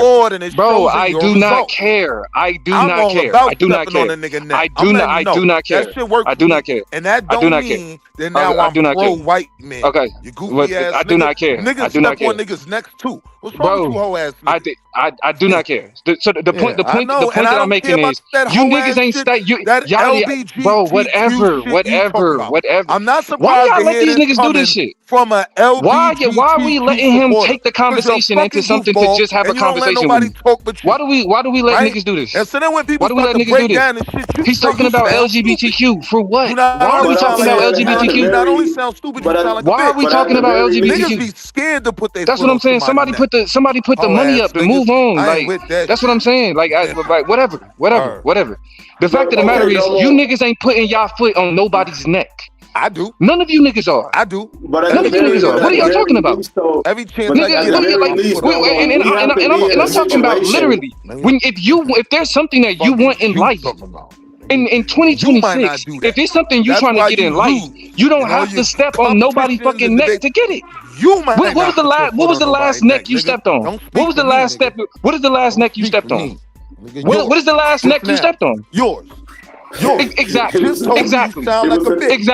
This is what these niggas think is stepping on somebody's neck. Sound like a very that's what I'm saying. You don't step on nobody's fucking neck. You niggas is polite. Y'all got this. How many of them crackers necks y'all stepping on? How many of them crackers at your job necks are you stepping on? None. Position ourselves to be able to. None. You niggas ain't stepping on nobody's fucking necks. What is you niggas talking about? Protect black people in certain situations. Niggas just get on why? Like what? Niggas just get on the internet and lie. Why just get on the internet and lie like that? Why just get on the internet and lie like that? Why just get on the internet and lie like that? About Kamala, I ain't cry about that, right? That's what I'm saying, bro. Niggas just get on the internet and lie. And that's why you always niggas just get on the internet and lie. Niggas just get on the internet and lie. Ain't nobody stepping on nobody's neck. You niggas are polite. Y'all hold the door open for these crackers. That's what my niggas. Y'all niggas say yes. You say yes, sir, and thank you. What the fuck are we talking about? This nigga be at work talking about yes, sir, thank you, sir. I appreciate it, sir. Talking about they step on somebody's fucking necks. You niggas ain't stepping on shit. Fuck is wrong with this nigga? Fuck is wrong with this nigga? This is a yes sir ass nigga. What the fuck you mean? Brothers have to say, brothers this nigga is a yes sir ass nigga talking about I step on people's necks. What the fuck is wrong with a black man can only get to Don't nobody believe none of that shit. Don't nobody believe none of that shit. He thinks don't nobody believe none of that shit. This is a yes sir ass nigga, bro. This nigga ain't stepped on nobody's fucking neck to do nothing. That's what you believe. This nigga ain't stepped on nobody's neck to do nothing, and everybody here knows it. You niggas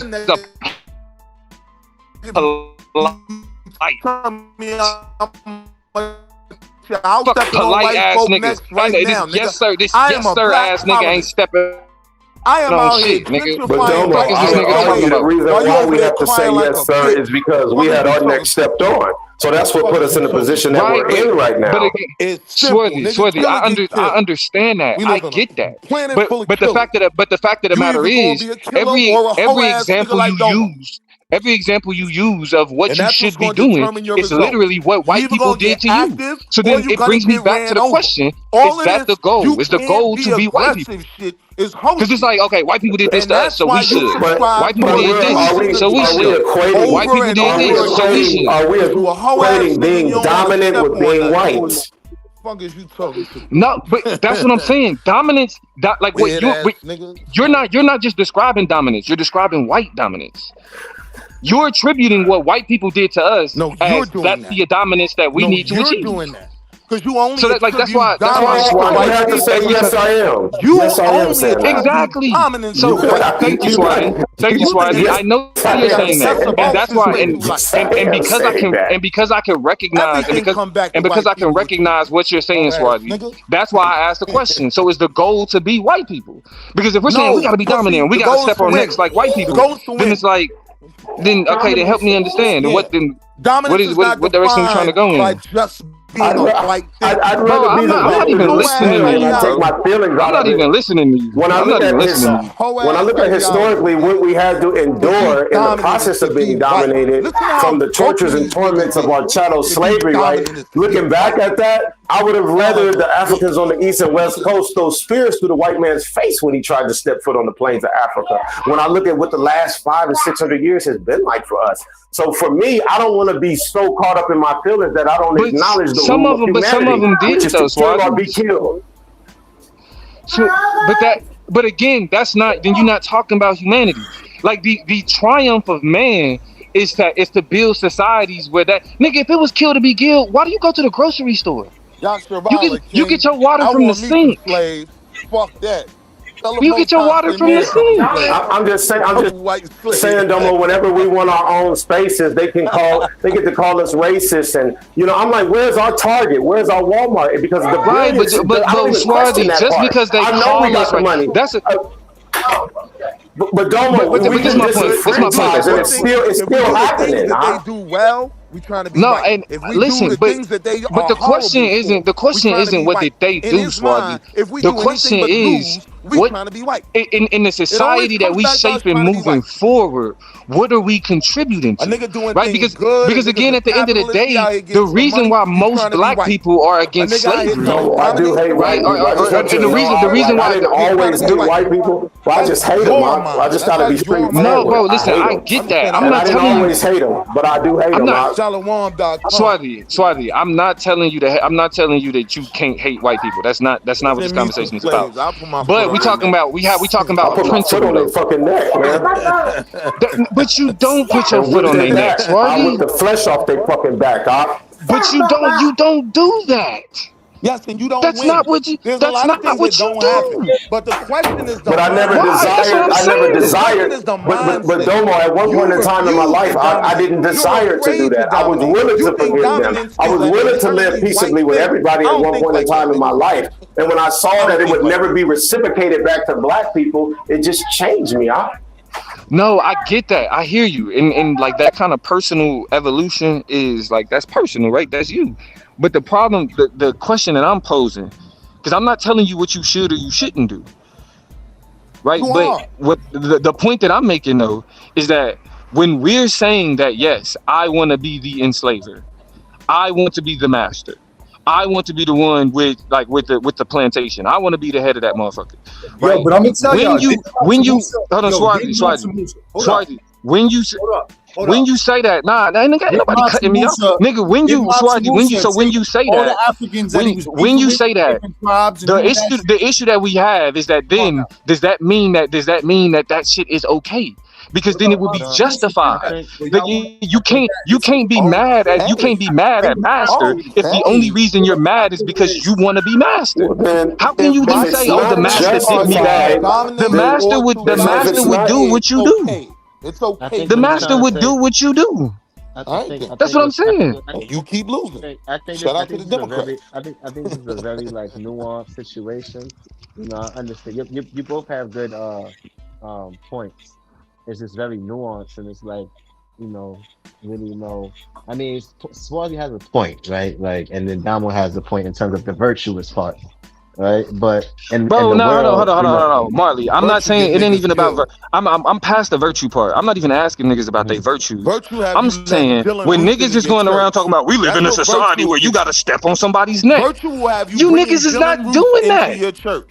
Niggas is not stepping on nobody's necks. Niggas are collaborative. Niggas have resumes. Niggas know how to work within organizations. What are we talking about? In no type so like niggas is sitting here talking about we gotta go around stepping on necks, but that's not what's happening. You don't live like that. Bro, how you been, bro?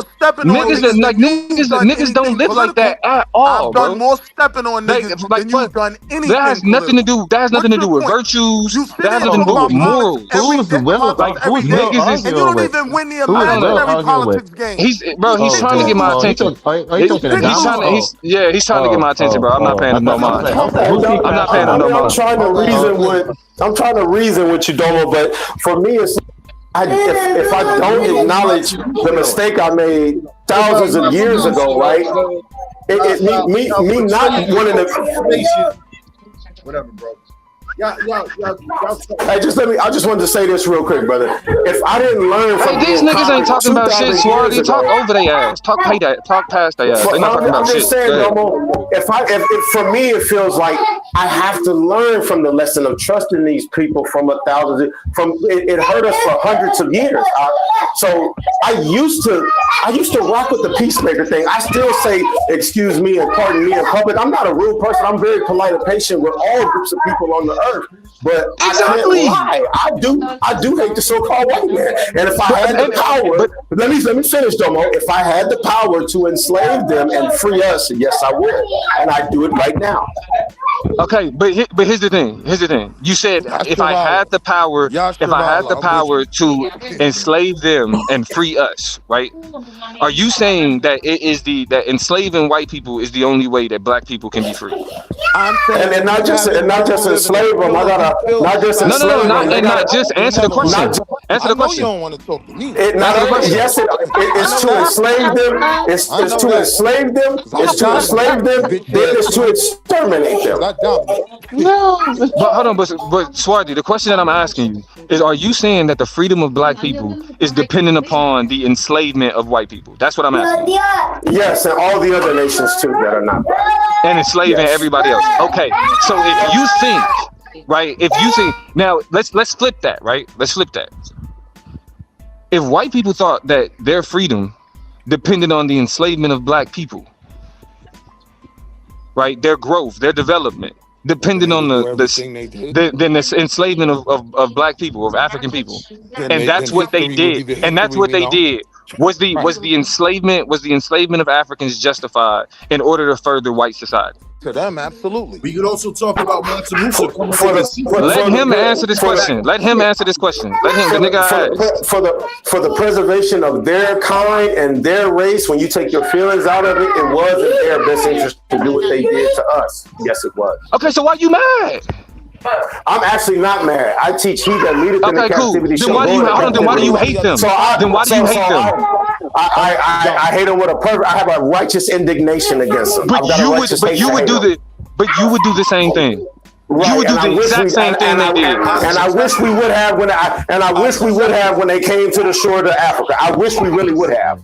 When they even tried to come to Africa, we should have ran their ass right to them boats. Mansa Musa was the one giving them away, bro, because he couldn't fucking. But if niggas can't, but that's what I'm saying. If niggas can't recognize kidnapping them and taking them, right? That's what Mansa Musa was doing, taking the tribes. I don't know what this nigga talking about. Fucking feed the rest of his enslavement. That's the reason.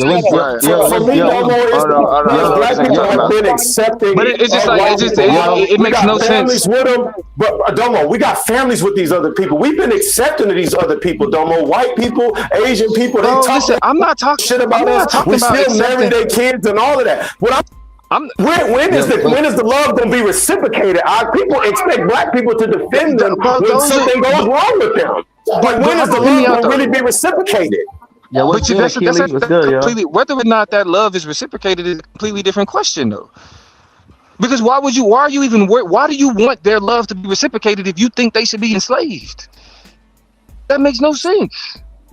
That's what I'm saying. That that language. Because under the time and grace and period in which they had to reciprocate the love we showed them back, they didn't. So therefore, I have a ruthless mentality towards them. And I learned that because my ancestors didn't have a ruthless mentality, that's what got us in the situation we're in today. So it's about learning from the mistake. But Swati, you don't have a ruthless. You don't like them. But listen to what I'm saying. We're not doing that. You're not moving like that.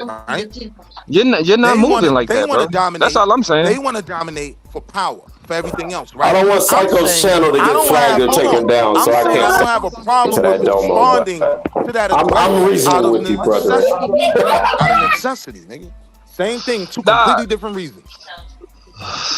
But anyway, so yeah, bro. I just like that, son. No, but I agree with Swati, and I understand Down. So I think that I think Swati's conveying it and I understand Swati's trying. I don't think Swati's trying to say. I think based on the circumstances of what happened, Swati's thinking that way. I don't think Swati's thinking that way originally for the independent thought. Like this is what we have to do. I think it's more motivated from what happened historically, as opposed to him just wanting to do it just because. Our reality. Yeah, as a response, right? Yeah, I think that's. You can do. Can you imagine they didn't know where they were coming from, and then he shipped them off to all over the fucking world. That's what Mansa Musa did. So, you know what I'm saying? So here's the thing, Marley. Here's the thing. This is where like I would think though. I'm literally saying the same thing. I'm black. My ancestors experienced what Swati's ancestors experienced.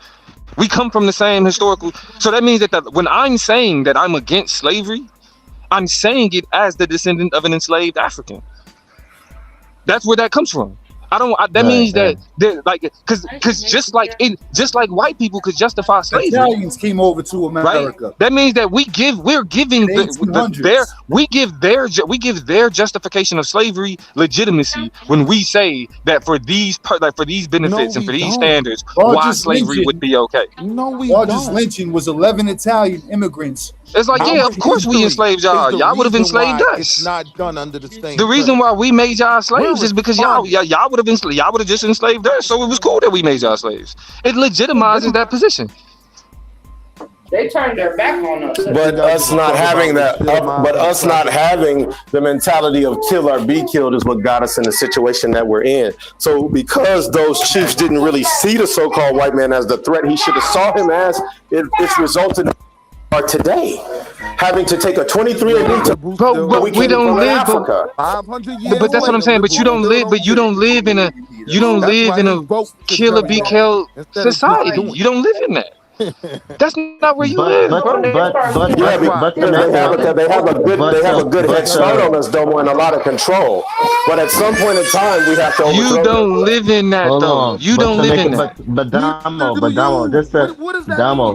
Damo, just to make a fair argument too, Damo, we want to, with the Homo sapiens, especially if you look at the out of Africa theory, we did go around and wipe out the other hominid species, whether we interbred or had wars with them as Homo sapiens. You know what I'm saying? And before the Homo sapiens arose, these other hominid species was living for thousands of years. I'm talking about the world that we fucking live in. Y'all niggas having to go back to prehistoric shit to make a point. We show you that it's human nature. We show you that it's human nature. No, there is a pattern, but to Domo's point, he is right. For the most part, the world has been civilized. We don't have wars. Like we don't have the same primitive instincts of practices that we had early in human civilization. So to Domo's point, I would agree that for the most part, the world is civilized. However, I can still see that we're not given a fair opportunity to have those levels of power or the positions that we need. Even if we do everything that's required, we're still not given that scientific autonomy. They're still overseeing and only allowing us to go so far. I can still see that, Domo. And that's why it's like Esau ain't gave me nothing to forgive him about. Nah, bro, Swati, I'm trying to figure out why the fuck do you keep talking about forgiving him? This is not a conversation about forgiving. We're having a conversation about whether or not slavery is justified. What the fuck? That's the conversation we're having. We're not like at no point has this conversation been about forgiving anybody. When we as black people are saying we want to enslave the world, we want to be the enslavers. That's the statement we're talking about. I want to be the enslaver. Domo, I once heard a Navy SEAL instructor tell a gentleman it pays to be a winner. We did, and when you're not the dominant people in the earth, you're not the winner, and it doesn't pay. So I got to get out of my feelings and acknowledge it for what it is. Even with the world being civilized, there's still certain groups and countries of people that dominate other people. Yeah, it's still but again, no, hold on. But again, slavery and domination are not synonymous. You don't need to enslave somebody in order to be dominant over them. And actually, democracy proves this. You can be dominant without slavery. Nigga, we get up and get in our vehicles and go into our hold on, listen. I believe I'm anti-capitalist, right? So I recognize the way that exploitative labor works in the United States. But like I get up and I get in my car and drive my job just like everybody else on the highway. Yes, you go to work every day, so you ain't living it. Just like you kept asking me. You're an anti-capitalist going to work ass nigga.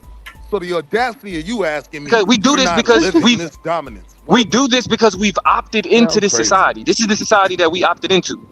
So like when the way that you're talking about dominance, we were brought into the society. It's not that we opted into it. We were brought into the society. Personally, I'd like to live back in the old fucking days. You niggas opt into this shit every day. Take your ass to the wilderness. We were born. Move to the Amazon. Move to the Amazon. You can literally live off the grid. It's a reason why niggas don't live off the grid, but you can do it. It can happen. You can completely disconnect yourself from U.S. society. It is functional. You can do that, but you get your ass on YouTube. You are opting in. You're opting in. Nigga, what is y'all niggas talking about? You don't have to spend the US dollar. You can leave, but when you look at the alternative, you don't want the alternative. Yeah. You don't want that. To what Donald's saying. Nah, that's why that's why all this shit y'all talking about. No, you niggas choose. Y'all know Dumbo, right? Due to the circumstances of what black people went through, especially with their refusal to pay reparations, why would it be wrong for a black person to still keep their U.S. citizenship and use the passport? Should they owe us more than that, nigga? So why should I have to let that go? I don't think that's a good argument. I'm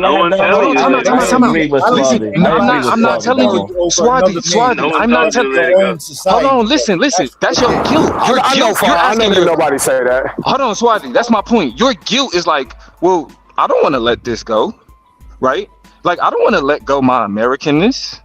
But even though my Americanness is attached to racism, it's attached to all this shit that I complain about.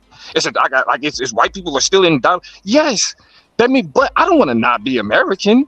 You're opting in. But what about the contribution that my ancestors made for me to have it, though? Okay, is your contribution worth living under a white supremacist? Do you believe those contributions are worth living under a white supremacist system? I'm telling you, I'm almost there. Well, I am ready to leave the U.S. dollar here and leave America. No, it sounds like Swarthy. It sounds like you should be there, bro. It shouldn't be no almost. I'm working on it. I am trying to get the fuck out of here. I think it's ideal what Damo was saying, but the reality, I think is you niggas don't want to opt out. But listen, I am invested in changing this society. The society that we in, I'm invested in changing this one. The shit y'all niggas talking about is like, I just want to make it to where it's like, no, nigga, no. That's not. I'm invested in making it to where that isn't. I used to be invested in changing this society with you on that, brother. But due to the chain of events of nothing progressing in a way that I feel is sufficient enough, I gotta say that's the reason why I'm not no more. But I used to be a humanitarian. But you're still gonna be here though, right? On that, bro. You're not going anywhere. Until I can come out the cover with an Iron Man suit or get the superpower, nigga, I gotta still do what I gotta do. But that's exactly. You're not going anywhere. So why not try to change it? Why not try to make it better? You're not going anywhere. A staunch promoter of instead of taking it backwards, to quote unquote physical slavery. Instead of going back to physical slavery, why not use the way shit functions now to make it better? Why not do that? You opted into racism? Saying that I want to own slaves like the white people did in the past, they don't even own slaves now. They don't even function like that now. Hey, I feel like that nigga Paul. Hey, I feel like that nigga Hancock paused in the part where he was doing the intervention in prison, and they was like, "It's okay, sir, you can talk." Right? Like, what the fuck? I mean, Domo, nah, I do want to put a whip on the so-called white man back though and destroy him. But you're not though. But that's the thing. That's the thing. I guess that could be a fantasy. If I had the power, I can't. I can't say I'm bro, if you fantasize about whipping white people on the back, bro, if you fantasize about whipping white people on the back, you got that. I meditate on it day and night, my nigga. I said I meditate on feeding Esau to the lions. For real, nigga. Day and fucking night. For what they did to us, man, I hope the Lord give me the power to have lasers come out of my eyes. And that's just fucking ass. Okay. I hope a nigga can get a chemistry kit together and make an Iron Man suit and fry him. I don't care how we whoop Esau. I just want him whooped. Chemistry has to do with an Iron Man suit. I'm just saying, a nigga in science need to come out of the laboratory and get the hell up out of here. So but see, we're not having. But okay, Swag. I just want to be clear. I just want to be clear on this. I want to say this one last time, and I'm gonna shut up. I'm gonna go on mute. Isolate. That shit. You've been reasoning with me for a long time, Domo. No, and I'm gonna say this, and I'm gonna let these weirdo niggas get in, because like these niggas clearly got shit that they trying to say that ain't got shit to do with nothing, but niggas gotta say it. But to the point though. I want you to understand, it has nothing to do with, again, rectifying or repairing or doing anything about what black people have been with under white people. But we have to ask ourselves, when we create leadership, do we instill in ourselves the type of leadership from quote unquote dominance that we saw from white people? Or do we conceptualize what dominance looks like for us? It's like we think that all we gotta do is we just gotta. You know that nigga going off what the Bible say. Come on now, bro. Like, let's be honest. Okay, yeah. But that's my overall point. Thinking about it like, oh, this is like it's because the Bible said he just said he waiting on God. I hope God give me the power and the labor to get things. Listen, bro. Come on, bro. Hell yeah, I'm a. But the larger point though. The larger point is still though, like when black people think about power, are we going back to the way power and like oppressed us, or are we creating a form of power that reflects us? And that's the distinction. I mean, but you can still get revenge. This dominance have to look like chattel slavery in order for it to be revenge. Man, we are the creation of the white man. I tell you all the time, we turn more into the white man every day. Yo, listen, the best way to do this shit, turn more into the white man every day, bro. The best way to go at your opponent is to take them out in the fucking mental. That's the best way to do it, bro. Fuck what they all that shit, bro. That's the way to do it. I'm telling you this, right? When it comes to deletion, right?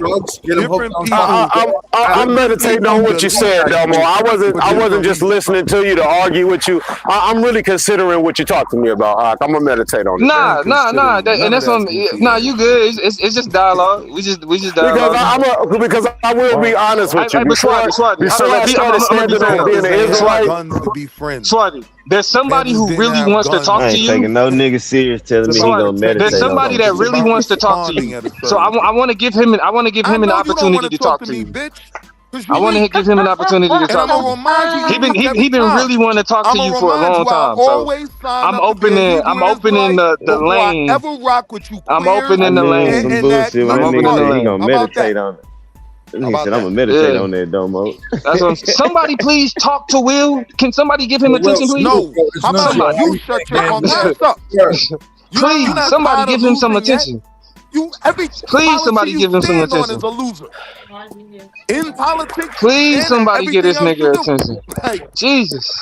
the continent fucking lose. But I don't think. But hold on, there's a term hold called kill or on, be hold on. killed, right? Hold on. So I you think can do the exact same thing for two different reasons. A predator is going to kill to take advantage of someone, right? But the state will tell you, we're going to give him the gas chamber to protect society, right?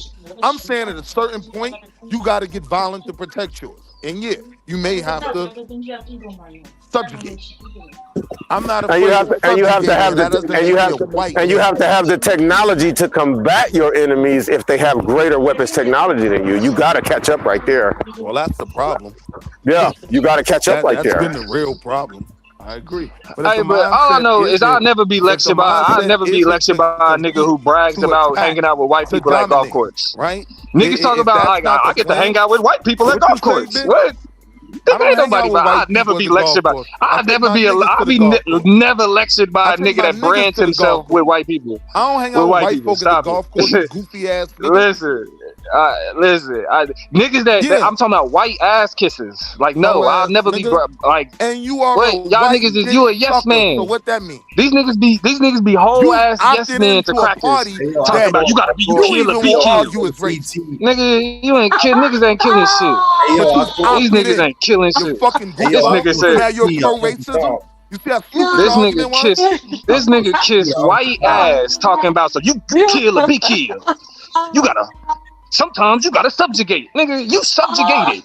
Fuck is you talking about? No, I'm not subjugated, bitch, nigga. That's nigga, whole ass yes man, a whole that yes sir.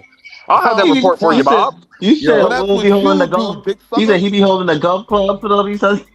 Man, listen, whole ass. Hey, you guys need anything? You guys need anything? John? I'm going to the clubhouse. I'm going to the clubhouse. You guys need anything? Fuck is you talking about? I go. Whole ass nigga. Nigga be whole ass code switching.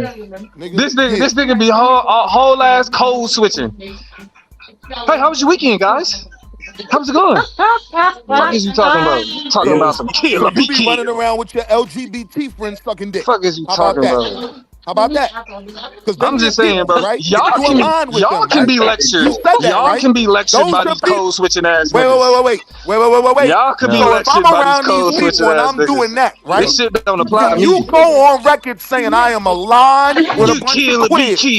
You are aligned with Little Nas X. So what you doing when the screen ends? Code switching ass nigga. You doing when the screen ends? Eggs. If that's what you saying, that is crazy. Weird ass nigga. What is wrong with this nigga?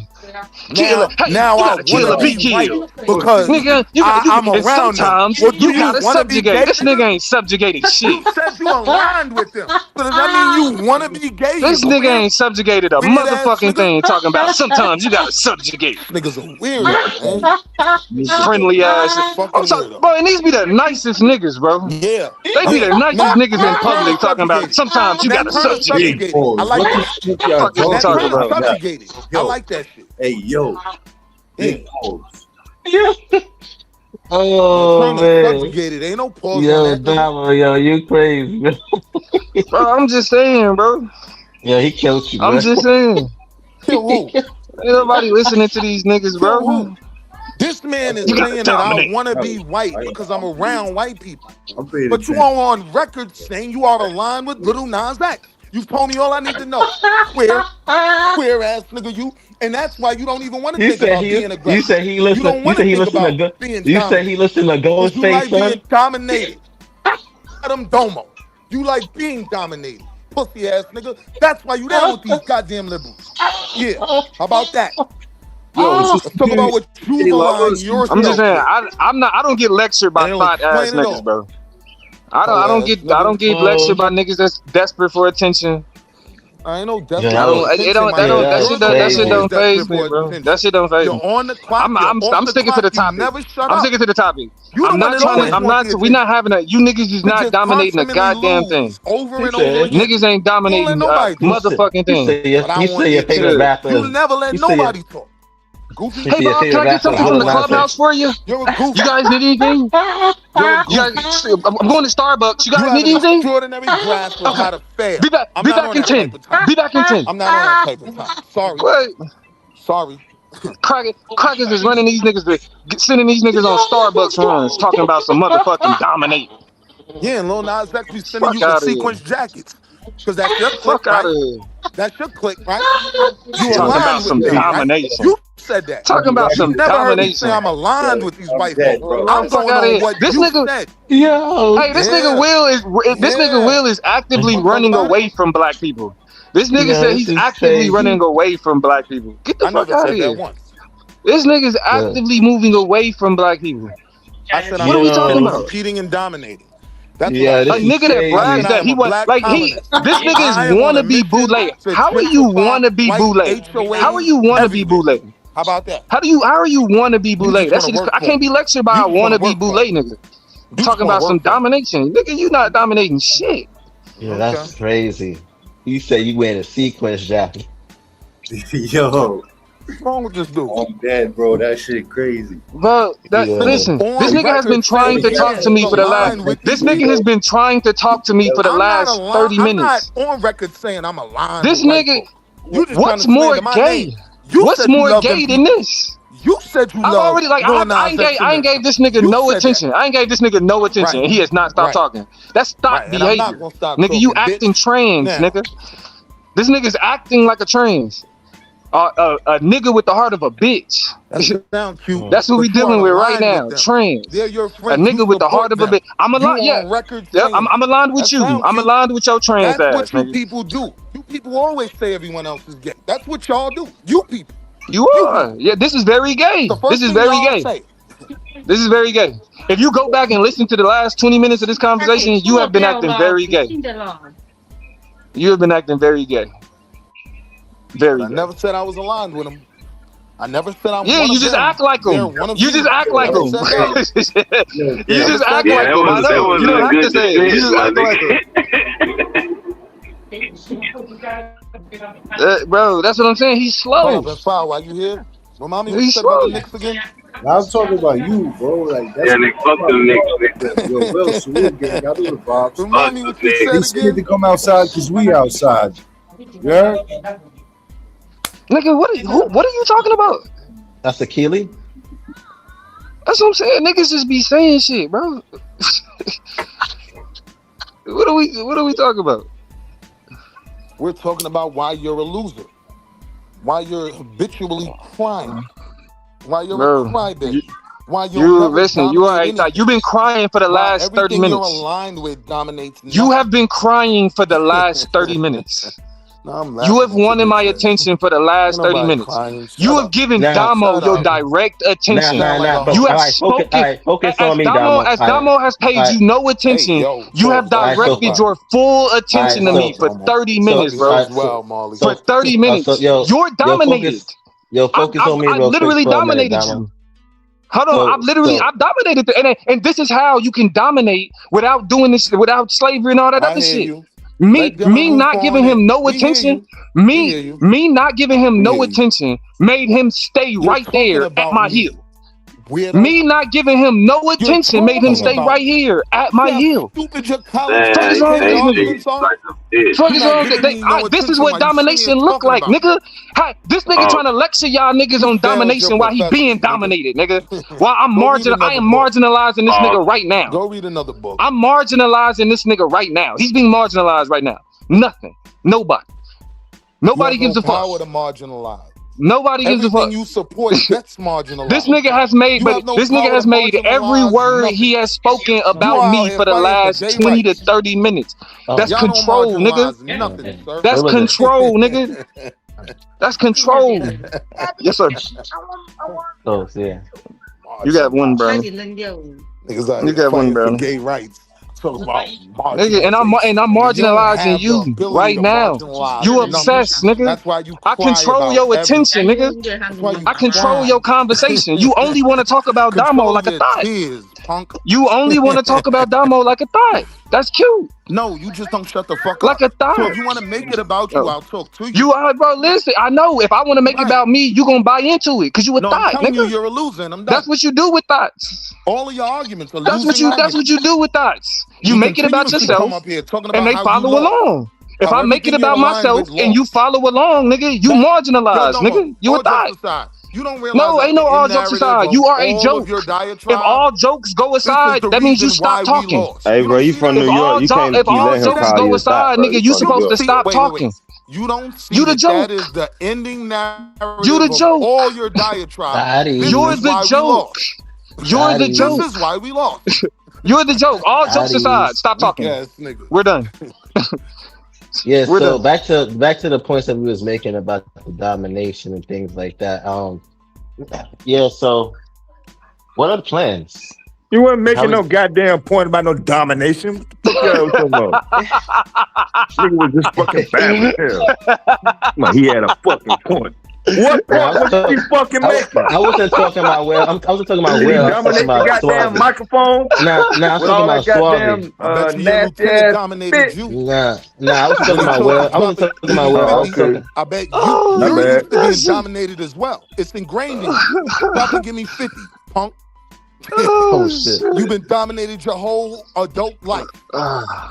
Man. So Who you talking understand to? fully. You'll never understand where I'm coming from. Who you talking to? You know who Oh, I'm talking shit. to. You. I'm talking to you, bitch. Man, shut your ass up, nigga. What you talking about? You've been dominated your whole life. Man, Nigga. you ain't know what it's like not to be You was dominated, in a nigga. Shut quest your for motherfucking stripes ass up. while Oh, being want to be dominated. accepted in a group Go ass clean a nigga? latrine or something. Shit, go find a friend and motherfucking trade goddamn motherfucking iPad notes too, nigga. Fuck is you talking about? Go kick Like, the what fuck freestyle what or you something, talking man. about? Go clean a latrine. That shit funny, nigga. Why you keep fucking laughing? Nobody playing no goddamn jokes. You are a joke. Fuck is you talking about? He But tried anyway, to come back at to the you Knicks. hard, Dad. Ain't no back to the what we was But talking anyway, about, back to nigga. the You Knicks. sound retarded. We dominating right now. Nick tape. Who the fuck is we? Who on your team? Who on Will's team up here on this panel? Man, shut your You and who? up. Who on your team, Will? Me, who? Cat, You and who? You and who? Jalen Brunson. You and your shadow? You and your motherfucking shadow, bitch? Knowing how You and your history turned imaginary out, ego ass goddamn fucking would you shadow? have wanted What history you to talking play out about? the same exact Shut way your it ass did up up. until today? Get your ass back in that goddamn let me ask you something. religious ass book. What is it that you think, if we actually going back to the conversation of Swazi, what is it that you think differentiated early Europeans and the Africans that they encountered from each other that made it to where, I mean, the same thing with Native Americans, right? When they met these people, they were generous. They accepted, you know what I'm saying? What was it? What was the difference in people? And it's cool if you use a Bible They had some explanation. bitch ass niggas like But you. what was different in the Welcome. Come on white in. people and black people that made it to where when we're they met black inclusive. people, they didn't respond like that. They in some cases, because we the way we having this conversation is like all Africans was cool with all white people, and it wasn't like that. You know what I'm saying? Like, No, I'm saying niggas like you were, and that's how they came in and dominated. So if it's just just a question, y'all see my bitch won't stop talking. Right. My bitch won't stop talking. He want my attention so bad. He want my attention so bad. See? He want my attention so bad. My bitch won't stop talking. Now you going alternative My bitch won't stop. My bitch won't stop talking, y'all. Hey, I need somebody to show her some attention real quick. I got shit to do. I got shit to do. Somebody come show her some attention real quick. I got shit to do. See what happened? Now, like I was saying, Swat. You rep that rainbow. Go ahead. Crazy. What is the difference? What was the difference in the people that caused the difference in that reaction? It was a bunch of bitch ass niggas like you at this show, and they welcomed them in. They wanted to be inclusive. They wanted Can everyone somebody to have come rights. give this bitch some attention, please? She's bored. Just stupid ass questions. She's bored. She's bored. Somebody show her some attention. She's bored. She bored. Do something with this bitch. Nigga got a rainbow name tag. Do something. Calling somebody a bitch. Somebody come do something with this bitch. Audacity of you. Came up Somebody here can, like, this is- advocating for them this is people, and obsessed. You calling somebody else? This is feminine? obsessed. You calling somebody else a bitch? This is crazy, obsessed. nigga. All right, so let's This nigga talking about advocating, but he's acting gay. He's being gay right now. So let's have this He's being gay right Why? now. Because it's the one time I'm doing what you He's come up here and being do every gay. day. He's being So I gay want you to right now. remember that when you do This is very every gay. day. Remember that. This is very gay. You consider This it is acting very like gay. a bitch. That's why I'm not getting angry, because like I said, I'm an ally. Y'all know I'm an ally. I know. But somebody come show this bitch some attention. You one of them niggas. Somebody come show this bitch Just some like attention. you saying me being She just white want to folk, talk I've to me aligned so myself with bad. them 'cause I This wanna ain't be weird them. to wanna be nobody Lil else. Nas X, nigga, just It's say just me. It's just say me. it. He want to talk to me about gay shit. It's not Weird gay ass that this nigga. nigga just only want to talk to me about gay shit. Nigga want to That's be not East that's not Guy gay. I'm not spending. That's not gay. I'm not finna spend the rest of my energy fucking arguing with this nigga. Yes, let's have this conversation. You got time now, bro. Yeah, y'all was That just shit arguing back crazy. and forth. But Yeah, I wasn't even talking to that nigga. I wouldn't know y'all. I asked Swarty a question. I had moved on, moved on.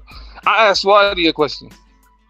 Come on now. So now, yes, I understand what So you and Salty saying that both have points. It's nuanced, but yeah, I don't think that. I just think it's a response, but I don't. But like, what's gonna change it? This whole narrative? What is it like? Like, if it's not that, what do you think it should be? That will work. That would be effective. If it's not that, that can change the narrative of us here in the world and other groups of people who, how do we change this? How do we get the other group who is doing this to, collectively stop doing this? Bro, the goal. I think this is where I feel like niggas be fucking up in the discourse. It's because the goal with white people ain't to get them to stop doing something. It's to have the type of resources and institutions to where whenever they try to do some shit, it don't fucking matter. That's the difference. It's like it's not what. But I was gonna say, but aren't they like kind of like, well, here in America, aren't they like kind of like dominating everything in terms of in terms of how we get like non-profit organizations, LLCs, right? And we can build shit. We can do that, right? Right. We can use those things to build it, right? But then it's like, then they have the military. Then they have, but I think that's what I'm saying. That's what I'm saying. But you got to remember though, we're not in the fucking 19 or 18 whatever. Like the idea. Look at even how the United States responds to when other countries use it. Now it's a question of who they allow to do it, right? It's a question of who they allow to do it.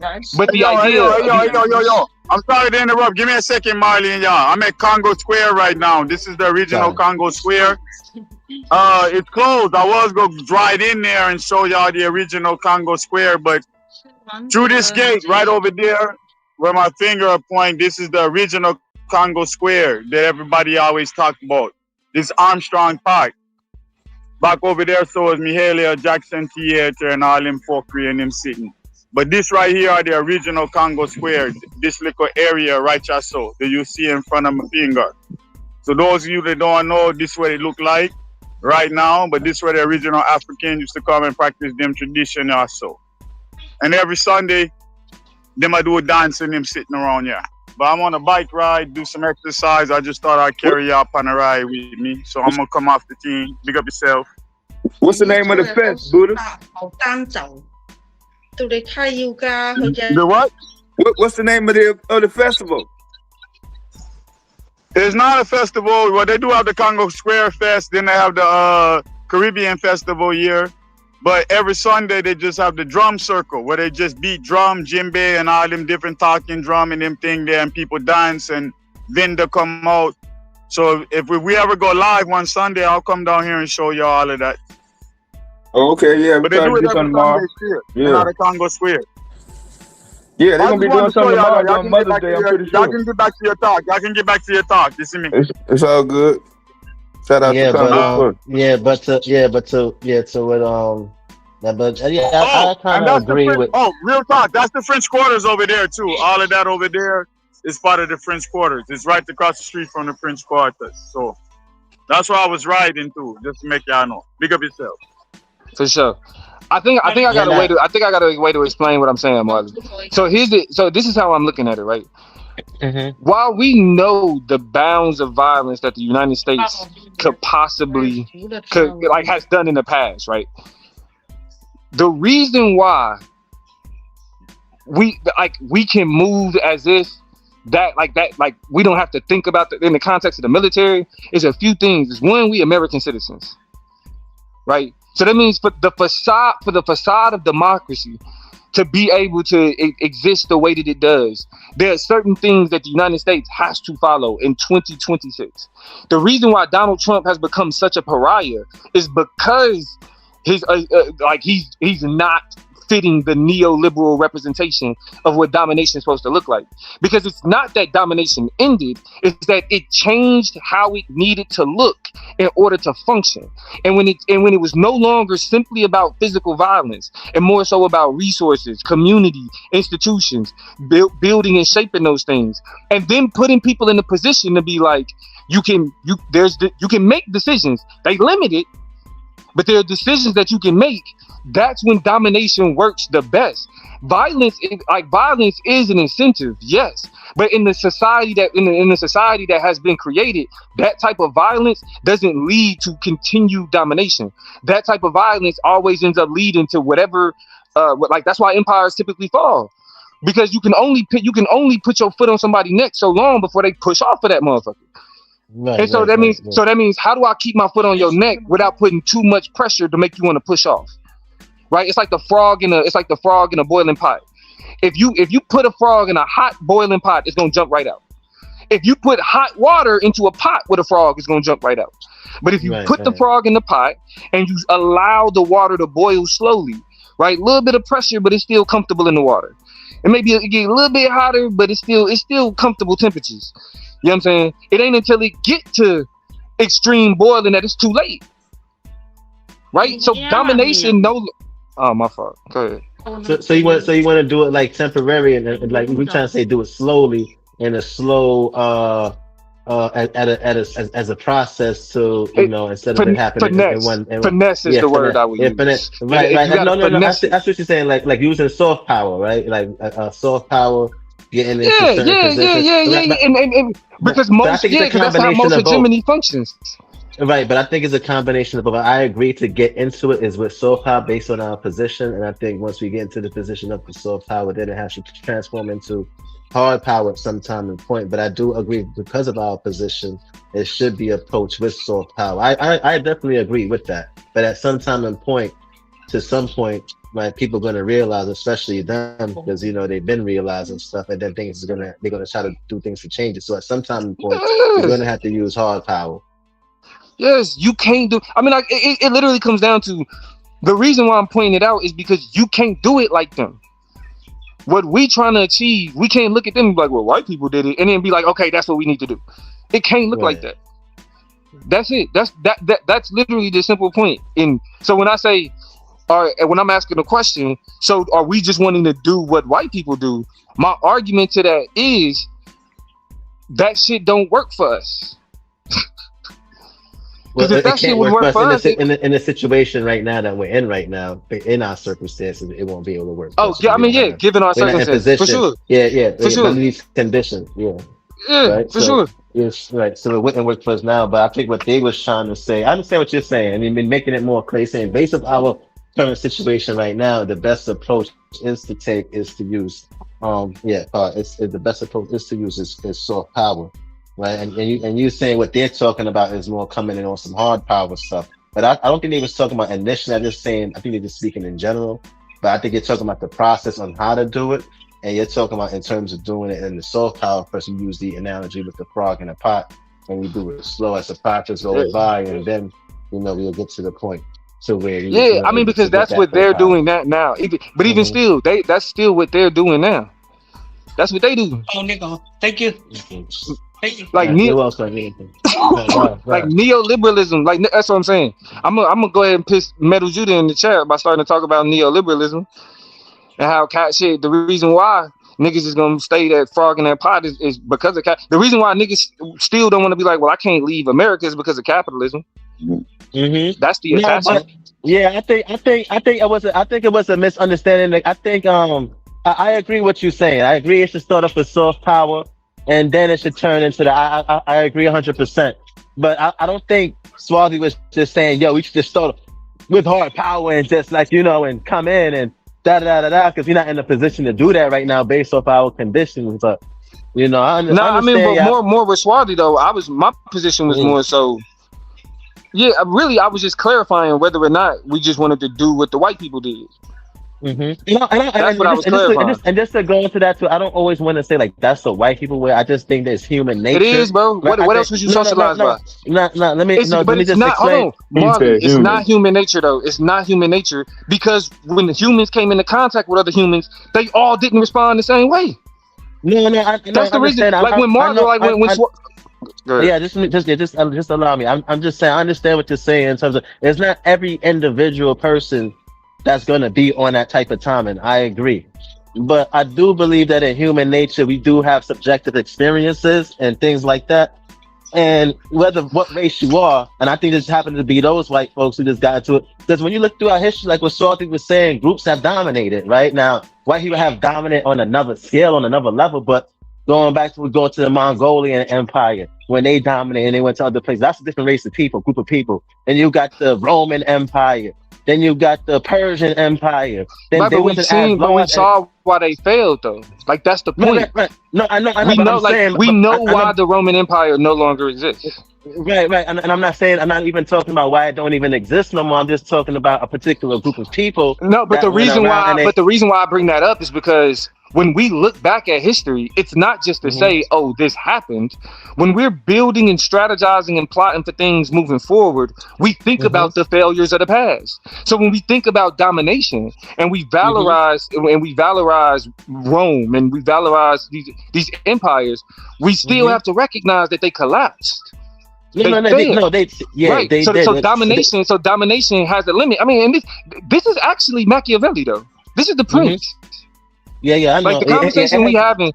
No, I agree. I agree. It has its limits and everything. I know. I agree with the stuff that you're saying, but the only thing that I'm just trying to say is that, so like I don't think both of you guys are wrong. Like you just have, I think that you could both be right. But however, I just think based off of the circumstances, what Swadi is saying is, we tired of being in this position. Is there any other way? What could we do? And it's not so much just saying, it's the white people way. It's just like, okay, what has worked? What did you see has worked? So it's going back to looking at Steve Kerr with the Golden State Warriors, where he used, philosophies from, San Antonio Spurs and the Phoenix Suns, and they was able to win 4 rings. It worked, right? Or when Phil Jackson brought over the triangle shit to LA, and it worked. Like, you know what I'm saying? So Kobe wasn't like, you use that on Michael Jordan. We're not going to use that. It's something that actually worked, and they used it. But that's my point, though. But when we talk about domination, and the effectiveness of domination, right? Like, what we have to recognize is that certain forms of domination failed. That's why they no longer exist. There was a time when monarchies, like that. That's my point. There was a time. There was a time when monarchies were the dominant forms of government. But there was a domination function that existed within monarchies that made it to where there was always going to be people. There's always going to be people. I see what you're saying. You're saying basically, even though they came in whatever they way, we can still come in with another way that can dominate. It just doesn't have to be that way. And you just use. It don't have to be that. Okay, I see. We can win. No. I see what you're saying. But what's this new way collectively that we have together, and where we getting that from? That is considered to be. I don't want to hear no struggle or no failure associated with black, but something that can work and that can actually work, like that we can say, well, black people created this form or this, and it actually was effective and it actually worked. Not something that's just a black way and it's not making us get nowhere. We just like, this is the black way. We've been doing it. This is black, and it's not making us progress or anything like that. And I'm tired of that narrative too. Well, no, but that shit. No, for sure. But I think though that's where, and this is where I'm even critical of myself, because I hate to admit it, but to a degree I am a reformist to a degree. Like I do think that I think that there are things that we should use that currently exist to our benefit. You know what I mean? And like the way that it's used in the society, and that's recognizing the different, like how we get different outcomes and all of that. But But it's just that when, yeah, bro. That's really like Serious B said it in the chat. Like coercive power is the weakest form of power. Power through influence is the highest form. And so when we talk about we want them to be our slaves, that's coercive power. That's weak. And the only reason we want that is because we've seen that happen to us. Right. You know what I'm saying? I agree with that. Yes, thank you. I'm sorry. Yeah. No, but I agree with you. I agree with that. But I think I could admit to that. Yeah, you know, it's something that I've seen, and I'm just like, yo, it works. And I think that goes back to the whole Killmonger character, right? When they told him in the movie, he was like, yo, because when he went to the military, he was like, yo, you picked up on and you learned, their ways or whatever the case. But that's what we've seen that's effective. Going back to the basketball analogy, right? Like those things, those things work. What Steve Kerr did when he took this philosophy, he's seen those things, and he was in that system. He was in those systems as well, right? Except for the was he? I don't know if he played for the Suns. I think he did, but he was over there. But he was in these systems. Same thing with Phil Jackson. In these systems, brought these systems over. He used it with Mike, it worked. He used it with Kobe, it worked. You know what I'm saying? So I think we just seeing like what worked? What else could we do? Because everything else we be doing, it's like, it's just like what else could we do? That's all cap, Like, Marty. It did not work for the collective amount of average citizens. I'm just not. I ain't talking about everybody. I'm just talking about that the people who benefited off of it, right? The people who dominated, those other collective citizens, they benefited off it who was white, even if they didn't agree or whatever the case is. Like for that particular group, whatever they did, the shit worked. You know what I'm saying? They on top now. But okay, so let's talk about what So what worked? I don't know what you're talking. You got to be specific in what you're talking about. But I'm saying, if you're talking about an only government, only leadership, only administration, I mean, you're not talking about a lot of people. I'm sorry. In any specific time frame, whether it's 4 years in a presidency or 100 years in a monarchy or 700 years in the Ottoman Empire, you still only talking about, a small group of humanity population. Domination has not benefited collective man. That's all I'm saying, bro. Go ahead. And the enlightenment of people. Let me say this real quick. My bad. I see what D.A.B.A.T.E saying though. Go ahead. I'm sorry. Yeah, because that's the point. The enlightenment of man, like which kind of shapes Western thought. It literally it speaks more about like collaboration, like how societies and why societies come together. So like the same way we say domination is a part of human nature, collaboration is also a part of human nature. Working together, building societies is a part of human nature.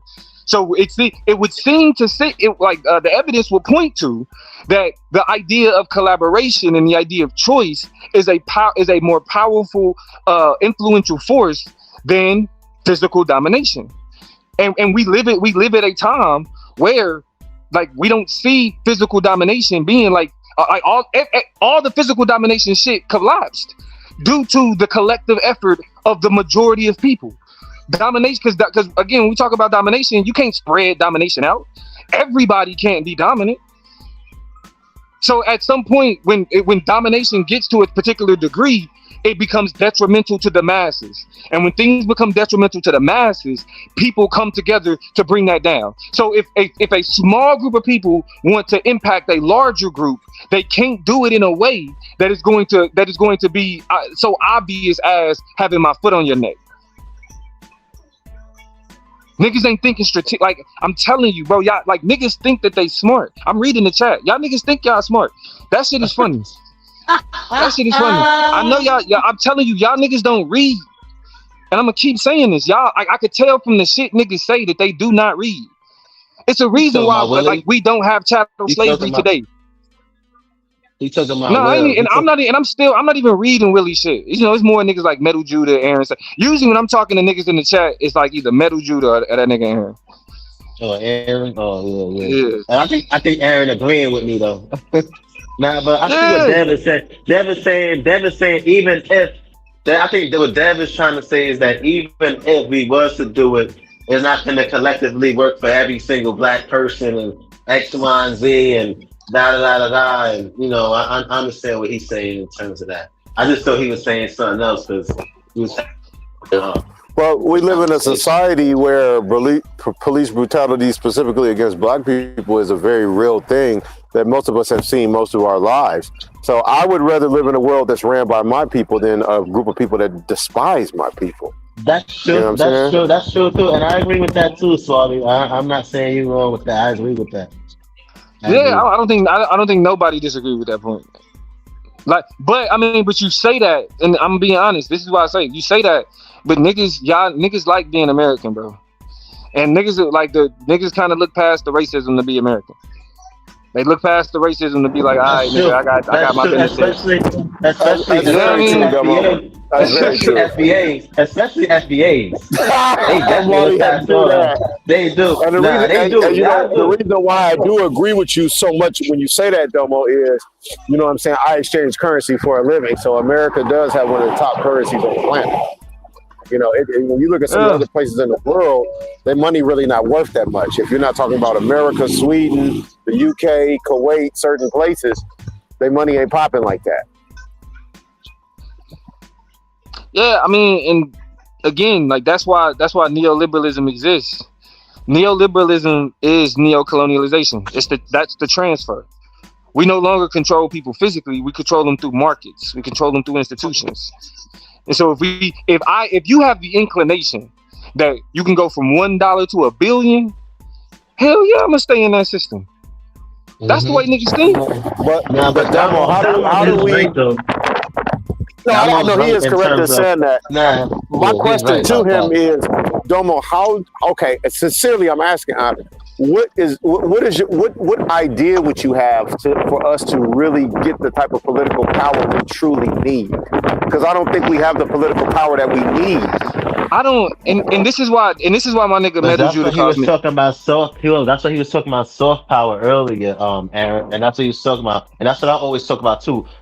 Back getting into certain government positions, but with the right mentality to make changes, be influenced, have money. The soft power first is what Dama was talking about, and then after the soft power, you can come in with the hard power later on. That's what I'm saying. I'm gonna lean into my theorist bag.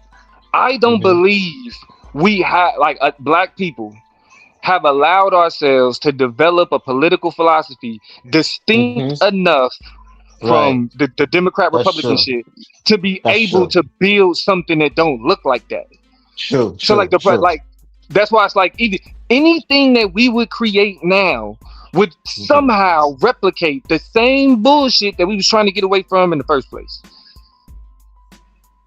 So it's like, we have to start, we got to go back to how we understand politics, its role, what we think it should look like.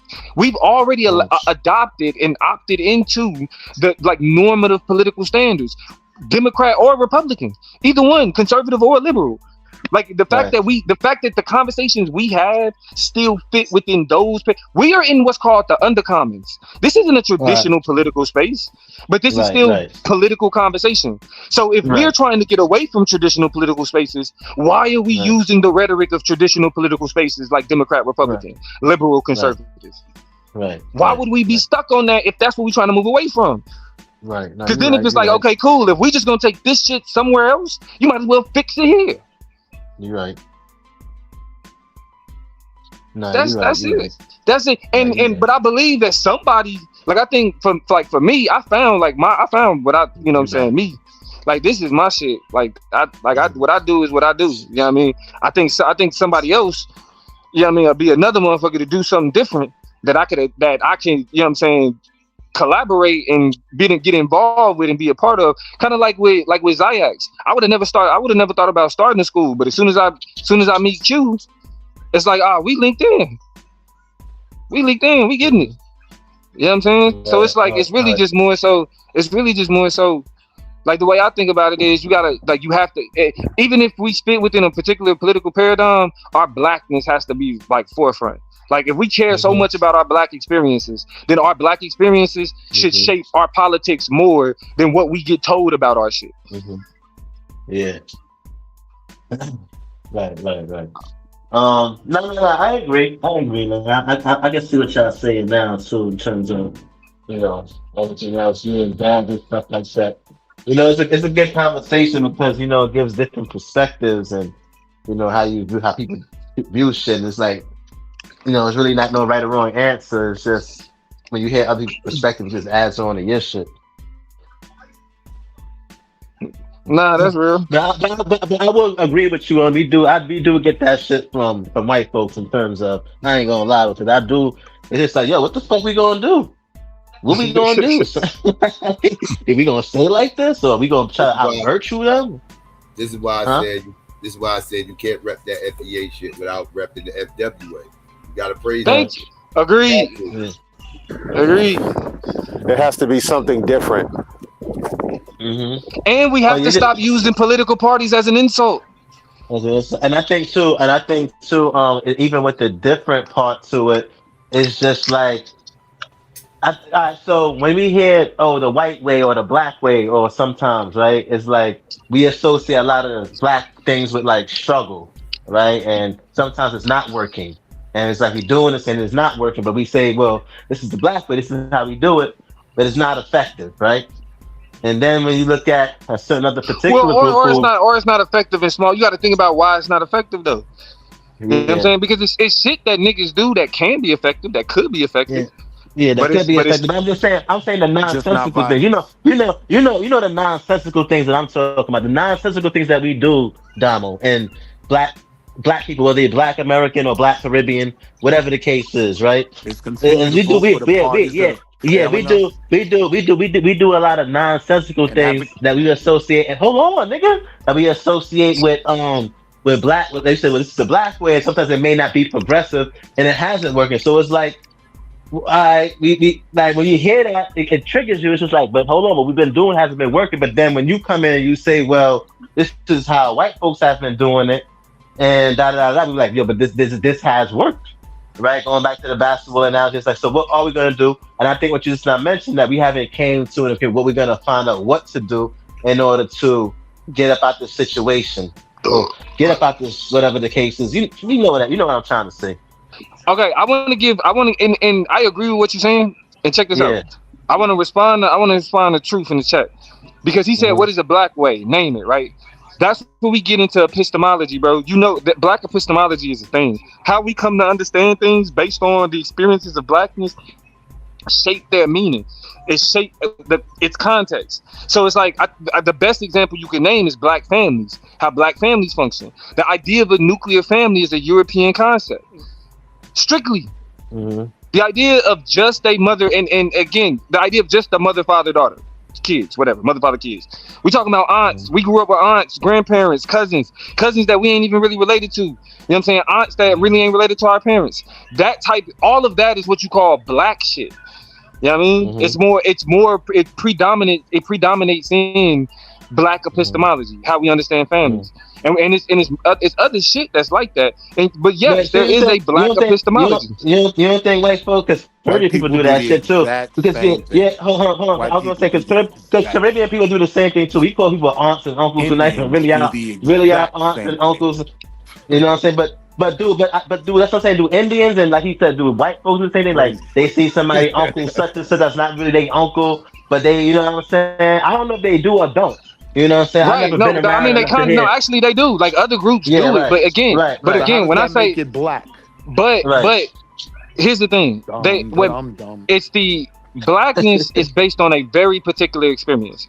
So when it's like when you say, for example, well, it seems like the black way is always got something to do with struggle. That's because that's what the black way came out of. It came out of a universal struggle for humanity. Right. That we continue to fight to this day. Not just that, right? And not just that, right? I understand the struggle you're talking about. That's not the struggle I'm talking about struggling in terms of struggling as a. I understand the struggle you're saying, but that's not the struggle. What I'm talking about is when niggas is just on some. They just doing shit to avoid success. So they saying, well, you know, and to I don't know how I'm gonna put this shit, man. But you understand. You understand what I'm trying to say, Damo. I thought you meant something else, but I get what you're trying to say. I get what you're trying to say now. Right? I get what you're trying to say now. So but family is an example, Aaron. Family is an example, nigga. That's a flat out. Yes, how black people understand families. Now again, no group of people, all one people do one thing. We talking about a general understanding. A black epistemology is how do black people come to understand things that we call black, right? Whether it's looks, whether it's hand, like how we dab each other up, that type of shit. All of that is the black way. It's based on epistemology. How we come to know these things. And when we talk about white shit, there's a such thing. There's such thing as a white epistemology. These things exist. If multiple these things exist, nobody does the exact same thing. What makes nobody does the exact same thing. This nigga can't. Nobody does the exact same thing. Well, Shell. No, that's fine. I felt bad. Like he had to sit down for a little bit. I'll give him some attention. You're not challenging it though. You're not challenging nothing I'm saying. What makes it black if Indians do the exact same thing? They don't do the exact same thing. If they don't do the exact same thing. They do. Their general thing will all live in the same home. They literally right, but why? But why they? But why they come to? But why they? First of all, that's what I'm saying. Like they do it better than us. Yes. We don't even. That's what I'm saying. You don't understand. Like you don't. I really don't. You really don't. I'm not asking you to. I'm not asking you to. I'm not asking you to. I'm not asking you to. I know you're not, because you scared. I'm not asking you to. I know you're not. You're not, bro. You're you can dumb. Only sound smart to stupid. You're stupid. I don't give a fuck what you think. It is veneers. You're trying to prove something to me. Every time you talk to me, you want to prove something. Because I make you feel small. I just want you to shut up. I make you feel small. This is Psycho channel. Psycho has never said. Psycho has never said, Damo, I want you to stop talking because you've been talking too much. He's never said it. Damn. The only nigga that feel like he got to prove himself is you, nigga. I make you feel small. We still support you, Baynard. You're doing this for your confidence. You're doing this for your confidence. You feel like if I can go up against Damo, I'm gonna show these niggas I can compete.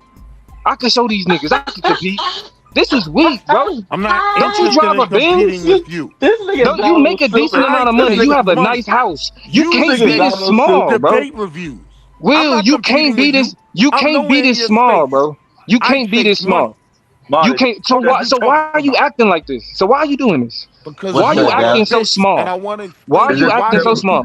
We heard you the first time. You think I'm a bitch?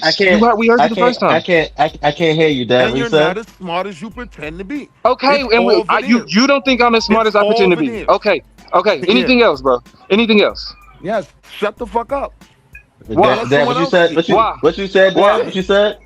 Why? Is this what we were doing? What Domo said? And look at this old dick. Yes. This nigga going on 90 still fucking dick. This is insane. But I'm the bro. He going on 90. Yeah, this nigga wild. This nigga's crazy.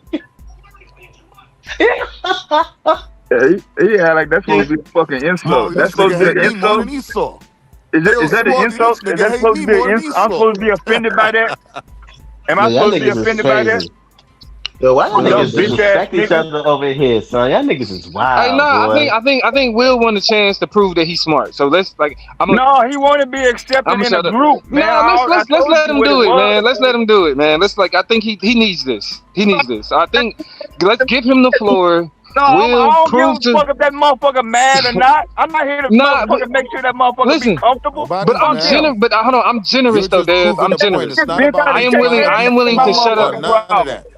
I am willing to shut up. Are not as smart as y'all come up here pretending to be. Okay, you have the floor to prove. You have the floor to prove that. Okay, you have the floor to prove that. I'm shutting up. You got the floor to prove that. Go ahead. Thank you. So what you pretty much proved, right, is that your doctrine is the ballad of the rainbow, right? You can't even fathom, because understand, the original conversation was, would we? The original question that was asked was, would Swarthy and I subjugate another group of people? And I said, hell yeah. After what we've been dealing with for 400 years, he sits here and claims everybody else wants to be wants to be white, right? But his framework of thinking. But you know a lot of white folks is afraid of that shit. Oh shit. Marley, please. Marley, please. He needs this. He needs this. Please do not interrupt. He needs this. Go ahead. Marley, the city is up right now. You know how we Yo, do SMD. but really, Hold on, nah, fuck all that. Are you so right? So you got that out your system? You got that out your system? You got that out your system? You feel like a bigger man now? Talking to you, pussy. You feel like a bigger man now? Don't you feel like a bigger man, pussy. I'm just saying, you feel like a bigger man. You feel don't like more have complete. A logical conversation. Do you feel more complete? What your ilk does. Do you feel more complete? To mislead the people and produce. Okay, so you got more. You got to get out. You got more. You got to get out. Go ahead. You got more. You got to get out. Go ahead. I'm just saying. I don't even want to talk to you. We'll never think the same, right? Because I understand what you're based. Right, what your Dev, please, Dev, please let him get this out and produce no results. So, oh shit! This nigga say you're not gonna produce no results, and then cry and blame everybody except for the fact that you's a old punk ass hoe, right? Instead of admitting that what I stand on is always a losing premise. You lose in debates, you lose in conversations, you lose in political fights. You're not involved in it all. With your masters and your degree, you got more degrees than a thermometer. Oh shit! This nigga hating. But you ain't this nigga hating. He talking about the Molly, please. But wait, Molly, please. No, because I'm not a diplomaphobe. Let him, please, let him get it out. Let him get it out. Please, let him get it out. Solution brought up the degree, right? But once you start thinking like you have the answers and you continuously defend failed strategies, it's like shut the fuck up sometimes. But I let you. The people want it. So fuck it, niggas want to keep following Bane and Rustin. I mean, the Ballad of the Rainbow. Fuck it. Now I'm done. Pussy. All right, you feel better. Okay, quick that was. Good. Right. I mean, you made the conversation about me for 15 minutes. Yo, Molly. But I'm glad you was able to get that shit out. I'm glad you was able to get that shit out. You let that nigga talk to you like that? Nah, he needed that. That nigga needed that. I don't need shit from you, bitch. I watch you be a bitch up here all the time. I watch you. So you have more? He has more. He has more. He has more. Let's go. Nothing from you. Letting you talk alone gives me what I need. You see, y'all? This is why we lose, right? That's all I need from you is to talk. But sometimes I need you to shut the fuck up too. Unless somebody else responds. That's crazy. Okay, so now are you done? No. Bitch. Okay. No. Okay. Go ahead. Get it out. Molly, the city is up, man. I really feel like this might be our year, man. I'm telling you, I'm coming back up top if they make it to the chip. Y'all see how this nigga feel a lot better now? He had to get that hate out his heart, man. Goddamn bipolar. He had to get that hate out his heart. That's all. Cause niggas will get bitched all the time. Nobody lets Will talk. Nobody lets Will talk. Right. So he really just needed it out. He motherfucker to give a fuck about Will talking. About but no, but let me walk away. But then do you see how much? Do you see how come? Nah, bro, don't do it, Will. Don't do it, Will. Don't put them to the promised land. No, don't do it, Will. Don't do it. We just made progress, bro. We just made progress. Holding it in for a long period of time, Domo. If you hold it in, it started to hurt. So but niggas don't let Will talk. So so I get it. If I had to be. It was like a lightning rod. From opening his mouth up now. But if I had to kind of take that pause, that a nigga accomplished shit that I will put on Front Street that I do, right? And then you'll continuously go ahead, go ahead, get it out, Will. We hear you, bro. Get it out, bro. We hear you. Go ahead, get it out. Yo, Dad, what's the connector for I-77? Because that's the only thing you know. That is literally the only thing you are a subject matter expert in, nigga. What is the connector to I-95? Old nigga. You gotta let him get it out, Dad. Failed niggas. Get out. This nigga has earned. Listen, the amount of time that niggas just make Will shut the fuck up. He earned this. They gonna get he earned this, y'all. He earned this.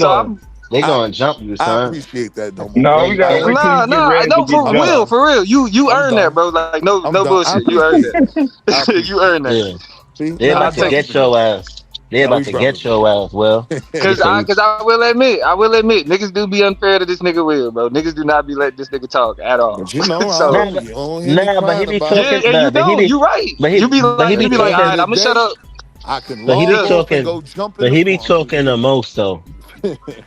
Man, But he be fuck talking the Will. most Shit, he under ain't got people. no Bitch ass Pause. up, goddamn Marley. time on no Niggas goddamn always mic to use say Kevin shit. niggas, man. Yeah. Fuck you bring to the goddamn mic, nigga. Not a goddamn thing. Motherfucker, I don't give a fuck how you think. You know.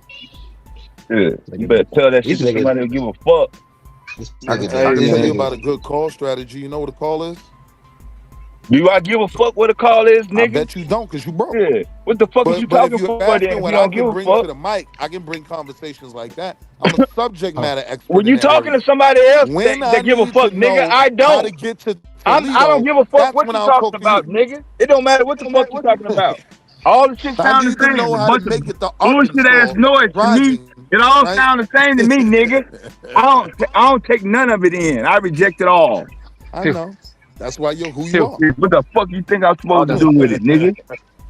That's why you are who you are. You're a Pan-African Nigga, moderator. I don't That's need you the telling me most who the you've fuck ever I done am, for motherfucker. anyone's cause. Shit. Take a break. The fuck this That's ain't the most you've identified, ever motherfucker. done Who for you the anyone's police? cause. Been a You sound like Pan-African somebody that moderator. informant. Great job. You get to the Pan African moderator. Yo, why y'all niggas is so disrespectful over here, bro? Like, come on, son. Like, y'all niggas just take That it too motherfucker far, ain't B. disrespectful. We ain't said shit.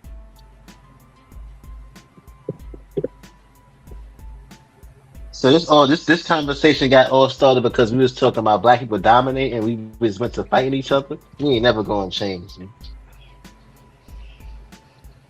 Damn, Marley, that's how you feel? we just That's all cussed we each other know. out and we was trying to talk about taking over the world and we can't even have a conversation about taking over the world. We just went to each other's necks about this. This is the issue. This is the main issue. Ego. Motherfuckers don't want to take over no goddamn fucking world. Yeah. You know, you're right, Dev, you all right. It's some shit you be saying. You're right. A lot of niggas just want to be comfortable in the system, ask for bits and pieces and shit like that, and be cool and white folks let up off them, and you know what I'm saying, and shit like that. But yeah, you definitely. But yeah, I agree. But being that we did have this conversation on a real note, I did learn some things tonight in terms of black people doing things the black way. We just got to find out what that black way is that's going to be effective and that's going to make us win, right? And what is it, that we can collectively do? Take a break. And we say that we created this, and we was the most we was able to implement this, and we used it, and it was effective, and it worked, and we're here now, You wanna be able to watch and it later? and we've been dominating, not just dominate, but we've been on top for centuries or hundreds of years or whatever the case is. I think that's. If Damo's talking about that, then cool, but we just got to find out what that is. I ain't down with that black shit that ain't been working and has been having us fail. And niggas talking about, well, this is the black way. I ain't trying to do that. Now, y'all got a new black way that's going to be effective and it's going to win and it's going to put us on top. I'm with it. You know what I'm saying? But unfortunately, as of right now, being that I haven't seen that black way, particularly in the current modern day that has been effective, I'm just going by what's been going on in history and what Swazi was saying. And we just got to get these niggas how they got us, B. That's how I was looking at it. But if there's a black way, if there's another way, I'm open to it. I'm open. That's all I'm saying. Anybody have any pushback? Nah, I mean the black way is there. We just gotta value it. We just gotta value it. I don't understand what you're talking about. I don't understand what you're talking about. You're not even capable of the scale of warfare. Like if these people really took back the principles that Damo is talking about and operative with, nigga, there would be no competition. What the fuck are you talking about? They would just kill you. There would be no rules. You couldn't win. Do you really think without international rules of warfare and morality and shit that they would let little bitty ass drones destroy shit? Nigga, that's a joke. If these niggas really wanted to unleash the arsenal they have, it's over with. What the fuck are you talking about? This is not ancient warfare where you could get an army and line up and fight. Are you serious? You really want to take I the don't think gloves nobody. off? I don't You think. really want to I roll don't back think. all Yeah, I moral don't. concepts Yeah, and I just don't think. really go Yeah, but and just really go I to don't. war? Yeah, but I Are don't. you Yeah, but I don't think insane? that's what. Yeah, but I don't think that's what we was talking That's about. Though I not don't even know an what you're option. talking about. No, no, but I'm saying that I But don't think no, that's but what we I'm was saying you talking about. said you want to get the shit the way they got it. There's no way you could get that shit the way they got it in modern scale of warfare. You're too behind, technology-wise. If the Yeah, but gloves that's came what. off That's what. and they But wanted that's to what. just But run, hold on. But yeah, I know. it's But that's rap. what we was talking. Yeah, but that's what we was talking about. I don't know if he was listening earlier, but that's what we was talking about. Soft power and getting in with soft power and then using hard power. So I don't think he was here for that I don't think he was here for that conversation. But yeah, but No, yeah, I back to heard what you we were say saying. warfare, and you want to get it like they got it. No, nigga. Right. But you missed the context of the conversation that we was having, else you wouldn't have responded like that. But yeah, back to what to what Dama was saying. Yeah, because we did talk about soft power, and I was saying under conditions that we in right now, Man, we that's a can't do that. joke. That's a joke. That's when people want to play fair. That's when you want to play by yeah. the principles and Right. No, no, aspirations no. that But they if you said about no, but humanity and I know. But fairness. when you But if you really but get down listen, to the core of the shit, the power scale is off hold on. balance. Yeah, hold on. Let me just explain what I was trying to say. We was talking earlier in terms of using soft power to get you can't based on the conditions that we in, we cannot use hard power right now. So we've been established that already. Didn't we establish that already, Donald? Yeah, we was talking about that earlier. Yeah, right. So we established. So I wasn't talking about that. So we was talking about more or less, using soft power, and which I agree with Damo, right, and agreeing with Buddha just now said because of the scale where things is at right now, we can't do that right now, which I agree with. So going back to the soft power, and Damo saying when I was saying that how we wanted to, I'm saying this to be on top, like you know what I'm saying. But that's what I meant when I say, in terms of being like, you know what I'm saying, It being was a like theoretical conversation. right, exactly. It wasn't So about could we do it or not. The premise right, was if we had the ability, would we? right, And if we yeah, do right, decide to do that, right, does that right, mean we want to be like our oppressors? My right, response to right, that was it doesn't mean we're trying to be like that. We're coming at it from a different premise, right? It becomes for us right. a kill or But be how is killed it a thing. different premise though?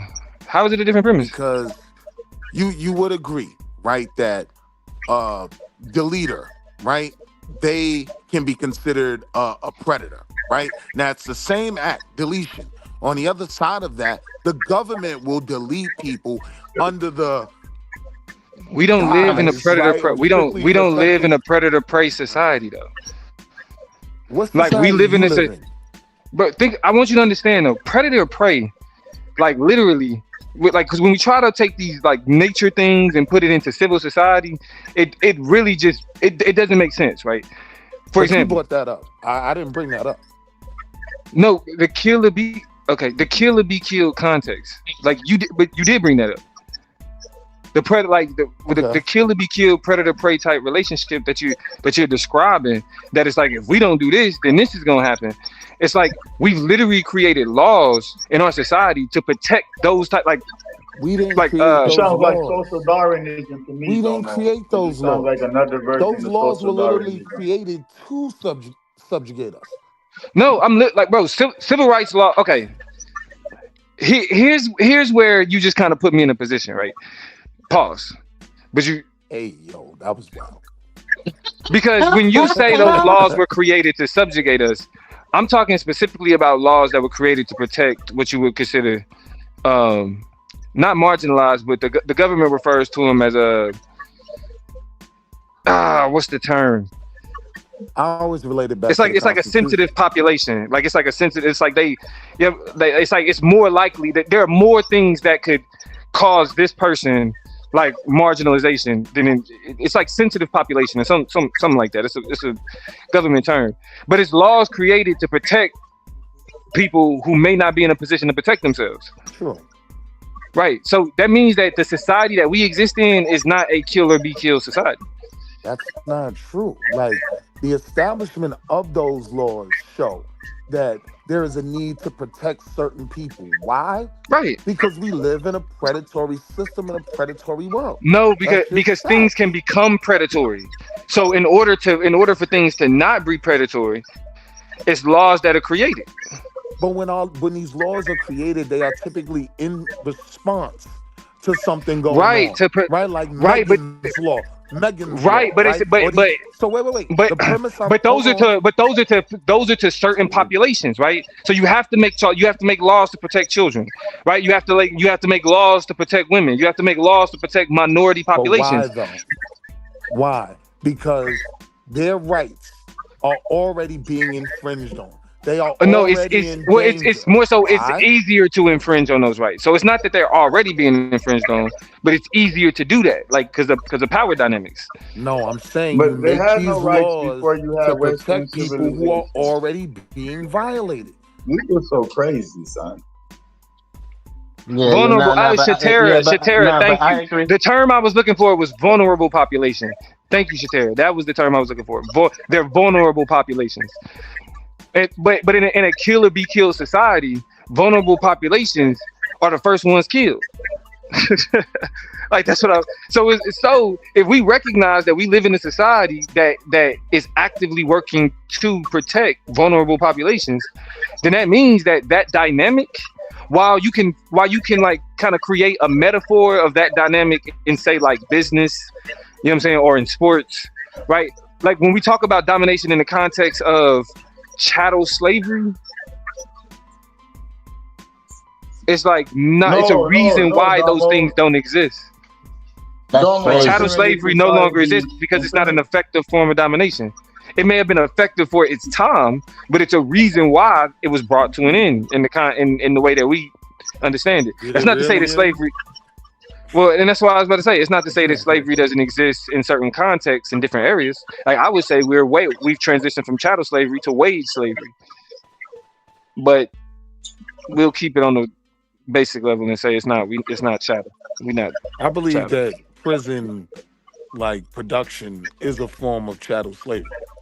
Like them dudes is put in a position where they're forced to work. What do you mean them dudes is put in a position? They put themselves in a position to get locked up. Once you get locked up, you become property. Once you become property, that's a wrap. We gotta stop with these narratives. That's a fact, Buddha. That's a fact, Buddha. Has rights. They actually have rights in as prison property. Right. Nah, you right, Buddha. You're right. You're right, Buddha. I agree with that. Prisoners don't have no motherfucking rights. Nah, that's a fact. And get locked up for cocaine in China, nigga, and see what them Chinese people gonna be doing you up inside of prison, bro. Get locked up for cocaine in Indonesia, nigga. It's gonna be way worse than getting locked up in America with crack, nigga. You ain't gonna be talking about that white man over there. Then you gonna be talking about them Indonesian niggas over there. You know what I'm saying? That's giving you fucking life, nigga, for having a trail on you. You become state property. Nigga. Once you no longer a citizen and you property, nigga, you ain't. Or you get your right or to you get death. Yeah, or you get death. Yeah, go get right to property. They give you prisoner rights to property. Get caught selling crack in China, nigga. Get caught selling crack in Japan, nigga. My brethren got locked up. Did 5 years in Mexico. You think they got commissary in Mexico? You think there's arguing that the legal system is just to blacks in America? What the fuck are you talking about, man? Yeah, because that shit was crazy. You got people locked up in Angola who are being eaten to death by bed bugs. For real. Like bodies left. Like, are we defending this as an example of prisoners being protected and rights? It's crazy. It's crazy. They will sue the fuck out of Angola and get bread. I'm in Louisiana, man. You know how many niggas sue Angola and get bread? You can't do that in other countries. They'll give a fuck if you get eat up by bed bugs. Here, you can care. Because you have a concept of rights that you inherited all the way back from John Locke and all of them white niggas like Domo was saying earlier. You inherit that shit to where you view the world through that lens. But if you pull that shit off and you say, no, all the gloves are off, you got to dump that shit too. Ain't no rights. Ain't no fairness. Yeah, in some places, yeah. In You can't some have it places, both ways, man. You can't have it both ways. some countries with their prison system and shit like that. Now I know Switzerland. They say Switzerland got the best prison system in the world, but outside, like other places like China, Russia, And some them of them other Africans went places, over there and took advantage of that prison. That whole shit in Switzerland, they going crazy with the young Africans over there, this gang banging and wilding out, and brought a new level of violence. They don't even know what to do. They trying to switch their system up now to lock them niggas up. Right. Because the system in Switzerland is they said the jail in Switzerland. If it's ever seen a prison in Switzerland, that shit like a playground. But it seems like a weird reverse, struggle Olympics, because for whatever rights these prisoners have, right, Khalif Browder is gone, right? Like we're literally highlighting a system that I always thought we all understood is basically inherently unjust when it comes to us. Like when we say that's the history here. Dude just put himself there. Khalif Browder didn't just put himself there before he put himself in a noose, right? I mean, it's the arguments is crazy. I understand what you're saying, well, and it's not everybody, but I understand what Buddha is saying. Hold on, Buddha. I understand what Buddha is saying in terms of the people who are actually doing things. You know what I'm saying? I think there's more people who being convicted who actually did shit as opposed to somebody who just, I think Buddha's talking about that population, not the population with black folks where they was, treated unfair, but the people who really got locked up and they did shit and they just got caught, nigga. I think that's what Buddha's talking about. But to Will's point is people like we just named and other people. I've been in day rooms in 4 different states. I'm telling you, niggas, it's niggas that need to be locked up. Fuck all that, nigga. I've been in jail with these niggas. You ain't the first nigga who I heard say that, nigga. Buddha. I heard another nigga say that. Nah, Buddha. You ain't the first nigga who I heard say that shit, son. I just heard niggas say that shit who done been to prison, son. He was like, he told me, he said, most niggas who went to jail, because he was a nigga who was in jail. He was like, yeah, they belong there. He said, but then he gonna say, but me, I ain't deserve that shit. Nigga, get the fuck out of here.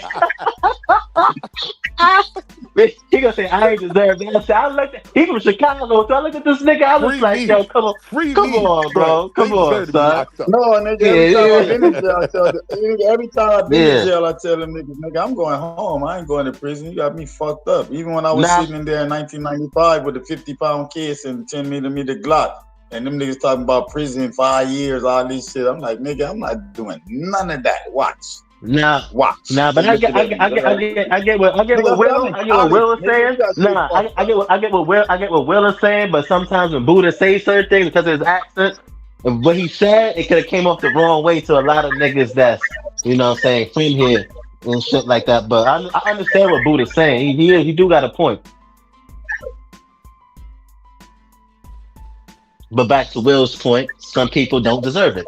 They just got caught up. I'm not saying that. I'm just saying the way niggas talk about things is based. What I'm trying to really iterate to the people is make them know like they're so much invested in the principles of Western ideology about fairness, equal rights, the individual rights, human rights. Even the term rights, like that shit wasn't used. Nobody thought about that. That's some shit that come out of being in this society and growing up in this society and the hypocrisy of being taught that shit. And then you see that in practice, it's not extended to you. That creates a cognitive dissonance and a frustration because all your life you're raised with these ideals and principles as what is established and what this stands for, but then in reality, you don't experience that shit. And you kind of forget the fact that if you actually look at the society in the comparative sense, you do have rights. You are exercising and fighting based on those principles. You're even extending those principles to countries that don't even have those concepts.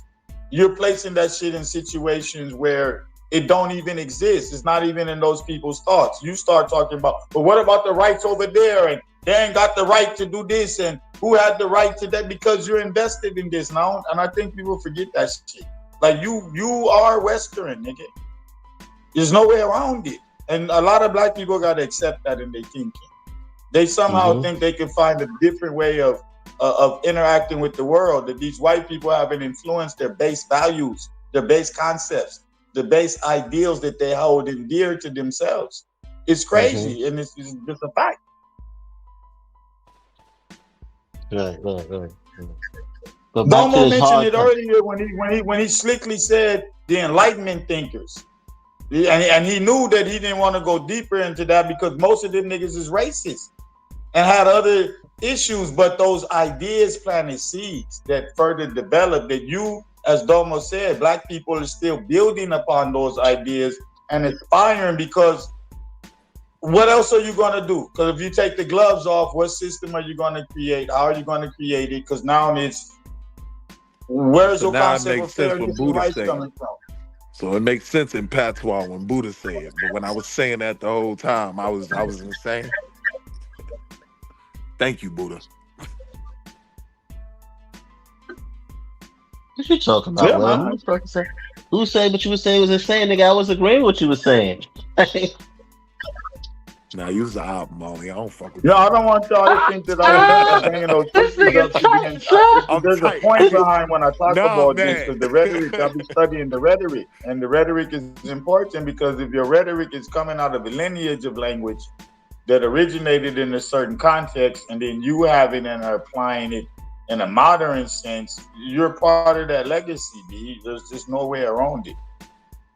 And look, I don't even have an issue with it, right? Because some things we are gonna have to adopt. But the problem becomes some people will take one portion of white supremacy and say, yeah, I use this and it makes sense. And then they'll look at the portion you utilize and say, and that's why you're the devil. You want to be the white man.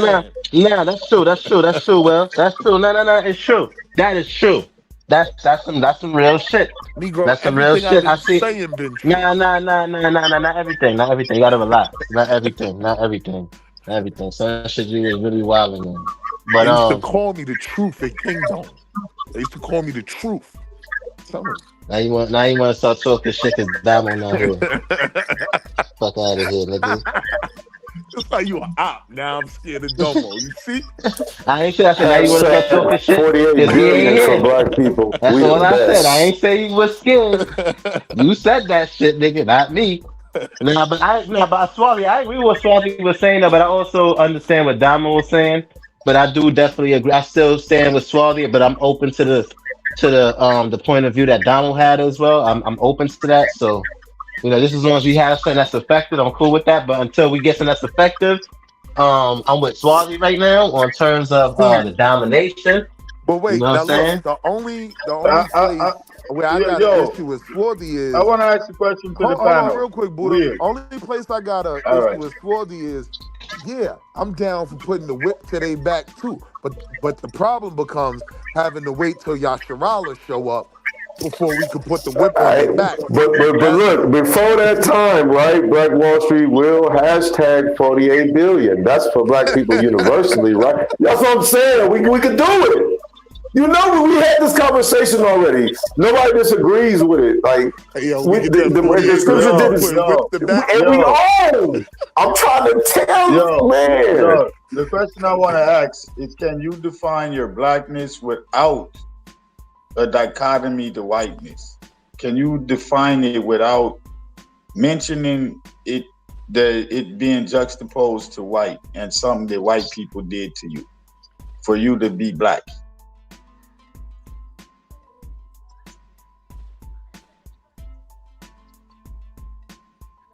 What was the question? Can you define the essence of your blackness without juxtaposing it to white supremacy and what any infliction that white people imposed on you? I mean, it's hard to tell black. It's hard to tell the story of blackness without discussing that. Independent of that, I mean, you can, but I feel like you'd be shorten yourself by doing so. So it doesn't mean that the real history still isn't there. So it's a mutual relationship too. So then that means that to hold on to any conception of blackness, you always gotta find a hate or a negative projection of whiteness in order to have a sense of self. No, I'm just asking a question. I'm not necessarily making a point. I'm asking a question. That's correct. I just because I've been thinking about this. It's part of my theory and rhetoric of rage. That's why I want to ask this question and see how people respond. Everybody don't hold angst about history, right? Everybody don't hold angst about the past. You should know it. Everybody don't hold angst towards it. I do, but everybody else don't. So yeah, that's an individual thing, subjective on how you view white people historically. Buddha, can you define your blackness without Psycho? It doesn't have to be historically. It can be currently. It's just how do you see blackness in relationship? I guess by itself, or is it always in relationship to a negative projection based on what whiteness described and did? So what you're saying is the negative interactions that white people imposed on black people defines blackness. The only way to do that is to ignore history. Just stick your head shut up, bro. No, I'm not trying to ignore history. I'm saying the best way. So what you're so then I'm thinking this out with y'all. So then that means that when you actually look at history only shows you a negative projection of yourself. Then, as white people have always. That depends on how you look. Yeah, that makes sense. No, that depends on how you view it. Well, you've always had to fight for presidents, and you've always been placed in the negative in juxtaposition to whiteness. And so your power as being a positive has only been in your resistance to a negative portrayal of self. I got you, boo. So you've always existed in the negative. No, trying to fight for the positive. That depends. Again, that depends on how people view history. Some people view it as a negative. Some people view it as a positive that we survived that shit. We did all that and it didn't kill us. Yeah, I agree with that. So everybody don't view it as negative per se. Like a lot of people do. That's why. No, I didn't say the view. I didn't say the view of. I didn't say the view of. Hold up, Psycho. I didn't say the view. I said the presentation. Listen to the juxtaposition. If the white people are the dominant power, too far. I can't. And you're the negative power, real theoretical, and you define yourself in relationship to that, then you have to use the double negative. You come from the negative position. The way you create a positive image has to be in counteraction to what white people positioned you into the negative. So your self-image starts with a negative because of what you see white people have done to you historically, currently, and always. And then you have to counteract that in order to create the positive. Can I counteract and ask my question? When you actually posit the relationship, you're in the negative. So you always start in the negative with that view of history. I'm talking this as a logical basis of positing a statement. Now you can have a view on your resistance to that being positive and or whatever, but I'm just talking about the situation itself, how it's set up. There's no way you can have the positive posit in that relationship. Cool. So Marley, my question was for you, and it was in reference to the black way. Maybe something Buddha's rambling through with this whole blackness definition. You said this black, like, what is one example of this black way that you speak of? Because you're associated with something that's just the negative side of things. Because that also deals with Buddha just said as far as perception. So what is that example that you point to? Okay, that's the black way of doing what in regards to I can't think of the top of my head right now, but a lot of the times, like when you have it's associated with something negative. So that also points to a Buddha's saying about perception of self and also how you may be perceiving things. Because this black way is associated with something that is negative, but not even one example you could pull from. That's the perception of self of this black way being negative. But that's why that's why I asked them the question is how they can pose the self positive without this negative, without juxtaposing it to white. Because I wasn't saying. Hold on. I wasn't saying it doesn't have to be negative or positive. We're talking about something that's going to be effective. No. I'm talking about something that's going to be effective. That's going to work. It doesn't matter if it's. It could be something immorally wrong, right? Or it could be something as long as it's. I'm talking about the effectiveness. I'm not talking about whether it's positive or if it's negative. I'm talking about what we're gonna do. So let me just rephrase. So what I'm saying, I'm talking about not in terms of negative or positive, right? But something that's going to be effective. When I said negative and positive, I mean, is it going to be effective in a, you know what I'm saying, where it's going to be beneficial to us? You said in regards to doing something the black way and something that I was just talking in terms of when you just having a general discussion. And sometimes I don't know if you have ever experienced this, but you will say something and it'll be like, well, this particular that's the way how black people do it. But it's like, is that effective? Like, you know what I'm saying? Is that effective? That you're talking about? I mean, it could be anything. Like, yeah, I'm just speaking in general. I'm just speaking in general. It could be anything that you like so. Black way that you're speaking about that is viewed in this context that you put in a negative bag. But I'm not talking about negative or positive. I'm talking about something that's going to be effective. Get car insurance after we have an accident. You said what? Say what? I'm sorry. Get car insurance after we have an accident. That's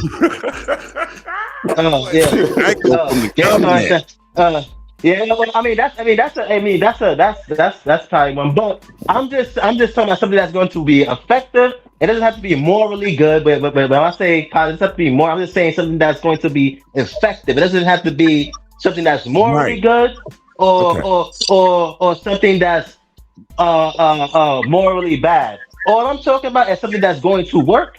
It's effective. And not to say to avoid because I feel like sometimes when we try to avoid success, we will say, well, we're not going to do this or do that. That's why we get to next. You didn't attribute this black way being equated to. Hey, but Buddha, if we had tribal names and we had other names prior to being called black. Damn, Swally. All right, prior to you being called black, post that Marley said that this was associated in this instance, Marley, this black way to what? Something about being averse to succce. Yeah, if anything that talks about anything. No, I'm talking about anything that's effective, that's going to work. Right? Anything that's effective. It can be something that you do, right? That people may deem as negative, right? Like there's certain things that this particular do that might be negative, but it's effective, right? Or they might see that is morally negative, right? But it's effective, it's working, right? So I'm not really just necessarily saying like negative as in bad and positive as in good. I'm talking about as in being effective. On that. Yeah. So what is the example of that in the black way? I mean, I can't name the top of my head, but I mean, Dev gave a good the car insurance shit. You know what I'm saying? Or let's say, for example, getting car insurance after you get into an accident. That's the black way? No. That's not what I'm saying. I'm just saying the example that Dev used. I'm not saying. I mean, I don't know. Black way. I don't know. Is what taking something after shit happens. So you get mad. This is where Taz jumps in. So that's right. So you take care after George Floyd and Trayvon and not before. So you always on defense. Is that what this whole, see this perception of self, how it falls in Buddha that you was ramming through with your English old white folks? You see, it's all the same because it's put into this negative bag, right? I'm tired of doing things where it got to be some other way. Have we analyzed what the black way even was? Because then we point to all these white people as far as your foundation, Buddha. And then Merson mentioned that black folks been doing some shit. That's how we here to talk about it. We ever examine that? It's these perceptions. That's how we got here, where it's like, we're tired of doing things the black way. And it's, word? What's that? All right, I'm gonna go back to the chat. See y'all later. Bye.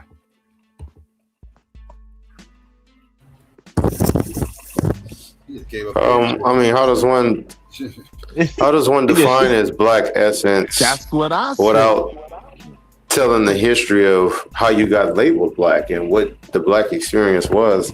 How do you define it without mentioning the history of your encounter with white people? He heard them footsteps coming, fam. That's what that was. He took off. he heard them footsteps from that chase down block coming up, bro. He got up out of here quick. Historian, paging truth.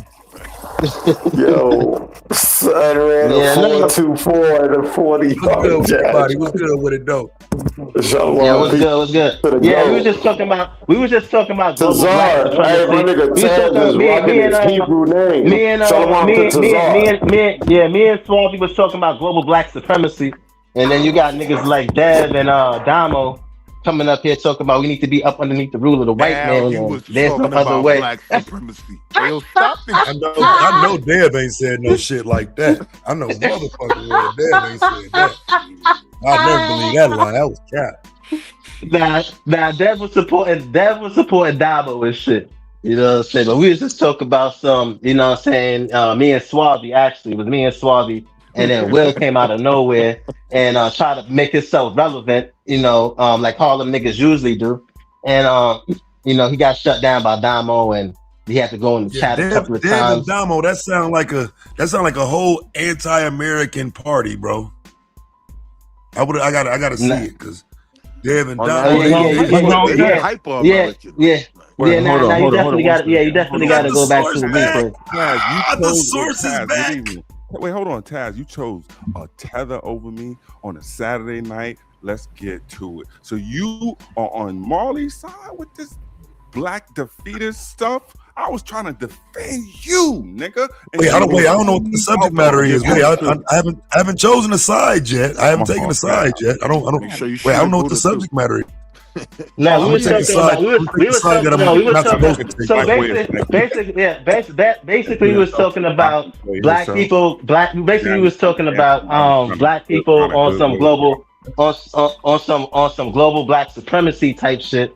So Damo and so me and Swampy was like, we gotta basically, you know, our talking points take over, and you know what I'm saying, and and do these niggas how they did us, and.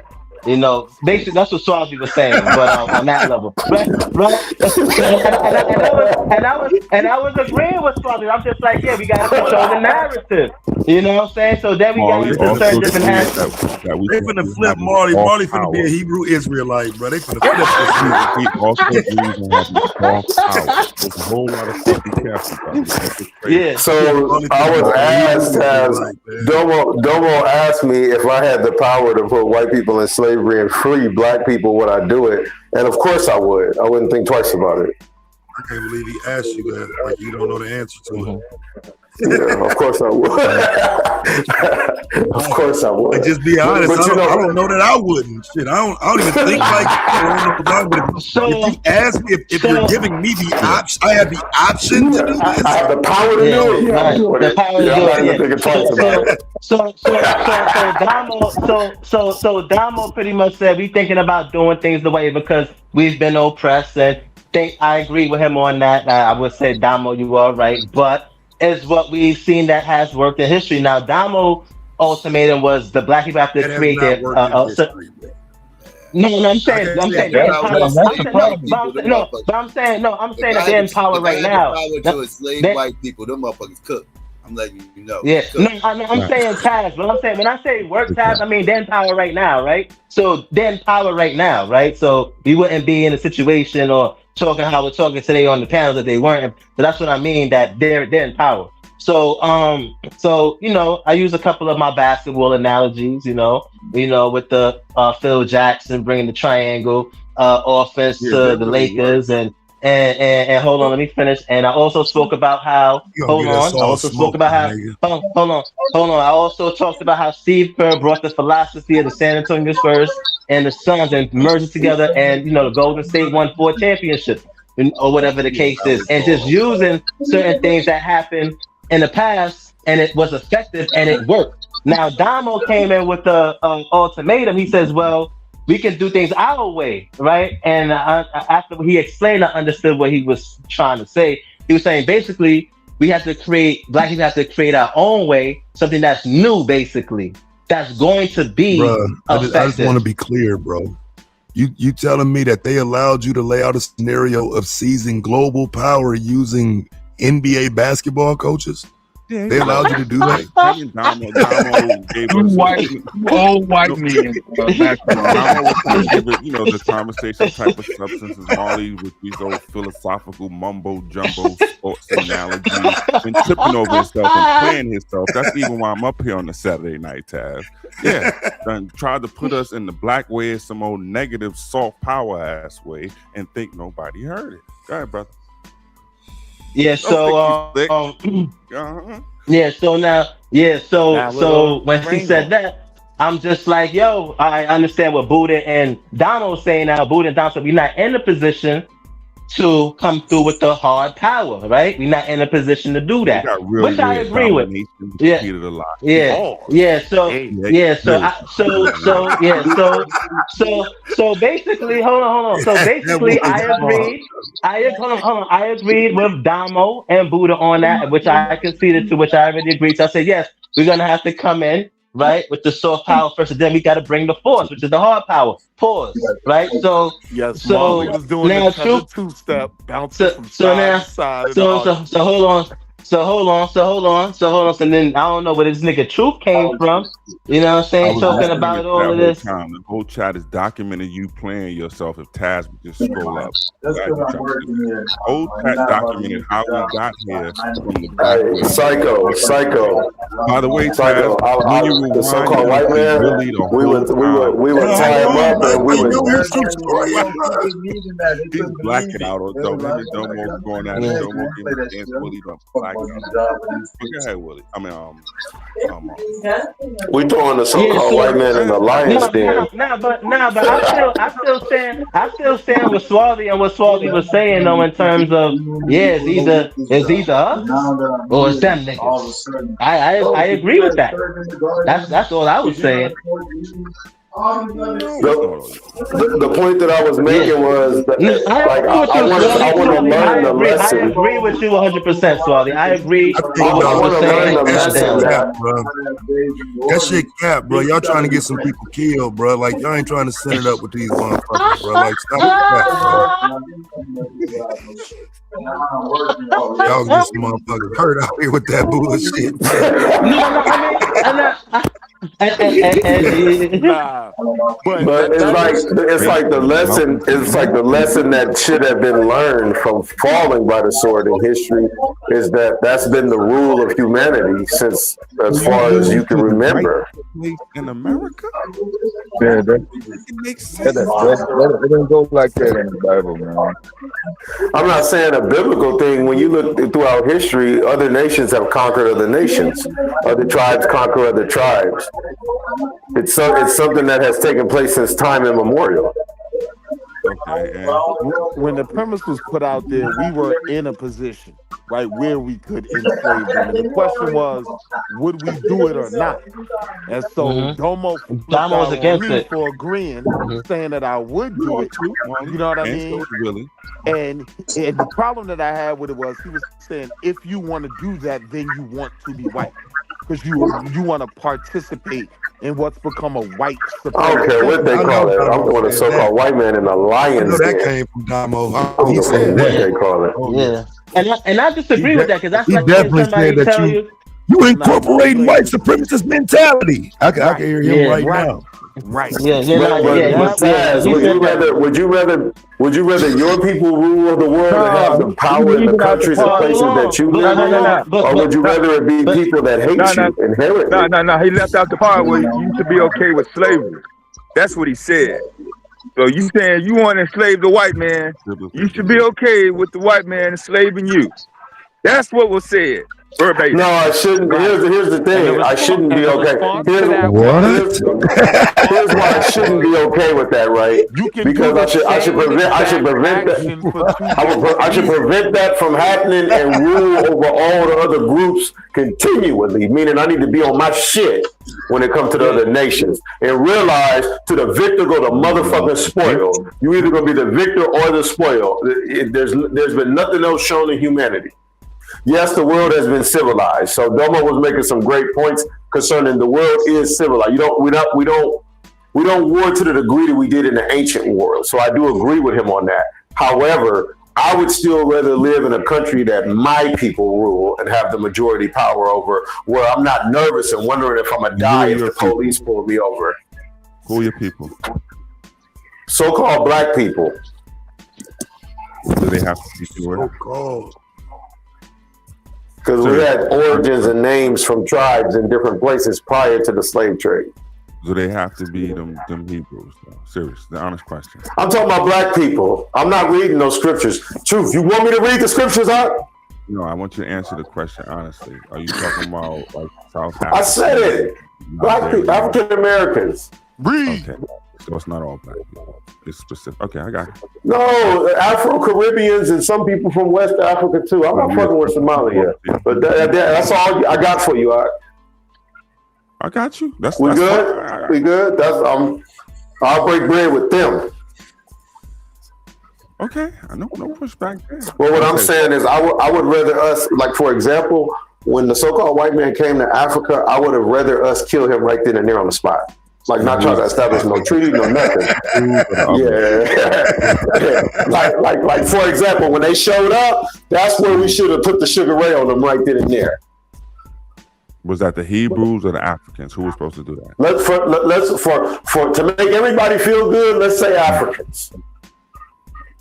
Yo, he told that nigga, yo, Taz, he told that nigga, Buddha to fuck his oxtails and he could go back to Jamaica. That's how crazy this shit got, bro. He told a nigga, he said, you mad because we don't want y'all no more. He said, fuck you and your oxtails, nigga, and go back to Jamaica. Yeah, the black people having a real problem right now with all of that shit. I ain't never heard no more from white people telling no Italians to take their pizzas to Italy and shit, bro. Like, niggas. Nah. White people do that. Niggas is doing all good days. Fuck y'all going with that pizza, sir? Yeah. Take your pizza back to fucking Italy and don't you come back over there. Nah, but you know, speak to yourself, nigga. They going back to Italy. They keeping the pizza here. The pizza stays home, motherfucker. The pizza stays home. Like a true Newark person. Y'all can leave, but the pizza stays here. But you know what?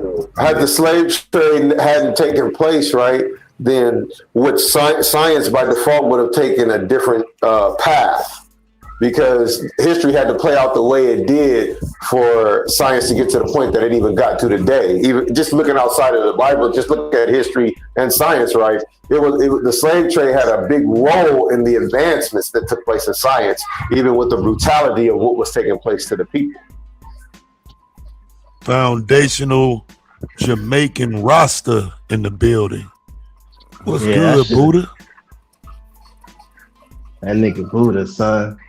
Nigga said, go back with your oxtail. Buddha said, mind no one original Arawak right there, nigga. Yeah. The Church of Bad Weed. Look at this like bad spliffs, huff all day. Yeah. The seed good for the bread. They call Buddha an Arawak and said he had bad weed. Desert book. Fire burn. Hey, yo, Swarty, he caught you with that one. Yeah, on me, right. Take that sad nigga shit somewhere else. Acting like music. What you roll? Hey, right quick, who owns them? I'll look it up right quick. I was going to say, who owns them? You know, right off. I'll look it up. Man, I'll be back on. I got to go check this Laker game out. We probably going to die, but it's all good, man. All right, peace, everybody. So let me ask you something. This question is for Taz and it's for Truth. those people that was FBAs that went to Liberia, are they still considered FBAs? If they because they've been there for so long, are they still considered FBAs or no? Or would you consider them to be a tether if they was to come back and migrate those descendants that been there all that time? So now you added something to it. So they're in Africa or they're in America? Nah, they leaving from Africa to come back over here, but they've been over in there in Liberia for all of that time. So Swarthy argument was that how they're descendants of Black Americans, but I'm like, but Black Americans is descendants of Africans anyway, right? That's what Buddha was saying, you know. So what would that? Because I've heard Liberians. Hold on, because I've heard Liberians. Hold on, Tess, before you start, because I've heard Liberians come over and say some Black Americans don't accept them because they are Liberian. Yeah, most niggas can't find Liberia on the map. I mean, it's both. We all been messed up, man. Let's get into it. Yeah, so are they still FBA? So are those Liberians still FBA? They got one star on their flag and it's red, white, and blue. Are they FBA still? That's what I'm asking. In what context of how FBA is defined? As in being a foundation of Black, because any value otherwise. As far as FBA is defined, you mean? Yes, as far as how FBA is defined, because when it gets down to the nitty gritty, those people, they weren't born over here in America. They were born over there, and they've been over there for generations. Their culture is, they cut people, they cut niggas' ears off over there. But here's my Black thing, Americans ain't cutting no niggas' ears off in war. Black Americans ain't cutting niggas' ears off in war. A lot of the FBA shit they be making it up on the fly, it seem like. But from my understanding, if we just talking about straight lineage, some of them motherfuckers gonna be FBA though, fam. Some of them Liberians. Some of them motherfuckers straight FBA. Hold on, let me just say this real quick. The term is in the chat from WeLinks. Step tethers. That is so So there'll be step tethers. Okay. That's hilarious. Step tethers is hilarious. Nah, but that's FBA. That's family. Foster tethers. What about foster tethers? Foster. Nah, but them our cousins, bro. No different than them niggas. No different than them niggas that went up to Canada. No different than them niggas that went down in Mexico. Like I don't, you know what I'm saying? I don't. Again, I think the argument becomes ahistorical if you're not keeping the same lineage-driven argument. It don't matter where the fuck they went. Them Americans. I know, but so what about Africans? So what about the Africans? Yeah, so what about the Africans that came over here? Most of those FBA motherfuckers will tell you that those people out in Nova Scotia, those people out in Liberia, they tethers now. Yeah, they not us. They different. Different ethnogenesis. They start talking that shit. But that goes against. It goes against what their tenants say. Their tenants say as long as you got one parent that dates back to the plantation, you're FBA. So that's why I said like it's flaws all in the ideology, holes all up in there that they can't get around. Wait, hold on.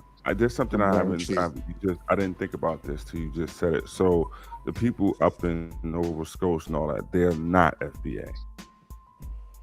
They should be, but they are not. Why wouldn't they be? Right. That's what I'm so are they considered FBA?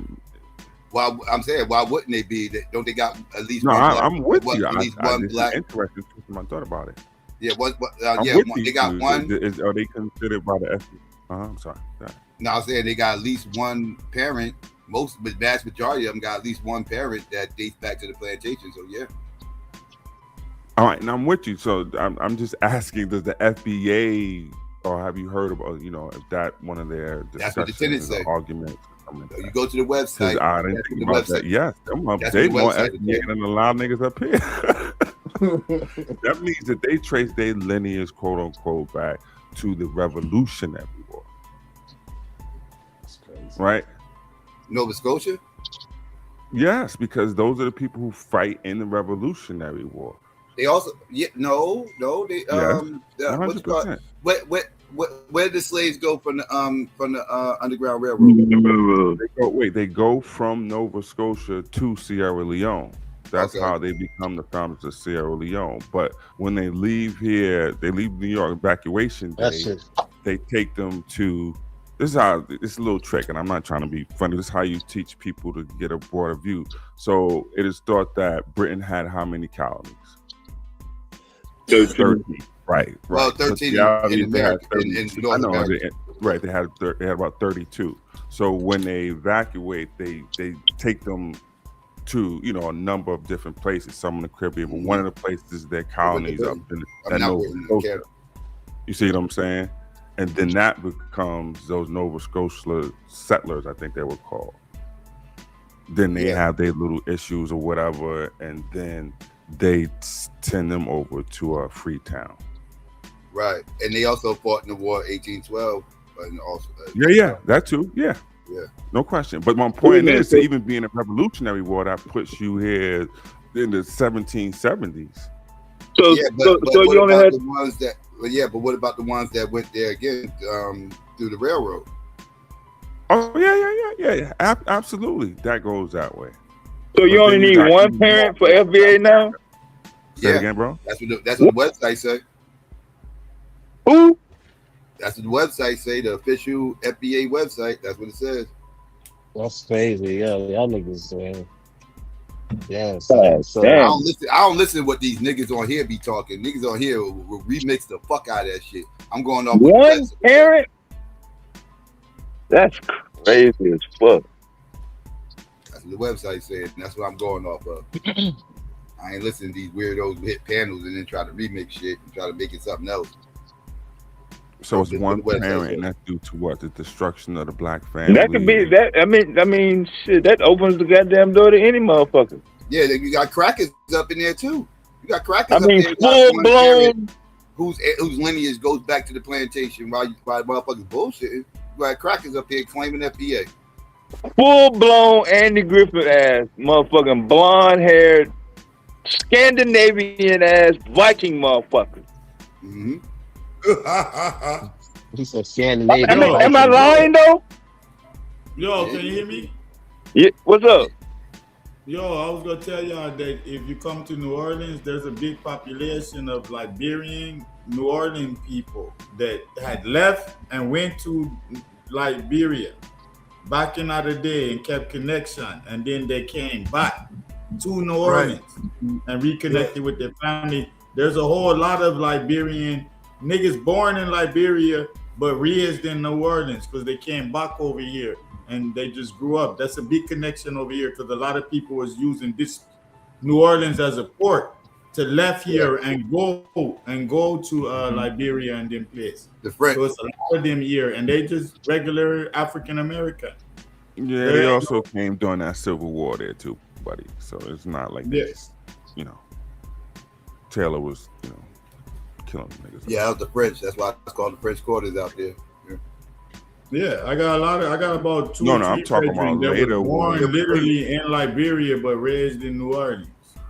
Yeah, that's what I'm saying. Their grandfathers are from New Orleans and shit like that, but their fathers went to Liberia and all of these things, and they came back, all them type of things.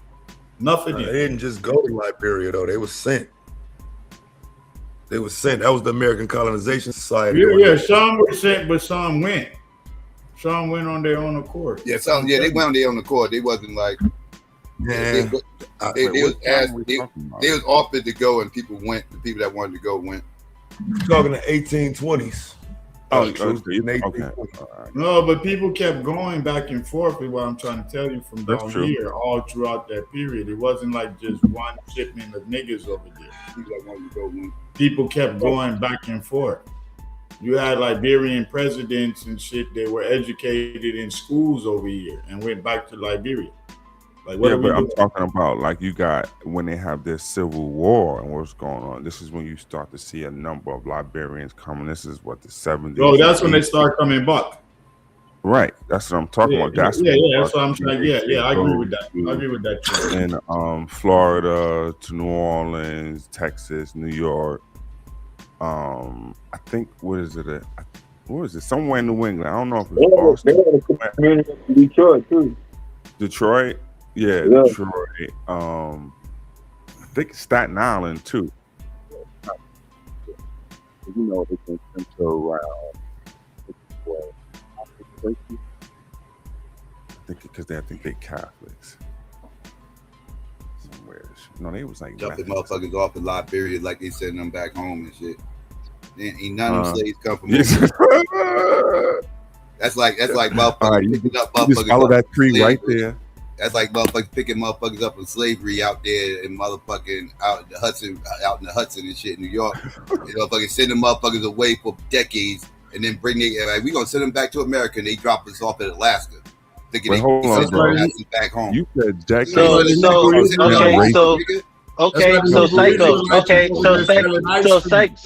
So Psycho, I'm glad that we got them to acknowledge that. So does that mean by that logic, are we Africans? Well, that's why I don't like the whole term African. So by that same logic, are we African? Hold on, I got a clown. The Hebrew Israelites went over to Liberia and opened the ice cream truck. All right, I'm not starting. I know you're trying to. Yeah, so by definition, do that. So by that logic, does that make us Africans? That same logic that y'all applied to the FBAs that went over to Nova Scotia. That's what the distinction that we put: African descent. Y'all niggas Africans, nigga. Right. So those people. So back to what Swazi was saying. Would those people be Black American descendants in Liberia and African? Don't listen to that nigga. Man, if you sell an ice cream truck in the jungle now, like how you come from America? Your cousin live in the jungle. Some of them. You don't know them niggas in Mississippi. You don't know them niggas over in the jungle. How is this difficult? Happens like that. You people, niggas went over there and started wilding out. They started that was people. That was crazy. Niggas over there wilding out, son. Act like they wasn't. Nah, but that's some. I just want because I know there's some Liberians that be coming with that complaint. Yo, the Black Americans, they don't accept us and and I just like that shit ain't got nothing to do with me. Ain't nobody tell you how to leave and go to Liberia, nigga. Marley, you said that the Black way was associated with something negative. You have that too, Tether. You ain't like, don't try to throw the Liberians under the bus. You right there with them, my nigga. You think we forgot about that half an hour ago? Now you trying to befriend the good old FBA on the panel and throw the Liberians on the bus, but yet you talk about Pan-Africanism. Ain't this some shit? Nigga, when did I mention anything about Pan-Africanism? What are you talking about, nigga? Oh, so now you anti-Pan-Africanism.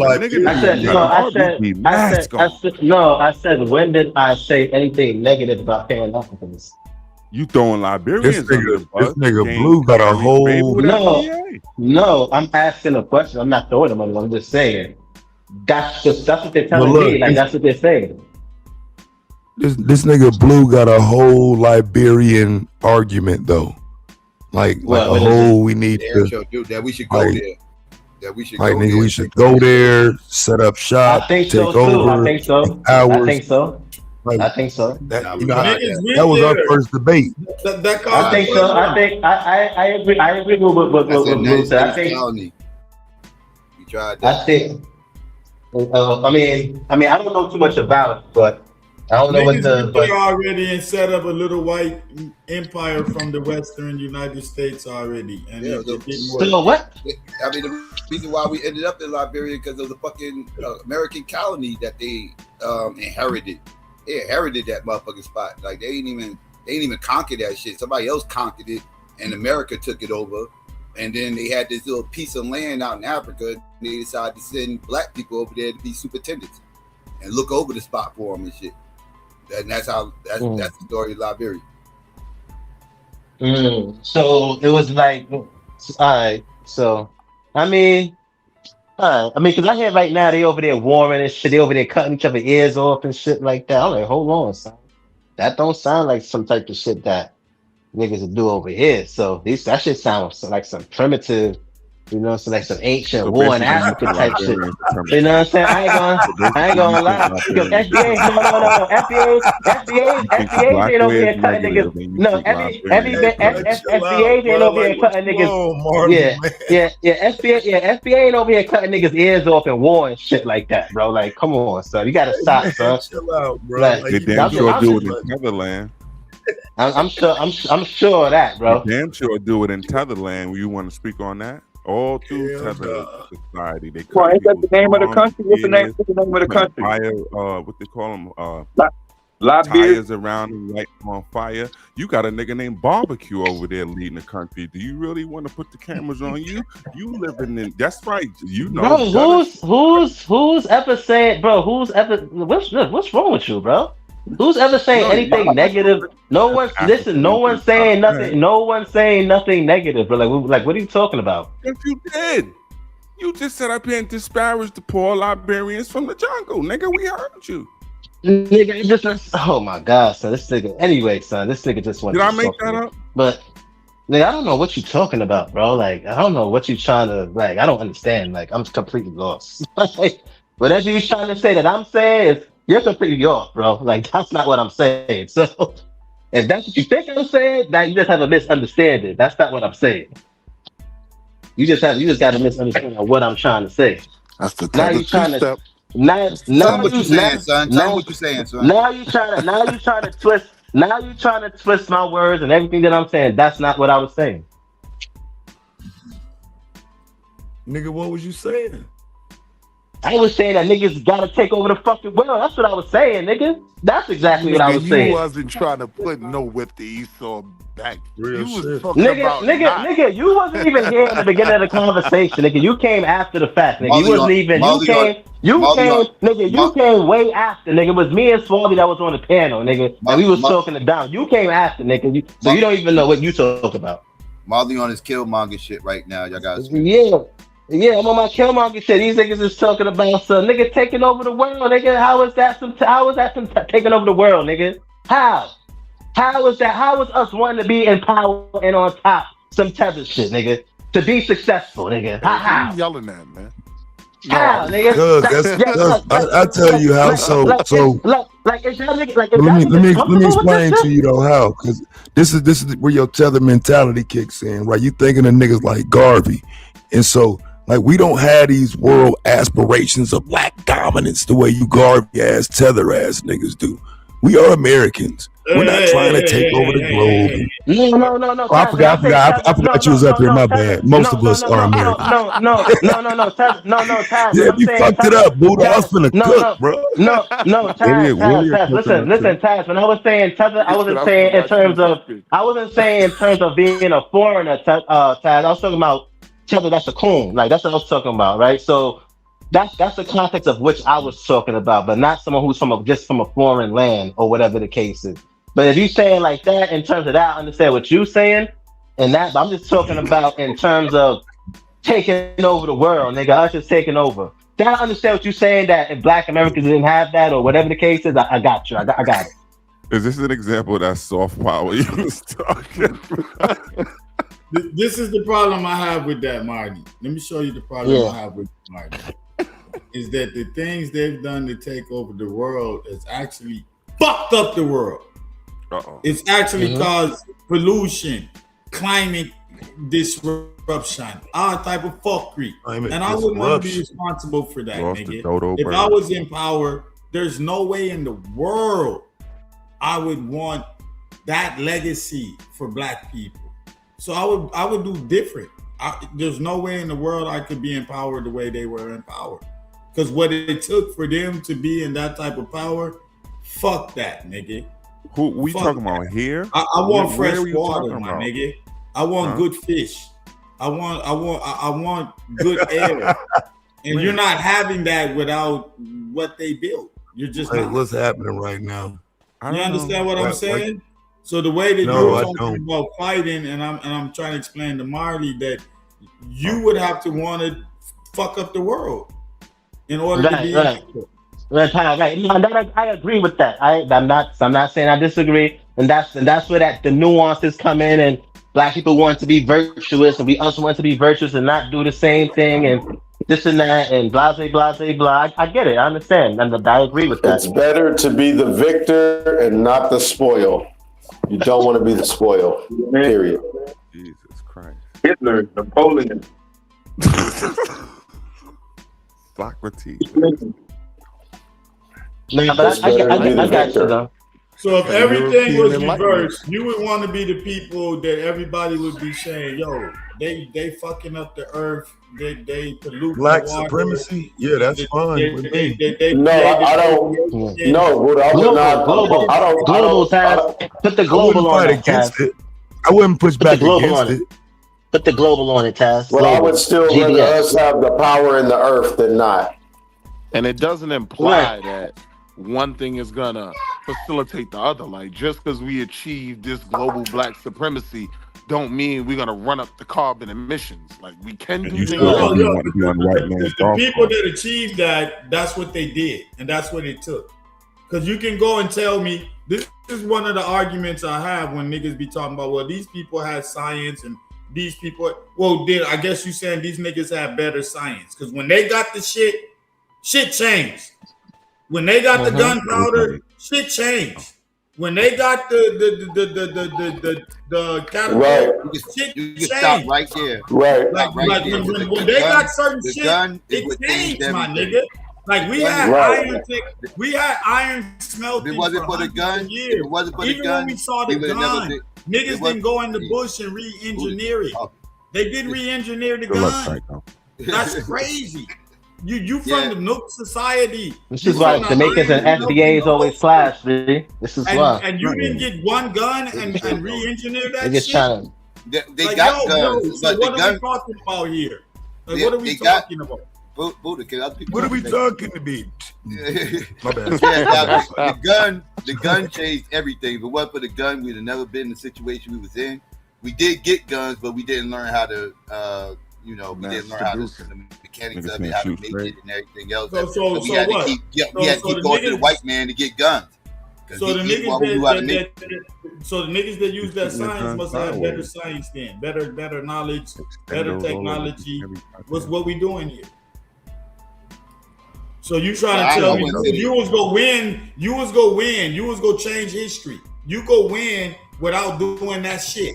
No, nigga, you would have had to do that shit. And niggas didn't do that shit. No indigenous people did that shit. White man didn't create the gunpowder. He just learned. No. I said when he got it. Created the crack powder. I said when he got it though. When he got it, he did something different. I mean, if it meant we was gonna still rule the planet, Buddha, I would still rather us rule the planet than not. What are we talking about here? Now, how are you gonna take over the world with something different when you see niggas do all this shit different, have the science, and they didn't do what these people did, and when these people did what they did, niggas started having rockets. But I'm gonna say this, Buddha. Even if it means that it's gonna pollute the planet, niggas started having lasers. Hold on, Buddha. Let me say this: for us to have all the stuff that you just named, if it means that the Earth. No, I do, Buddha. What I'm saying is, for us to have everything that you just named, and it meant that we were still gonna dominate, I don't give a fuck. I would still rather us come out first and last. Period. I don't give a fuck. Like I would rather us come out first and last. Period. That's the shit they want. Everything else is hypothetical. Everything else is hypothetical. That's the shit they want. Well, I don't have a problem with Buddha having to deal with the reality of you got to be the victor so that you're not the spoil. That's the lesson that I learned from our fallen history. You would have had to do all of that shit because that's the shit they want. Who you, Josephus? The fuck are we doing here? Yeah. That's why I hate when niggas be like, oh yeah, the Europeans they didn't know how to bathe, they didn't do all. So I'm like, yo, the niggas that didn't know how to bathe and know how to read came and fucked you up. That means they came and took all your knowledge and did it better than you. What the fuck are we talking about? That's crazy. Yeah, when you hear stuff like that, it's like, yo. But see, I will argue Buddha, that we should have never shared with them. The rhetoric be crazy. Yeah, the rhetoric do be crazy. What I'm saying, though, Buddha, is we should have never shared anything with them. That was one of those. As soon as they tried to pull up, Spirit should have been leaving the damn sand. It's too late. You would have had to be. That's what I'm saying, bro. They should have been on that shit. It's too late. So and see what makes it I don't disagree with that, Buddha, because it allowed them to advance in science in a way that gave them hundreds of years of a head start. So I don't disagree with that actually. That shit gave their ass a head start in science, weapons, technology, and shit. And now these motherfuckers is looking at a motherfucker from space. Every indigenous culture fought against their shit. Maccabees. That's some tether shit, though, bro. To say that, though, Buddha. They wanted to stay in that was wild, bro. And what happened? And what happened to them? What happened to them? That was wild, though, bro. That was some. Hey, I done heard that type of shit before. Coming from motherfuckers, they say it's coons and shit, bro. You gotta be careful with that shit. But that was crazy. I ain't even hear what he said. I ain't even hear what he said, Tom. But he said. That nigga said the white man did it better than us, bro. Well, I mean, he took them niggas took it to another level. But in terms of that's what I'm saying though. But look though. Yeah, that's argumentation that comes from you know what I'm saying, other spaces of YouTube, like right. I get what you're saying. Yeah. I get what you're saying. Like I had a flashback when that nigga said that shit, bro. That's fucking crazy. I had to look around, see where I was. Like, whoa, what, nigga? Nigga had a Justin Lee Peterson vision. Like, nah, I ain't talking about I ain't even talking about no dudes, bro. I'm talking in the context. This shit's starting to get wild, but these niggas starting to sound. But bro, y'all niggas starting like, bro, I seen a video today of a nigga saying some shit like black men are weak and this and that. It's like, bro, no, like I don't know what happened because niggas used to hate hearing shit like that. We learned about soft power argument to just sit around and shit on the community like it's a normal thing. Like this shit crazy now, fam. Like motherfucker don't even defend the community no more. It's like, damn, bro, motherfucker just talking cash shit. That nigga said better than us. Like I get what you saying, but damn, my G. No. I think what Buddha was trying to say, Taz, was but I think what Buddha was saying, Taz, is that how when people start saying this is ours and this is our shit, we created this, da. But Buddha's trying to say then if we was the originators of these things that they said that they stole and innovated, how come they did it? And when he saying better means that because they were able to take over and dominate the world with whatever things that they use or whatever they innovated or whatever. I think that's what he's trying to say. That concept don't necessarily mean he's trying to say. But the reason they able to do that is because the levels of oppression shit they operated with to be able to do that. And so like giving them credit for that, I think is, you know what I'm saying, that's kind of questionable. Buddha put that into some proper context. Buddha. Hold on, Marty. Let me ask you, what do you mean by the levels of oppression? This is what I want to understand. Like, where do you get the concept that there was levels of oppression? Like, before, where? Who was setting the standard for what was the level of oppression? White motherfuckers. White motherfuckers? So before they came into power, what was the level? Who set the standard for the levels of oppression when black people? Oh yeah, I don't operate in the 1300s, my nigga. This me you talking to now, bro. So, all right. So once again, your standard is what white people set. Yeah, that's fine. They set the example of what the level was oppression of. So once they started putting their either we're below their scale or let me ask you a question. I'm gonna let you talk. My bad. Before they put their foot down, anybody else that was putting their foot down, it didn't matter. Down. Yeah, because the oppression, that's the oppression. We're just using a metaphor right now. Oppression, foot down, pressure. So there was other people that was oppressing people, but once the white people's oppression, it became so dominant that it's the standard. Once again, that empowers them. They're the standard. Okay, so if you're saying they're the standard for what? No, you said they're the standard. You said it. Right. So right. Yeah, no doubt. I'm still saying it. If the question is what does oppression look like, we can look to the history of what they did to black people in America. I got that belt, nigga. What you talking about? You want me to whoop you with it? You fucking right. That's the standard, nigga. We need to top that, match it, exceed it, nigga. That's what I'm saying. You ain't ready, bro. Go read some of that literature. So that means all of go read some literature. Or get in my bag. You're stupid. No.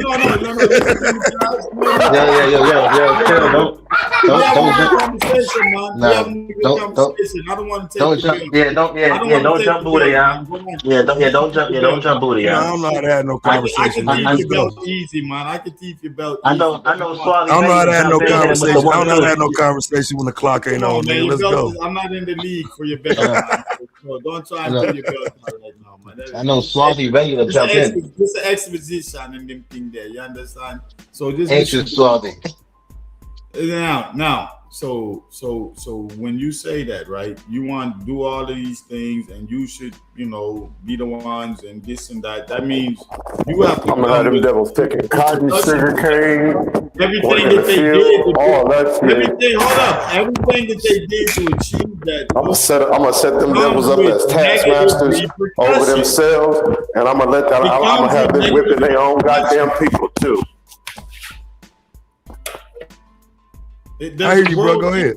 Regarding that type of power, so you want to be in a position. Yeah, Esau's job in the kingdom is going to be to jump in the lion's den. Yep. Some of them, their job is going to be to get set on fire for my amusement. Yep, and like how they had us fighting animals and stuff like that. They're gonna be in the Roman gladiator games against 12 bears with a toothpick and 4 swords. You goddamn right. They taught you well. That's what the future looks like. Yeah, see, that's what I'm saying. I don't believe it's a thing of following they lead. I'm saying there was a standard that was already set. The reason why we view that as the problem that it is in terms of history is because there has been no get back. They have not had to receive what it is that they've given out. And so again, that until that level is exceeded, I don't know what you're saying, Buddha, because they did set a standard. They set a standard for us to now exceed at some point. Well, I think humanity is. Yeah, as thou hast done, it shall be done unto thee. Yep. No, I ain't saying that. I ain't saying that. Shall go into captivity. I'm the Hebrew though. It is a Bible verse. If you put us in slavery, you deserve to go into slavery. What's the number one captivity verse? I don't know. You goddamn right. What do you have a slave do? Motherfucker. What do you need a slave to do now? I might need Esau to get set on fire for my amusement that day, Buddha. That's the job I gave him on Indeed. And I mean, this could be of great benefit to Jamaican people. I mean, once we get control of this bitch, we can invite more of our people over here. People like you. Right. Good. You said people like you. Right. Yeah, for y'all to take control of this, you would have to do so much damage to Mother Earth. I wouldn't want to be out. Damn it. But so you'd rather be the spoiled than the victor? No, but Buddha's saying it's true though. Niggas gonna have to put in work. But Buddha, if given the option, Buddha, would you put them in slavery and free black people? If you had the power. What did you say? I'm with Suave. If you had the power right now to put the so-called white race into slavery and free black people, would you do it? Black people are not enslaved, so why would they have to be? I know, but you understand what he's saying, though. It's a yes or no question. We enslaved under the global system of white supremacy. Would you do it, or would you give the so-called white man a pass? I don't understand what you're saying. If you had the power No, we ain't doing the PG. We're not doing the PG-13. If you had the power to put white people in slavery and free black people, Black people are already free. Would you do it? Yes or no? He's just giving you he's giving you a hypothetical, bro. He's giving you a hypothetical. Black people are already free. He's giving you a hypothetical. He's giving you a hypothetical, Buddha. He's just saying. Already I know. We know that, Buddha, but he's giving you a hypothetical in a situation, a scenario. If you had the option in a scenario, not saying now, whatever, if you had the option, would you oppress white folks or enslave them? He said now. I listened to him very carefully. Yeah, if you had the option, but Marley was defending your bullshit, nigga. Marley was about to break it down the correct way. If you had the option to enslave them and free, if you had the option to enslave them and free us, and you be the ruling class of people, would you do it, or would you not do it and end up getting conquered by them and be the least in the earth? I thought you would think it's like rocket scientists. Shit, I'd rather be the goddamn. You know what? Why would you want to be the spoil? It's just like Swazi. It's just like school, right? When you go to school, you say somebody hits you, you come home, your parents be like, do the same thing. You're not gonna say to your parents, well, I gotta be like them. I gotta do what they doing in order. No, you're not gonna say that in real life. In real life, you're not gonna say that. Because here's the thing, no one's gonna say that. If you don't, you're gonna be the spoiled. So if you don't, it's gonna result in you being at the bottom. Let me respond. Hold on, Brethren. Let me respond. It's very simple. Hold on, Brethren. I told you earlier that when the gloves are off, the gloves are off, because you're not using standards of modern humanity and morality and individual rights. So what do you mean, Brethren? So it already what I'm saying. I wouldn't give a fuck. All right, here's the question: who is not high on this panel right now? So what are you talking about? I already answered that question a long time ago. Who is not been high in on power this and been some ruthless ass niggas. That's what niggas what it is. The gloves are off. Because your sense of morality and fairness comes from being in the Western world. Without that, nigga, you got gloves off. It ain't nobody giving a fuck. I talked about that an hour ago. Why are you asking me that question? You did. I remember too. That question don't even make sense to me, nigga. Were you listening? I was listening. I'm talking to Swarty because he thinks. I know. Yeah. No, I'm just saying if I had the option. I already answered that question, nigga. The I'm just saying when that's what's up. That's what's up. Brother, you're in Minnesota. So what are we talking about? I'm from South Central though. Don't play like that, true. Not in Minnesota. We got homies up. I got homies up here. Brother, you ain't seen a nigga since Tuesday. Man, my homie from Englewood who drive trucks came and visited me a few times in Minnesota. And we got homies here, man. All your friends is Africans in Minnesota. But I'm telling you to do things that these people did to be in power, you would have to become some of the most wickedest shit that you read. There's a certain level of ruthlessness that has to be there. I would agree with you on that.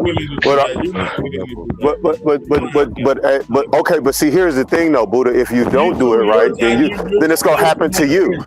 That's what the rule of thumb has been in the earth. If you're not the victor, you're the spoil. Don't you love the earth? Have you ever seen Talladega Nights, Buddha? If you're not first, you're last. Do you understand the concept? You think you would be extracting all the black people in that movie? You would be extracting. It's about the message, nigga. It's about being first. Who gives a fuck if it ain't no black people in it? It's about being first. I do. I care. It's a concept. Taz, man. You already answered the question, Taz. You're right. That's what indigenous is crazy, bro. I don't understand y'all, bro. Like that's been Buddha's whole point.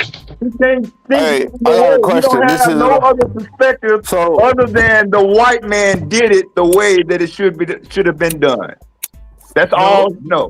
No, that's the way he did it, and that's what worked. You get high on the Sabbath. Nothing else worked. The people that went against that, they had different people that were doing different, did not win. What won was pure ruthlessness.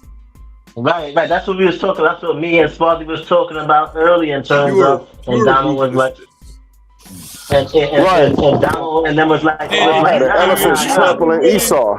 And if you wasn't willing to be pure ruthless, you could put some cut on your relationship to the earth. Strict mind. Esau tap dancing on some hot coals. Fuck up forests, take over shit, reorganize different regions of the world. Yeah, simple as that. Yep. If you wasn't doing that shit, nigga, you crazy. You ain't winning shit. Yep. Better have been the victor than the spoil, nigga, for sure. I can't say I'd rather be the spoil. Then the niggas that won. But here's the thing, though, Buddha. Here's the thing, though, Buddha. If you're not the winner, then by default you're the loser. So if you have the option of being the winner, you should be the winner based on what history has taught us about being the most recent losers in history. That's what you feel. You pay your most recent phone bill. Did you learn the lesson? Did you learn the lesson from our fall, nigga? Fucked up the world. This nigga's so this nigga said you pay your most recent. Them niggas ain't learned the lesson, Marley. Yeah, they haven't learned the lesson. Suave, I understand what you're saying. I agree with you saying, but I agree with you saying. Ass niggas. Nah, I agree with what you're saying, Suave, but what Buddha is saying is also true too. Like in terms of doing that, we're gonna have to put in that work in what Buddha said, and I think there's a lot of people who is like overly virtuous or they don't want to do those things. They see it in a certain negative way that they don't want to do those things, you know? So, yeah, we got. Well, you can't complain about getting your ass kicked in. Right, and that's true too. And you can't complain about not getting reparations and being mistreated and all that. Don't complain about none of that shit then. That's true. I agree with that too. Swathy. That's what I'm saying. These are the nuances. Jamaicans don't be looking for reparations from the UK and none of that shit. Yeah, and none of that. You're right. I'm just saying, man, because if that is like, goddamn, bro, I wouldn't do it. I'm not saying you said that, Buddha, but the thing is, right, the ruthlessness that it takes to make sure, let me say this, the ruthlessness that it takes a man to have in the earth to protect his mothers and his daughters and his brethren from being destroyed and ravished, you gotta have. And because we didn't have it at that time, that's why we fell. Right. So we have to learn from that. We have to learn from that. Are you talking about Swarty is right. Swarty and Marty, let me say this real quick. And Swarty, this is not a diss to you. I don't want you to get mad because I'm going to reference something. And I'm going to reference a movie right now. One of the favorite scenes I love in the movie is when you watch the end of Apocalypto. And after all that savagery, all that viciousness, all that killing, the nigga wife with the baby in the hole, he fighting, trying to save her. Niggas chasing him. They get to that edge of that water, and that white man on that boat with that cross, and they just stop, and the movie ends because it's over with. That shit is over with. It don't matter. That nigga came on that boat with that cross. They took your shit, nigga. They took your shit. They took your religious shit, nigga. They took your shit. Buddha, I don't know if you noticed. They took everything, including Jamaica. What I'm saying here. But when that nigga's on that boat with that nigga, I'll be laughing my ass off. Fine, he got the Cape. Someone got the Cape. Mario got Pirates the of the Caribbean ass niggas. That's one of the coldest scenes in the movie history, niggas. And everybody that watches that knows what that means, nigga. That nigga's on that boat with that cross. It's a wrap. And this is towards Ty's position earlier too, because he had mentioned something. Because hold on, because damn nigga, they stopped their beat and they just look at the fuck, nigga. The fuck? Nah, you hear that nigga talking? To add, to go to what Taz was saying earlier, when he mentioned that how because. He mentioned that it's tether because I come from hold on because I can't because of the background. But he mentioned Marcus Garvey, but not all the Caribbean islands though is black. Like for example, like Trinidad, like Jamaica is predominantly black. You know what I'm saying? But Trinidad is not a predominantly black island. It was like the only cosmopolitan island in the Caribbean where it had different groups of people there. So it's like kind of like how America is. Like it got these people, so it's not predominantly like, you know what I'm saying? So some countries is like what Taz said in the Caribbean, they are predominantly black, like Jamaica, Barbados, Saint Lucia, this man just not named over here, and some Haiti and some of these other places. But not all of them is like that though. But Taz. Guyana's not like that. Yeah. Right. Yeah, Guyana is not like that neither. Right. Yeah. So not all of them is like that, Taz. So you got some like where my people from is not predominantly black. Christopher Columbus wasn't supposed to make it to America. They should have dealt with him on the continent, though. Like I said, as soon as they showed up on the shores, we should have got off. We should have handled that. America. So if some black folks did it wrong, them people was Israelites. Do you know how many? The Israelites was the ones that went into slavery in Africa. Where? How many people fought and resisted white people? In Central and West Africa, in the Kingdom of Judah, with some old writers called Judah or Wida. Wait, so the Israelites are actually Africans? Yes. Those separate from the other Africans, they are black and resemble the other Negroes into every characteristic. Wait, are there origins from the continent of Africa? It's considered Northeast Africa. Careful, it was a stopover. Right, so they're African. So because I never knew that. So we're not Africans. We're Shemitic Negroes. What's considered Northeast Africa? What's considered? Hey yo, if you don't believe we the Israelites of the Bible, no, you can't can fucking rock. Fuck your couch Daniel. I don't owe niggas no explanation, man. The niggas who believe they do, the niggas who don't, they fucking don't. It's simple as that.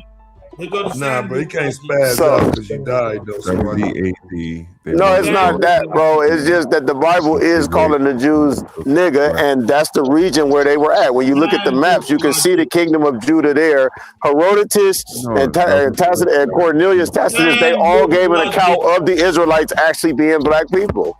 Like the original images of the biblical Jews that were spread all throughout the colonies in different places in Europe. Before it was black people that ruled in Europe too that were Israelites. Like y'all, yeah, get out of here with that, bro. It was Israelites in West Africa. It was the Bible and the word nigga shit. No, it's not just that. It's other writers. It's people that wrote about the Israelites that they saw in the Congo and the word nigga in it, man. No, it does. It's more than one Bible. So not everybody on planet Earth is reading your Bible, and you decide to get a pencil and write nigga in your Bible. You can't say the word nigga is in the Bible and expect everybody to go along with it. It's in Acts chapter 13 and verse 1. There's two Israelites called nigger. Why you? It's not pronounced Niger. It's not pronounced Niger. That's so disingenuous. It is. Hold on, that's so disingenuous right there. Y'all ugly as hell for that shit. Let me talk uninterrupted. You don't know shit about the Bible. Shut your stupid ass up. Shut your stupid ass up right now. No, because you niggas are lying. Oh, you niggas are lying. You're not being genuine. Shut the hell up. You trying to explain a book that you hate right now. Shut the hell up. You try to combine one white man, King James, to combine with another white man, Hebrew. King James of England, the original authentic language of England is a Negro Israelite, Jacobite. Wild, man. That's an extra wild package to try to sell. You don't know what you're talking about. You don't know what you're talking about. Before Niger was a country. You're gonna need the Bible. You're gonna need more than that to sell that package. That's Wilson and Armstead. It's a lot of different right. Having the word nigga in the Bible, even if it was true, that's not gonna be enough to sell that package. That don't automatically make Israelites black folks. Well, it don't say nigga, it says nigger. Nigger. Okay, what's the definition mean, Taz? Read it for. Can you read the Strong's definition for these niggas?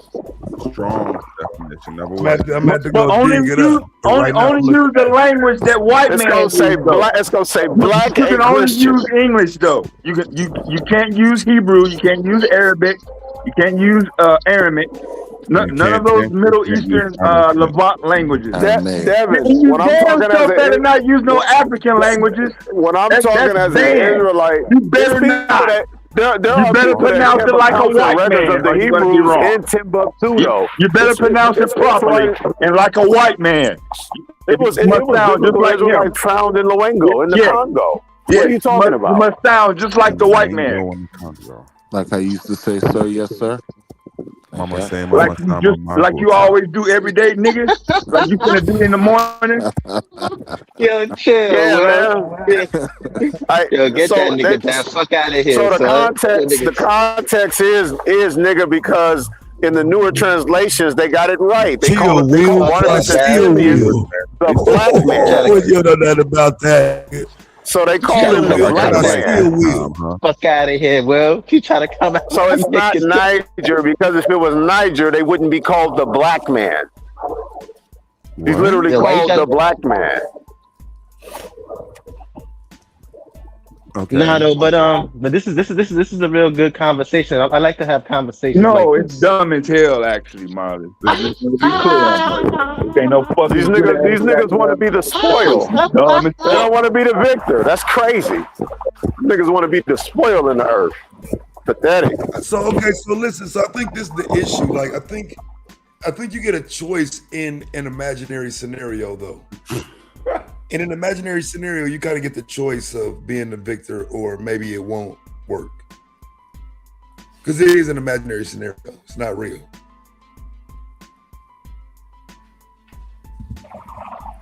Well, how do you get the results and the outcomes that you're really looking to get as far as your protection and security and livelihood in America? Sir, sorry. Damn, go ahead, brother. You don't need no results, nigga. You ain't got none now. Beautiful time. Damn, so he cursing everybody out. Will, Swarthy, everybody. So do we want to be on top or not? What's the solution? Do we want to be on top? Do we want to be the niggas on top of the? Do we want to be the ones that has the control, and you control the narrative, and you know what I'm saying?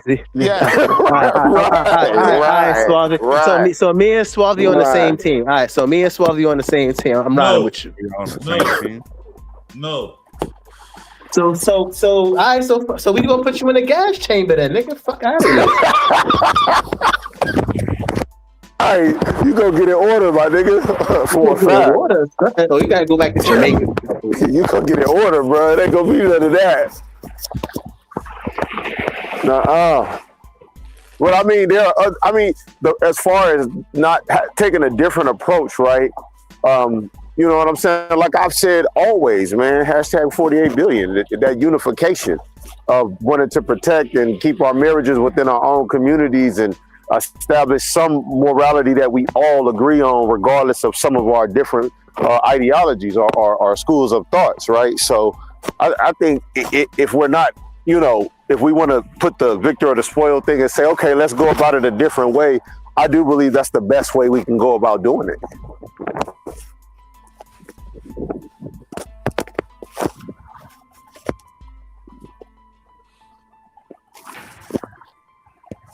We're at least at a point in time where it's possible. Yeah, man, you gonna take the stress. I ain't gonna front though. I'm tight today because a crackhead stole my luggage, B. I ain't gonna hold you, son. Yeah, man. Swarty Mike because the Lakers losing. Hey, you know what? I just walked out the house and I'm like, this is insane, bro. I'm like, oh, like man. These motherfuckers actually look like they had a chance in the third quarter, bro. This shit is wild. And then they just, I don't know how you beat these motherfuckers. right. I don't know how you beat these motherfuckers. You might well go ahead and get him a shit now. Yeah, they just shut you down, man. They just shut you down. Who you talking about? Oklahoma City, the Thunder. You talking about Shea? You talking about?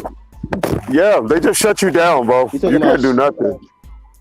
Yeah, I mean, like, bro, this game wasn't like it wasn't out of reach, bro. Like, I sat here and watched them put this shit out of reach, nigga. We were winning when I came in the house, right? I left out the house. I came back in. We were down by like 18. I'm like, oh no. Like, nigga, I just sat here and watched these niggas put on a performance. Like, god damn, bro, how do you beat some shit like that, bro? Some third tier ass nigga, that Mitchell nigga, bro. Like, he making a name for himself out there. He getting buckets. Come on, bro. When I saw Swarty rejoin, I said that nigga is mad at the leg. Can't see about to cut somebody else. We out there getting cooked. They gonna do it. You got I don't even think Luka can help this shit, JJ. I actually supposed to time you out 5 minutes ago, so that's a delayed reaction. But yeah, they got you. Damn, so what he do? He ain't got no fucking plan. Nah, he don't got a plan, but you know, I feel he don't. But what Buddha is saying is right though. In terms of doing that, you know what I'm saying, he gonna have to do X, Y, and Z. And that's why we always have this discussion, especially you know what I'm saying, when I have it, it's just like, yo, white people done put in a lot of work. They done hung niggas some trees, they done did all types of shit. Niggas ain't just about to be like, here you go. You know what I'm saying? They didn't do all that shit for nothing. So if niggas gonna have to either do or take it to the next level or whatever the case is in order for niggas to be in power. And like what Buddha was saying, a lot of niggas is not probably gonna try to do that. So, you know, that's what niggas gonna have to do when Buddha is right. That's just facts. Fuck Buddha. That's what niggas gotta do in Jamaica, nigga. That's what niggas gotta do in Jamaica. Niggas in America gotta vote, bro. Yeah, radiation, That's past solution. Nigga said, fuck all that going on war shit. We trying to work on voting and practice you know what I'm saying? Nigga Taz said we not trying to fuck with the white boys. Them nigga Taz said them niggas on a different level. Definitely gonna diet. Nigga Taz said them niggas on a different level. I say our black niggas on a crash out mission in America. All the pollution, family bonds of a country for 1 year. What up, Truth? What up, Taz? Fabio. Microfinancing. Yeah. Hey, what's going on? What's going on, Chocolate? How you doing? Hey, how you doing? How y'all doing? How you doing? I was just thinking about you too. Oh, thanks. Oh, we gotta get Chocolate a debate. Anybody out there listening? We gotta get Chocolate a debate for the 19th. What's up? Oh, for real, Taz? Oh, that okay. Yeah. I got you. I give you that. Well, I just get the points, right? It ain't gonna go against my undefeated season, right? No, it won't go against wins and losses. It'll go, you can approve your points. You can't hurt it. You can improve it. Yeah. Even if I lose, I'm cool with it. Well, you know me. I'm all about. I think. What about the AI conversation? See, you should have never got rid of that presentation, Taz. I didn't. I got all my presentations. The AI knows. Okay, what's your topic? She won that in my heart, nigga. I ain't fucking with that. Oh, thank you. I got. That's the only one. That's the only one I was kind of refreshed. Like, ooh, shit. Yeah, I'm glad I had to debate that shit. So what about AI? Because I ain't really as anti-AI as I used to be. I don't start using that shit now. Tell me, what's your anti? Where are you right now that you like serious anti? Kind of the debate we saw earlier this year, where I fear that just normal everyday shit that we would normally do, is kind of being lost to, you know what I'm saying, somebody else thinking for you and shit.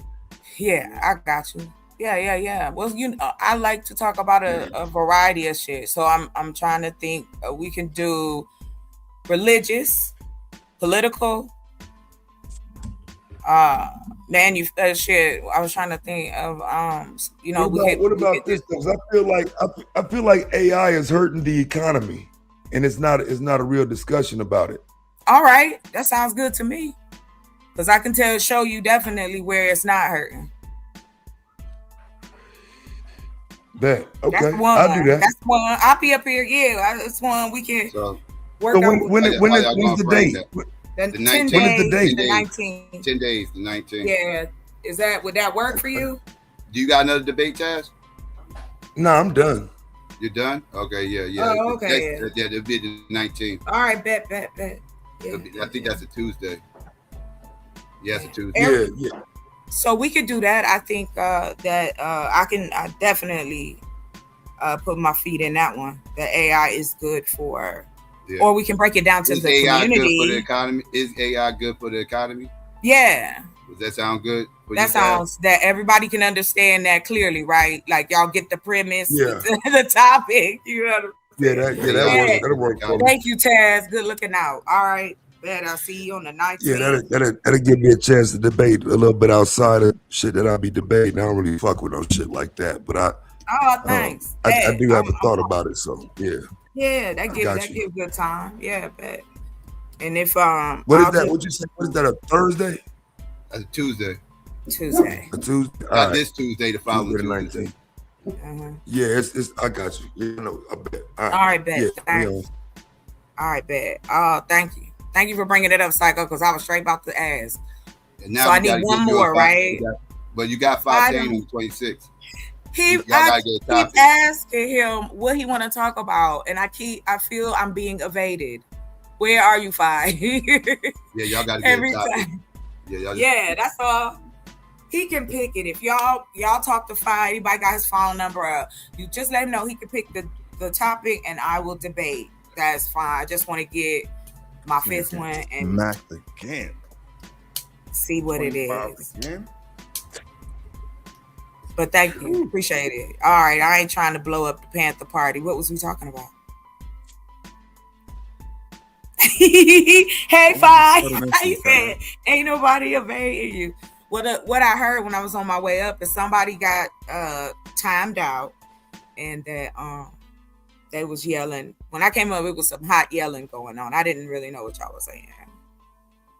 Ortep, you want to know my morals? What kind? Which one? What's your morals? Which talking about? Yeah, they sat down. They sat down. Swarthy and shit like that. And, why? We was talking about global black supremacy and how but Swarthy didn't have no plan or whatever. He was just giving hypothetical. So Dev was basically trying to shit on him because he had no plan or whatever. But and I Dev don't like was, the way you telling this story. He did. That's what happened. He shitted on him. He shitted on the nigga because he didn't have no plan, and he told him that he wasn't going to be successful black man trying to take over the world with no plan. And after a while, I guess the chat got tired of him, and niggas just timed him out and shit like that. Yeah. Oh no. Who said that? Huh? Who said that? So what part? Who y'all talking about? We talking about Swally getting timed out. Okay. Yeah. They were saying because you anti his religion, Psycho, so that's why you time. I didn't tell him out. Yeah, and Buddha was basically pretty much trying to say that niggas gonna have to put in work, and I don't think. And basically, what Buddha was saying, I did hear that. Okay. He don't think that he don't think niggas is trying to put in that type of work, or is willing to put in that type of work in order for niggas to be on top. And then that's when, Taz came in with it. And then niggas is just trying to vote and shit. We ain't trying to really fuck with them white boys because the niggas is on a different timing, and we just trying to chill, and that's it. And we just trying to get our rights and anything else, and go to school and get a job and open up our own businesses. And we not really trying to beef with them niggas on that type of level. I'm chilling. I'm smoking. At least Taz keeping it official with this. There's a lot of niggas that do feel like that. Like they're ready to get out there and stop trafficking, drag motherfuckers out their cars. Right. And shit, okay. That's what I wanted to ask y'all because I heard that. But that's when when me and Donald was talking about it, and Buddha came out and said, I agree with what Buddha said, which is true. And what Tasha said, but that's when Swally didn't have no plan, but that's when I think it was me. That was just me probably. But we were saying you could use the soft power come in. You know what I'm saying? Put niggas in certain positions or whatever the case, whether it's in government, politics, or whatever. Niggas who got the right type of minds, though. You know what I'm saying? Not any old type of niggas. And then what you got to do is, then once you get to the soft power, then we can work towards the hard power, because now we have influence. We'll have this. And then niggas can start taking over shit like that. But what Buddha was saying is that we not in position. And we can't just go out there because them niggas got this. They got that, which is true. I agree with that. I agree 100% with that. But and I also and Taz is on some now. Y'all niggas is wilding. We not trying to do all that. This bloodbath type Sweaty shit. is in the back. You know what I'm saying? He's in the Yeah, back. he gonna come back. So he gotta wait till his time is up though. But yeah. So and that's what Taz is basically saying, which is a lot of niggas do feel like the niggas don't want no parts of that. Like these niggas ain't hang niggas from trees and whip niggas and do all this shit and do no. That's what I'm saying. Is niggas willing to get down like that? Is niggas willing to take this being gangster to the next level and being like, well, all right, yeah, we gonna overkill. You know what I'm saying? Like how niggas do what they ops in Chicago, stand over niggas, empty out the whole clip. Like niggas gotta do shit like that. Like, you know what I'm saying? And just stand over these pockets just like that. So like we need to take them over like power, right? Yeah, right. So I get what, and there's a lot of niggas who feel like how Taz feel, but niggas is not saying it. Like niggas ain't really trying to do that, and that's what Buddha was implying too, indirectly, that niggas is not trying to do that. So all we gonna be doing, and that's and that's what Swazi was saying, which I agree with him. Don't complain, don't do this, don't do that. If we're not trying to control, that part is cap though. You say that part is cap? You supposed to complain. I mean, yeah, that I get what you're saying, Psycho. That's why I bug out when people say, if y'all don't like it, get out of here. If y'all complaining and everything like that. Like, what's more American than fucking complaining about this country? What's the most American fucking thing you can fucking do? What do we like? Thank you. That's all these motherfuckers do. But that's why we got all them laws. All they been doing is bitching the entire country. The only reason I push back on that one is because it's like sometimes people are they're not giving. Well, no. What it is, I think they give too much respect to the Constitution in that argument, though, because in that argument it implies because it's in the Constitution you good, right? Which almost means the Constitution is good. You know what I'm saying? That's right. The only reason that's the laws we living under this land. So, you just got either it's either that or fuck it all together. And you can say fuck the Constitution altogether, but it's laws put in place that motherfuckers going to do something to you. Like but that's my issue with them white boys that do that though, Psycho. They'll say fuck the Constitution, but it's because you're fucking protected by it. You're not saying fuck it for real. You're protected by it, and you operate through those protections. Yeah. Most white motherfuckers love the Constitution though, like exactly. Those constitutionalists and shit like that. Those be conservatives and like. And they love the fact that we don't know.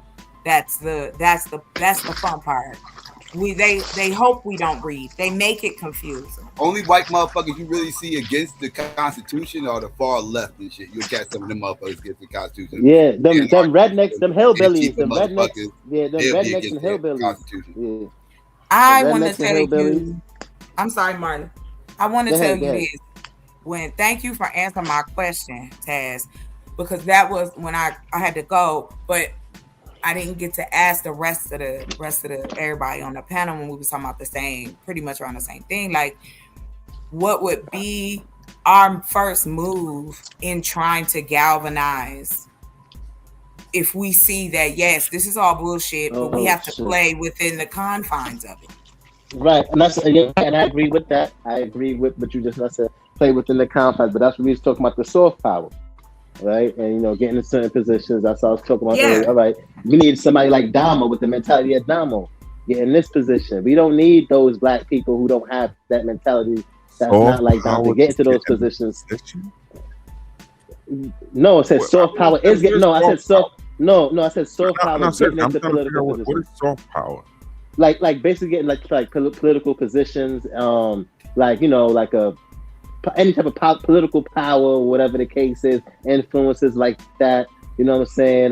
Whether you become a general, a 4-star, 5-star general in the military, and you have some type of influence, or a mayor, or a senator, or we got what I'm saying, like shit like that. It's like hard power. I just go on. In the case of what you're saying about, like, say if you were a general or something like that, that's not quote unquote like hard. This sounds so weird. But that's not hard power. Like what it can what turn, hard? no, it can turn into hard power once you start to enforce that hard power by using the military now to say, well, all right, I'm in this position, right? I'm truth is a such and such over here. Then we got Taz, he's such and such over there. You know what I'm saying? We collaborating. You know what I'm saying? That's the soft part. Now, when we say we're gonna use the military, Nah, try X, to Y, keep Z, me out of these scenarios, though, bro. Like I don't really. I mean, too at this point, it's very Nigga Taz said, I ain't got nothing to do with this shit, man. We online and shit. This motherfucker. Listen, bro. I be moving around and shit, bro. I be out here, bro. Like for real. What are we doing? I don't want to tell on myself. White men change. The boy be out like it all. Okay, so let's take the word soft power and the term I should say, and lay it on the table. I just wanted to be petty and say I did share a plan, and y'all told me that couldn't happen. It's because you was a woman. That's why they did that. That's why. Let me Damn, you so you instigating all the time. I just joke. Go ahead. But it's the truth in there, though. Society, though. Say it again. Did Marley reflect society? Yeah, he does. Part of, like I said, I know. I've been told to my face. If I was a man, then it would be much better for me for the things I wanted to. So that makes me even more want to work hard and make it come to fruition. Because that's just silly. We all want the same thing on the surface. I want to be comfortable in my country. I don't know about we all want the same thing and stuff. I'm saying sure we all want the same. Wait a minute, gentlemen. We do want to live in peace. Am I correct? That's what I mean. I like the war in Iran. Yeah, no, I'm glad they had war in Iran. Not the same as your you wouldn't say that if the war was fought here. If the war was fought here, you wouldn't want that shit. Yeah. No, I'm not saying that. I'm not saying that. I'm ready though, bro. I think I'm that's talking about. well, I'm not talking about that. I'm talking about. Quit. Knock on wood with that shit. My piece is gonna be different from your piece. Of course, Deb. What I'm saying is, in the general bubble, all of us just want to be able to do what we got to do, take care of our families, live our lives, and move on. No one really wants to actively be in the middle of a civil war. I don't think so. I know there's some people who do. I'm just taking. There's some that's pushing for it. Yes. On both sides. Type groups and shit like that. Them up, it's up. Like they been. They ready. They got bunkers and everything. Like, they on it. I would not want to live nowhere close to those motherfuckers when it gets up. But to what Marley was saying about, I believe in the adage, the money, the power, and respect, because we got to get the money first. Mm-hmm. Nobody's gonna do anything for free. I just try to be a realist with that, and it's not that. Sorry, just to be clear, now are you talking about the Rough Riders adage, or is there one that predates that? No, that's a Rough Rider. You got it. Okay. No, I just want to make sure. You know I love the Rough Riders. So yes, I do, and I use that adage as in business because it's the truth. You get your money. It lets me know how old I am. You know what I'm saying? I'm so old that's an old. You're not. You are not that old, sir. Let me ask you a question, Chocolate. Sure. Should the WNBA still be subsidized by the NBA? Yes. Okay, you heard that, Fontaine? That's all you need to know. Next. She said yes, the WNBA should still be subsidized by the NBA. I'm just throwing topics out there. No, I like that topic. Okay. Because we used to go to the games in Ohio. I've been to a few WNBA games. And it's always been it has always gotten slighted. Them women had to go out of town to make money. Like that's crazy. But yeah, so I do believe that. So if that's the topic, I'm down. Fontaine said he liked it. Okay, bet. Is that a solid? Can I lock that in? Let me know if I can lock that in for the 26th. Or you can hit the link and y'all. What day? The 25th. So I can set my stream for the 27th. I'm going in on that anti-black woman ass nigga. The fuck?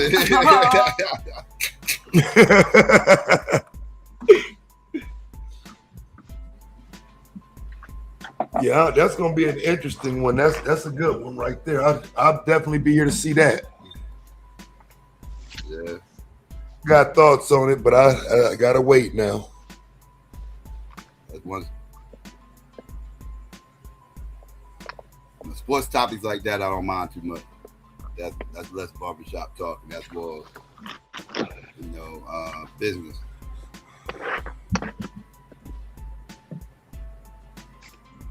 Yeah, that's crazy, man. All right, he said, yeah, he could lock. He said y'all could lock it in. You good on that, Chocolate? Chocolate, you there? She must have stepped away. Yeah, she probably went to go do something real quick. Yeah, man, but yeah, man, this was a good topic, man. So, is Swarthy still here? Or he left. Oh, he left. He got taken down. He dropped off. Oh, he got. He does. Yeah. Don't worry, Swarthy. You can come back later on, bro. But you but in the meantime, Swarthy, just think of a plan, so that Dev won't curse you out again. I ain't cursed him out. Sure, he could have just told motherfucker what the plan was. He didn't even try to tell it. Hey, boom. After you do this is what's gonna happen. Mm-hmm. I think he was just saying, like, talking like hypothetical though, like and he ain't had no plan, but he was just, you know how people just be saying shit.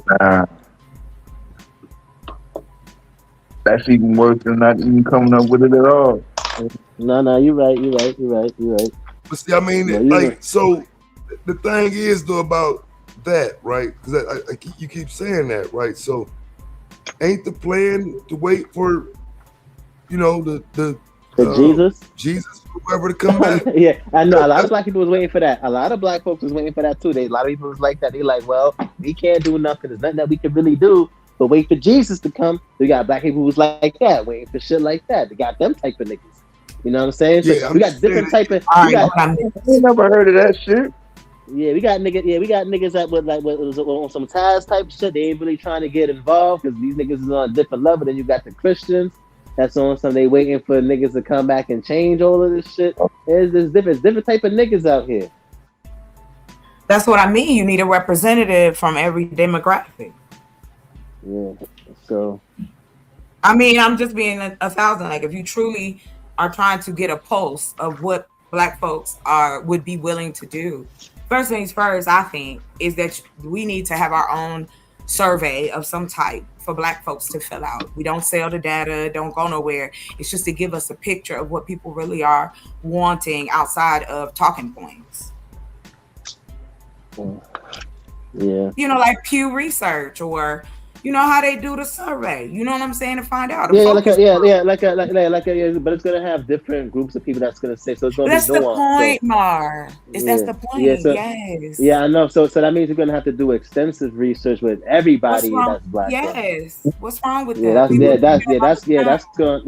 That's gonna be difficult. Why is everything difficult? Because hold on. Listen. You done told me that it's difficult, but here's what I'm gonna ask. You walk around in a world where other humans have created where you work, where you live. So why is it that when we even talk about creating something, we gotta throw in there that it's difficult? I mean, in all honesty, by this age, we all should know that's a no-brainer. Of course it's gonna be difficult because it's been done before and shot down. It's been done before and not quite worked. It's been done before and people have been shady about it. It's been done before over and over. But people still do it every day, the same shit. So why would it be difficult? So what I was talking about in terms of the research, you have to get every single body that's black. Right? You don't. You don't need every single body. You just need enough sample size, Mar. You've been in a focus group, right? Right, but that's what I'm saying. You can't. So that particular, it might hold on. Let me finish. Damn, I just let you talk. Don't get huffy with me. I just got up here. I know, but I ahead. just let you say whatever you said, but you just keep cutting me off. I don't want to talk about it no more. You just keep cutting me off. Okay. I don't know why you getting upset about it. That you kept cutting me off, and I just let you talk. Y'all cut me off too. You cut me off. No, you saying y'all. Crash out on y'all like you was talking to me. You say y'all. I'll let you talk. Why? You didn't say you. All right. Yeah, but as I was talking, you just completely cut me off. I forgot what I was gonna say now. Okay. Yeah, I forgot what I was gonna say now. That's wild. Well, anyway, what I was saying was getting a survey and those who will take it ask the questions we actually want to know and get a anonymous, you know what I'm saying? It's an anonymous Black study. That's basically it. And because I have an NGO, that's something that you can do, under that as well. So that, I think, is the first step, is to really find out what Black people are really thinking, because all Black people don't speak up. This is new for us. All here telling all our business and sharing things that not even 20 years ago would have been taboo. So I think that's at least give people the opportunity to do that and feel like they have a voice in what other Black people trying to do or think that they can do better or help the community. So that's it. Y'all got it. Sorry, Mar, I cut you off. I wasn't trying to make you mad. Nah, I was saying that how in terms of the statistics and stuff like that, even if we get a certain population, that population we get, they might say X, Y, and Z. It may be similar, but then it may be other people who may not agree with that, is what I was trying to say. So that's how I was saying that would be kind of difficult, because we're going to have nuances in there. And even if a large number of this particular group says, well, we want this, it doesn't mean that everybody else wants that. So I don't know if you're saying in terms of you want to find out what the majority wants, and we could accommodate the majority. That's what you didn't hear me. You didn't hear me. I said you get the anonymous survey. You get as many people who want to take it. I never put a number to it. And I don't say every. And I try not to say all, so please don't put that there. I was saying to get a snapshot. I don't know why we talking like we don't understand what this is. Those of us who've worked in corporate, ran a business, fucking just did anything that you can't organize something and let it flourish and get information from it. Like it's data. That's what we need first. That you ain't gotta have a weapon. You ain't gotta be Lord of the Rings or nothing. You don't gotta get a horse. You don't gotta get a trident. You don't gotta do none of that. That's it. Put the bleach cream back up on the shelf. I don't go to that. We can make the survey right now. With us right now. We could put together a survey right now. I throw it in Claude. It's going to tell us. It's going to give us the kind of questions worded. It'll work with us. It'll tell us to ask us questions so they can get the best questions. And then boom. I then take that survey, set it up online, and people can hit it up from their phone, from their computer, and their tablet. Now you have a real-time snapshot of what people are talking about or how they truly feel about it. Because all our statistics are coming from other folks and other cultures who do studies on us. So that's all I was trying to explain, Mar. But I don't think it's difficult as you dramatically put it. That's all I'm saying.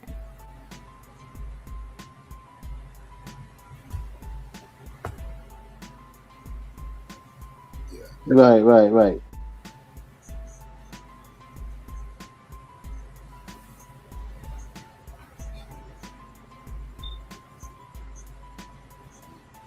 Y'all gonna do one or not? What happened? What, a survey? Yeah. Yeah, but you're doing a survey, you're gonna have to get people. Then people might be like, "Nah, we're not trying to do it," and you could do it. Okay, I'll do it when I. You could do it. No, I'm gonna do it. I have one already. Would you like to see the sample one I created? Yeah, you got a sample survey. Yep. Hold on. Yep. Give me just a second.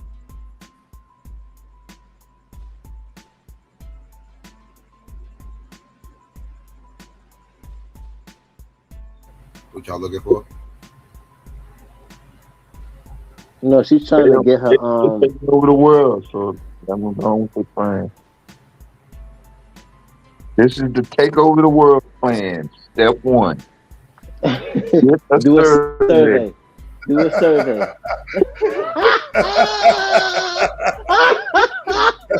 Oh, y'all laughing at my survey? Y'all laughing at my survey? Oh, okay. I got y'all. Nah, the framing of that shit was crazy. I ain't laughing at I know. I the just messed with y'all. Yeah, Marley's laugh is ridiculous. I'm laughing the way how Dev framed That's the shit. a Nigga Dev crazy said, way to frame that shit. yeah, so we could do a survey to take over. Yeah, nigga. So I'm crazy now. Y'all when you're talking about this shit, right?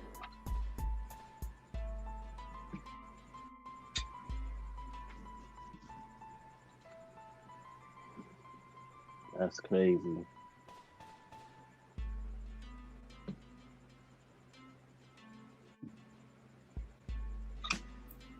I'm getting it. Hold on, y'all. My bad.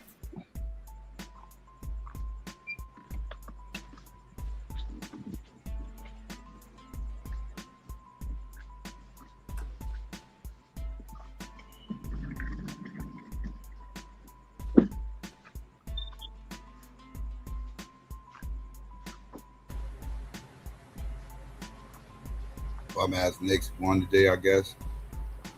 Mm.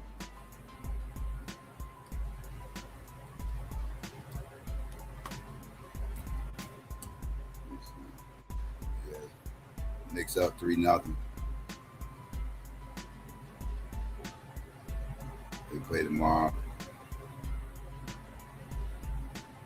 But they won last night, my bad. They play tomorrow. Going for the sweep. I thought Philly at least put up a fight.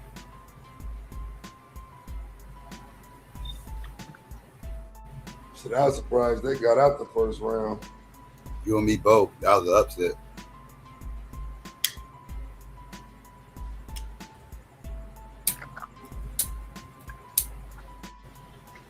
They playing with house money now. Yeah. They did LA so bad. I thought LA was going to at least win a game. They threw. That was demoralizing what I just saw. That's get the brooms ready.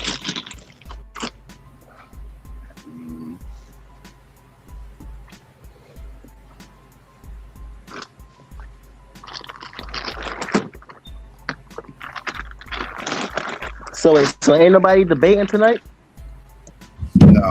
No more Saturday debates, thank goodness. No more Yeah, Saturday that shit kept on fucking up my vibe. Unless somebody come to my live and start talking some dumb shit, I end up having a bullshit off the cuff debate last night for like 4 hours. I caught like the end of that. I don't know who that dude was you were talking to. I saw like the end of it. I saw it this morning.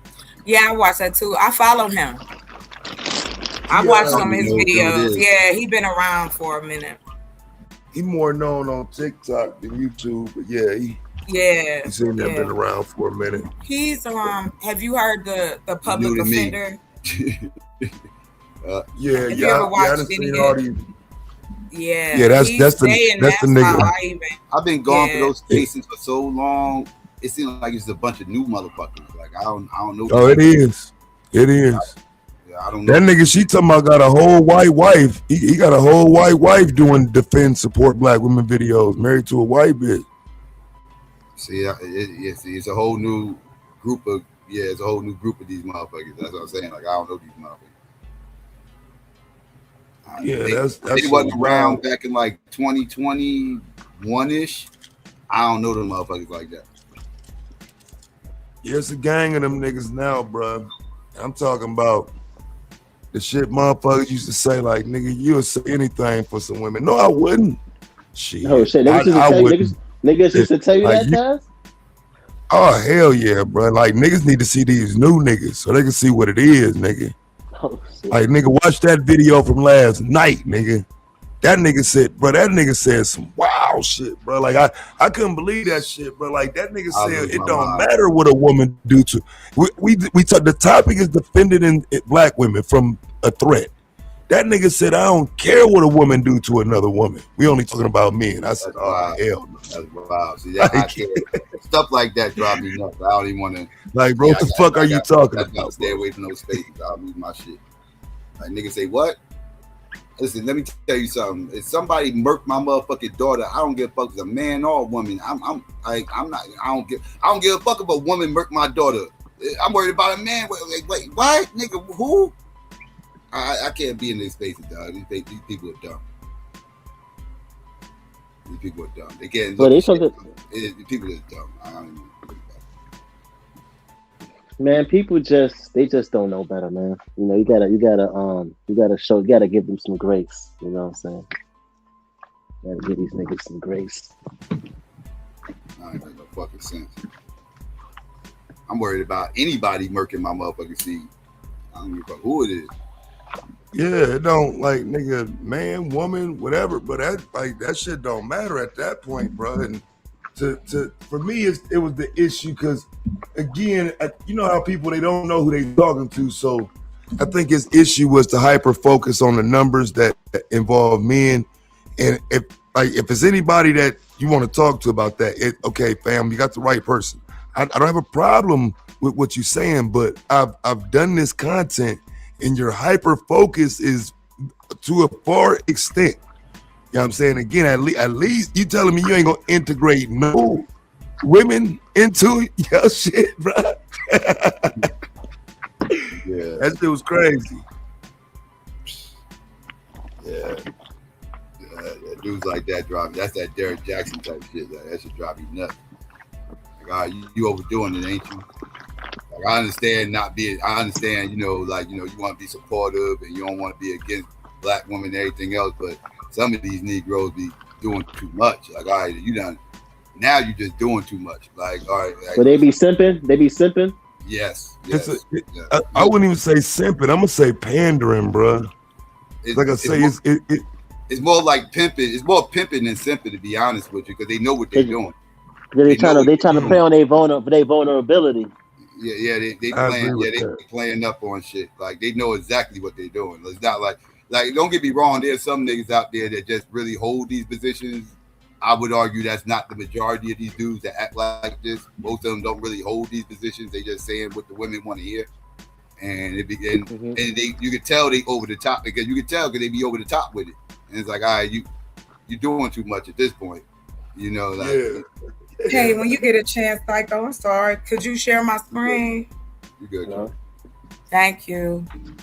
I apologize. I had to go back to my old ChatGPT account. That's how long ago I had started this. So here, this is just a breakdown of where we can start with the questions that we want people to let us know about. What's our agenda? Are we talking about it in whatever capacity? So what I did was I went through and I started with this one. This was the statistical breakdown, post-incarceration employment. So I apologize. I thought it was a community survey, but this is for people who get out of jail and to keep them from going back in. So I did the research on what was happening as far as like at the time, this was in 2024, that you have the ability to gain this information and now we can take it. Okay, this is how many people are out. Do we have enough opportunities? What do people want to do? Like, we can do a fresh one. I'm all down for that. I just wanted to show you because I ain't, I don't be on no bullshit. I really want to see our community do better. Like, there's just parts that need help. That's it. As a culture, I love being a Black woman. I don't want to be nothing else. However, in this country, we still have places and Black folks living in places that look like third world countries. So that's why I was saying. You talking about me? You talking about my family? No. Whatever. I'm done. Done. I'm not showing you shit else. Good day, sir. I'm tired. Okay, for real, I'm serious. Y'all want to do a survey? Let's do it. I did pay. Why? Why are you saying my bill still? I just paid it. Okay, hold on. My family. I still can use the free version, but it is. I paid it. It just ain't go through yet. All right, here we go. So we can start here. What would be an agenda? I guess you could say. Like, how many questions would you want to ask of black people? How many questions would you want to ask? I'm gonna take this down real quick. Hold on. No, I'm not embarrassed or nothing. It just didn't update. So hold on.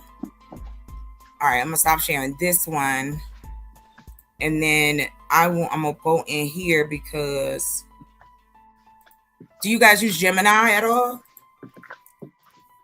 Yeah, I use Gemini. I use Gemini. That shit on my phone. I be staying away from that shit though. I don't trust that shit. I think that shit be trying to listen to my conversations. They are listening.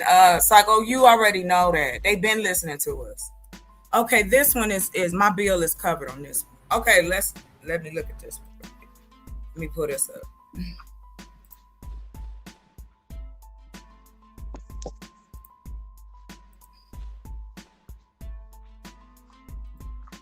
Hi, Chocolate Earth. Where should we start? Oh my God, I love how personal they are. All right, so here's where we can start.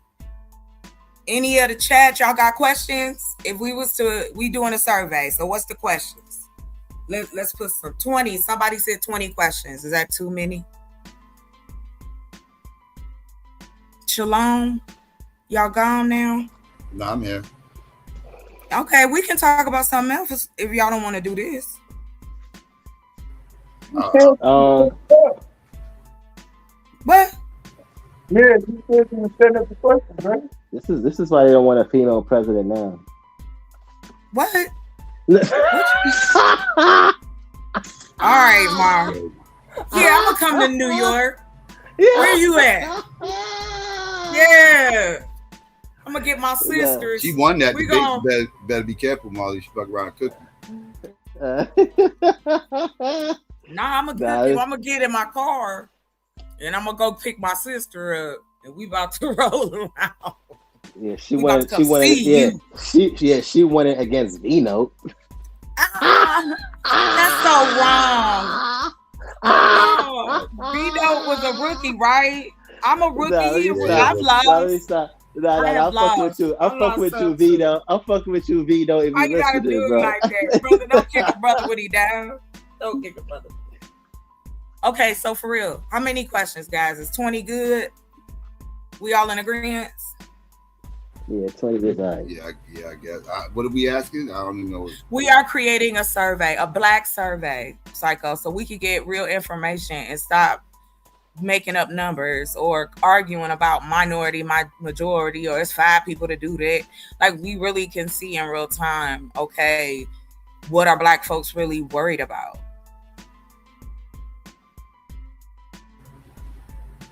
Okay. And so it goes to what y'all was talking about earlier. If we are discussing how we can gain the information to help it where it's needed instead of just assuming. Because black folks will tell you. So I was just saying, somebody said 20 questions. If everybody agrees, somebody said 10 questions. Go ahead, put tell me which one, 20 or 10, so I can go ahead and make this decision. Throw it out there, chat. Help me out, y'all. Somebody said make it black reparations. That should be a good question. Do you believe in reparations, or we want to make it simple? I don't want to make people, they might take it at their lunch break. Click.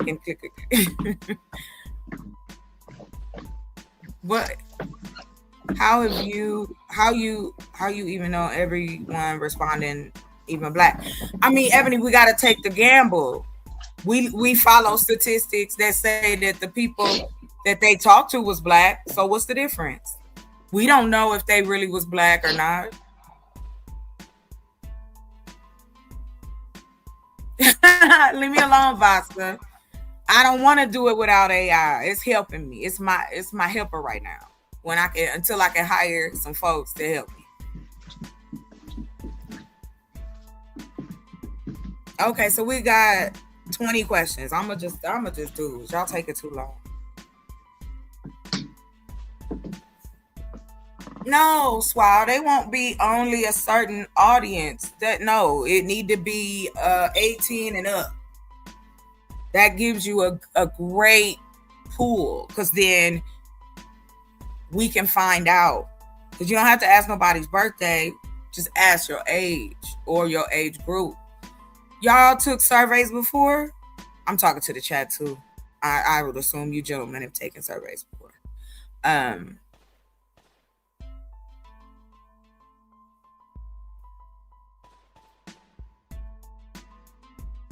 Yeah, P-Funk. I like that. Remember, they said it ain't gonna be televised, but they didn't say it wasn't gonna be on the internet. The revolution is not being televised.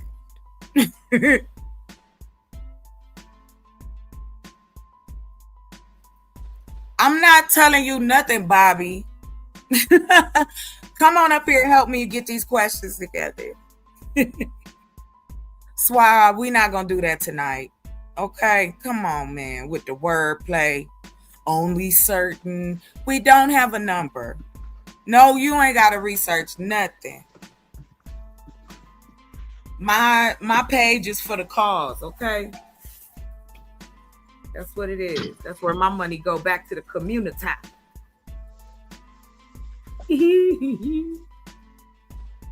Oh, hey, Psycho, what time is the debate? Are they 6 my time? 9 p.m. Eastern Standard. I so 6 my time. Yeah, that. All right, bet. Both of them? Mm-hmm. All right, bet. Thank you. I just didn't want to make sure. Yep. Of course, Vasa. Oh, you know what? I need to ask you a question anyway. So listen, Psycho, I know you probably gonna crack on me, but I'm gonna share this anyway. I have been working on these video games for Steam, and the one video game is a rap battle video game. Mm-hmm. And so I heard y'all the other day. Y'all sound like you really well versed in anybody, because what I want to do is incorporate the actual people who do it. Like, you can make your character, like the setup. Vasa helped me put that together, and then I just took it. We just ran with it. He was my consultant on one game, and then we started that one. And then the other one I've been working on is a street hoop game, like who hooping out there, like 3-on-3. The dudes that's doing it and stuff like that. Yeah. And put it on Steam and just see what the bite is gonna be. Because the last black video game that was like that, I think it was in 90 something. Got a video game out there for you with the street ball shit. Yeah. Make a Rucker game. What's a Rucker game? Rucker, who was with that? Rucker. Who's Rucker? That's basketball. Oh, Rutgers. Rutgers, like the Rutgers college. Park. Oh, okay. It's a park. No, it's a famous. No, it's one of the most famous parks, basketball parks, like in the country. They got a famous tournament that they do every year called the Rucker Tournament, where NBA players actually come out and play, and everything else for different teams. People like Fat Joe have a team and shit like that. Yeah. Now you can add. One second. Go ahead. I'm sorry. It was Marley. Marley threw money in your pocket right now. Yes, you are. I'm sorry. Marley threw me off. Please be quiet, Marley. Go ahead. You want to blame it on me? Yeah, what you could do is add a whole bunch of motherfucking greats from there. People like Dr. J, Kobe played in the game before. You can have all those and one motherfuckers, like the people at main event. Shout out to him. I played on his team before. Skip to Malu and Hot Sauce and all them. You can have all them on the game and shit like that. Negroes like Marley will eat that shit up, wouldn't you, Marley? Tell the truth. Hell yeah, I would. You got Dr. J, Kobe. These motherfuckers all balling at the Rucker in the tournament and set it up the way it's all like a tournament. And you get to draft the motherfuckers. You get to pick your team. And you get to pick your team with all the players on there. Customizing it. Yeah. There you go. Yeah. Well, see, I'm a EA That's person. $1 million. That's $1 million shit right there. I just want a free Well, system. I'll cut you in. I'll cut you in, Psycho. Like I told Vasa, the game that him and I are working on, he's helped me get it historically. The one I told y'all about, but y'all was clowning me. But I've gotten some good feedback about the game. So I'm going to leave that alone. I ain't going to tell you what it's about again because y'all probably forgot. So those 2 games I'm trying to make sure I finish them. Correct, Yasser. Earl, you gotta have the goat on Earl Manigault on there too. He's the original goat. You gotta have okay, awesome. Like I said, well, that's what I'm saying. I'll take it. If y'all can make that game right there, that'd be different. Nobody's done it, and yeah, y'all. There's no competition. I checked. There's not a game on the market that's like that. And I did the research on what has been put out about Black gamers and how not having representation and is showing up in, it shows up in gaming. And so again, you have a large group of, I'm just saying America, not the world, but in America alone, 70% of the video gamers are minorities. 70% that play. So when you think about it, you got Steam, you still got your Xbox, you still got PlayStation, you still have like EA and all of these, and all it is digital. You can put your game anywhere. Steam charges $100 for every game, I think, that you put up. So I just want to get those 2 out, and I would love to work with you if you like. I don't care nothing about sharing the wealth. Let me tell you something. There go the money for the cause right there. I cut a check. Bam. Marley, now it ain't that difficult, huh? Because we got $1 million to get the survey together. Yeah, because you're going to have to pay people for the survey. And to answer your question earlier, because I wasn't near the mic, the way how they could tell what race or group of people is by, like, when they're doing the surveys and the experiment, they actually use the people's government IDs and the database of the HIPAA records as well, and also the DNA. Especially if they use like blood samples, they can use the DNA marker to tell where they are as well. So it's cross reference and triangulation. Skinny would pitch stripper game. That sounds like some Skinny pitch too. Like I believe that happened. And that was the answers Ebony's question in the chat too.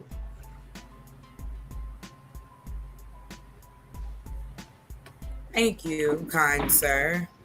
Vasa, listen. I really looked into that game. I look into the stuff we be talking about, and I'm gonna tell you something.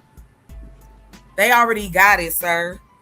You gotta be one they already got it. Fucking incel to download a stripper game.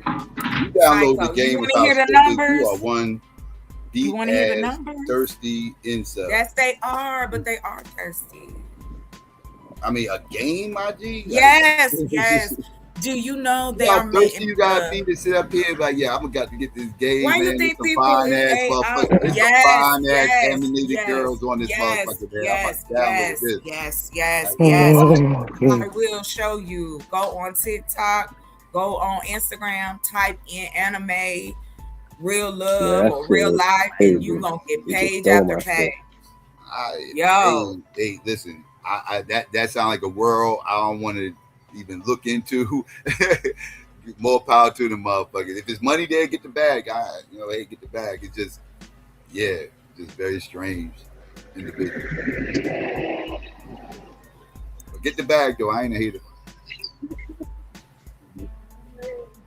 You think I wouldn't be back and be up here flossing with y'all? Come on, why can't we all? I'm trying to retire on a yacht. Y'all more than welcome if I like you to come in and hang out. You feel me? We ain't shady over here. You can come to the land or you can come to the water. It's up to you. And I leave it there. I know exactly what, and I know I need, and not just myself, but others that I know, and we discuss and try to plan. That is where it is. Money, the power, and respect, period. You need the money first to put all the tools in place, to put people in place. You want to be able to pay people what they're worth. So yeah, but anyway, I digress. Let me get these survey questions. And thank you for the advice. I'm open to any other consultants because this game has been cool as hell. I've been learning so much about okay, so I say we, but I have created 3 levels. So like the way you do it is like you have to pick, like you get choices of like the bars you put together, and you know what I'm saying, and like you get scored out. You know what I mean? Like it's a lot of little like things. Like think of like I don't know, like well not quite like Guitar Hero, but I don't know. I don't think that's the fit. My bad, bro. I apologize. My bad, bro. But anyway, I'm gonna mute up. Y'all got it. I'm gonna answer questions. I'm gonna leave my screen up here.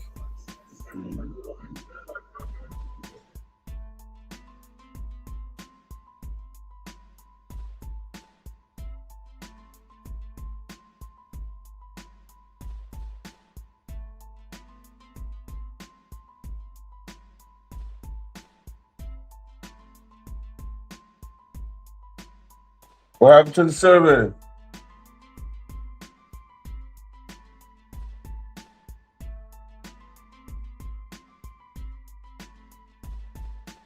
Yo, what's good, bro? My bad, y'all. I was over here talking to fellow Trinidadian. My bad. I'm back now. I'm here, Deb. I put it in. We about to get the info. Bam, seconds. Let's go.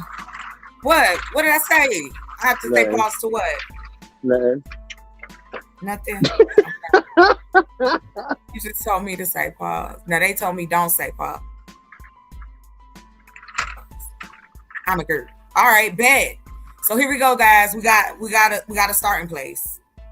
So let me see. If you can't read it, I'll read it. I'm about to read it. As we head into the 2026 midterm cycle, the priorities of the Black American community are increasingly focusing on navigating a Black recession, the impact of AI on the workforce, and significant shifts in federal healthcare and education policy. The following 20 questions are designed to capture sentiment on these urgent issues across economic, social, and political domains. So we got the 20 questions, y'all. I can save it and send it to everybody and kind of see. I can turn it into a click and go survey. Because I mean, Gemini is great for research. I like it, the like nano banana, the image maker. So yeah, I use that too.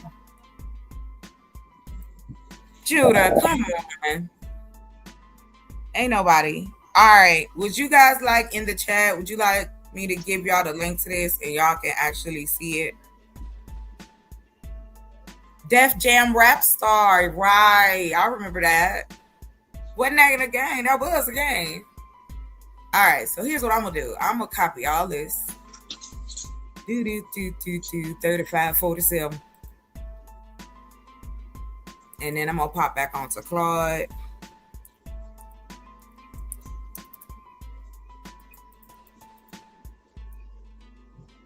Yeah, I made a news platform we releasing this summer too, where people can report.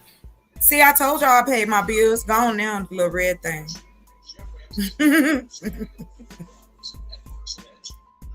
All right.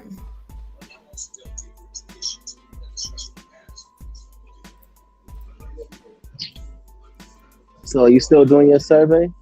Yeah. Oh, anybody participating, or is just you doing it by yourself? It's just me talking to myself. Oh, that's crazy. You need to have your own show. That's so. Yeah, this ain't the website I was looking for, Chocolate. Shut up, Bob. Salute everybody. No, listen. Leave my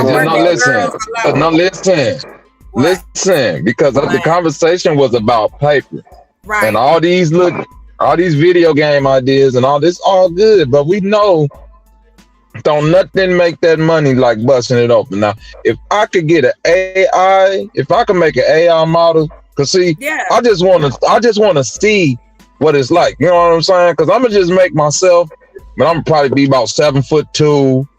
They like it. 350 something. You know what I'm saying? All that. And we could collab on some scenes, Chocolate, and we ain't even gotta ever meet each other. Ain't that cool? You know, I mean, and that is the truth though. I don't want your wife wouldn't be upset if you was AI. Why would she be upset? And it's a cartoon. I'm just saying, I don't know. I'm just asking. It's a cartoon. Hey, a lot of people, we just was talking about that, Bobby. Some people marry these anime women. They be in love with the AI. That's crazy. If you marry my anime character, goddamn it, you gotta pay me alimony. You gotta pay the real person. All right, here's what I will show you. I can show you pictures of a few of my avatars that I made with AI. Now that's up to you. I ain't trying to. It ain't. Show the one that's twerking. No. Oh, but then I don't want to see nothing. Then I just take your word for it. Well, I don't have. The video is inappropriate, so I couldn't even show you if I wanted to. So there you go. All right, just send it to my Discord then, and I'll look at it. Huh? Let me get my mic. I would get you some instructions. I would tell you where to go. Now everybody got Discord now. I don't. You know what? I have Discord, but I had a Discord for probably like the past 4 years, Marley. Yeah, 4 or 5 years. I had Discord. I had Discord since 2020, 4 or 2023. I think it was. I think it was 2024. I think it was 2024. Yeah, I got Discord in like 20. Yeah, this Asian kid. That's when I was. Put me on.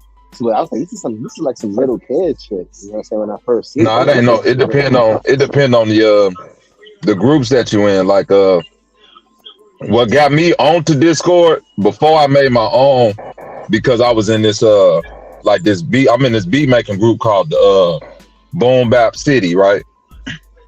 And basically all they do is like post samples, post different. Yeah, Boom Bap. No. I'm sorry. I said I was letting it work. I'm about to pull up. I'll pull it back up when it finishes. I thought you said I don't like that word. No, but that's basically what it was, Mark. I wasn't talking about you. Oh no, you good. You good, Chocolate. You good. Yeah, so that's basically all they do is they post samples, post their beats, different equipment, different websites where you can go get free sounds and shit like that. Like one of my little bros, he got a Discord page where all he do is get in there with people that want to mark up charts and do stock. And they get up early in the morning and they just get on there and like go through, like share their screen and show the stocks that they trade and the candle markup, what's good, what's not. That's all they do. So it's whatever you're looking for at the end of the day. You can get in there and be on some kiddie shit, or you can get in there and get with people that want to invest in stocks or Bitcoin and shit.